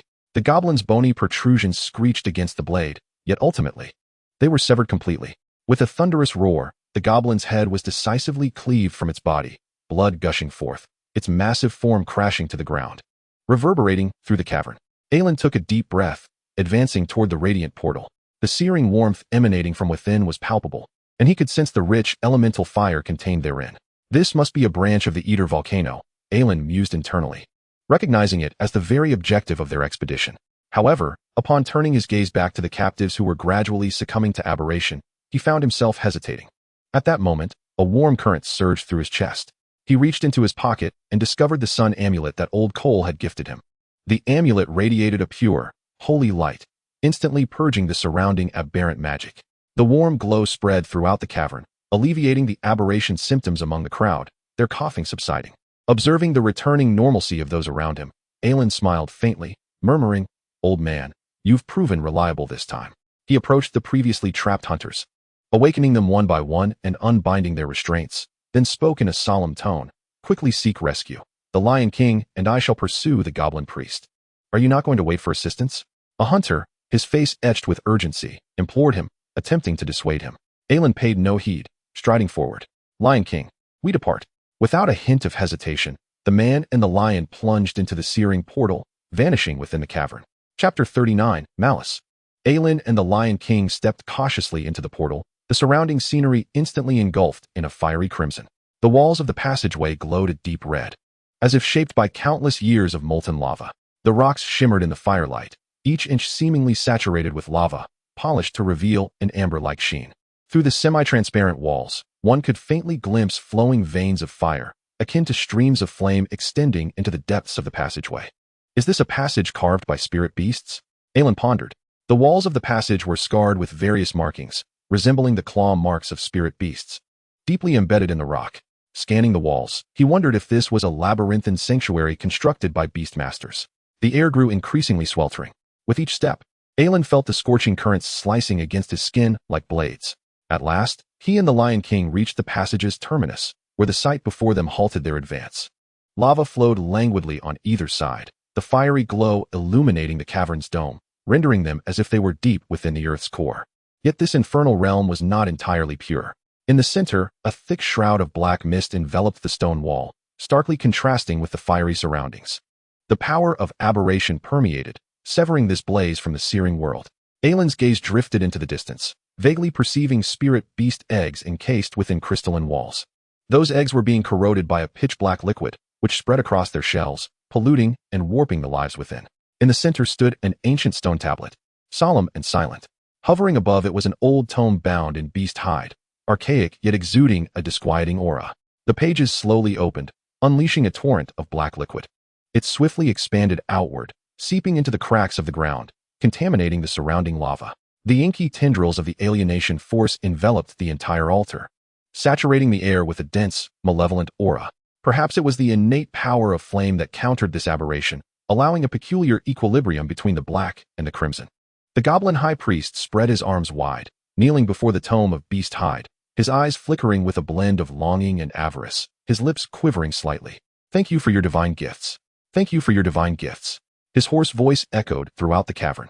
He prostrated himself, frantically extending his tongue, greedily lapping at the flowing black ichor. The liquid slid down his tongue and into his throat, his gaze gradually becoming dazed, revealing a satisfied smile. The black fluid coursed down his arms and cheeks, the alienation power swiftly infiltrating his flesh and blood. His abdomen began to swell, inflating ominously. Elon furrowed his brow, inwardly vowing, no matter the circumstances, this madness must not continue. In the next moment, he gripped his colossal sword tightly and charged towards the high priest. Just as he was about to reach the altar, an unforeseen change occurred. Suddenly, the runes on the parchment illuminated, radiating an intense light, and the dark brilliance instantaneously engulfed the entire cavern. Elon felt his mind descend into chaos, his vision blurring, and he was plunged into an abyss of darkness. The malice hidden deep within him seemed to awaken at that moment. Heat, a searing heat deep within his bones. Waves of heat surged from all directions, like countless barbed tongues of flames, voraciously licking at his skin. Thick smoke billowed, and each breath felt as though he were inhaling burning coals. The searing pain spread from his throat to his lungs, as if the very fire were consuming his chest cavity. He coughed violently, his chest heaving in agony, the suffering intensifying. His frail body, bound hands, struggled helplessly. Pain, powerlessness, despair. Those memories he had forcibly forgotten surged forth, reignited by the flames. "Burn him! Burn this monster! He is a devil! Burn him! Burn him! Burn him!" Elon's eyes snapped open, the blurred world gradually sharpening into focus. He saw a child bound to a stake, flames encroaching from all sides. This child was none other than Elon himself. The fire danced before his eyes. He attempted to struggle, but the heavy iron chains held his frail form captive, as if intent on imprisoning his very life within this inferno. This was the square of Silvertown, the place where the original owner had lived since childhood. The crowd was grotesque, terrifying. Their eyes brimmed with malice, hatred, and fear, as if he were an abomination that should never have existed. His breathing quickened, the flames roaring more fiercely, the searing pain rapidly spreading throughout his body. Flesh split open. Fat oozed forth. His hands struggled weakly against the iron chains, the cold iron biting deep into his flesh, melding with him under the relentless heat. "Why what?" Elon murmured in agony, his consciousness fading, the surroundings warping as if the entire world were ablaze. He could not comprehend why fate was so cruel. Why must he endure such malice and hatred from the moment of his birth? Why? Just as despair threatened to engulf him completely, a low, seductive voice whispered in his ear. The voice was soft yet imbued with an irresistible power, slowly penetrating his heart. "Do you hate? Pray to me. I can grant you strength, grant you the power of vengeance. Kill them, kill all who have harmed you." The voice grew more insistent, like a devil's whisper, filling his entire being. Elon's gaze became vacant. Hatred and fury surged within him, burning fiercely, eroding his last remnants of reason. "They must die, they all must die." Elon's voice deepened, his hands struggling violently against the chains, flesh bursting anew. The searing flames no longer inflicted any pain. Hatred and rage drowned out all sensation. "Pray to me, destroy them." The voice intensified, suggesting that obedience would bestow upon him boundless power to annihilate those who despised him. Just as Elon was on the brink of losing himself, descending into darkness, a gentle yet resolute voice suddenly pierced through the chaos. Like a beacon in the night, it shattered the relentless gloom and illuminated Elon's heart. "I'm sorry I'm late." A towering figure descended from above, and the flames in the square were extinguished in an instant, restoring tranquility. The voice was both familiar and foreign, as if it emanated from the depths of his memories. A long-lost warmth spread through his heart, like a gentle stream pulling him from the depths of resentment and suffering. "It's all right, Elon." The voice returned, tenderly caressing Elon's wounded spirit. Elon shuddered, the hateful flames extinguishing in an instant. The magnificent figure slowly dissipated, leaving only those warm words lingering in his ears, refusing to fade. Elon's throat constricted as he whispered with difficulty, "Father." Chapter 40. The Little Fire Lion Evolves. As Elon regained his senses, the flames and smoke before him had vanished without a trace. The cruel illusion had collapsed, and he found himself once more within the cavern. The air remained thick with heat, the sound of flowing magma echoing in his ears. The Lion King anxiously paced beside him, growling, worry gleaming in his eyes. Seeing Elon suddenly return to himself, the Lion King rushed closer, gently nudging his leg with his head. "Old brother, you're finally awake. What happened to you? Why did you suddenly freeze?" I was nearly frantic. The Lion King spoke uneasily, his tail wagging incessantly. Elon reached out to pat its head, speaking in a solemn tone. "It's nothing, merely an illusion. I have returned." The Lion King sighed in relief. Elon's gaze shifted back to the distant stone tablet. Beside it, the goblin high priest still knelt, greedily licking at the black liquid. "This cannot be delayed any longer. It must be brought to an end," he resolved. Elon tightened his grip on the colossal sword, a resolute glimmer igniting in his eyes. Drawing a deep breath, he vanished in a flash, charging towards the raised platform with an unstoppable momentum. Bang! The sword cut through the air, imbued with an irresistible force, aimed directly at the goblin's chest. The high priest sensed the lethal threat, abruptly lifting his head, a flicker of panic crossing his eyes. But before he could react, the ever-burning blade descended with ferocity. The blade flashed, and the goblin priest emitted a piercing scream, his emaciated form cleaved in two. With the goblin's demise, the tumultuous magical energy within the cavern was subdued.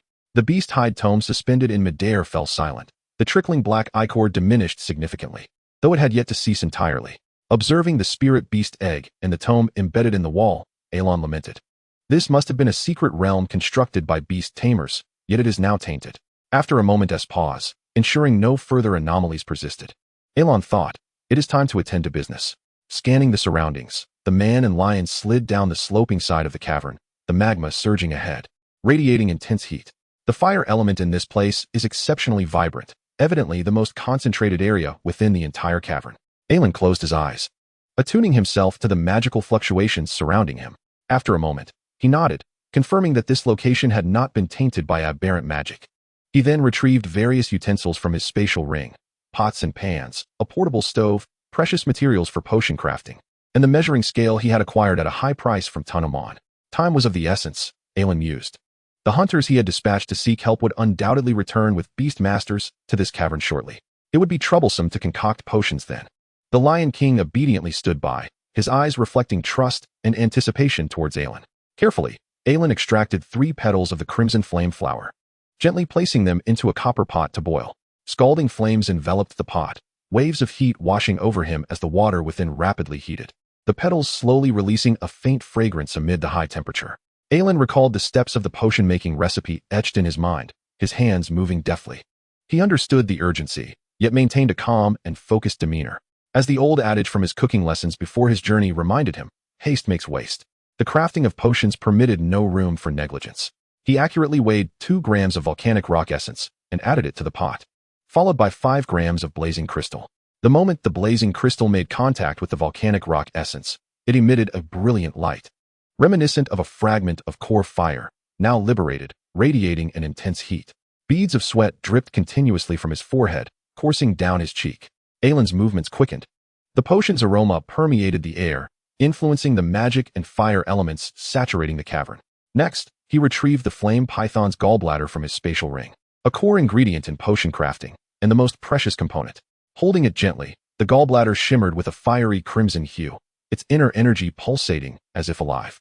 Fortunately, the Lord had provided a special box for the materials. Otherwise, the gallbladder's high temperature could have incinerated everything else within the spatial ring. Elon cautiously sliced open the gallbladder, extracting the liquid within. It flowed like molten lava into the pot, instantly merging with the potion, evoking a subtle reaction. The potion began to exhibit an amber glow, its texture thickening gradually, flowing like syrup. Elon then cut his arm, fresh, frenzy blood oozing from the wound.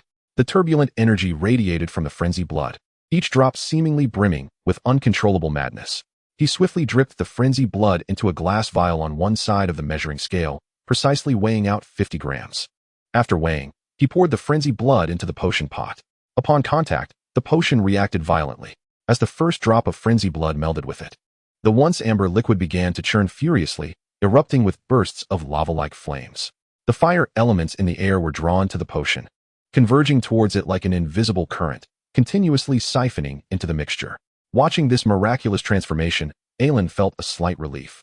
The potion had been successfully concocted. At that moment, the Lion King approached Aelin and inquired softly, "Brother, how is it?" Aelin nodded, responding gravely, "It should be successful." "Brother, you are truly remarkable," the Lion King admired. Their gazes locked, and Aelin solemnly asked, "Are you prepared?" The Lion King's eyes sparkled with excitement and anticipation as he earnestly nodded, fully ready. The potion emanated a gentle warmth from Aelin's hands, as if all the magic was contained within, awaiting the moment of sudden release. He carefully raised the potion and offered it to the Lion King. The Lion King opened his mouth wide, the potion flowing smoothly into him like amber syrup.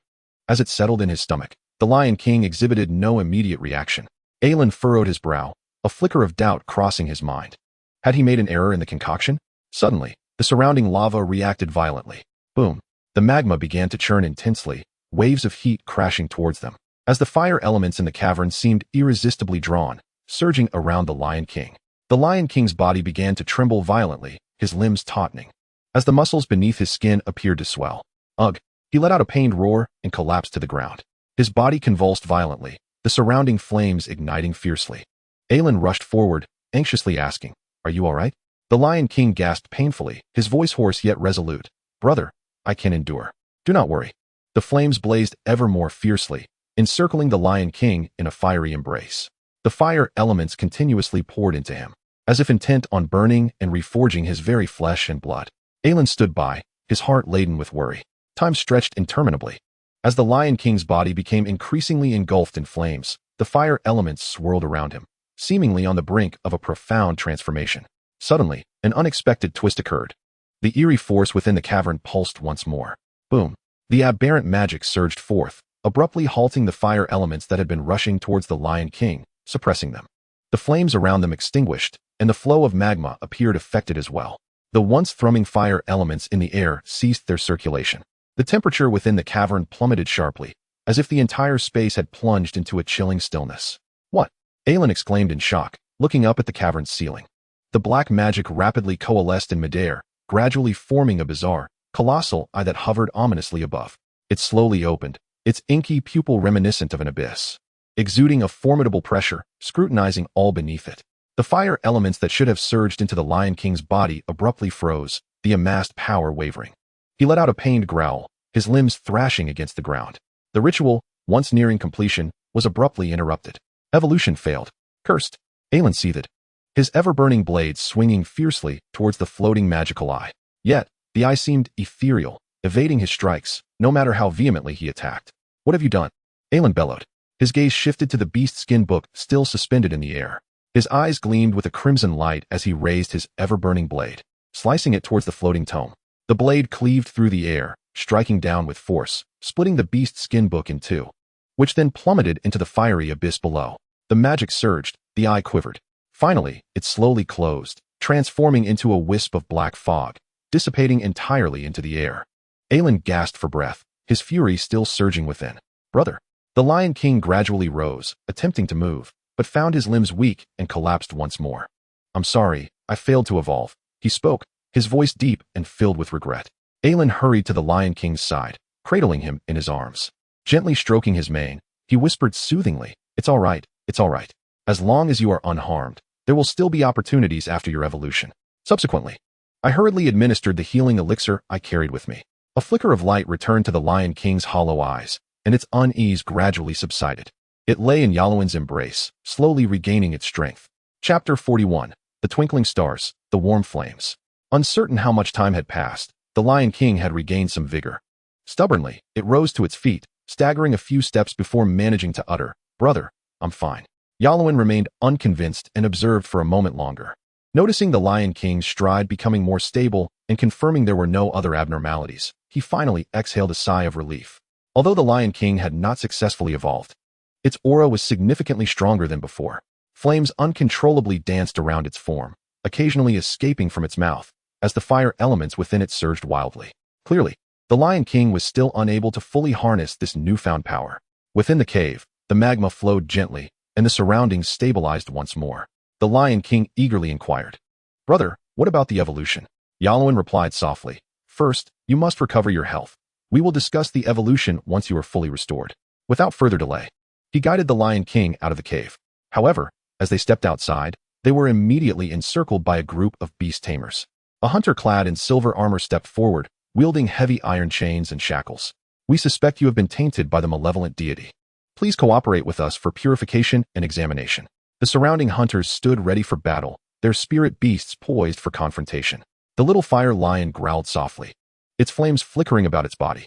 The toxic crocodile snapped its massive jaws, venom dripping to the ground with a hissing sound. The vine's hell tortoise brandished its tendrils, eyes filled with vigilance.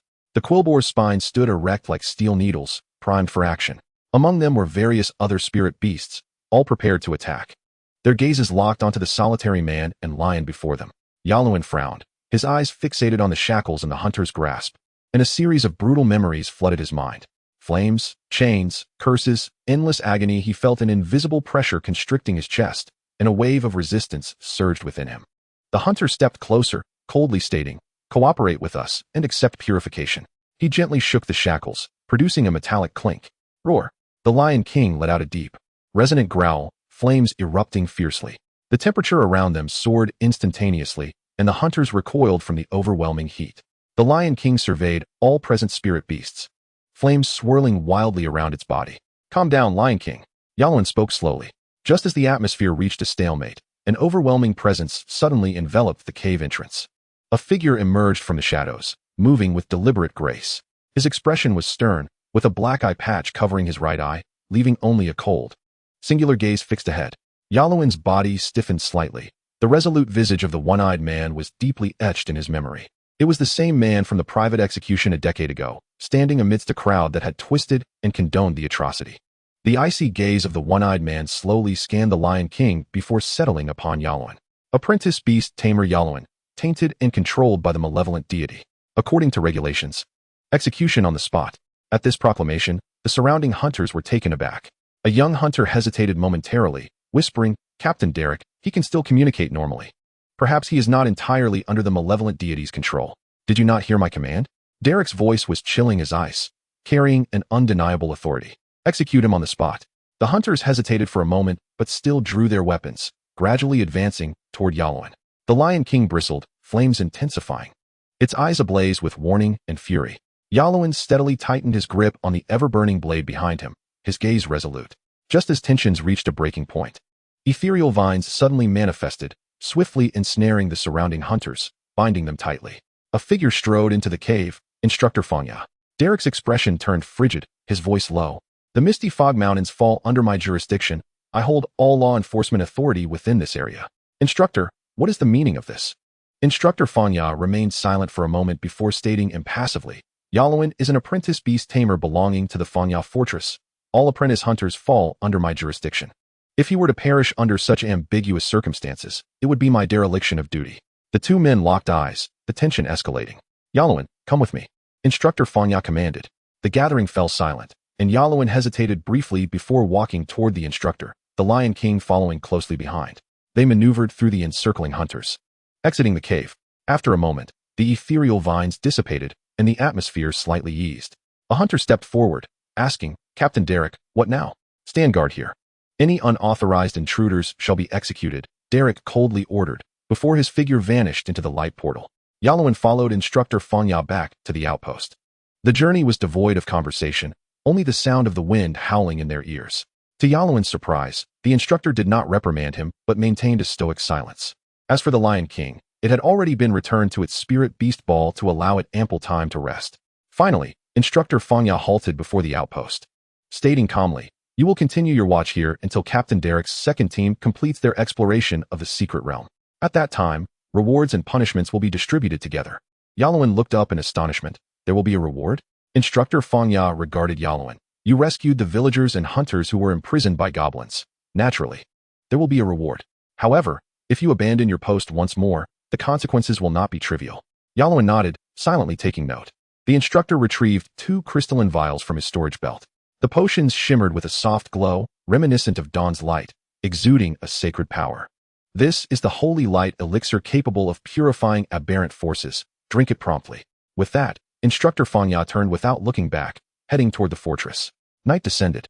Yaluen lit a campfire, retrieving dried meat and cooking utensils from his spatial ring, planning to brew a pot of meat soup to nourish the Lion King.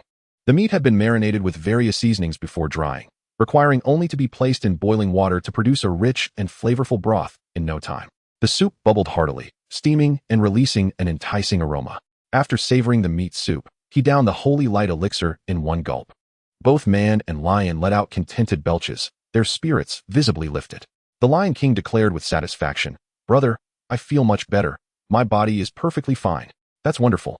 Yalowin smiled, affectionately patting the Lion King's head.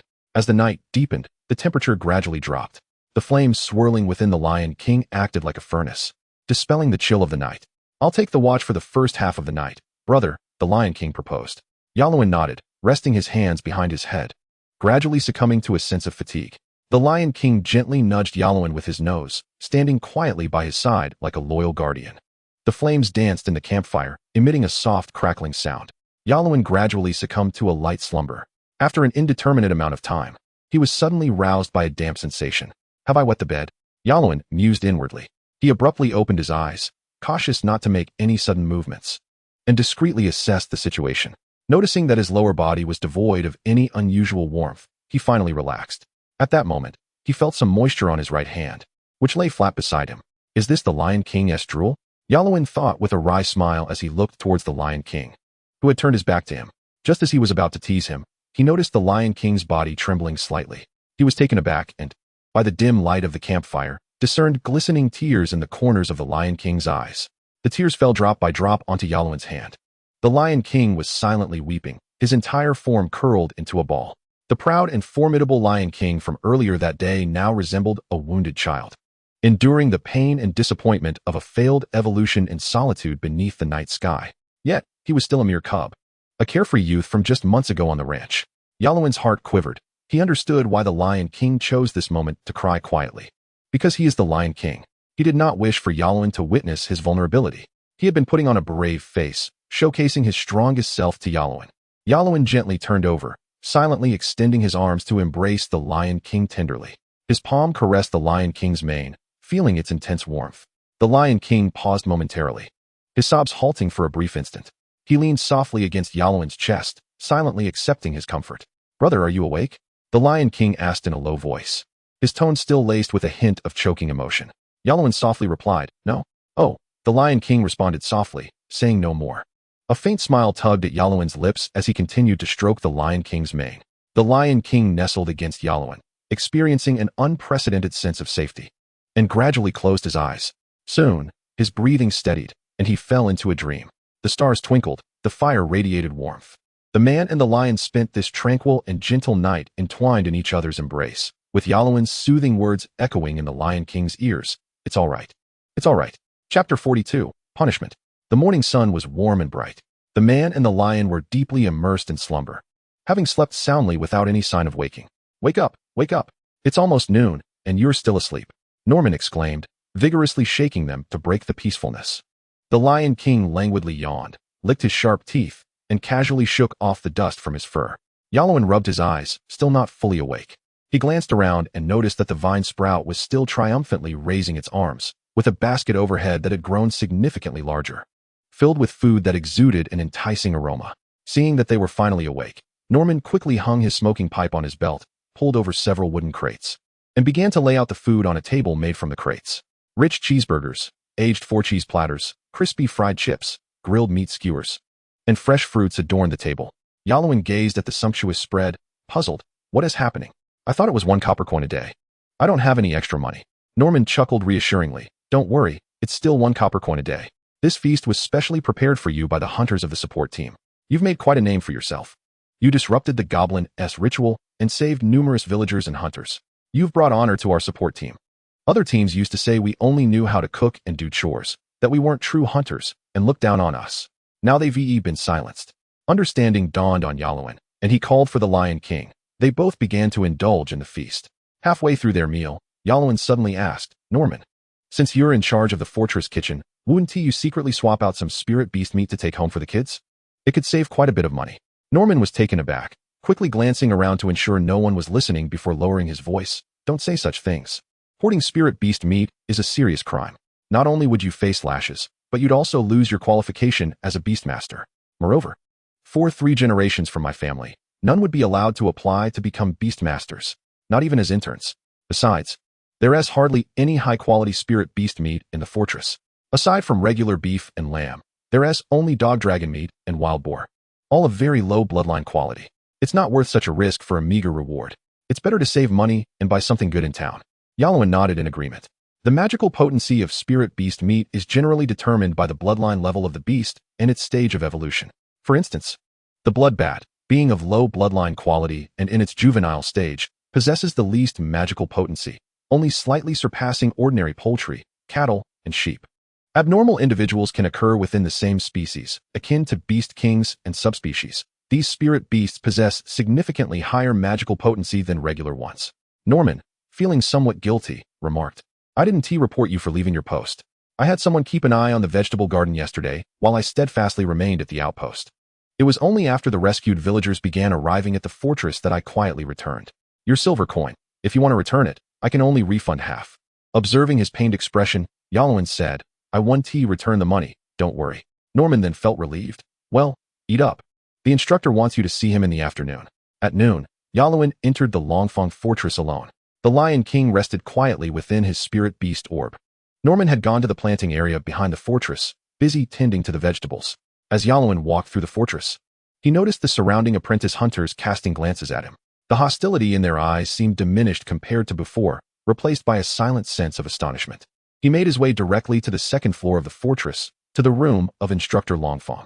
Upon entering, Yalowin found the instructor still sitting in the main seat with a somber expression, while Captain Dick sat in a chair beside him.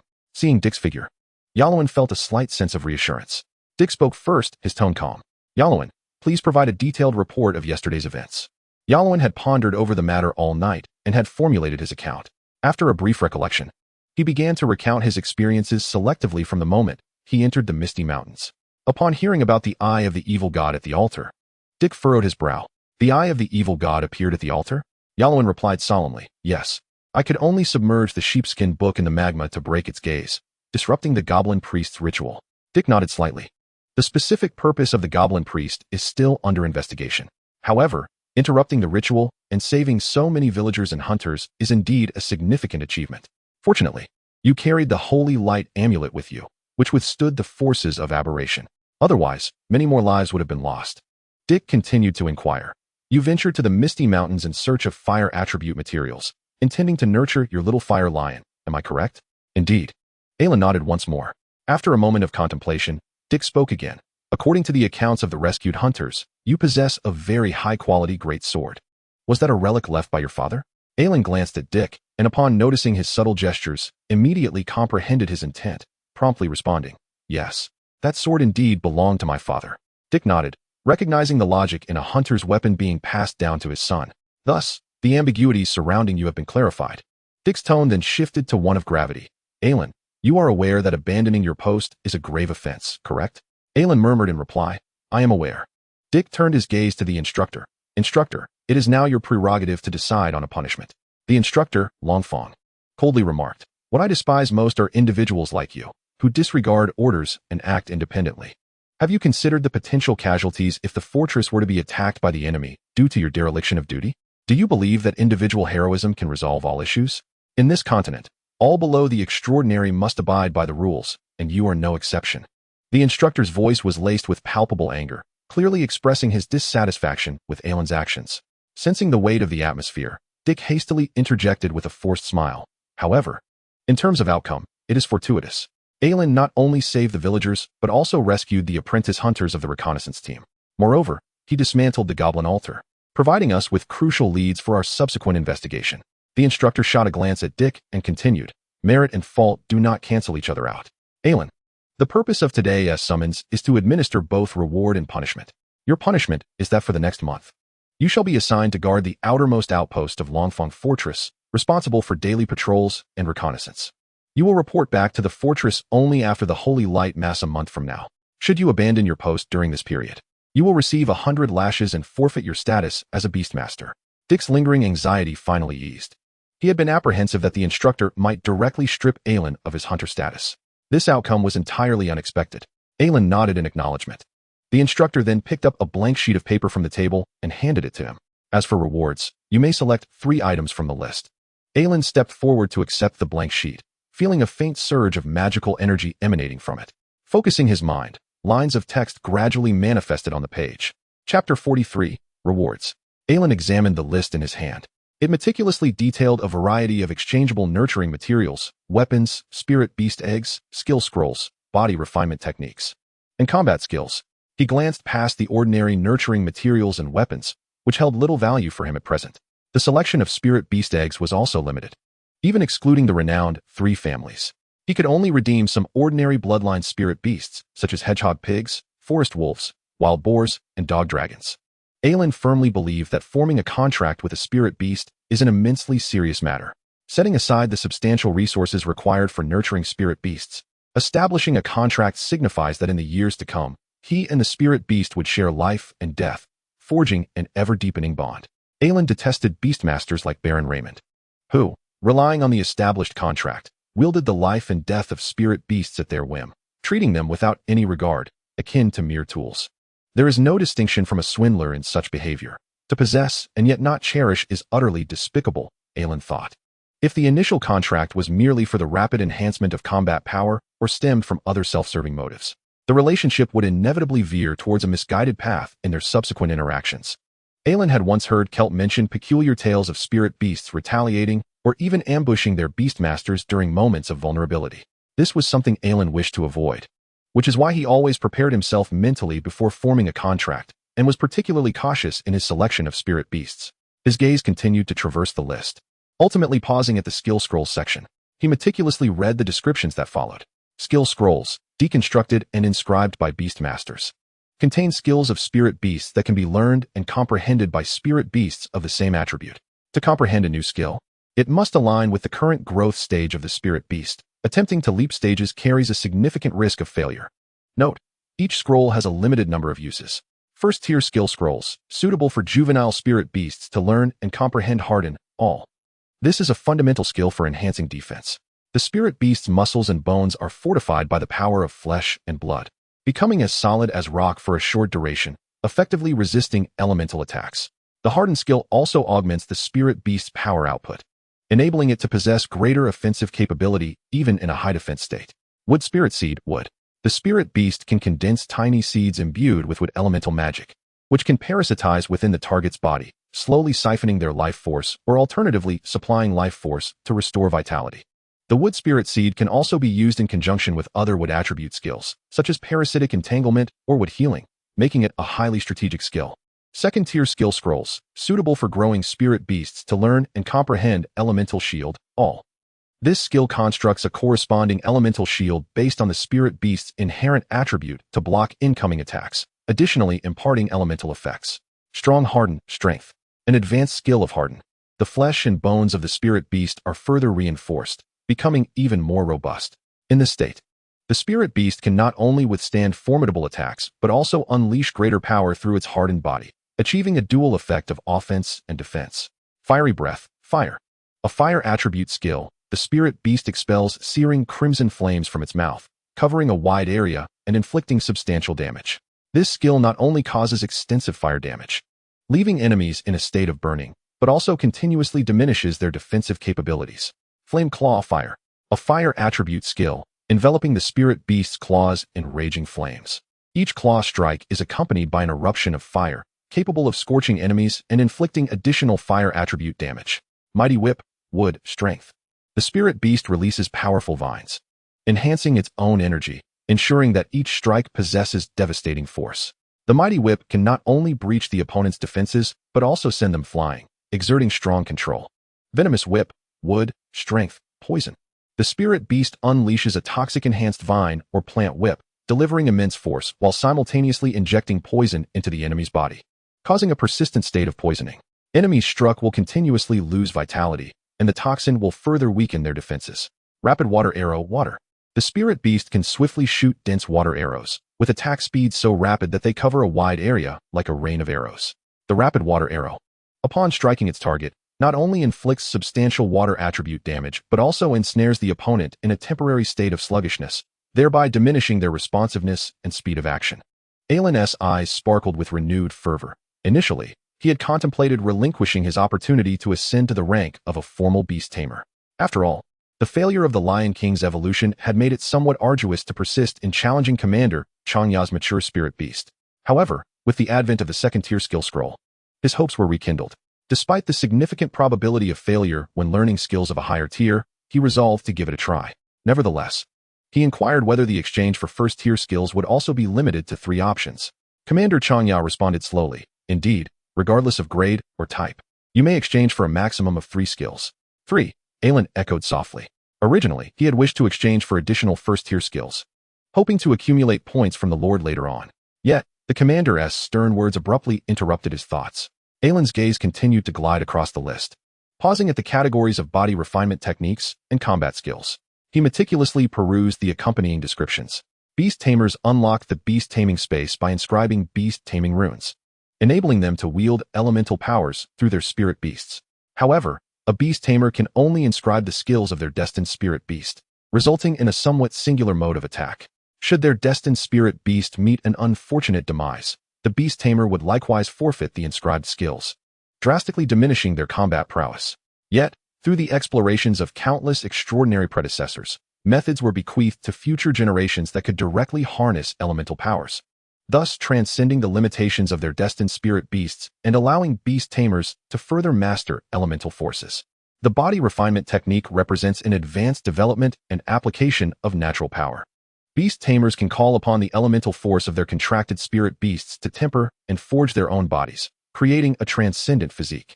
Note: one cannot comprehend multiple body refinement techniques simultaneously, as elemental attributes counteract each other. Fire body refinement technique. This basic technique for fire attributes utilizes the fire elemental power of the contracted spirit beast to strengthen the body, enhancing the beast tamer's resistance to heat and flames. Effects: flame resistance. The beast tamer can significantly reduce the damage from flames, with their skin's tolerance for high temperatures markedly improved. Heat absorption. Capable of absorbing a certain amount of surrounding fire elements, converting them into stamina for the beast tamer. Wood body refinement technique. This basic technique for wood attributes employs the wood elemental power of the contracted spirit beast, allowing the beast tamer to enhance their recovery and vitality. It primarily bolsters the beast tamer's life force, making it suitable for prolonged battles where additional recovery is advantageous. Effects: life recovery. The power of the wood element nourishes the body, enhancing the beast tamer's self-healing capabilities, enabling quicker recovery from minor wounds and slight fatigue. Increased resilience. This technique renders the beast tamer's muscles and joints more pliable, making them less susceptible to damage from massive impacts. Combat skills. A beast tamer can invoke the elemental power of their contracted spirit beast to execute formidable combat techniques. Eruptive step, fire. By channeling the fire elemental power of their contracted spirit beast, the beast tamer concentrates it beneath their feet, instantaneously triggering a localized explosion of flames. The explosive force significantly amplifies their movement speed. When executed, a fleeting flame afterimage will appear on the ground, and their actions will be as swift as fire, accompanied by a searing heat. Vine entanglement, wood. By summoning the wood elemental power of their spirit beast, the beast tamer conjures numerous illusory vines that rapidly ensnare the target from the ground or surrounding area. The vines not only serve to bind enemies, but also siphon their vitality, gradually diminishing the opponent's strength. This combat skill is particularly suited for control and attrition warfare. Are you certain you wish to exchange for the Crimson Flame Breath, Elemental Shield, and Earth Body Refinement Technique? Dick inquired, a hint of doubt in his tone. Indeed, Aelin affirmed resolutely with a nod. This decision was the culmination of much contemplation. If the Lion King could grasp the Crimson Flame Breath and Elemental Shield within a month, both skills of the mature stage, then he could subsequently attempt to challenge Commander Changya on the assessment day. The Earth Body Refinement Technique was chosen for his personal enhancement. There was no body refinement technique for lightning attributes listed, and the Fire Body Refinement Technique would only be learnable after contracting with the Lion King, especially considering the uncertainty of when he might venture into the secret realms again. The Earth Body Refinement Technique, which could substantially bolster both defense and offensive capabilities, naturally became Aelin's primary choice. Afterward, Aelin stowed the 3 scrolls and a marked map into his spatial ring. The map prominently indicated the location of the outpost he was to guard next. Confirming there were no further matters, Aelin bid farewell to Dick and strode towards the fortress exit. As he descended the stairs, he heard someone calling out to him from behind. Aelin. He turned to see a somewhat youthful man approaching him, his expression tinged with respect and timidity. Aelin, slightly perplexed. Asked, "Who are you?" "I am Antonio, a trainee beast tamer from the reconnaissance team," the young man replied with a clear voice. Aelin recalled him. Antonio was one of the trainee beast tamers previously captured by goblins. He had nearly lost his life when his mouth and nose were sealed. "Oh, it's you. You've completely recovered?" Aelin exclaimed, astonished. Antonio smiled. "Yes, I owe my survival to you." Aelin paused for a moment, then nodded, responding nonchalantly, "It was merely good fortune. I happened to defeat those goblins." Antonio frowned slightly, inwardly questioning the notion of merely good fortune. Images of Aelin wielding a giant sword and turning the tide of battle flashed through his mind, making him skeptical of that phrase. At that moment, Antonio turned and waved toward the distance, where the villagers whom Aelin had saved were approaching, including several children. Their eyes still held a glimmer of fear as they clutched tightly to the adults' clothing.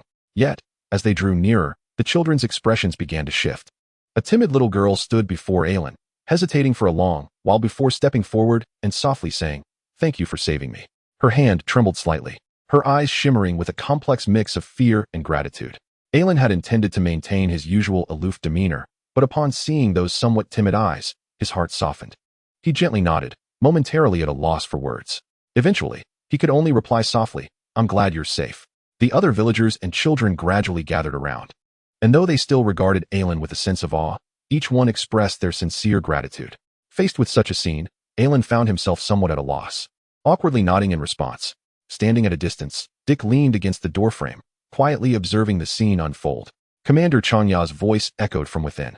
"You can't favor him for eternity, can you?" Dick shrugged. "This is the last time, don't worry." The commander sighed, a hint of resignation in his tone. "You will write this report. His many questionable actions leave me reluctant to face the council's scrutiny." Dick nodded. "No problem. But your punishment for him seems a bit lenient, quite unlike your usual style." The commander snorted coldly, replying with indifference, "Think it's too light? I can change that. He should still be downstairs, I believe." Dick quickly interjected, "Oh, I was merely speaking offhand. No need for any modifications." The instructor shook his head in resignation. "In truth, I had hoped he would remain within the fortress for a few more years, to dispel some of his biases before gradually ascending. However, this lad is far too eager. Even if he were to officially become a hunter, he would only face ostracism from his peers."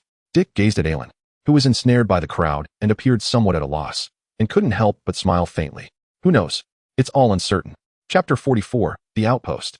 The sun blazed high, and the air bore a hint of oppressive heat. Aelin, accompanied by the Lion King, laboriously scaled the final summit, finally arriving at the perimeter outpost of the Fong Fortress. The outpost stood solitary in the shadow of the mountains, exuding an air of desolation. Located adjacent to the heart of the Mist Mountains, it was seldom visited, only manned during the active spring season when the herds roamed. The wooden walls were weathered and crumbling, the dilapidated roof allowing a few rays of light to filter through, while dust danced in the wind. The door hung precariously, creaking softly in the mountain breeze. Aelin stood before the outpost, a bitter smile creeping onto his face as he pondered how he would endure the coming month. He turned to gaze into the distance, where the Mist Mountains extended into the horizon, each ridge sharp and proud like a blade, stretching across the firmament.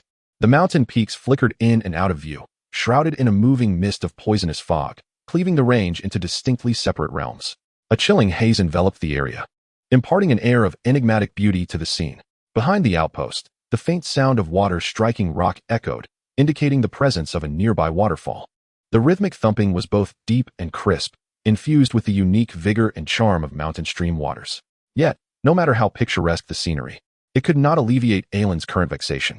His face, hands, and neck were swollen and reddened from countless insect bites, the fiery sting prompting him to scratch incessantly. Aelin touched his face, immediately feeling the pronounced swelling, as if he had endured a barrage of blows. He retrieved a small mirror from his possession, revealing a woeful visage.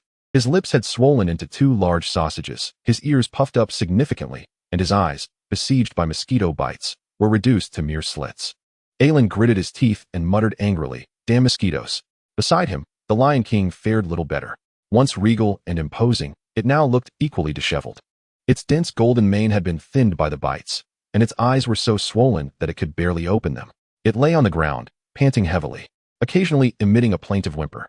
Aelin gripped his broadsword tightly, his brow furrowed, unable to quell the rising fury within him. Sure enough, the familiar buzzing returned. Here they come again. Aelin fumed. Swarms of mosquitoes surged toward him like a tide, relentlessly assaulting him. Throughout their journey, he and the Lion King had dispatched countless mosquitoes, Yet these pests seemed endless. Just as one wave was vanquished, another would arrive in droves, akin to an unending nightmare. Seeing the mosquitoes converging in greater numbers, Aelin's anger boiled over, and he snapped, "Lion King, incinerate them." The Lion King let out a low growl, quickly conjuring a searing fireball in its mouth. The fireball soared through the air and struck the swarm. In an instant, flames erupted, filling the air with the acrid scent of charred remains. The swarm was swiftly engulfed, their blackened carcasses raining down to the ground. Aelin swung his sword, continuing the pursuit of any remaining stragglers. Just as he cleaved through a few more mosquitoes, a sudden, violent flapping sound erupted from behind him. He spun around to see a massive shadow charging out from the trees, lunging directly at him. Aelin sidestepped deftly, narrowly evading the attack. Upon focus, he discovered it to be a giant mosquito, over a meter long. Its wings were several times larger than those of ordinary fowl, covered in veins of blood. Its emerald abdomen gleamed like a jewel, while its proboscis resembled a spear, glinting with a cold, menacing light. What a nuisance! Aelin quickly donned his goggles, and information about the giant mosquito streamed across his vision. Giant winged mosquito. Insect beast, mutated, elemental species, developing spirit beast. Bloodline rank, inferior.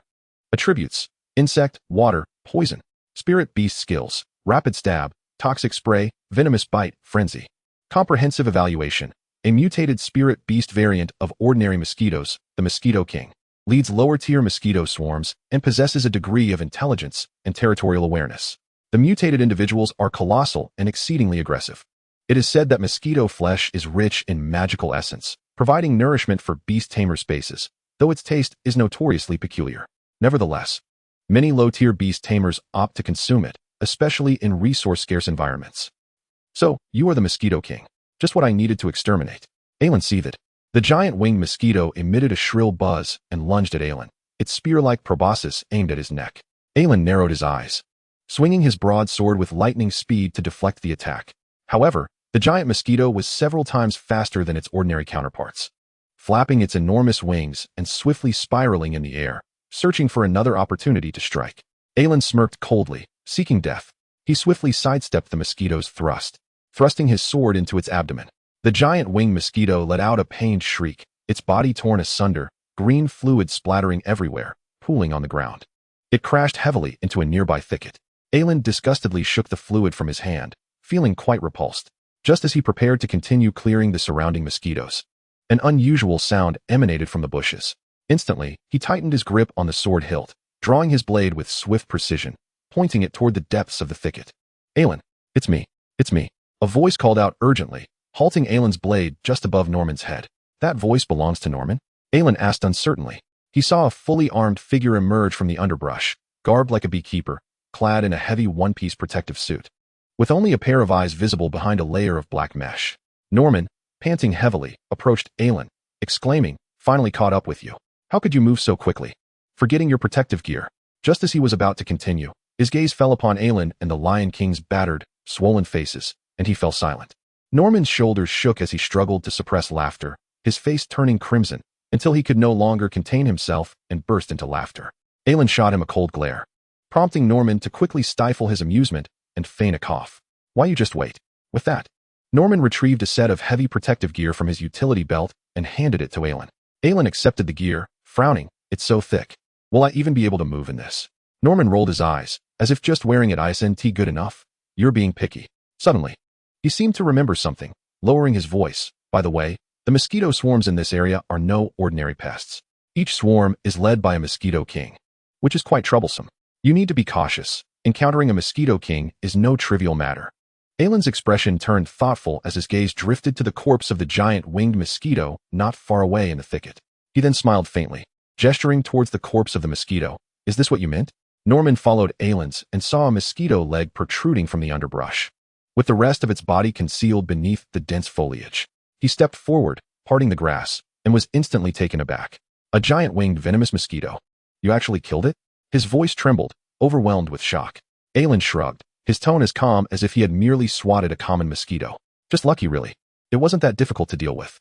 Norman's excitement turned his face crimson as he rushed to collect the corpse of the giant winged mosquito, inspecting it closely. The astonishment in his eyes transformed into exhilaration, as if he had stumbled upon a rare treasure, causing him to dance with glee. What a rarity! The giant winged mosquito. Its flesh is a tremendous tonic. How about I brew you a pot of mosquito soup tomorrow for nourishment? Mosquito soup? Upon hearing this, Aelin's face turned ashen, his stomach churning. Moments ago, he had been contemplating how to ward off mosquitoes, and now he was being offered mosquito soup? He suppressed his discomfort and firmly declined. I certainly do not have a penchant for bizarre cuisine. If you desire it, you may keep the mosquito. Really? Norman asked, his face alight with joy. Indeed. Aelin managed a strained smile, though the swelling on his face rendered it quite stiff. Norman hurriedly stowed the giant winged mosquito's corpse in his standard storage belt, fearful that Aelin might renege on his word. He patted Aelin's shoulder, saying, "Then I shall not be polite. Also, this place is far too remote. It's not easy to make the trip. I suppose I can only bring you a meal once a day from now on. One meal will suffice. There's no shortage of ingredients nearby." Aelin nodded, casually pulling out a silver coin from his pocket and handing it to Norman. Norman accepted the coin, his smile widening even further. The two engaged in light conversation for a while before they meandered off into the distance. Though his steps remained heavy, he was evidently much lighter than when he had arrived. He occasionally raised his hand to check his belt, seemingly apprehensive that the giant winged mosquito's corpse might somehow escape. Norman murmured to himself, "This time, I've truly struck gold. Once I return, I'll make it into jerky and bring it home for the kids. It will surely be a great tonic. Who knows, perhaps I could even unlock the Beastmaster space and become a Beastmaster myself. Haha, how wonderful." Aelin involuntarily envisioned Norman's son gnawing on mosquito jerky. Mosquito jerky? How peculiar. He shuddered slightly, his lips twitching. The last rays of the setting sun bathed Norman in a golden glow, casting his slightly stooped figure, hunched from years of labor, onto the ground. Bathed in sunlight, his shadow stretched straight, seeming to rejuvenate him, infused with hope. Chapter 45, Dual Cultivation. A day later, the blazing sun hung high in the sky. The air beneath the waterfall was cool and moist, resonating with the distant roar of cascading water. A man and a lion stood at the base of a cliff not far from the watchtower, gazing deeply at the torrent of water cascading before them. Aelin's purpose was clear. For the coming month, he would engage in intensive training here with the Lion King. The Lion King was to learn and comprehend new beast skills, the fiery breath and elemental shield. Meanwhile, Aelin would attempt to master the primary body refinement technique, the rock body refinement technique. The rocky walls surrounding the waterfall were sturdy, and the environment was tranquil, with lush trees encircling the area. The water flowed down like a silver chain, crashing against the rocks. The splashing droplets, illuminated by the sun, refracted into a rainbow. Everything around exuded tranquility and vitality, making it an exceptional training ground. Although nominally stationed at the watchtower to guard against the incursions of dangerous spirit beasts, Aelin had yet to spot any other spirit beasts aside from mosquitoes. This provided an ideal opportunity for both man and lion to focus on their rigorous training without interruption. As Aelin stretched his somewhat stiff body, he recalled the torturous night spent unable to sleep due to the swarm of mosquitoes, and he couldn't help but grumble. Is it truly necessary to be stationed in this desolate place? Just as he was about to commence his training, a powerful surge of intent suddenly emanated from the scarlet blood domain. What is happening? Aelin furrowed his brow and closed his eyes to sense for a moment, only to discover that the Thunder Egg was agitated. Through their mental connection, he immediately understood its intent. This fellow wanted to come out for some fresh air. Aelin chuckled softly. Indeed, since establishing the Beastmaster contract with the Thunder Egg, it had never ventured out. Even a spirit beast with an extraordinary bloodline would feel stifled after being confined within the scarlet blood domain for so long. With this thought in mind, Aelin decided to release both the Thunder Egg and the Stone Sloth to stretch their limbs. A sharp Beastmaster rune on his left hand flickered to life, releasing a deep crimson glow. As the rune's light shimmered, the Thunder Egg and Stone Sloth simultaneously appeared on the rocky ground beside the waterfall. The moment Stone Sloth emerged, the earth trembled slightly beneath its weight. The massive creature settled beside Aelin, lifting its head slowly, its enormous eyes rotating in a dazed manner. The Thunder Egg stood in the grass by the pond, its shell adorned with a thin layer of blood vessels. The crackling electricity surrounding it suddenly erupted, instantly striking the nearby mosquitoes, which emitted piercing buzzing sounds before plummeting to the ground. Amidst the crackling sounds, the mosquito swarm suffered heavy casualties. The Thunder Egg seemed to revel in the chaos, its electric movements becoming increasingly jubilant. The faint blue currents and the crackling sounds of electrocuted mosquitoes struck Aelin as eerily familiar. He slowly mused, a mosquito zapper? An electric mosquito repellent. A light bulb went off in his mind. He could place the Thunder Egg nearby at night, allowing him to enjoy a good night's sleep. He turned to Stone Sloth, saying, "Stone Sloth, use your rocky senses to scout the surrounding area. Notify me at once if anyone approaches." Stone Sloth nodded. "Okay." Aelin gently patted it, whispering, You should also move around a bit, relax. Stone Sloth nodded again, okay. It glanced at Aelin before shifting slightly to the side, settling back down to quietly guard him. Lion King, shall we begin? Aelin reached out to stroke the Lion King's head, his gaze resolute. You will first learn about elemental defense. With that, he retrieved a beast skin scroll from his spatial ring and unfurled it before the Lion King. The scroll was inscribed with intricate runes, emanating a faint glow. The Lion King slowly closed its eyes. The fiery power within it began to surge wildly as it gradually entered a state of profound comprehension. The runes resonated with the Lion King, their light intensifying as a faint layer of flame enveloped the Lion King, who was steadily grasping the concept of the elemental shield.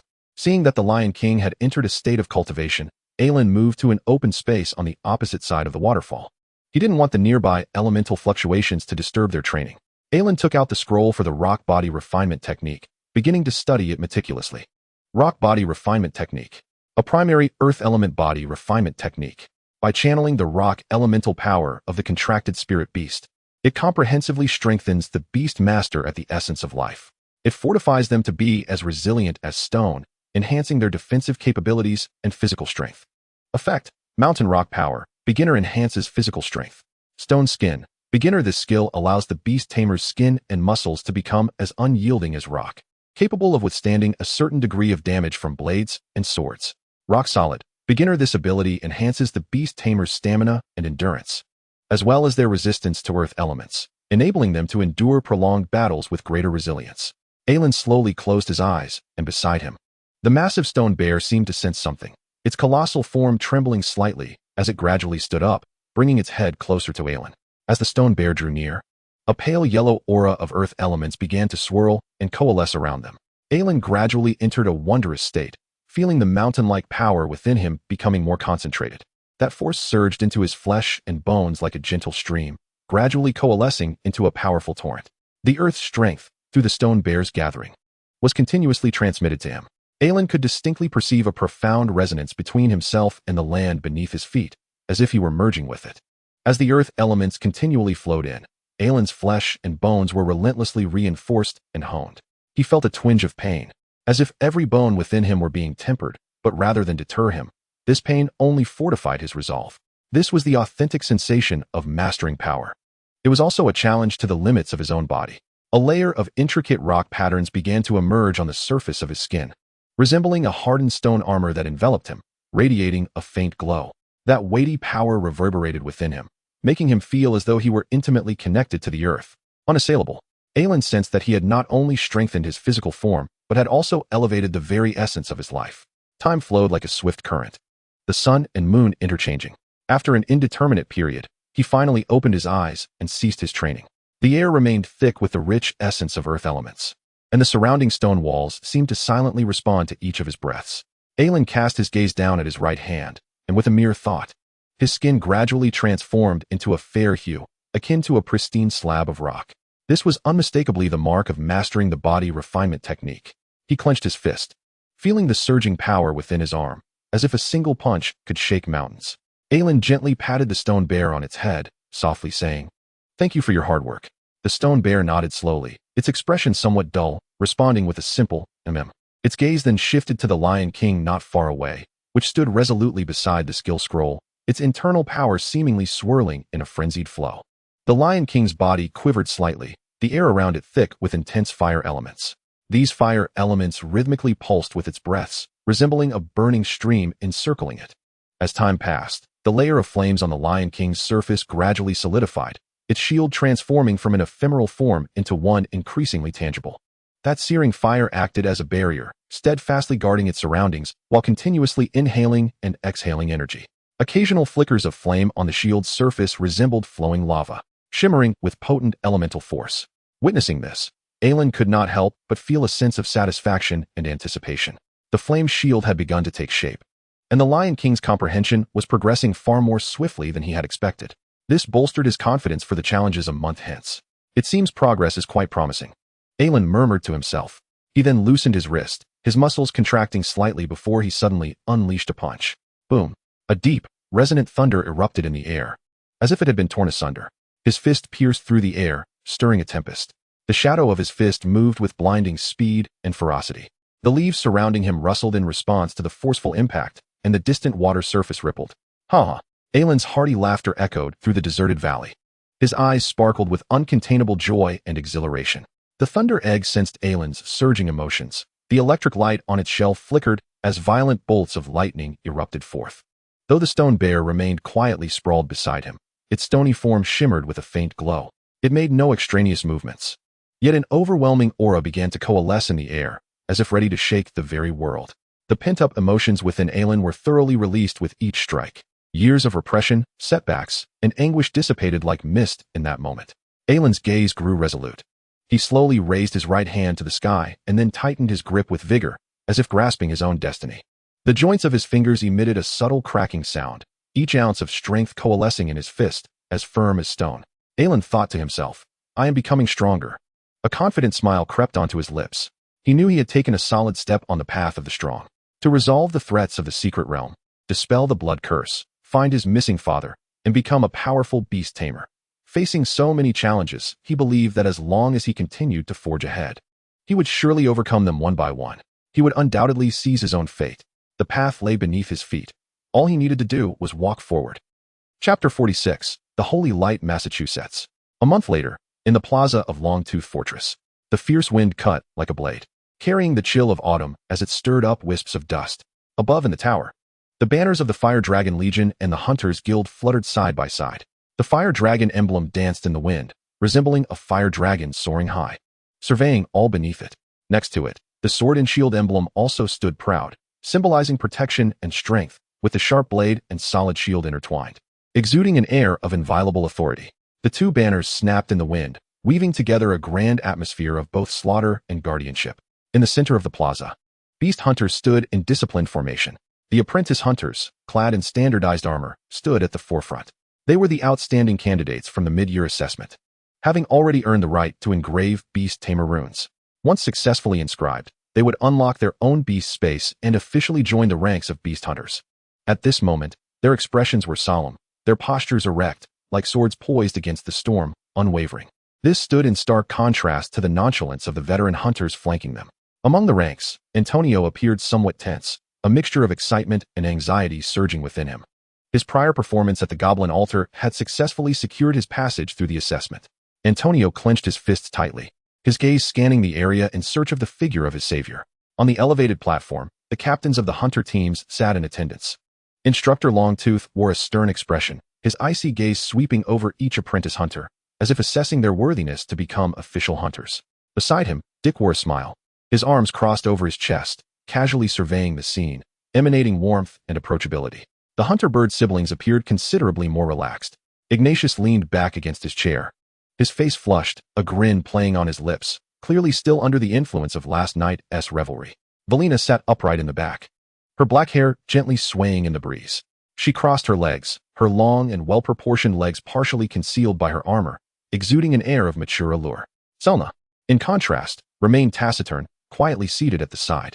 Derek, the one-eyed figure, appeared somewhat detached, his gaze occasionally drifting into the air, his expression apathetic, as if entirely disinterested in the events unfolding before him. On the opposite side of the platform, the clergy of the Holy Light Church and the Valkyrie Knights of the Silver Town sat in serene silence. At that moment, two figures stealthily emerged at the rear of the assembly, none other than Eileen and Norman.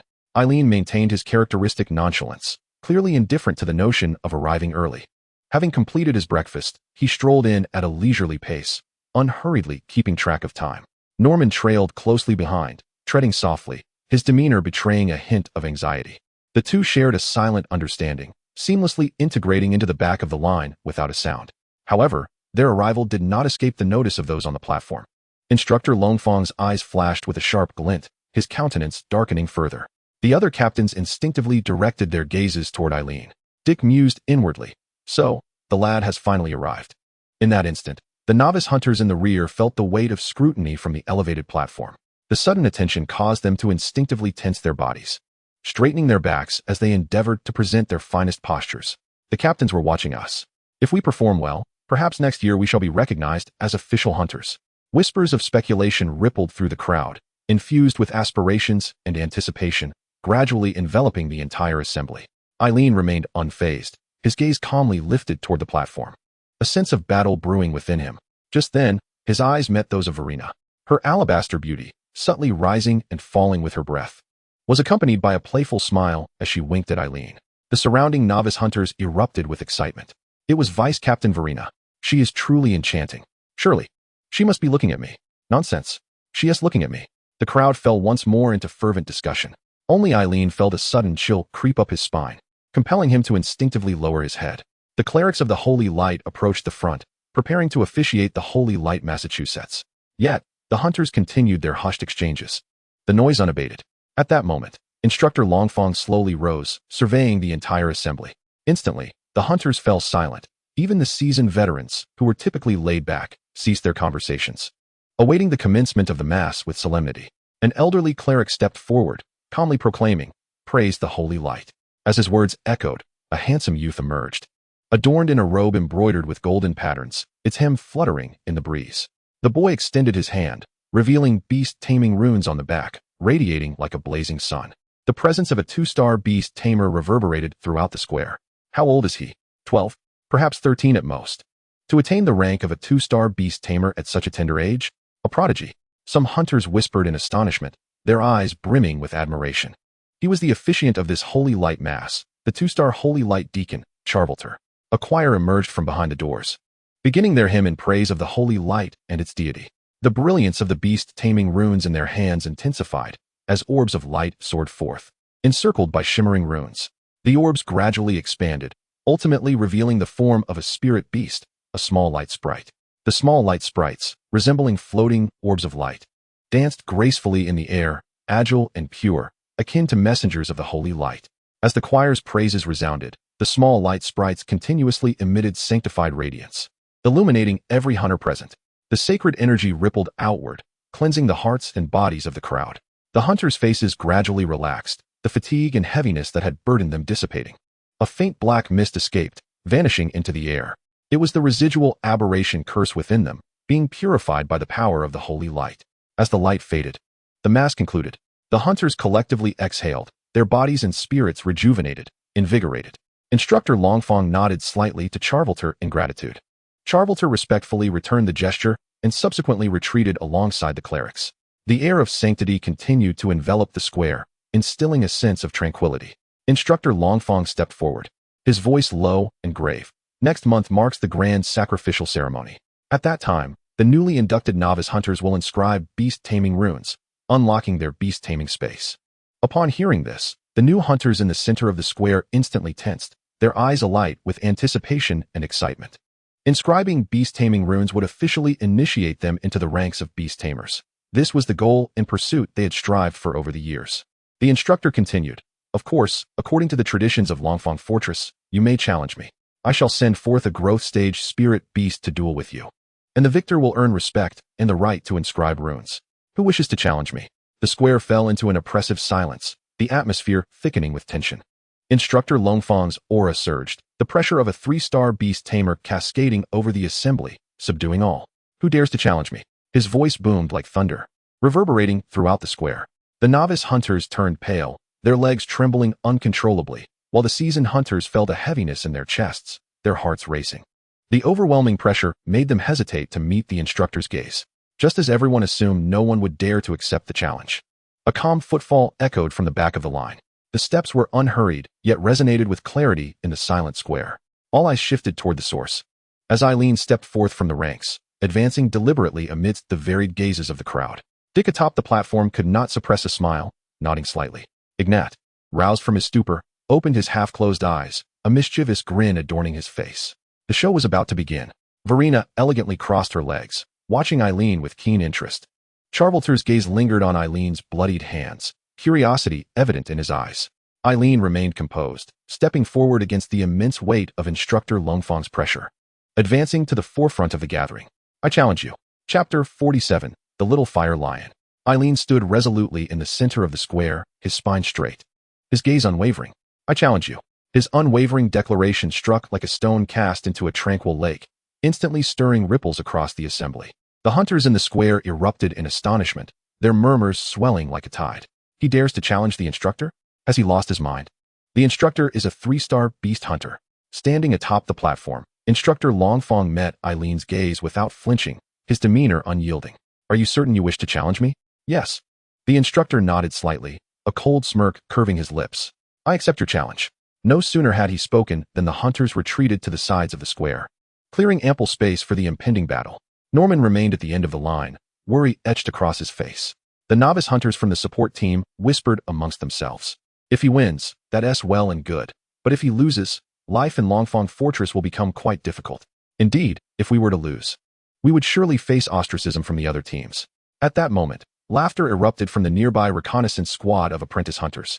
The support team is truly a reservoir of talent. They even contemplate challenging the instructor. How absurd. Do you genuinely believe that creature stands a chance of winning? Noticing the lack of response, the hunter who had spoken earlier felt a wave of embarrassment and irritation wash over him. A cook ought to behave like a cook. Is it too much to ask them to simply focus on cooking? Must they resort to absurd antics to seek attention, deluding themselves into believing they are hunters? Norman's expression darkened as he stepped forward, causing the previously mocking apprentice hunters to glance at him with trepidation. Are you looking for a confrontation? The captains are watching. You know. Suddenly, Norman smiled, adopting a relaxed tone. I'm not looking for trouble. I merely wish to inquire if you would dare to wager against me. At that moment, Instructor Longya retrieved a palm-sized stone from his belt and tossed it into the air. The crowd's gaze sharpened as the stone rapidly enlarged, its surface shimmering with various runes before landing steadily. In an instant, a Beastmaster arena materialized, standing majestically in the center of the square. The arena's floor was composed of rough volcanic rock, its surface marred by cracks, emanating a faint red glow. Embedded within the raised stone platform were glimmering fire stones and fire crystals, intensifying the fire element within the arena. Waves of heat swirled in the air, the surrounding temperature rising as if one were ensconced in a molten furnace. At the center of the arena loomed a small stone mountain, composed of obsidian rock, exceptionally sturdy. Lava trickled through the mountain-esque crevices, pooling into a miniature fire pit below, while occasionally, scalding lava would spurt forth from the rocks, splattering the ground with fiery droplets, filling the air with a subtle scent of sulfur. In the corners of the arena, stone pillars stood tall, their inscribed runes pulsating with energy, growing increasingly radiant with the surge of magic. A transparent defensive shield rose between the pillars, enveloping the entire arena. Gentle ripples spread through the air, isolating the arena from the outside world. Antonio's eyes sparkled as he turned to Aelin, exclaiming, "This is magnificent, Aelin. This is the fire element arena. Your Lion King will surely prevail." Aelin nodded, his gaze rising to find Instructor Longya already positioned on the opposite side of the arena. The hot wind brushed against his face, and the peculiar coincidences around him instilled a sense of gravity within him. On the high platform, the captains exchanged glances. The inebriated Ignatius burped and slowly remarked, "Who will officiate the match?" Just as Dick was about to rise, he noticed Felina's figure flash by, already leaping down from the high platform. She descended gracefully, akin to a wisp of purple silk, landing elegantly at the center of the arena. Her dark purple cloak billowed in the wind, her proud form tracing a splendid arc under the sunlight. "I, Velina, a 3-star Beastmaster, shall serve as the judge for this duel." Her voice was crisp and resolute, resonating throughout the square. The contenders are the apprentice Beastmaster Hunter Aelin and Instructor Longya. Aelin, his expression impassive, retrieved the spirit beast ball from his waist and flicked it, a brilliant light erupting. As the radiance faded, the figure of the Lion King emerged, standing majestically atop the arena. The Lion King appeared more robust than a month prior, its crimson mane glowing like flames in the light, its muscles taut, each one brimming with power. With a sudden stomp of its front paw, the hard rock cracked beneath its might. Challenging the instructor with a juvenile fire lion? How utterly ludicrous. The instructor wields a fully grown spirit beast. It was a reckless endeavor. The murmurs among the hunters grew louder, yet Aelin remained composed, his gaze steady. Instructor Longya slowly extended his right hand, the runes of the Beastmaster glowing upon the back of his hand. As the runes illuminated, fire elements swiftly coalesced in the air, and a colossal figure materialized in the arena. It was a fire lion, even more formidable than the Lion King. Its golden fur shimmered in the sunlight, and the intense fire elements coalesced around it, raising the temperature in the vicinity dramatically. The fire lion took a step forward, its mane igniting with flames, as if ready to engulf the surrounding air. The hunters erupted into a frenzy. It was the fire lion. Aelin was doomed. This was the evolved form of the juvenile fire lion. The fire lion and the juvenile fire lion were not even in the same league. The Lion King stood no chance. The outcome of this battle was already foregone. With a thunderous roar, the fire lion unleashed its formidable presence. a pressure emanating from it like a mountain, weighing heavily upon the Lion King. The Lion King felt its body stiffen, unable to move. Aelin's heart sank. He could sense the Lion King's struggle and pain. Yet, in that moment, the Lion King managed to turn its head, its gaze steadfastly fixed on Aelin, an indomitable spirit shining through its eyes. "Fear not, brother. I shall prevail."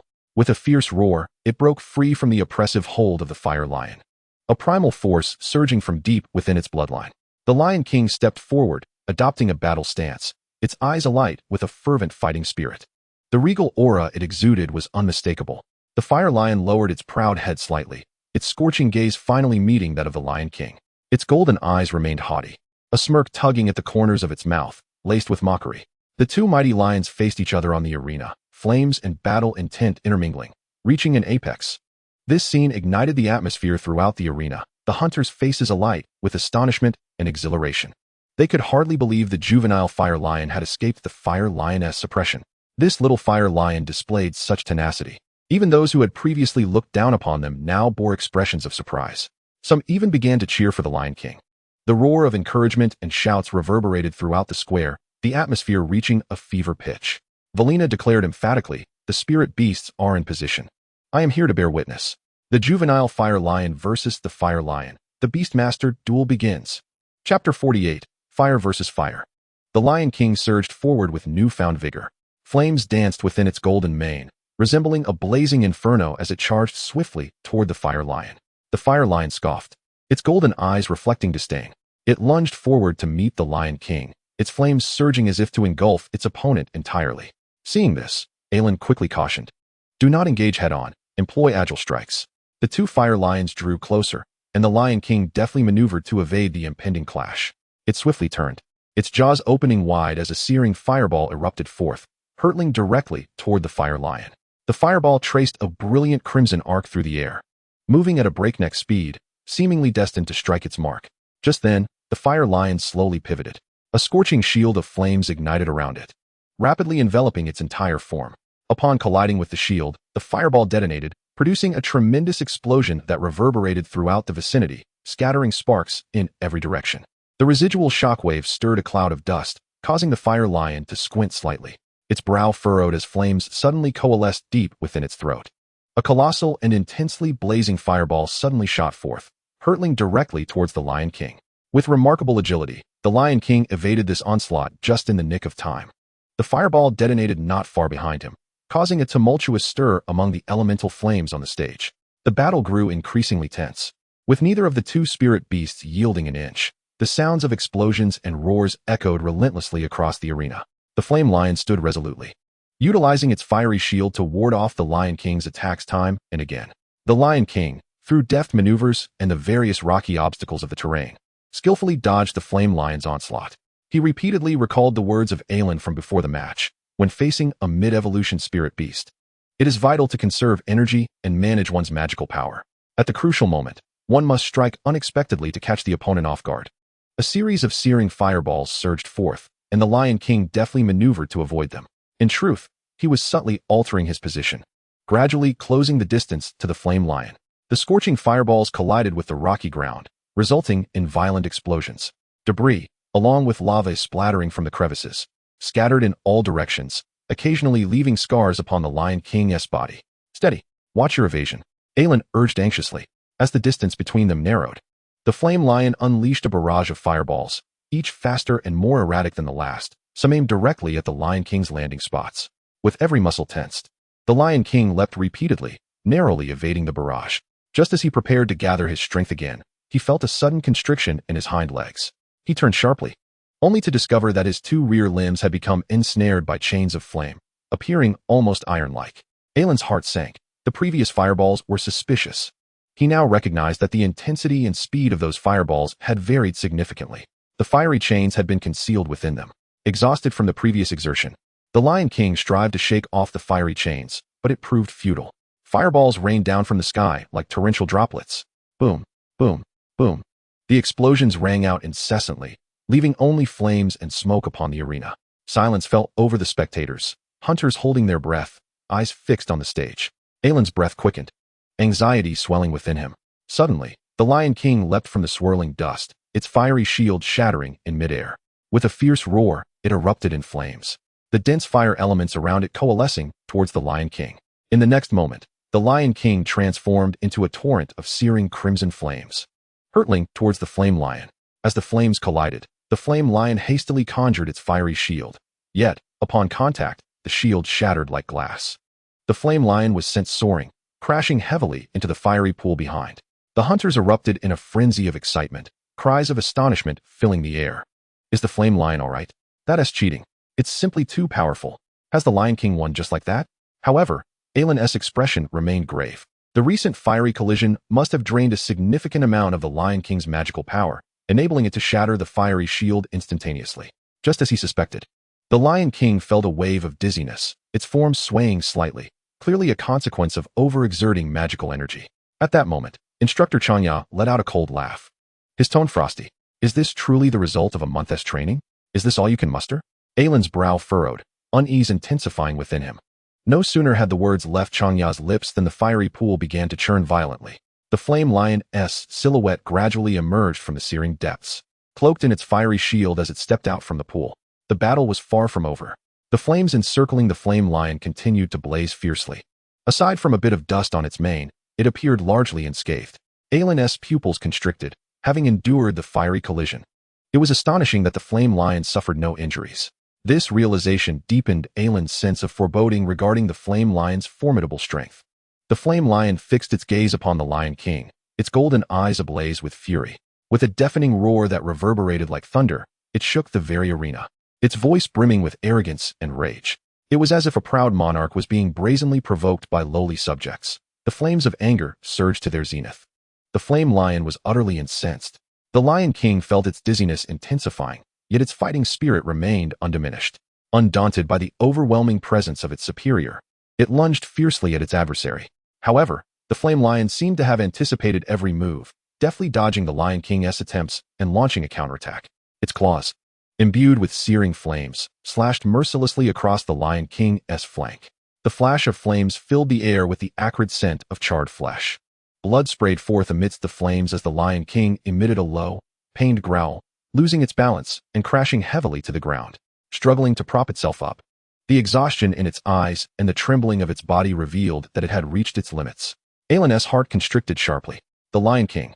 Instructor Changya's voice cut through the tension, icy and accusative. Do you truly believe that your clandestine actions have gone unnoticed? Do you think the captain is a fool, oblivious to your schemes? The remnants of various traces and unique material fragments left in the underground caverns are unmistakably indicative of an evolution ritual.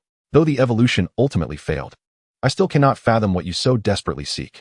A creature with so many questionable aspects like you cannot be entrusted to the hunter squad.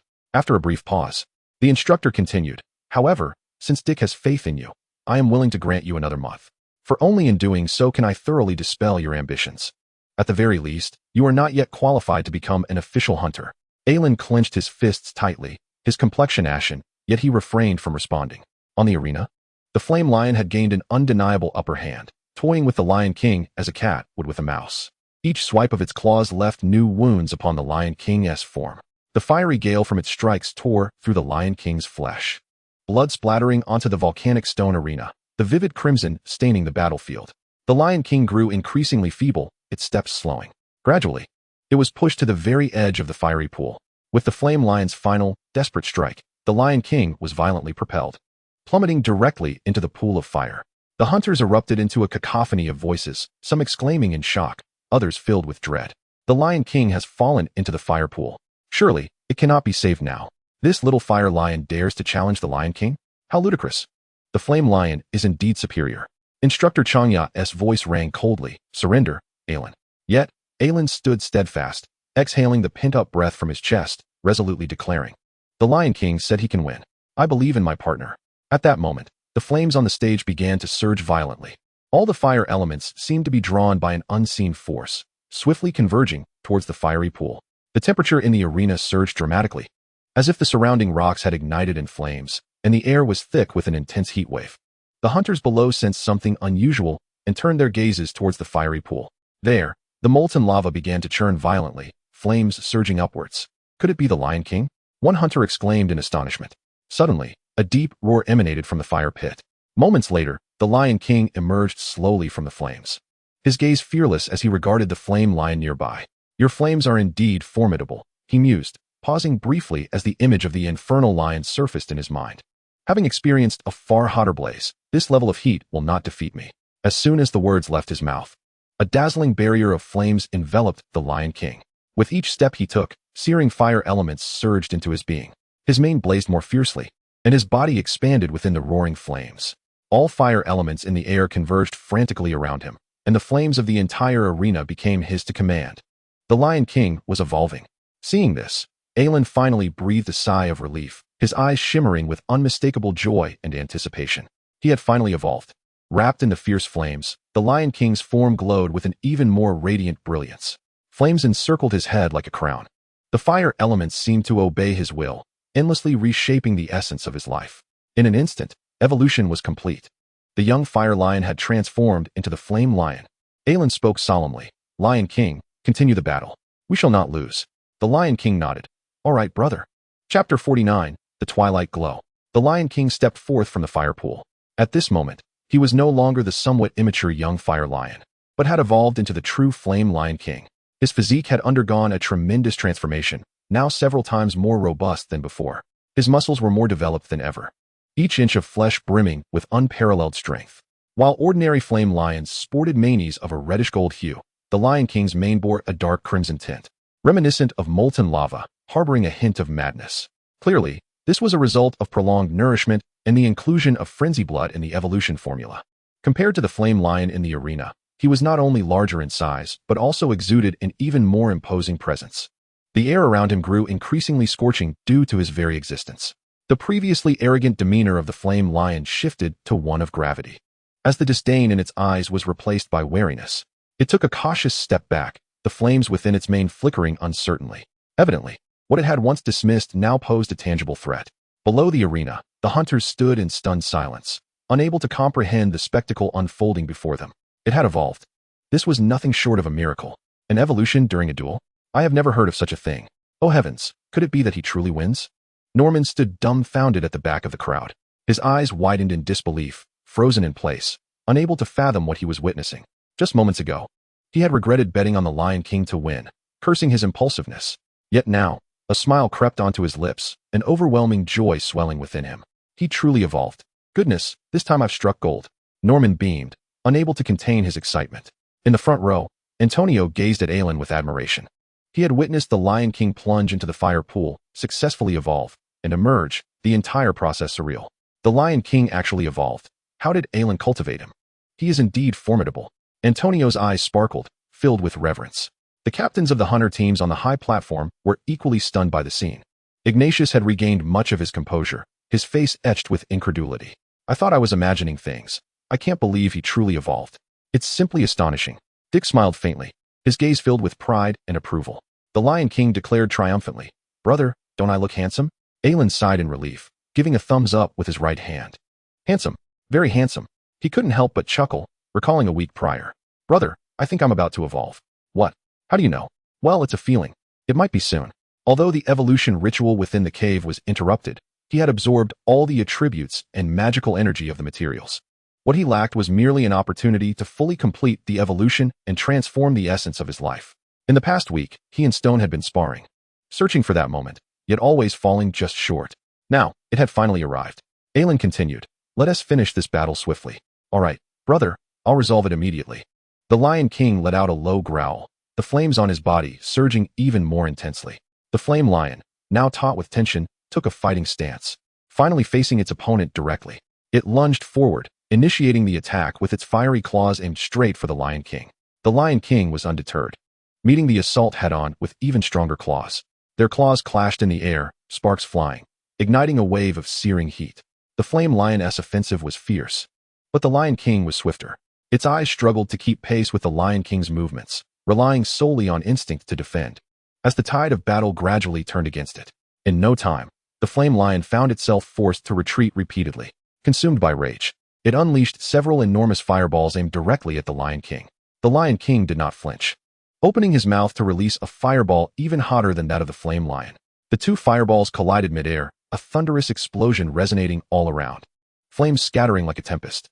The Lion King's fireball was evidently more powerful, and the flame lion began to sustain injuries, finding itself at a disadvantage. With each confrontation, the Lion King maintained an overwhelming upper hand. The flame lion's fur was singed black by the flames, its eyes filled with fury and defiance. Enraged, roar. Realizing it was being thoroughly suppressed, the flame lion emitted a deafening roar. It suddenly gathered all the fire elements around it, an exceptionally intense flame coalescing in its mouth, and then unleashed it with all its might. Blazing inferno. The searing flames seemed capable of incinerating all, racing towards the Lion King. Aelin responded coolly. We shall use blazing inferno as well. Let us end this battle. All right, brother. The Lion King similarly gathered an immense flame in his mouth, charging up before unleashing it. The two flames collided in the air, erupting into a blinding blaze. They held their ground for a moment, but gradually, the Lion King's flames gained the upper hand, completely overpowering the flame lion's attack. At last, the flame lion was wholly consumed by the blazing inferno. As the smoke cleared, the flame lion collapsed onto the arena, devoid of consciousness. Verena stepped forward, surveying the surroundings before announcing, the flame lion has lost its combat awareness.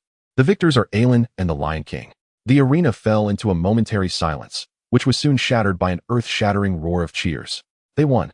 They actually won. Incredible. The Lion King is simply too powerful. How did he cultivate it? I must inquire about this later. The Lion King stood majestically in the center of the arena, surveying all beneath him. His crimson mane flickered like flames in the glow of the firelight. A searing aura emanated from his being, as if the entire arena lay under his dominion. His piercing gaze swept the surroundings, exuding overwhelming confidence and strength. With a thunderous roar, the Lion King proclaimed his victory, his voice resonating like rolling thunder. The majesty of a king was unmistakable. Lion King, Lion King, Lion King. It was unclear who initiated the chant, but the hunters' voices grew louder, coalescing into a fervent tide.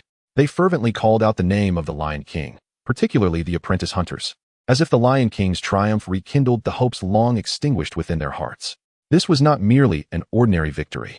It marked the first time in the history of the Fong Fortress that an apprentice hunter had defeated an instructor, thus earning the qualification of a formal beastmaster. This day would undoubtedly be recorded in the annals of the Hunters Guild, becoming a focal point for future discussions among hunters. Instructor Fong retracted the flame lion, his face devoid of anger, instead radiating tranquility. He approached Yalowin, nodding slightly, and said, I concede. Congratulations, Yalowin. You have secured your qualification as a formal beastmaster. However, the instructor paused, his voice dropping to a somber tone. I will always be watching you from the shadows. Remember this. Yalowin nodded slowly, his gaze resolute. I will. As the sun dipped below the horizon, the fervent atmosphere remained undiminished. Hunters were still electrified, intensifying their training, yearning for their spirit beasts to emulate Yalowin's victory and become formal beastmasters. Disliking the clamor, Yalowin withdrew early from the bustling crowd, returning to the outpost. He lay upon the grass before the outpost, a tuft of foxtail grass in his mouth, gazing at the descending sun in the sky. The golden afterglow bathed his face, while a gentle breeze caressed him, bringing a sense of serenity. The Lion King stood quietly beside him, his robust form having long surpassed Yalowin's current stature. Yalowin had intended to embrace the Lion King as he usually did, but now he could only shake his head with a wry smile. How will I carry you as you grow? The Lion King obediently lay down, lowering his head for Yalowin to rest against him. Yalowin simply reclined atop the Lion King's belly, feeling its warmth and gradually relaxing. Brother, did we really win? The Lion King's voice carried a hint of excitement and uncertainty. Yalowin glanced at the fading twilight, nodding with a sense of satisfaction. Yes, we won. As stars began to ascend in the night sky, their twinkling light illuminated the duo. The surroundings were tranquil, save for the soft whisper of the breeze through the grass. Together, they savored this moment of peace and warmth. However, an abrupt turn of events shattered the tranquility. An eerie purple flame ignited in the air without warning. At that moment, a long unheard, loathsome laughter echoed in his mind. The Lord's voice was sinister and exuberant, tinged with mockery. The second trial begins now. All beastmasters, please prepare yourselves, he. Chapter 50, Re-entering the Secret Realm. Yalowin's eyes widened, all fatigue vanishing in an instant as he jolted awake. He cursed under his breath, not now, of all times. Despite his overwhelming exhaustion, the Lord's strange machinations left no room for complacency. He swiftly rose and quietly roused the Lion King beside him. Lion King, return to the Spirit Beast Ball. The Lion King appeared reluctant, yet upon seeing Yalowin's grave expression, he immediately grasped the urgency of the situation. Yalowin decisively recalled the Lion King into the spirit beast ball and hastily donned his knight's armor. Suddenly, darkness enveloped him, and he vanished from his location. When his senses returned, he found himself once again in the round table hall. The colossal stone round table stood steadfast, as if unchanged by time. A thin mist swirled above the hall, spectral figures emerging gradually from the high-backed chairs. The expressions of the gathered were varied, but compared to the last time, they exhibited a notable air of composure and steadiness. The elf Fendariel was the first to break the silence, his long ears twitching, his tone tinged with resignation. I have remained in the Holy Spring Hall, surrounded by layers of defensive arrays, yet I still find myself here. The dwarf beside him scoffed. Perhaps your elven arrays are simply too fragile. Just like your bows, beautiful yet utterly useless, of questionable quality, Fendariel retorted with a cold smile. Forging is the only pride you dwarves hold, is it not? You always bring it up. Alas, no matter how much you hammer iron, you cannot forge elegance and wisdom. The elven bows might not suit you dwarves. After all, archery requires precision and skill, entirely unlike the brute force you wield underground. The dwarf, Torgrin, furrowed his brow in anger, exclaiming, Elegance? Can your elegance withstand blades? Do not forget, dwarven weapons are renowned across the continent. Every hammer capable of shattering your seemingly delicate bows. Fendariel smirked disdainfully, his eyes filled with scorn. Shatter? Indeed. For you are but an uncivilized barbaric race that knows only destruction. Elven weapons value lightness and precision, far beyond what your clumsy smithing can produce. Who knows if you can even control your hammers? You often drop them. Torgrin's beard quivered in rage, his face flushed. We dwarves never drop our hammers. But you elves, if you were to accidentally fall from a tree, that would be amusing. Fendariel shrugged nonchalantly, calmly retorting, if you dwarves could climb trees, perhaps you wouldn't always be stuck underground. Kreia sighed, ignoring the bickering duo, and turned her attention to Yalowin beside her, clad in a delicate light blue mage robe. It accentuated her tall and graceful figure. The hem of the robe cascaded like a waterfall, while the cuffs blossomed like blooming flowers, making her appear as a blue rose unfurling in the morning light. As if sensing something, her bright eyes blinked rapidly. Suddenly, she leaned closer to Yalowin. Taking a deep breath, Yalowin, taken aback by her sudden proximity, felt an unnatural flush creep onto his face, frozen in place. That, he stammered. What is it? Too close. Kreia then realized she was nearly pressed against Yalowin. Quickly retreating, her cheeks tinged with pink, she returned to her seat. The pointed-eared elf and the bearded dwarf, unbeknownst to them, had ceased their quarrel and were now exchanging mischievous glances. Fendariel's lips curled into a slight smile, while Torgrin's beard quivered as he let out a low chuckle. Kreia cleared her throat to mask her embarrassment before speaking up. Have you been practicing a body refinement technique of the rock attribute? Yalon was somewhat taken aback. How did you know? He inquired.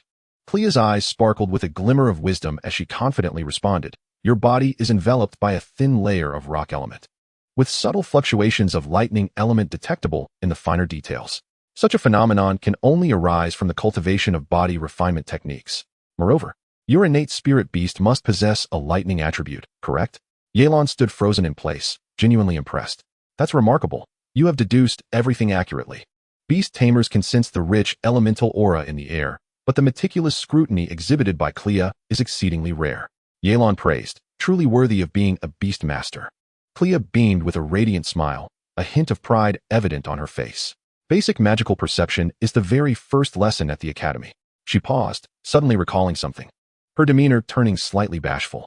I apologize, I inadvertently spoke too much. This is a bad habit developed at the academy, for beast tamers. Probing into spirit beasts is a major taboo. Yalon smiled in response. It's quite all right. We had already agreed on information sharing. None of this constitutes a secret. Besides, we all know that Torgin's innate spirit beast is a fire lizard. Torgin's face registered surprise. What? Did I say that myself? When did that happen? Yalon shrugged helplessly. It was when you exchanged for the flame snail. Torgin's voice pitched unnaturally higher. What? You all knew about the flame snail too? The group collectively gazed at him, momentarily at a loss for words. Observing his long beard and weathered visage, it was challenging to ascertain his age. Yalon whispered, Do dwarves also suffer from dementia? Fendariel nodded slowly. It seems so. Torgun laughed heartily. Haha, I merely wished to lighten the mood. Of course, I remember. After a brief pause, he grew serious, fixing his gaze on Yalon. However, I do have a piece of advice. Now that you have contracted two spirit beasts of different attributes, if you wish to contract the little fire lion next, that would mean incorporating lightning, rock, and fire elements. It would be prudent not to add any other attribute spirit beasts, lest it lead to chaos in your beast taming space. Find Ariel nodded in agreement. Indeed. It was wise to maintain the elemental purity of the beast taming space, at least until one became a high-level beast master. Otherwise, advancement would become increasingly arduous later on. Yelan nodded. Yes, I will be cautious. He had no intention of revealing that he possessed 2 beast taming spaces, at least not at this moment. After all, his father's beast taming notes had explicitly advised him to keep such matters confidential, especially regarding certain self-serving entities like the church.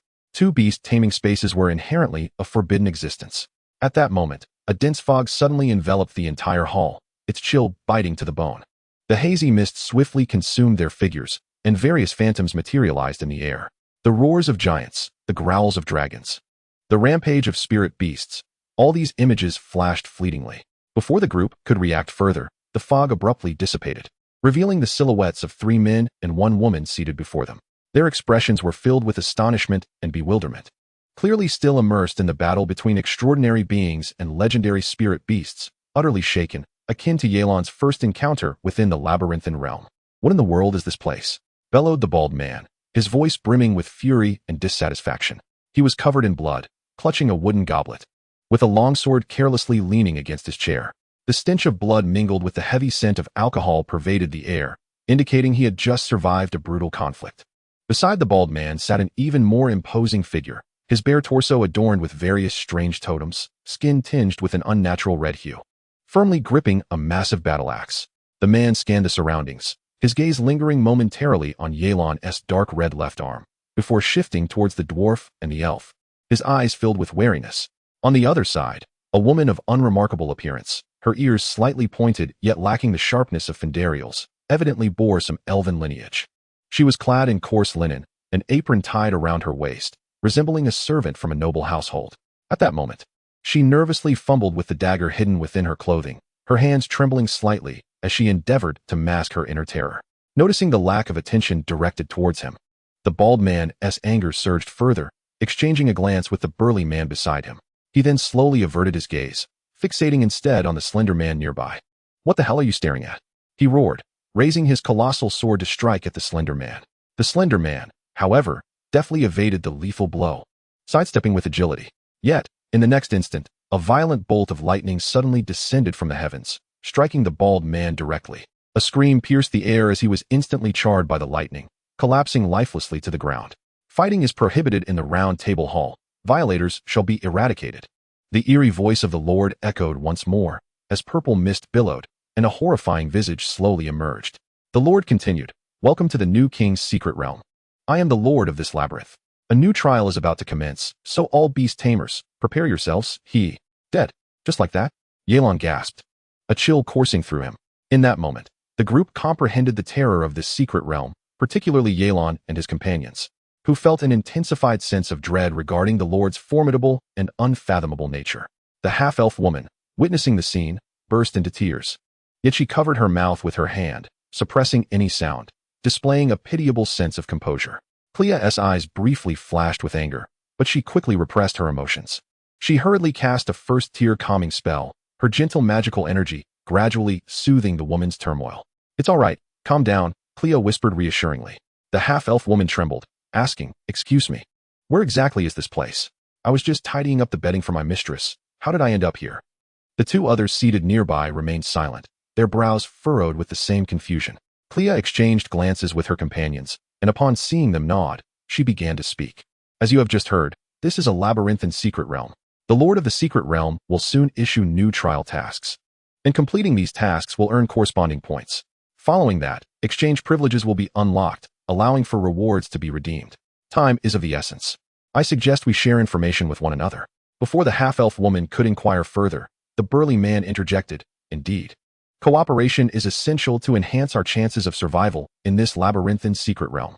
I am Barkley, a 2-star beast tamer." The slender man clad in a black robe nodded in agreement. "I am Rick, also a 2-star beast tamer." The half-elf woman, suppressing her fear, introduced herself. "I am Aaron. My innate spirit beast is merely an ordinary black cat. If possible, I would greatly appreciate any assistance from you esteemed beast tamers." The group fell momentarily silent, the hall engulfed in a brief stillness. Yelan mused inwardly, her innate spirit beast is just a common black cat. She is likely a servant from some noble family, having forcibly contracted a spirit beast with no cultivation value upon awakening her beast taming space. Upon hearing this, Clea's eyes flashed with a hint of anger. Yet she comforted him softly. Do not worry, the first trial will not be too difficult. As long as you stay close to us, there is a substantial chance of survival. Just then, the Lord's eerie voice echoed once more throughout the hall. The trial begins. I bear witness to all. Cackling laughter ensued. Chapter 51, The New Trial. As soon as the Lord's words fell, darkness enveloped the hall. An overwhelming sense of oppression permeated the air, causing one to instinctively hold their breath. Elon felt as though he had lost all perception. Silence cloaked him like an abyss, gradually consuming his senses. In the next moment, light re-emerged, gradually expanding. When his vision cleared, Elon found himself amidst a desolate campsite in the wilderness. The fierce winds howled, stinging his face with sharp intensity. The surroundings were barren and dilapidated, tattered tents swaying in the gusts as if they would be torn to shreds at any moment. Charred wooden stakes lay scattered on the ground, the earth stained with mud and bright crimson blood, silently narrating the slaughter and death that had transpired in this place. Elon furrowed his brow, wary of his surroundings. Before he could fully acclimate to this sudden change, a cacophony of frenzied battle cries erupted from behind him, deafening his ears. There are humans here. Kill him. Elon swiftly turned, and not far off, he beheld a throng of humanoid monsters encircling Barkley. These creatures were hulking. With greenish skin and tusks, their swollen eyes glinting with murderous intent, akin to beasts on the hunt. Clad in crude iron armor, their exposed muscles bore the scars of countless battles, wielding massive axes as they charged towards Barkley. Are these orcs? Elon pondered uncertainly. There's another one. The orcs had detected Elon's presence, their twisted lips curving into cruel smiles. Brandishing an array of heavy weapons, they roared as they surged toward him. Elon's expression hardened as he swiftly unsheathed the broad sword at his waist. The blade gleamed with a chilling light, appearing exceptionally sharp under the daylight. The clumsy swing of the iron axe came hurtling toward him, but Elon saw through the awkward movement. He deftly sidestepped the attack, allowing the sword's edge to slice through the orc's body, eliciting a spray of blood. The roar of the orc was swiftly replaced by a cry of agony, its robust form collapsing into the muddy ground, motionless. However, before Elon could catch his breath, another wave of 4 or 5 orcs surged forth in fury. He snorted softly, casting out a spirit beast ball. With a low growl, the Lion King leapt forth from the light, landing firmly on all fours. Roar! The Lion King's golden mane billowed in the wind, its eyes igniting with indomitable fighting spirit. The orcs felt their momentum falter, sensing the oppressive aura emanating from the fiery lion. Enraged, they howled, vowing to tear both Elon and the lion to shreds. Without the need for words, Elon and the Lion King exhibited seamless cooperation. They guarded each other's blind spots, forming an unbreakable line of defense. Elon wielded his broad sword with precision, each strike unerringly accurate, as the blade cleaved through the air, painting it red with blood. The Lion King, more ferocious still, lunged forward, its flame-imbued claws tearing into the orc's throat, blood spraying forth and staining its golden mane. Just then, the sound of whistling arrows pierced the air, raining down like droplets of rain, accurately piercing the orc's vital points. Fenderel stood atop a nearby platform, gracefully drawing and releasing arrows. Each arrow carried a potent wind element, whistling through the air, leaving trails of afterimages. The wind splitter arrows struck with such swiftness that they found their marks in the orcs' throats and hearts, delivering instant death.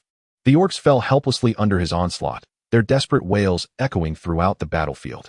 Suddenly, Elon heard a woman sobbing nearby. He turned to see Eileen huddled beside a pile of decrepit wooden crates, several orcs closing in on her. The urgency of the situation gripped Elon's heart. He quickly summoned the magical energy from the Crimson Blood domain. The tumultuous magic surged violently within him. Activate the Body of Stone technique. As the technique commenced, a faint white halo gradually enveloped his body, like an impervious rock armor shielding his skin.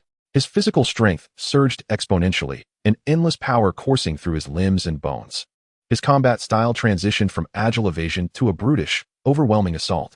At that moment, 3 sword strikes came at him simultaneously from different directions, swift and forceful enough to cleave through fine iron.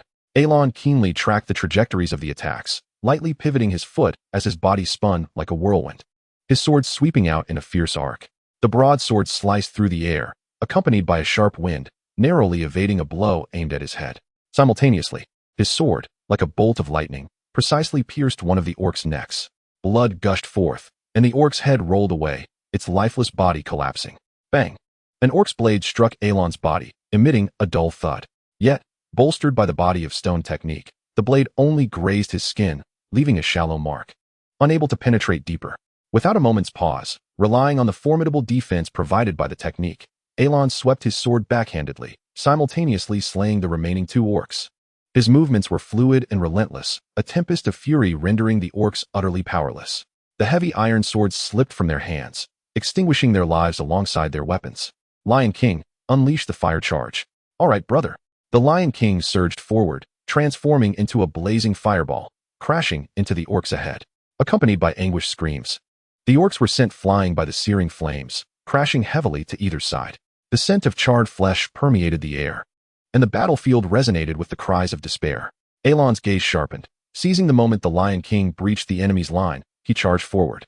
The sword's blade cut through the icy winds, aimed directly at the orcs encircling Eileen.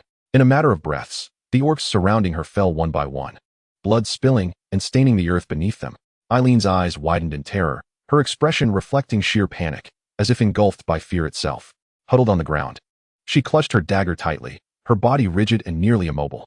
It's all right now, you are safe, Alon murmured, approaching her and gently placing a hand on her shoulder to reassure her. Only then did she snap back from her fright, tears cascading down her cheeks.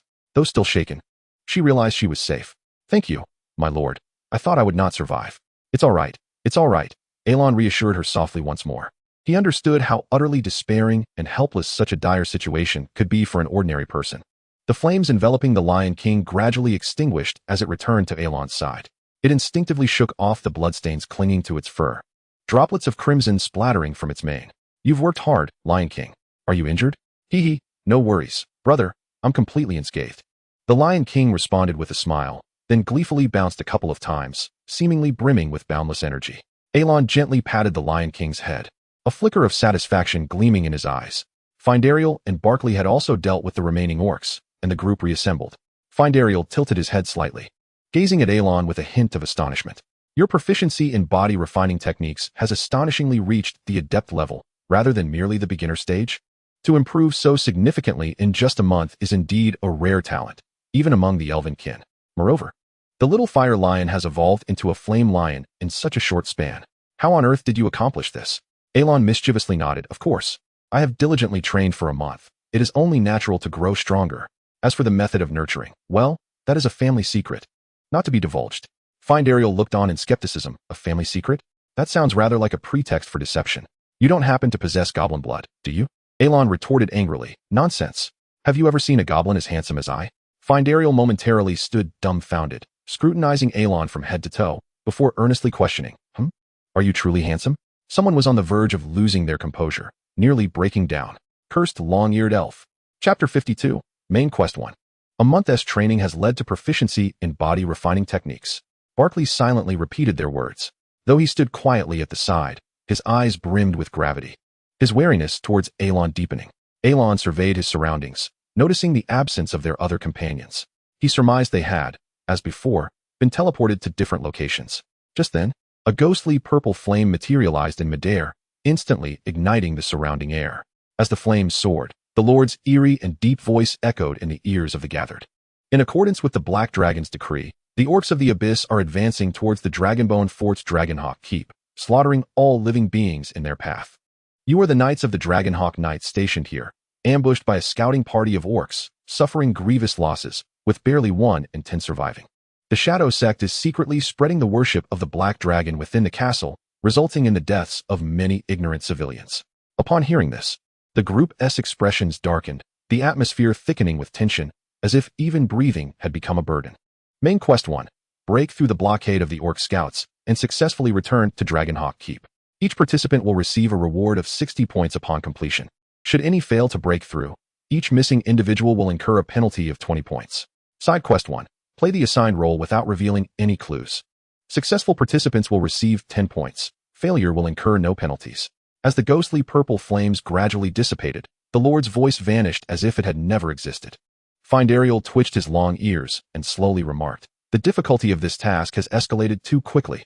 Last time, we only needed to deal with beast tamers. And now we must breach the Orc Scouts blockade. What on earth is the Lord thinking? Alon found the situation somewhat perplexing. However, The image of the Lord's teasing visage suddenly made everything seem less incomprehensible. Time is of the essence. We must hasten back to Dragonhawk Keep, Elon declared. The group nodded in agreement, preparing to set forth. Barkley's Beast Taming rune shimmered with a dazzling light. In an instant, a massive brute bull appeared before them. This bull was colossal, its muscles as defined as if chiseled from stone. Its eyes glowed a dark crimson, and its enormous, sharp horns pointed skyward, poised to pierce any adversary in its path.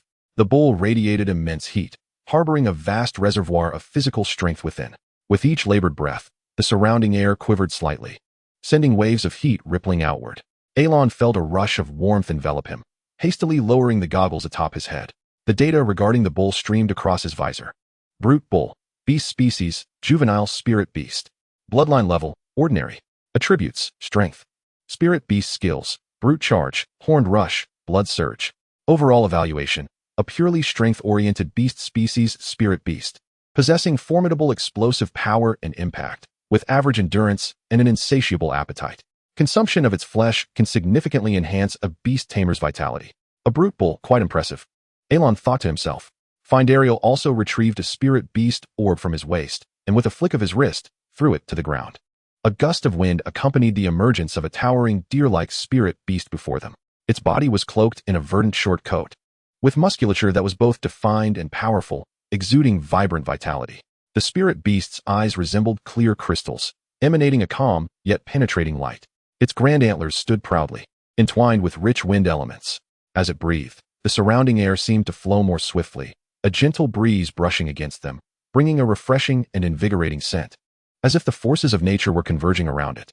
Great horned wind deer, ancient beast species, elemental species, adult spirit beast. Bloodline level, rare. Attributes, wind, strength. Spirit beast skills, wind stride, gale horn, lightfoot leap. Overall evaluation, a rare ancient beast species spirit beast. It possesses dual attributes of wind and strength, boasting incredible speed. Adept at utilizing wind element skills for ranged attacks, while also possessing immense physical power. An ancient beast species, indeed. The elves truly possess profound heritage, Elon marveled. No sooner had he spoken than the Lion King stepped forward, glaring at the great horned wind deer with evident displeasure, its eyes filled with hostility. The great horned wind deer seemed somewhat intimidated, lowering its head to avert the Lion King's gaze and slightly shifting to the side. All right, Elon chuckled gently, patting the Lion King's head before leaping onto its back. He felt a surge of relief that the Lion King had evolved. It provided a reliable means of travel. Had he been riding on Stone Simpleton, the journey would have surely been a cacophony. At that point, there would be no need for the Orc Scouts to scout him. He would have revealed his position all on his own. Eileen hurriedly approached, a hint of anxiety and trepidation in her voice. Please don't leave me behind. While I may lack combat prowess, I can assist with menial tasks. Barkley disdainfully scoffed, a flicker of disgust crossing his eyes. Such a burden will only slow us down. Keeping her around will only hinder us. Elon silently assessed his own strength and concluded that bringing Eileen along would not pose a significant burden, even in dire circumstances. He could summon Stone Simpleton to dig their way out. Subsequently, he exchanged a glance with Findariel, and seeing no objections, he spoke. Eileen, you may ride on the Lion King's back. Upon hearing this, gratitude sparkled in Eileen's eyes. She approached the Lion King, hesitating momentarily before cautiously climbing onto its back with Elon's assistance. Elon turned to her, his tone calm, yet resolute. I can only promise to do my utmost to bring you back to the castle. If any unforeseen events arise along the way, you must fend for yourself. Eileen bit her lip, tears welling in her eyes as she earnestly replied, Thank you, my lord. That is more than enough. Beside him, Barkley squinted slightly, a hint of barely perceptible malice flickering in his eyes. At that moment, distant roars of orcs echoed, prompting the group to cease their hesitation and hastily retreat in the opposite direction. Erin, perched anxiously upon the back of the Lion King, wobbled slightly, her form betraying an air of instability as she cautiously grasped the hem of Aelin's garment, as if it were her sole anchor. Suddenly, the Lion King leaped with great force, propelling his entire body into the air. Caught off guard, Erin leaned forward, nearly slipping from the Lion King's back. In a moment of desperation, she instinctively extended her arms and clung tightly to Aelin's waist, her body almost pressed against his back. Aelin's body stiffened unexpectedly, feeling her close proximity, causing his movements to become somewhat sluggish. Meanwhile, the Lion King continued his frenzied sprint, glancing back at the two with a mischievous grin curling at the corners of his mouth. You rascal! Aelin quickly reacted, raising his fist in mock annoyance to lightly thump the Lion King's head. The Lion King let out a low growl, feigning indignation as he forged ahead. Yet the mirth in his eyes was unmistakable. It was then that Erin realized she was still tightly embracing Aelin, a flush of embarrassment coloring her cheeks. Her heart raced, echoing like thunder in her ears, and her breath grew rapid and erratic. Quickly, she released her grip and murmured, "I am sorry, I didn't mean to." Aelin managed a stiff smile, relaxing his tense body slightly. "It's fine, just hold on tight, and try not to panic." Chapter 53, Encirclement and Slaughter. As they looked up, the endless mountain peaks loomed like an impenetrable barrier, isolating them from Dragon Eagle Fortress. As they journeyed onward, the scenery transformed from barren wasteland to a lush forest. Dense foliage obscured the sun, casting dappled shadows that danced gently upon the earth, as if forewarning of the bumpy and treacherous path ahead. Towering trees stood tall, their trunks thick enough for 2 or 3 individuals to embrace, entwined with robust vines. Occasionally, curious spirit beasts could be spotted flitting between the branches, vibrant with life. I must ascertain Crelia's location. Seeing that the surroundings were secure, Aelin retrieved a communication earring from his spatial ring and donned it slowly. Perhaps due to an inherent aversion to wearing earrings, he had refrained from putting it on immediately upon entering the secret realm. Soon, Crelia's voice echoed through the earring. "Aelin, are you all right? Thorgrim and I have just broken through an orc blockade. Are Findariel and Erin with you?" "I haven't seen them." Aelin concentrated, replying swiftly. "They are with me. We just broke through the orc blockade as well." Crelia's voice carried a note of urgency. "The orc scouts are increasing in number. We're too far apart. We should split up and rendezvous at the castle." Aelin questioned, "How do you know our location?" Crelia's tone hinted at unease. "I can sense the general direction and distance of the earring. This mission is peculiar. Be cautious. Make haste northward, crossing the mountain range directly ahead. And Dragon Eagle Fortress lies just beyond." Aelin furrowed his brow. "Peculiar? What have you discovered?" Suddenly, the earring crackled with the sounds of battle, abruptly severing their connection, leaving only a profound silence in its wake. Aelin's expression turned grave as he lowered his head and patted the Lion King beneath him, asking with concern, "How are you holding up? Are you tired?" The Lion King turned to him, grinning widely, his voice laced with a sense of ease. "Fear not, my friend. I feel no fatigue." Aelin softly encouraged, "Let's keep going. Once we cross the mountain ahead, Dragon Eagle Fortress will be right behind us." "Understood, brother." The Lion King's steps quickened, filled with renewed vigor. At that moment, Findariel approached, riding his giant horned wind deer, his tone tinged with worry. "Have you made contact with Crelia?" Aelin nodded. "Yes, they may be facing an orc ambush. Crelia advised us to traverse the northern mountains and regroup at Dragon Eagle Fortress." "Did she mention anything about the strangeness of this mission?" Findariel pressed further. Aelin replied, perplexed. "She did allude to it. Have you noticed anything unusual?" Suddenly a low, rumbling growl echoed from the forest behind them, accompanied by the heavy footsteps of an approaching orc horde. "We must address the immediate threat first," Findariel declared, drawing his longbow with a predatory gaze. Understanding, Aelin patted the Lion King and said gravely, "I leave this to you. Rest assured, brother." The Lion King growled in response, his golden mane billowing in the wind, his eyes alight with battle fervor. Aelin turned to Erin, instructing, "Hold on tight. Don't let go." Erin nodded, tightening her grip around Aelin's waist, her eyes scanning their surroundings with vigilance. At that moment, a group of orc scouts mounted on black wolves burst forth from the forest. The wolf riders, towering on their formidable steeds, wielded massive iron cleavers, their feral energy crashing over them like a tidal wave. The black wolves' eyes glimmered with a sinister crimson glow, their sharp fangs glistening as they growled. These orcs were robust, their skin a muted gray, their bare torsos marred by grotesque scars. As the wolf riders drew closer, they unsheathed their meteor hammers, swinging them with abandon, the hammerheads whirling through the air, creating a cacophony of wind. Whoosh, whoosh, whoosh, the meteor hammers flew towards Aelin and the Lion King, who deftly leaped aside, evading all attacks. Then, the Lion King pivoted sharply, unleashing a torrent of searing fireballs that soared through the air, aimed directly at the riders. Boom! The fireball erupted, the explosion sending several wolf riders sprawling to the ground amidst a blaze of flames and anguished cries, the black wolves thrashing wildly in the inferno. Meanwhile, Findariel executed a remarkable maneuver, his gaze sharp as lightning. He drew his bowstring taut, the wind element coalescing around the string, each arrow transformed into a gale. The wind-piercing arrows flew forth, striking true and penetrating the vital points of the wolf riders, causing black wolves to collapse, their blood staining the earth. Although the brute strength of the Bull of Might was formidable, it could not match the speed of the forest wolves. It soon found itself encircled by the approaching wolf riders, their piercing roars resounding in a cacophony. Barkley's face manifested a flicker of agitation, his forehead veins bulging as he gripped his battle axe tightly, his eyes filled with lethal intent and resolute determination. Charge! Barkley bellowed. The bowl of might surged forward, a torrent of heat radiating from its body as it unleashed its ferocious power. Its massive horns pierced through the charging black wolves, sending them and their riders soaring into the air with their anguished cries. Barkley followed closely, swinging his axe down like thunder upon the wolf's head. In an instant, the wolf's head fell, blood splattering everywhere. However, as the battle raged on, Barkley's brow furrowed deeper. He realized the bowl of might's speed was gradually diminishing. The number of wolf riders continued to swell, and he recognized that if this continued, he would inevitably be overwhelmed. He glanced towards Aelin and Findariel, who were embroiled in combat not far away. A flicker of hesitation flashed in Barkley's eyes, only to be swiftly replaced by a fierce determination.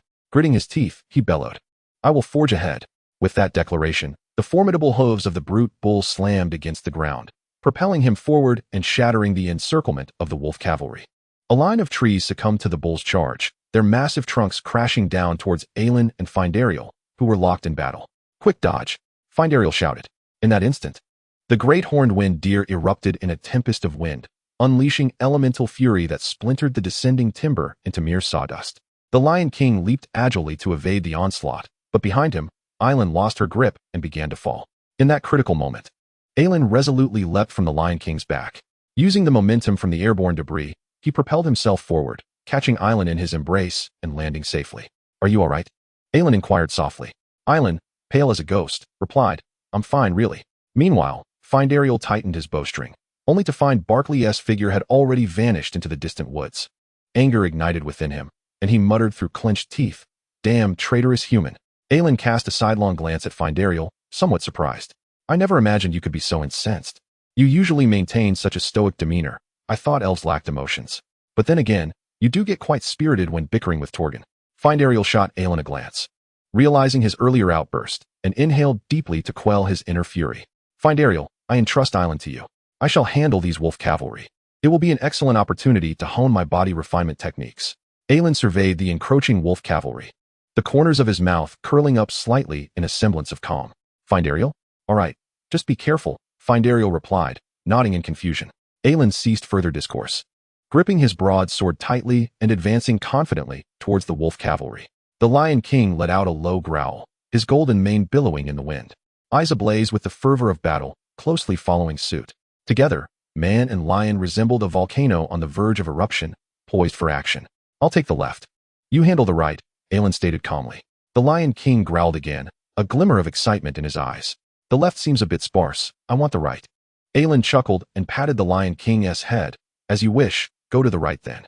In the forest, ancient trees towered overhead, obscuring much of the view.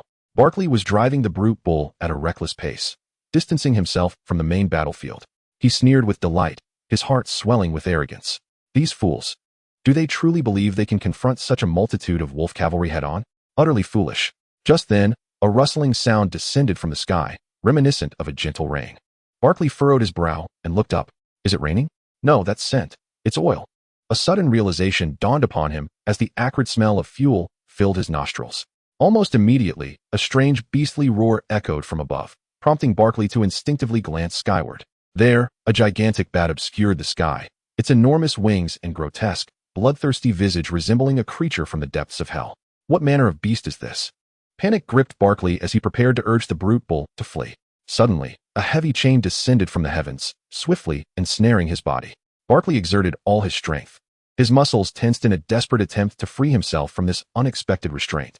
Yet the chains coiled tighter like a venomous serpent, constricting his limbs and suffocating his breath. In his frantic struggle, a low, sinister laughter resonated above. Kekekek. The next moment, the bat-like monster opened its gaping maw, unleashing a torrent of searing flames that ignited the forest below. A wave of scorching heat enveloped him, the chains becoming red-hot, embedding into his flesh. He roared in agony amidst the inferno, a heart-wrenching cry. The chains clamped down like fiery shackles, dragging him into an endless abyss of torment. Chapter 54. The mountain ahead is a distant run. The roaring flames consumed the forest, with acrid smoke swirling around, mingling with the stench of burning fuel, creating an asphyxiating atmosphere. Aelin secured Aelin tightly to his back with a leather strap, ensuring she would not slip from the Lion King's back again. The inferno intensified, rapidly encroaching upon Aelin and his companions. Findariel rode at the forefront on the great horned wind deer, its antlers pulsating with magical energy, shimmering with a flickering light, as if resonating with the surrounding wind elements. Under Findariel's direction, the wind elements coalesced into a formidable wall, blocking the surging flames from all directions. The searing heat and terrifying flames were entirely repelled by the wind barrier. Aelin marveled, "I can't believe the great horned wind deer can sustain such a wind wall." "Impressive indeed," Findariel replied, his focus unwavering. "The great horned wind deer is exceedingly rare even among our elven kin. Its antlers can absorb and store vast amounts of magical energy, which is why it can maintain this for so long." Aelin nodded, his heart brimming with indignation at the orcs' incendiary actions. These orcs are utterly despicable for setting the forest ablaze. Findariel's expression darkened, his tone laced with palpable anger. "Indeed, I can hear the forest weeping. This inferno will surely consume countless ancient trees and spirit beasts." Just then, a mysterious violet flame materialized in the air, accompanied by the Lord's eerie voice echoing across the landscape. "Barkley is dead. Each of you loses 20 points. Findariel scoffed, his disdain unabashed. "Deservedly so. A traitor meets a fitting end." Aelin nodded in agreement, and the group quickened their pace, striving to escape the fiery onslaught. They galloped onward, repelling several waves of orc scouts that attempted to obstruct their path. At last, they crested the mountain, where a castle loomed on the towering cliffs in the distance. Not far off, the sound of thundering hooves shattered the mountain's silence. Aelin and his companions turned towards the noise, spotting a sizable merchant caravan gradually emerging ahead. They were navigating the winding mountain path, evidently seeking refuge from the orc horde, making their way towards Dragon Eagle Fortress. The caravan was on high alert, the guards, upon hearing the commotion behind them, instantly tensed. The sentinels on either side drew their axes, scanning their surroundings with vigilance, poised for battle. "Who goes there?" one guard called out, his axe glinting ominously. As Aelin and his companions approached, the sight of their spirit beasts caused the guards' expressions to shift dramatically. "It's the knights. Stand down," one of the caravan guards exclaimed in a hushed tone, hastily sheathing his weapon. The caravan leader stepped forward, a man in his 50s or 60s, weathered by time, with broad shoulders and rugged features exuding experience. He bowed respectfully, his tone filled with deference. "Ah, esteemed knights, your struggle against the orcs has been arduous." His gaze swept over Aelin's left arm and Findariel's long ears, showing no sign of surprise. "Gentlemen, you must be famished. If you do not mind, you may ride with us to Dragon Eagle Fortress. We have some provisions and wine on the cart for you to take a moment's respite." Aelin exchanged a knowing glance with Findariel, and they nodded in silent agreement. As they journeyed onward, the spirit beasts received not a moment's respite, their stamina still abundant. However, none could foresee when the enemy might strike again, necessitating a swift restoration of their energy. "I am grateful for your assistance, esteemed elder," Aelin smiled. The man waved his hand dismissively, chuckling. "Not at all, not at all. You are too kind, just call me Trunks. Please, wait a moment while I fetch the carriage." The members of the merchant caravan, upon overhearing Aelin and his companions' exchange, displayed expressions of gratitude, incessantly voicing their thanks. "Truly, the knights have endured great hardships. It is thanks to your presence at the outpost that we can travel with peace of mind. We are indebted to your protection, which has spared us from the orcs." To these ordinary folk, beast tamers were not merely combatants against orcs and spirit beasts, they were the guardians of their hearts. Curious children peered from behind their parents, quietly observing Aelin and his entourage, along with the unfamiliar flame lion and the majestic wind deer. A few audacious children made faces at Aelin, only to immediately retreat behind the adults, stifling giggles. Soon, under Trunk's direction, the largest carriage in the convoy approached, moving slowly. The carriage was adorned with exquisite carvings, its wheels sturdy, evidently crafted for long journeys. The spacious cabin, encased in robust ironwood planks, boasted exceptional defensive capabilities. Aelin untied the leather belt secured around Erin, gently setting her down. Erin then stretched her somewhat stiff limbs. The three summoned their spirit beasts and subsequently boarded the carriage. Trunks provided them with provisions and drink. Erin took a few bites before leaning back in her seat, drifting into a deep slumber. In a hushed tone, Trunks inquired, "Gentlemen, the caravan is about to set off. Do you have any further instructions?" Findariel casually asked, "Trunks, what year is it this year?" Trunks blinked in confusion, and Aelin quickly explained, "We have been stationed at the front for too long. Our memories are a bit hazy." Trunks suddenly understood, his admiration deepening. It is now the year 358 of the Dawn Era. After confirming there were no further matters, he exited the carriage, leaving behind a brief silence that was only broken by Erin's gradually steadying breaths. Aelin murmured to himself. At least she has fallen asleep. She has endured much on this journey. Leaning back in his seat, Findrail suddenly spoke in a low voice. You feel something amiss as well, do you not? Aelin, his expression grave, raised his dark red left arm. Indeed, the caravan members show no reaction to my peculiarities. This could still be explained by my identity as a human knight. Yet, it is more perplexing that they exhibit no abnormality upon seeing you, an elf. When did human fortresses come to house elven knights? Furthermore, if I recall correctly, we should be in the year 186 of the Extraordinary Era. That is correct, Findrail nodded. Continuing, the Golden Monarch Iskander Ors established the Golden Dynasty over a century ago. Thus, the Dawn Era came to an end, and the continent of Verland entered the current Extraordinary Era. Aelin's brow furrowed. Are you suggesting that we have traversed time? Findrail stood momentarily stunned, clearly unable to follow Aelin's line of thought. Time travel? I do not quite grasp your meaning. Aelin offered an awkward smile. I mean returning to the past to alter history, and so forth. Findrail pondered for a moment before responding seriously. The powers of the deities may not be sufficient for such a feat. It seems impossible. Observing the elf lost in thought, Aelin deeply felt the awkwardness of being a time traveler, one whose thoughts were not in harmony with others. He shook his head helplessly. Perhaps we are merely ensnared in some historical illusion. Reaching out, he opened the carriage window. The gentle breeze caressed his face, carrying with it the earthy aroma of the land. The lingering scent of food remained in the air, and the warmth at his fingertips felt tangible and real. Aelin silently mused. If this is truly an illusion, it is astonishingly vivid. Findrail nodded in agreement. Given the current circumstances, this possibility seems most plausible. The Lord may have orchestrated our personal experience of certain historical events to fulfill his task. The carriage fell into silence as both men increasingly felt the inscrutability of their lord. Chapter 55, The Descent of Hellfire. As night descended, the sky blushed with hues of pink and purple, the last rays of the setting sun retreating beyond the horizon. Darkness enveloped the land, the silhouettes of the mountains gradually blurring into the night. The merchant convoy lit torches, their flickering flames illuminating the winding mountain path.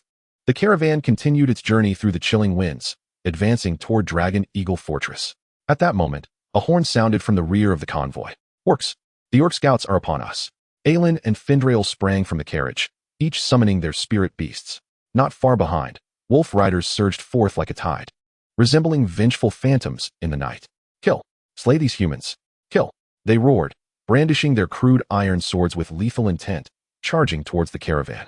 The caravan guards hastily prepared for battle, swiftly drawing their bows and launching a volley of bolts at the orcs. The arrows whistled through the air, striking true into the chests of the orcs. Yet, these savage creatures, undeterred by death, pressed on relentlessly. The guards' formation quickly crumbled under the onslaught of the wolf riders, descending into chaos. One guard was struck down by an orc's iron blade, blood splattering as he fell lifeless to the ground. Suddenly, a carriage toppled, its cargo spilling across the ground, women and children thrown from their seats, terrified as they lay on the ground. Before they could comprehend the situation, the wolf riders were upon them, their iron blades raised high. Accompanied by desperate screams, the blades descended upon the defenseless women and children. In this dire moment, a rush of wind heralded the arrival of arrows, striking true at the riders' vital points. A fiery ball erupted from the Lion King's mouth, sending the orc and his black wolf flying. Aelin swiftly leaped from the Lion King's back, scooping up the frightened women and children from the ground. Forcefully placing them onto a guard's mount, he commanded, quickly, you protect the caravan's retreat. We will hold the rear. The disoriented guards, regaining their senses at Aelin's words, promptly responded, yes, my lord knight. They hastened towards safety with the women and children, while the caravan guards began to regroup. Advancing in an orderly manner, Aelin and Findrail stood shoulder to shoulder, ready to confront the oncoming tide of wolf riders. The battle erupted instantaneously, the Lion King unleashing torrents of searing flames, incinerating the foremost wolf riders. The majestic winged deer let out a mighty roar, its antlers surging with elemental winds. With powerful legs, it stomped the ground, summoning a fierce gust. The tempest whipped up dirt and debris, forming a miniature storm that engulfed several nearby wolf riders. The black wolves and orcs lost their balance within the storm, flung into the air by the majestic winged deer, crashing heavily to the ground, their fates uncertain. Aelin and Findrail fought in perfect harmony, as the orcs fell one after another, slightly slowing the wolf riders' advance. Suddenly, a flurry of wing beats echoed from afar, accompanied by piercing shrieks. Aya! A squad of bat riders burst forth from the thick smoke, their massive wings casting shadows that obscured half the sky. Among them, One bat stood out due to its extraordinary size, atop which sat a diminutive orc, grinning maliciously as he surveyed the crowd below, his face alight with a bloodthirsty fervor. Cackle! Burn them alive! As oil scattered, the bat exhaled searing flames, transforming the earth into a sea of fire. Dense black smoke obscured the moonlit sky. The terrified crowd fled in panic, yet the flames swiftly engulfed those unable to escape in time. Scorching chains descended from the heavens, ensnaring several caravan guards and women and children, hoisting them skyward. Flames licked along the chains, and the anguished screams pierced the night air. The firelight illuminated their torment and despair. Cackle! Cackle! The bat riders cackled and cheered, relishing the suffering of the masses. The horrific scene ignited a furious blaze within Elon. His eyes turned crimson, erupting with a fierce, murderous intent. At that moment, ethereal flames flickered in the sky, accompanied by the Lord's eerie laughter echoing in their ears. Side Quest 2. Eliminate the Bat Knight Commander, with each participant earning 20 points. Failure to complete the task incurs no penalty. Despite the rage consuming Elon's mind, years of battling madness had taught him to maintain his composure amidst fury. He swiftly lowered his goggles, and the bat's information appeared on the lenses. Flame Bat, Savage Beast Species, Growth Stage Spirit Beast. Bloodline Rank, Common. Attributes, Fire, Evil Strength. Spirit Beast Skills, Fireball, Flame Breath, Sonic Wave Impact, Intimidation. Comprehensive Evaluation, a spirit beast of the savage species commonly found in volcanic regions, primarily utilizing flames as its mode of attack, excelling at launching lethal assaults from great heights. The Sonic Wave Impact can disrupt enemy consciousness, while Intimidation can deter weaker spirit beasts. Although individually weak, they pose a significant threat when in groups. Elon leaped onto the back of the Lion King. Let us go. Very well. The Lion King roared in response, its powerful limbs pounding the ground as it surged forward. The bats opened their grotesque mouths, unleashing fireballs in an attempt to thwart them.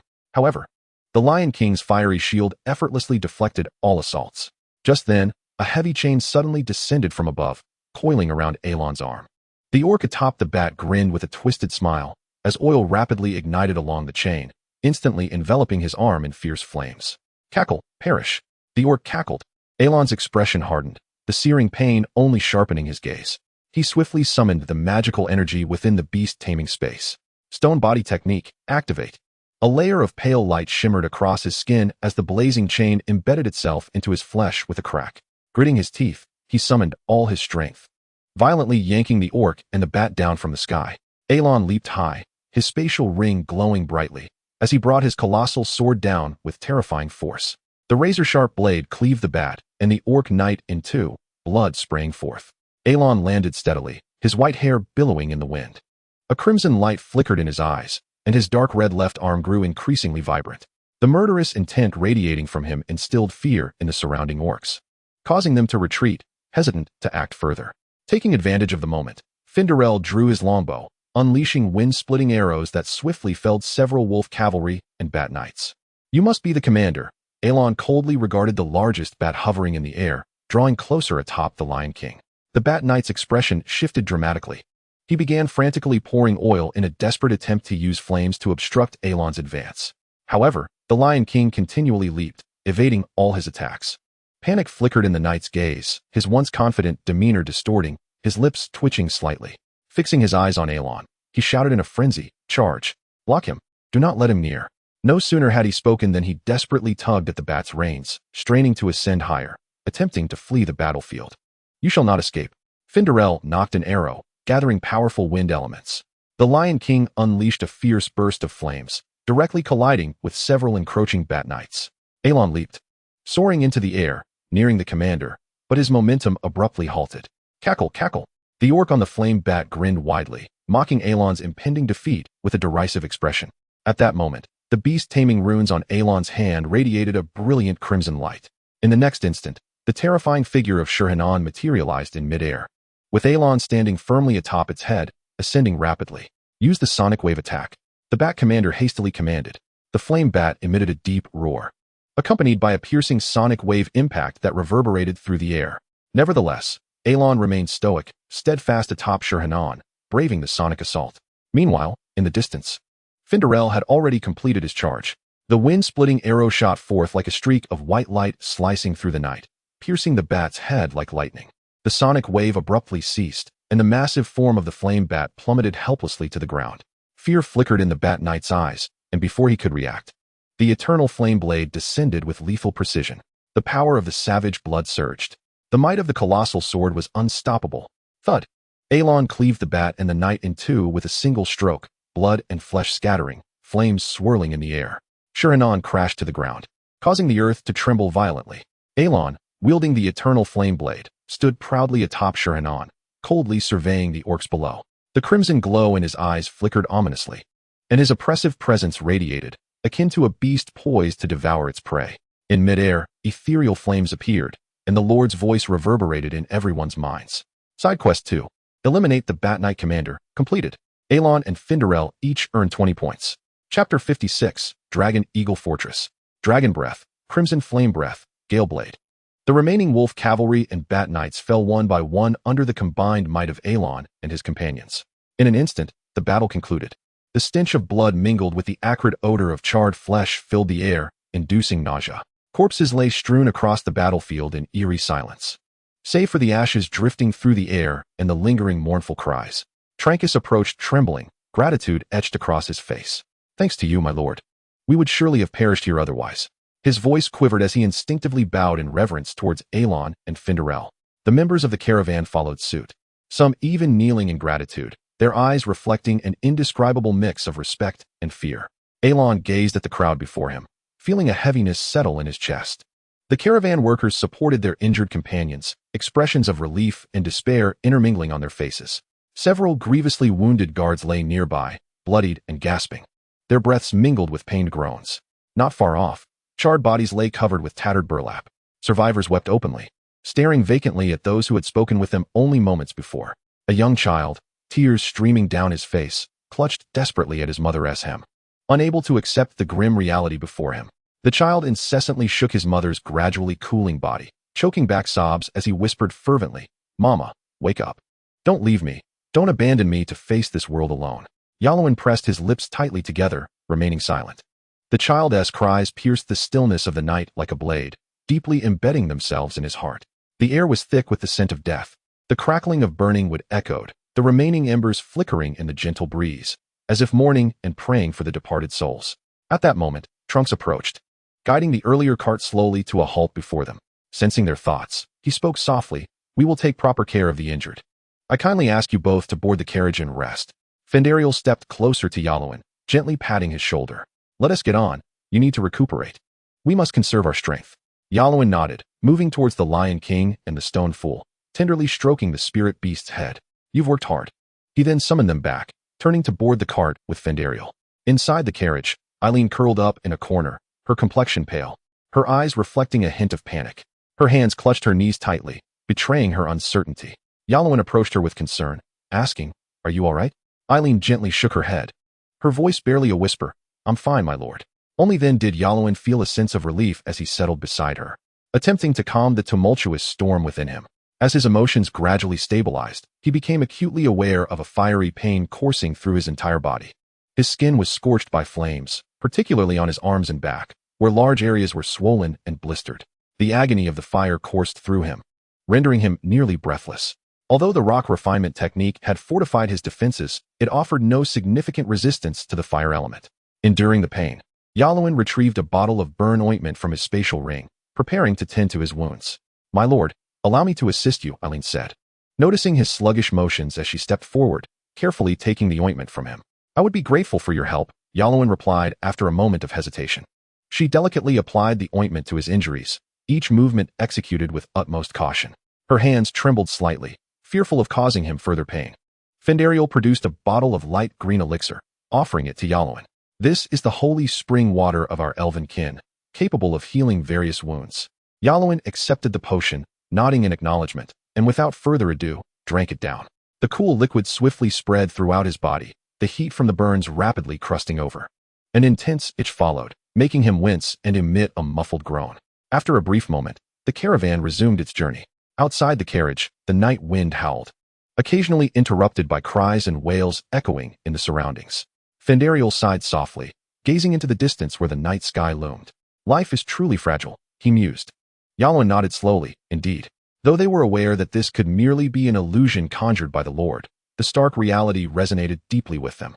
reflecting the plight of ordinary people on this continent. The group fell into a heavy silence, the night passing without a word. As dawn broke, the night surrendered to the light. The first rays of morning sunlight bathed the earth. Suddenly, a clarion call rang out from the sky, shattering the tranquility of the morning. Yalowin and Findariel sprang from the carriage, standing atop the cart with vigilance, scanning the skies. Is it the Bat Riders? Yalowin gripped the ever-burning blade, his gaze sharp, ready to confront any impending attack. The two remained tense, only to hear jubilant cheers erupt from the caravan. Look, it's the Dragon Eagles. It's the Dragon Eagle Riders. We are safe. Help has arrived. Yalowin lifted his gaze, witnessing swift black figures slicing through the morning sky. They were not the fiery bats, but a formidable squadron of Dragon Eagle Riders. Their vast wings cleaved the air, their robust forms darting gracefully. Each flap of their wings summoned a tempest, as if to engulf everything within its grasp. The feathers of the Dragon Eagles shimmered under the sunlight, radiating a metallic luster, embodying an exclusive aura of nobility and majesty. The silver-armored knights sat steadfast upon the backs of the Dragon Eagles, wielding long spears, exuding an overwhelming presence. They surveyed the caravan below, confirming it was composed of humans, before soaring into the distance. The resounding cries of the eagles echoed across the sky. As the caravan erupted into joyous celebration, the oppressive atmosphere dissolving. Yalowin lowered the goggles on his forehead, the shadows shifting as the lens instantly displayed information about the Dragon Eagles. Iron Feather Dragon Eagle, Dragon Beast, Winged Beast, Elemental Species, Growth Stage Spirit Beast. Bloodline Rank, Extraordinary. Attributes, Wind, Steel Dragon. Spirit Beast Skills, Gale Charge, Gale Shield, Gale Blade, Gale Breath, Dragon Might, Steel Feather Blade. Comprehensive Evaluation, a legendary spirit beast originating from Dragon Eagle Fortress, possessing the bloodline of dragons. It embodies the nobility, strength of dragons, and the swiftness of eagles, easily commanding the power of gales. A nearly extinct rare spirit beast, once vibrant in history. Extraordinary bloodline. Yalowin felt his breath catch in his throat.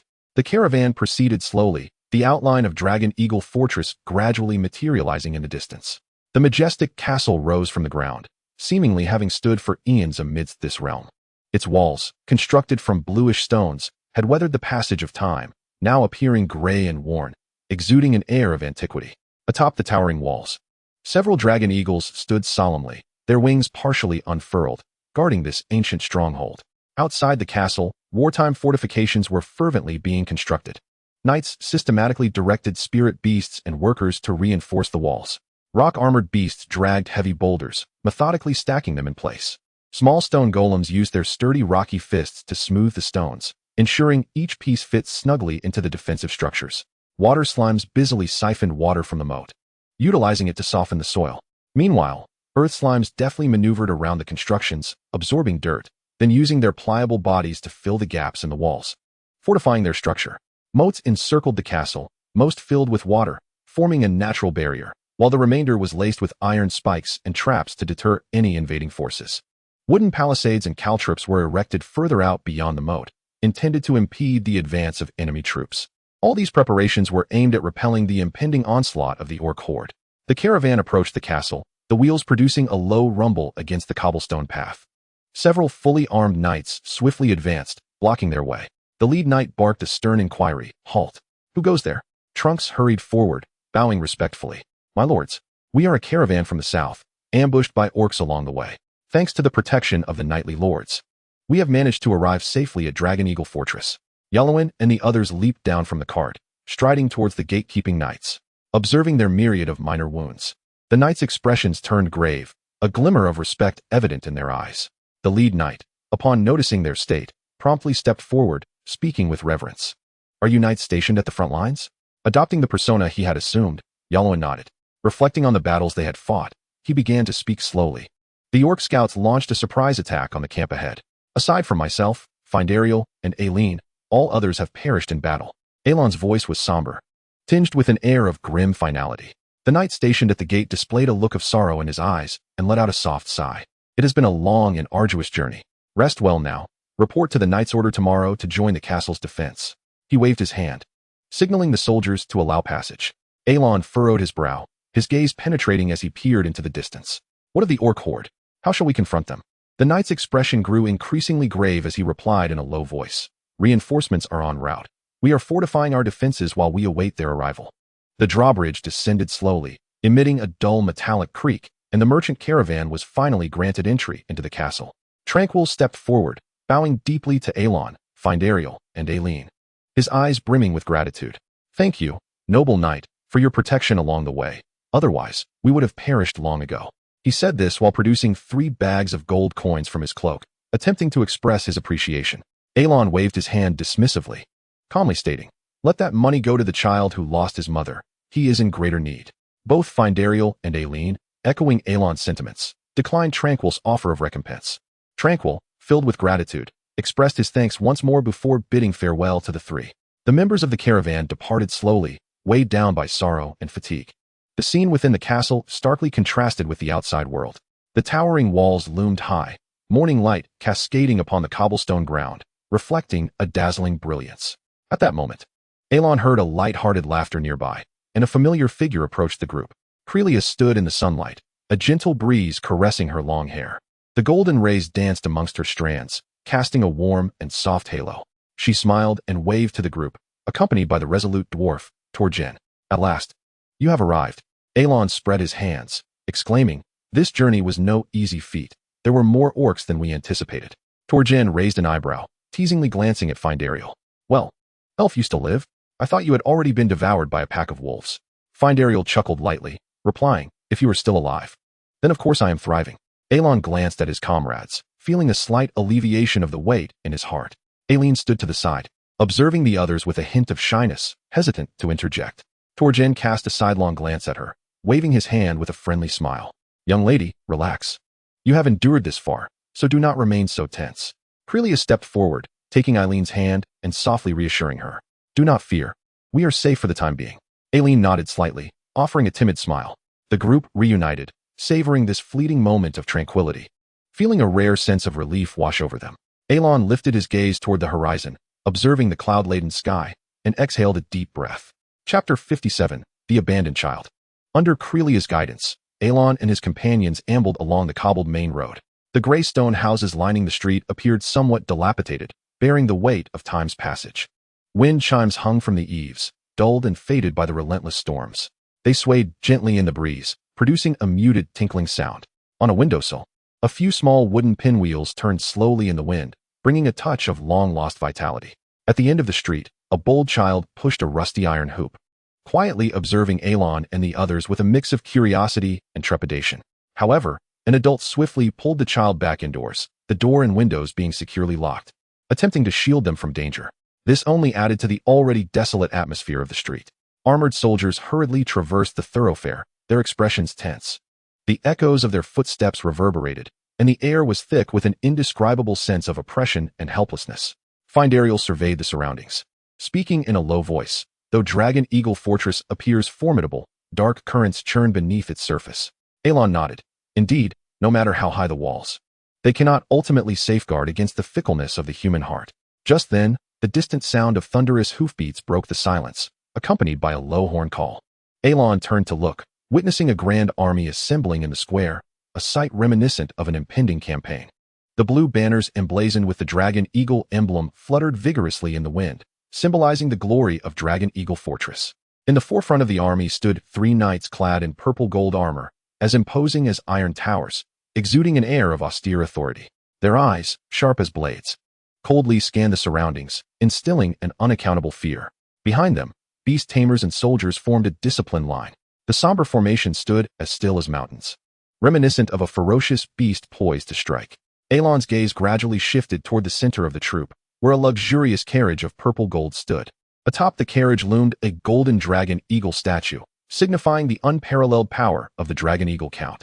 The morning sun illuminated the golden statue, casting a dazzling radiance.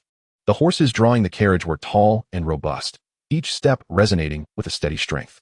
Nearby, several iron carriages were neatly aligned, while guards meticulously surrounded the convoy, swiftly counting each wagon. Elon regarded the 3 knights in purple gold armor, sensing the oppressive aura emanating from them, his heart sinking slightly as he inwardly lamented.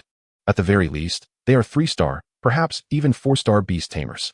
Such combat prowess could indeed sway the tide of a battle. Elon spoke gravely. "Where are they headed?" Crelia leaned closer, whispering, "That is the Dragon Eagle Count and his family. They are preparing to leave Dragon Eagle Fortress, fleeing to another territory. Alon furrowed his brow, a flicker of anger flashing in his eyes. Torjin muttered indignantly. Fleeing? The orc horde is about to arrive. To abandon the common folk at such a critical juncture is utterly reprehensible. Creely aside, to the nobility, commoners are merely resources. In these turbulent times, becoming discarded pawns is merely a matter of time. Torjin angrily retorted. Humanity is truly selfish. Crelia gently consoled. However, they are primarily taking the high-ranking beast tamers. Many ordinary soldiers remain behind. Perhaps those left in the fortress still have a glimmer of hope. Moreover, not everything unfolding before us may be as it seems. A cold wind swept through, permeating the air with a sense of desolation. At that moment, Alon suddenly sensed a powerful pressure emanating from ahead, causing him to look up. He beheld one of the purple-gold armored knights slowly turning his head, his hawk-like gaze piercing through the air as if capable of seeing through all. Crelia's expression shifted, and she urgently whispered, "The perception of a 4-star beast master is terrifying. Quickly, let us find a concealed place to formulate our next plan." With that, she pulled Alon and the others swiftly into the adjacent knight's encampment, fearful of being detected. The purple-gold knight stood momentarily in confusion, as a flicker of ethereal purple flames danced through the air. It seemed he had forgotten the faint conversations he had previously overheard.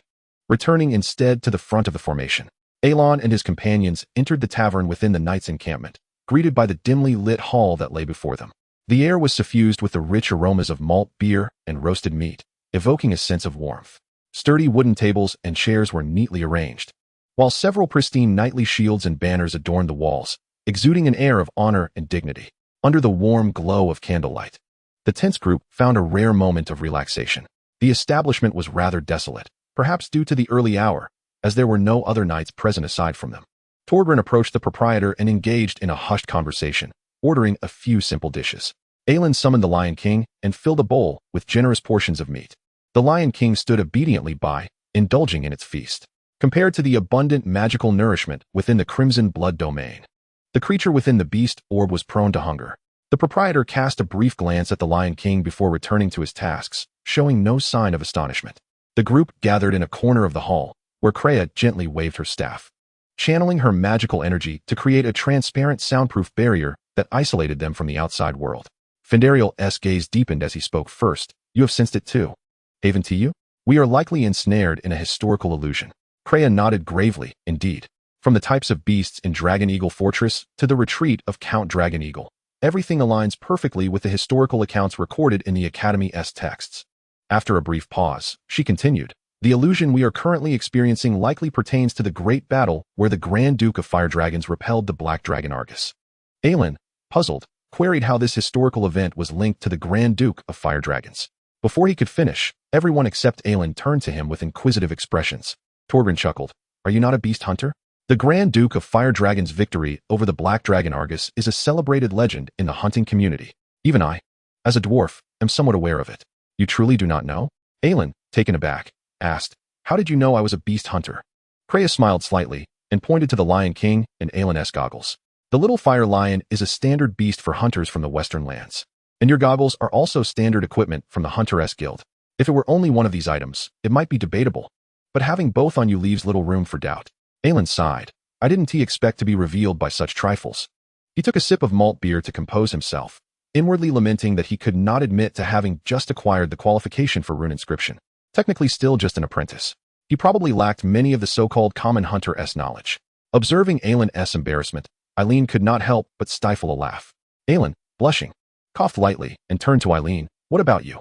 Do you know what will happen next?" Eileen quickly waved her hands, denying any knowledge. Aelin feigned anger. "Then why are you laughing?" At that moment, the Lion King suddenly interjected. "Brother, I know." It swallowed the morsel of meat in its mouth, its eyes sparkling with pride. Everyone turned their attention to the Lion King. Fendariel perked up his ears and said with a smirk, "Oh? It seems the Lion King is more knowledgeable than its master." Aelin, astonished, asked the group, "Wait, you can understand what the Lion King is saying?" They exchanged amused glances and nodded. Fendariel remarked solemnly, "It's a racial talent." Torgrin added in a deep voice, "Indeed, a racial talent." Eileen pretended to speak seriously, "A racial talent." Aelin could not help but quip, "Half-elves have racial talents too." He turned to Kreia. "You don't have a talent as well, do you?" Kreia shrugged helplessly. First-tier spell, animal speech. Aelin instantly felt less special than he had imagined. His mood slightly dampened. He took another sip of malt beer. Gently stroking the Lion King's head, he asked with a smile, "So what do you know?" The Lion King shook its mane, its expression one of smugness as it replied slowly, "The love story between Knight Valens and Princess Saiwile." The Black Dragon Argus coveted Princess Saiwile's beauty and led an army of beasts to besiege Dragon Eagle Fortress. Knight Valens, in order to protect the princess, fought valiantly and ultimately awaited the Grand Duke of Fire Dragon's rescue. Kreia laughed. "You must be referring to the romance novel Tears of the Dragon Eagle inspired by Dragon Eagle Fortress, right?" The Lion King nodded enthusiastically. Aylin's eyes widened in disbelief. "Your so-called studying is just reading romance novels?" The group erupted in laughter, with Kreia even producing a meat stick from nowhere. Gently stroking the Lion King's head as she fed it. "What a wonderful book-loving baby." Fendariel feigned astonishment. "The Lion King is quite the scholar. Let us hope it doesn't end up like its master, lacking common knowledge." Torbjorn chimed in. "Indeed, the Lion King seems to know more than its master." Eileen giggled behind her hand. Aylin's face flushed crimson, "But I taught it to read." Under the Lion King's playful interjections, the atmosphere gradually lightened, and the group found themselves laughing heartily. The earlier oppressive ambience was dispelled, as if the dark clouds over the castle had temporarily lifted. Aylin gazed at the proudly beaming Lion King beside him, feeling no embarrassment. Rather, he was filled with pride, akin to a doting father watching his child grow. Moments later, Kreia shifted the tone of the conversation, stating seriously, "However, according to the official historical records, this battle is closely tied to Count Dragon Eagle's eldest daughter, Princess Saiwile. From a young age, she exhibited an unusual constitution, which the Count initially believed to be a divine blessing. However, as she grew, plagues and diseases erupted within Dragon Eagle Fortress, and even the breeding numbers of the fortress's unique beast, the Dragon Eagle, began to dwindle. Rumors intensified within the castle, leading people to believe that all misfortune stemmed from her. Ultimately, Princess Saiwile became a symbol of calamity. When the army of beasts invaded, the Count led the Crown Prince and his retainers to retreat to other territories. They said they were seeking reinforcements, but in truth, they had entirely abandoned Dragon Eagle Fortress. Aylin fell silent for a moment, slowly raising his cup. The liquid shimmered amber in the dim light. He gazed into the reflection within the cup, his blood-red eyes and snow-white hair starkly contrasting against the malt beer, appearing strikingly out of place. Indeed, history held no novelty. What became of the princess in the end? Kreia sighed softly. The highest combat strength remaining in the fortress, the 4-star beast Knight Valens, along with the knights and soldiers, fought valiantly, refusing to retreat.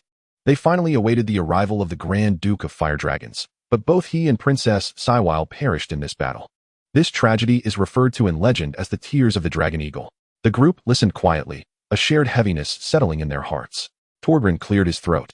"If only I could witness the Grand Duke of Fire Dragons in person. He is a legend among beast masters, the strongest among the 13 dukes. Mastering the mightiest fire element beast magic armor, he is revered even among our dwarven kin." Fendariel rolled his eyes.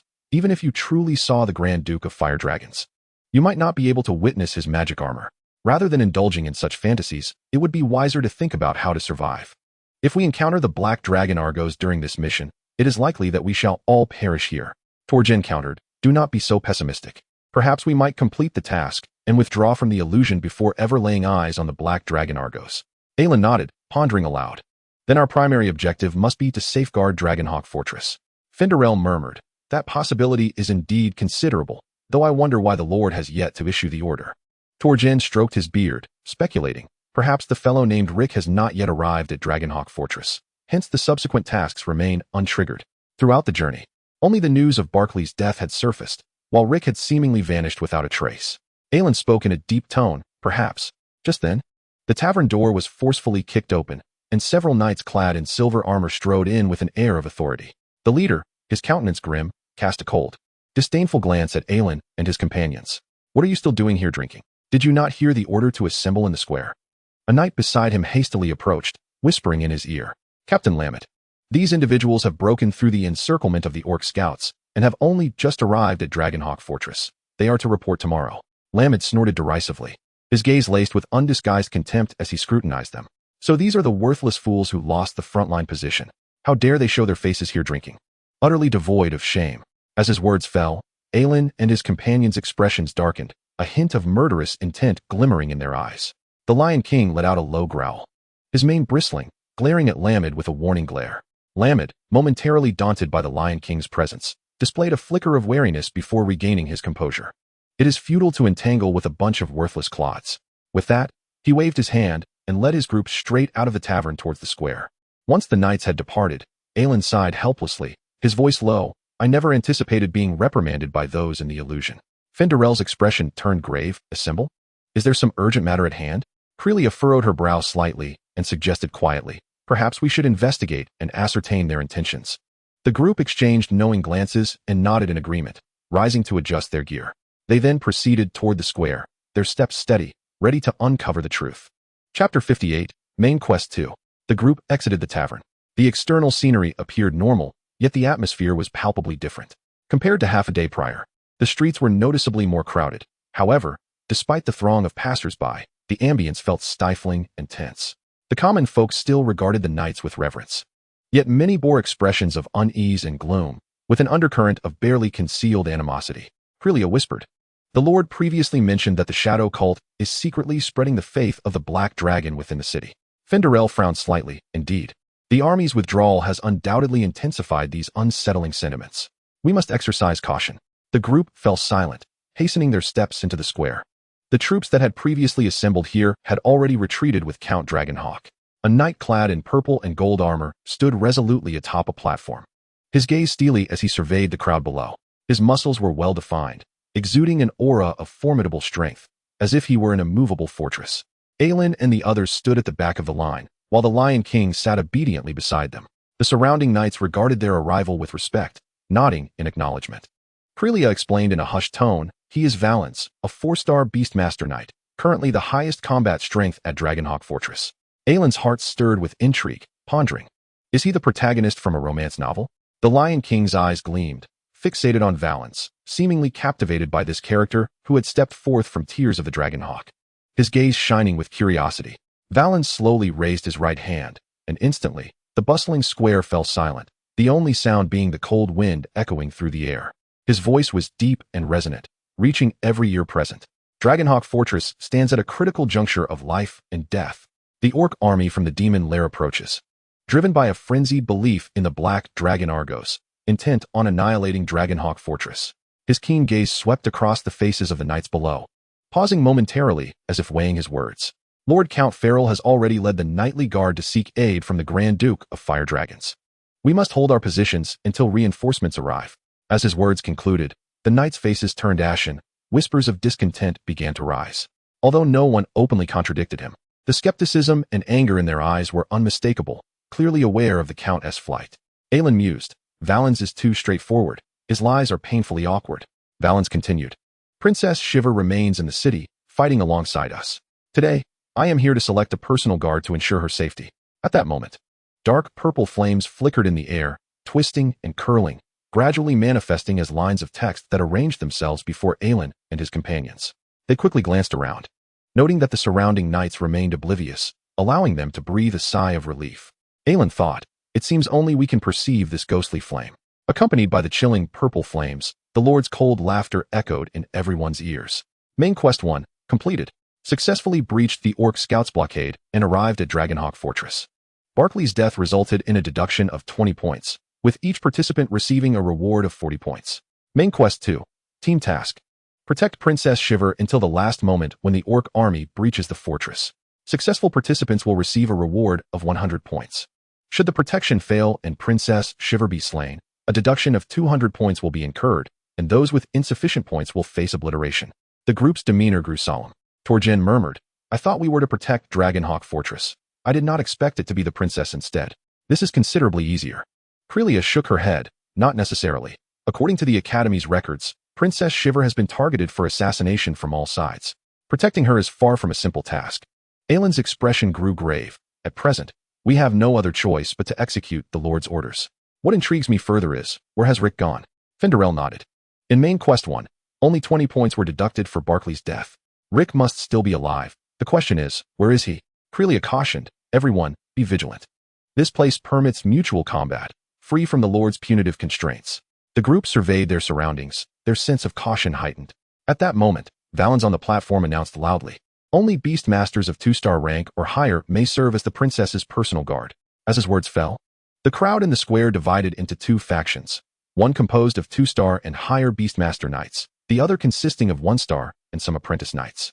Aelin frowned, muttering, "What? Does that mean neither I nor Eileen qualify to serve as personal guards?" Crelia chuckled softly. "Do not worry. Since this is a team task, you can defend other positions within the fortress." Finderel and Torjin patted Aelin on the shoulder, signaling him not to take it to heart. Before turning to join the ranks of the 2-star knights, only Yalowin and Eileen remained in place, gazing at each other in silence. At that moment, an untimely cold laugh emanated from a corner of the square. Yalowin turned to see the knight Ramid, who had previously berated them in the tavern. Now, he stood among the ranks of 2-star knights, casting a disdainful glance at Yalowin. It was merely 2 1-star knights. Indeed, they were worthless. And it was no surprise that the frontline camp had fallen. Several knights beside Ramid echoed his sentiments, lamenting the shame of it all. If the captain had intervened, the camp would never have been lost. Yalowin's expression darkened, and Eileen leaned closer, whispering a few words. A glimmer of cunning flashed in Yalowin's eyes. "Are you certain this will work?" Eileen nodded, asserting it should suffice. It was said that the Knights of the Dawn era placed great importance on their honor. Yalowin, though skeptical, suddenly declared, "I challenge Ramid to a duel." Ramid, clearly taken aback by the audacity of a 1-star beast knight daring to provoke him, visibly changed color and retorted coldly, "Why on earth would I accept your challenge?" Yalowin met his gaze unwaveringly, responding defiantly, "Because you are utterly unworthy of serving as the princess's guard. You are far too weak." A hush fell over the square as all eyes turned to Yalowin. Even Valens couldn't help but glance over. Yalowin continued, "What is of utmost importance for the princess's guard? It is, of course, strength, especially in real combat. You, who have never faced life and death, only know a life of luxury, are completely unfit to be the princess's protector." Ramid clenched his fists in fury, gritting his teeth as he glared at Yalowin. The knights exchanged incredulous looks, clearly astonished that a mere 1-star beast knight would dare to so openly humiliate Ramid. The crowd erupted in murmurs, astonished by Yalowin's audacity to openly challenge Ramid. However, there was a kernel of truth in his words. Indeed, Ramid had never seen the front line. Ramid's face flushed crimson, his icy gaze revealing his mounting rage. Observing this, Yalowin let out a cold laugh, drawing his sword and pointing it directly at Ramid, his eyes glinting with intensity. "Yes, I am speaking to you. Do you dare to duel me? The victor shall become the princess's guard. If you do not have the courage, then admit defeat. I wouldn't mind selecting a more valiant target." The surrounding knights shifted their gaze to Ramid, awaiting his response.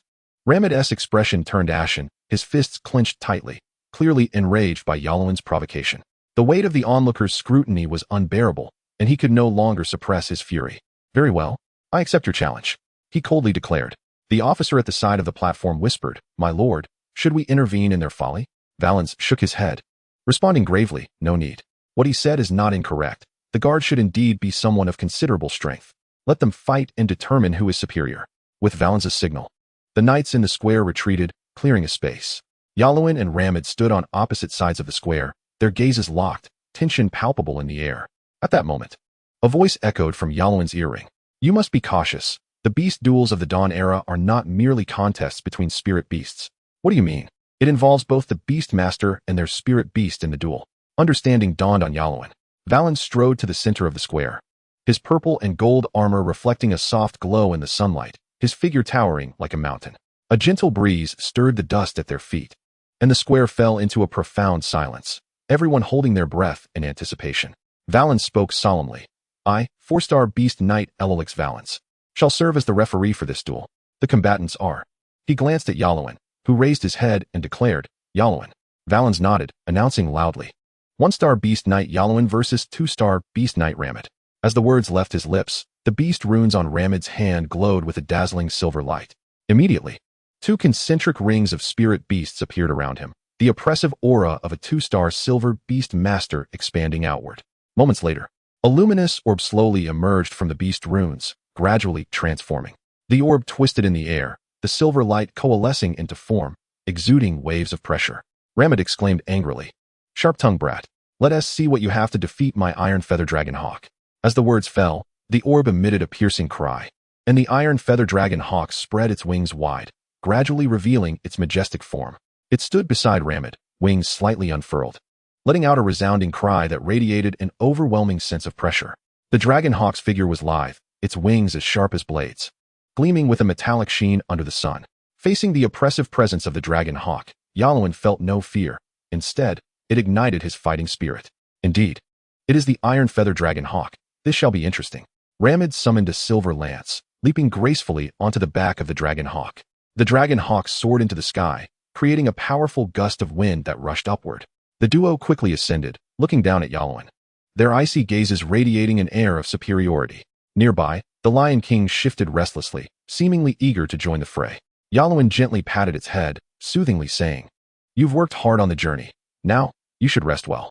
The Lion King obediently nodded, reluctantly letting out a low growl before slowly sitting down, still somewhat unwilling. Yalwyn then stepped forward, the beast runes on his hand glowing a vivid crimson. A scarlet sphere leapt forth, exuding a formidable and terrifying aura. As the sphere landed, the ground trembled, and waves of energy surged outward. Suddenly, a colossal figure emerged from the light. With a roar, Xianen ascended from the ground, its massive rocky form shimmering with a bluish-white glow, resembling a mountain rising from the earth, its heavy presence radiating outward. It seemed to sense the restlessness in its bloodline and shed its usual lethargy.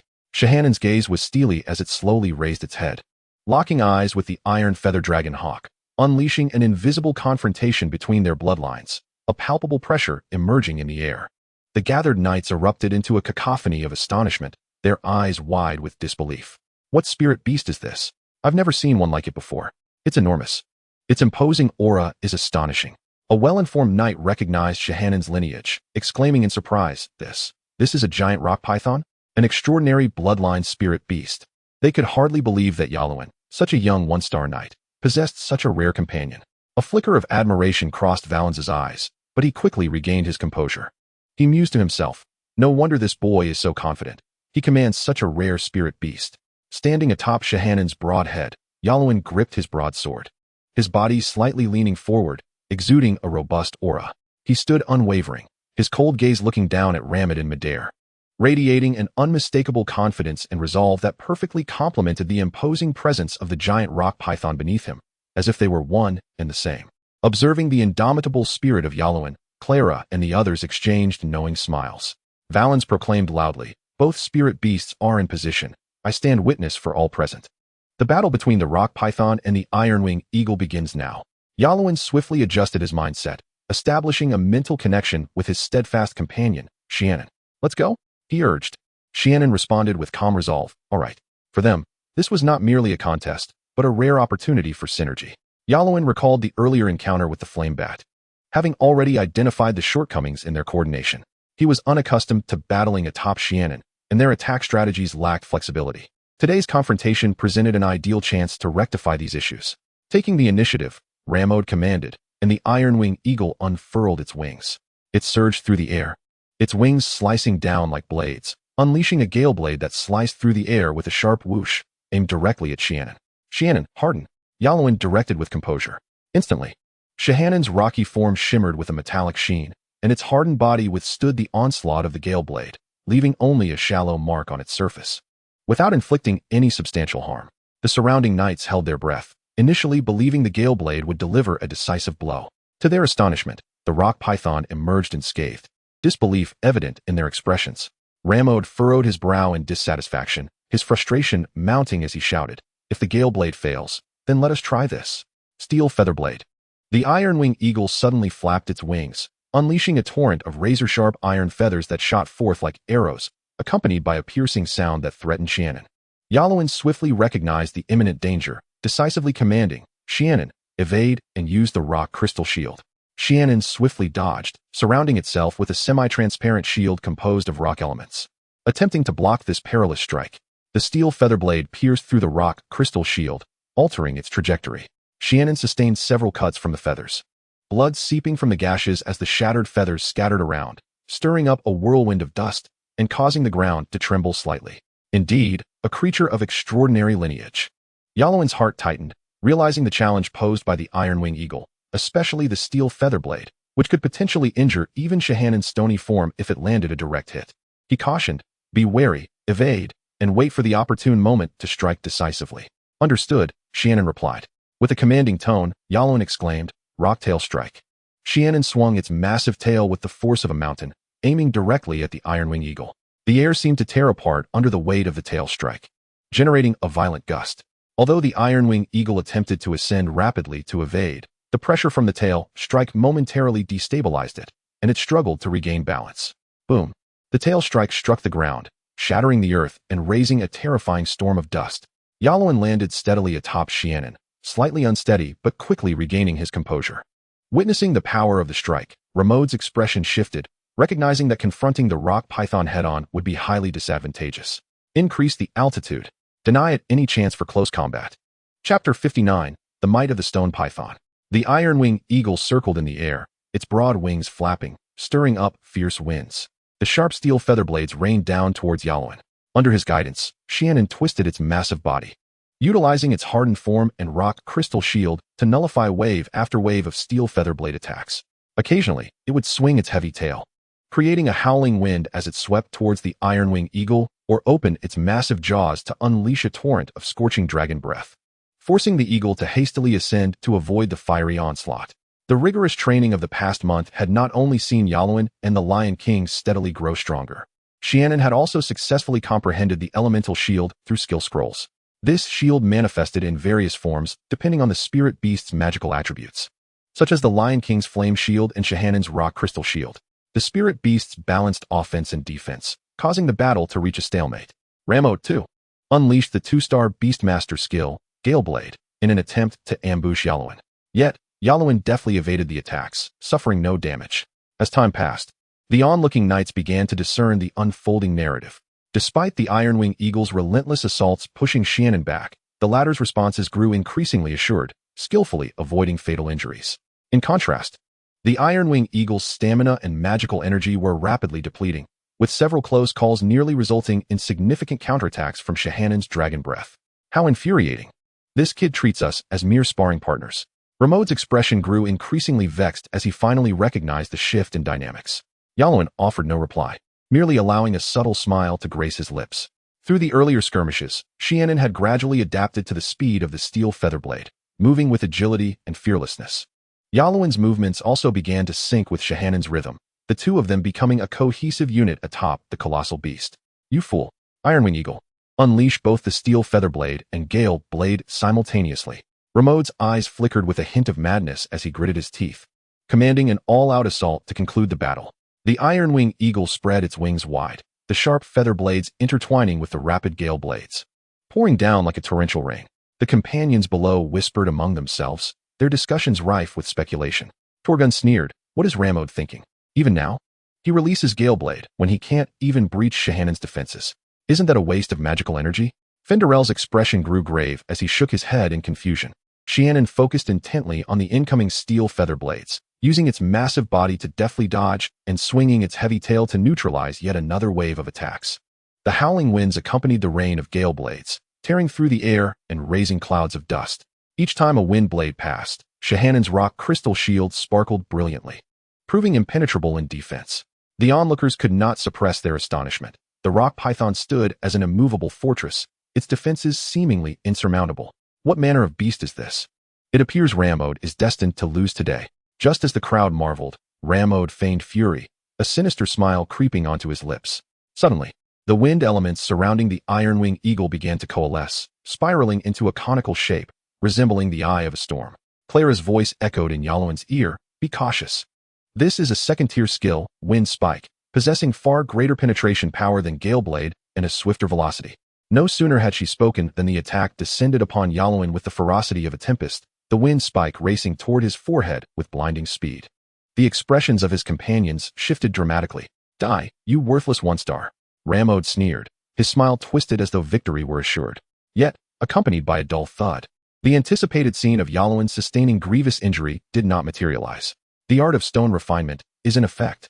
Yalowin's body radiated a pale blue hue, his skin becoming as resilient as rock. The wind spike merely grazed his cheek, leaving a faint scar as blood trickled forth. Watch above. Clara's voice rang out once more. The iron-winged dragon hawk lunged forth with unrestrained vigor at Lamode's command, the tempest enveloping its form as it forcefully breached the newly formed crystalline shield of Stonehannon. The dragonhawk's talons gleamed with the luster of forged iron, aimed directly at Stonehannon's eyes. Aelin's pupils constricted as he coldly intoned, dragon breath. Swiftly pivoting, Stonehannon deftly dodged the dragonhawk's claws and, opening its maw wide, unleashed a searing torrent of dragon fire. With a piercing howl, the iron-winged dragon hawk emitted a pained cry as the flames scorched its feathers, leaving streaks of blood in their wake. Though its form wavered, it pressed on relentlessly towards the massive rock serpent. Lamode's visage twisted into a snarl, the wind swirling violently around him as he leapt onto Stonehannon's crown. The beast-controlling rune radiated a blinding light, channeling wind-infused magic like a rushing river into the spear he wielded, a tempest brewing in his grasp. With a single-star beast mastery skill, Gale Command, the spear was leveled at Aelin's brow. The furious winds trailing the weapon distorted the very air. Lamode cackled maniacally. Die? Aelin's gaze sharpened, the dangerous crimson glow emanating from his eyes betraying no sign of faltering.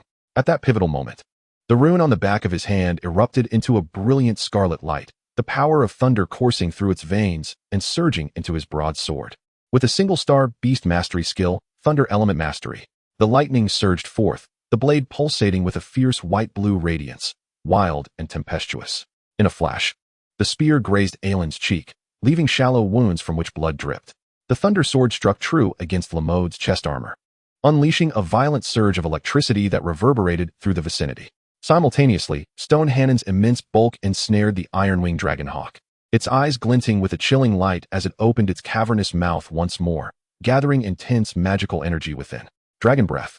The searing exhalation engulfed the dragonhawk's form.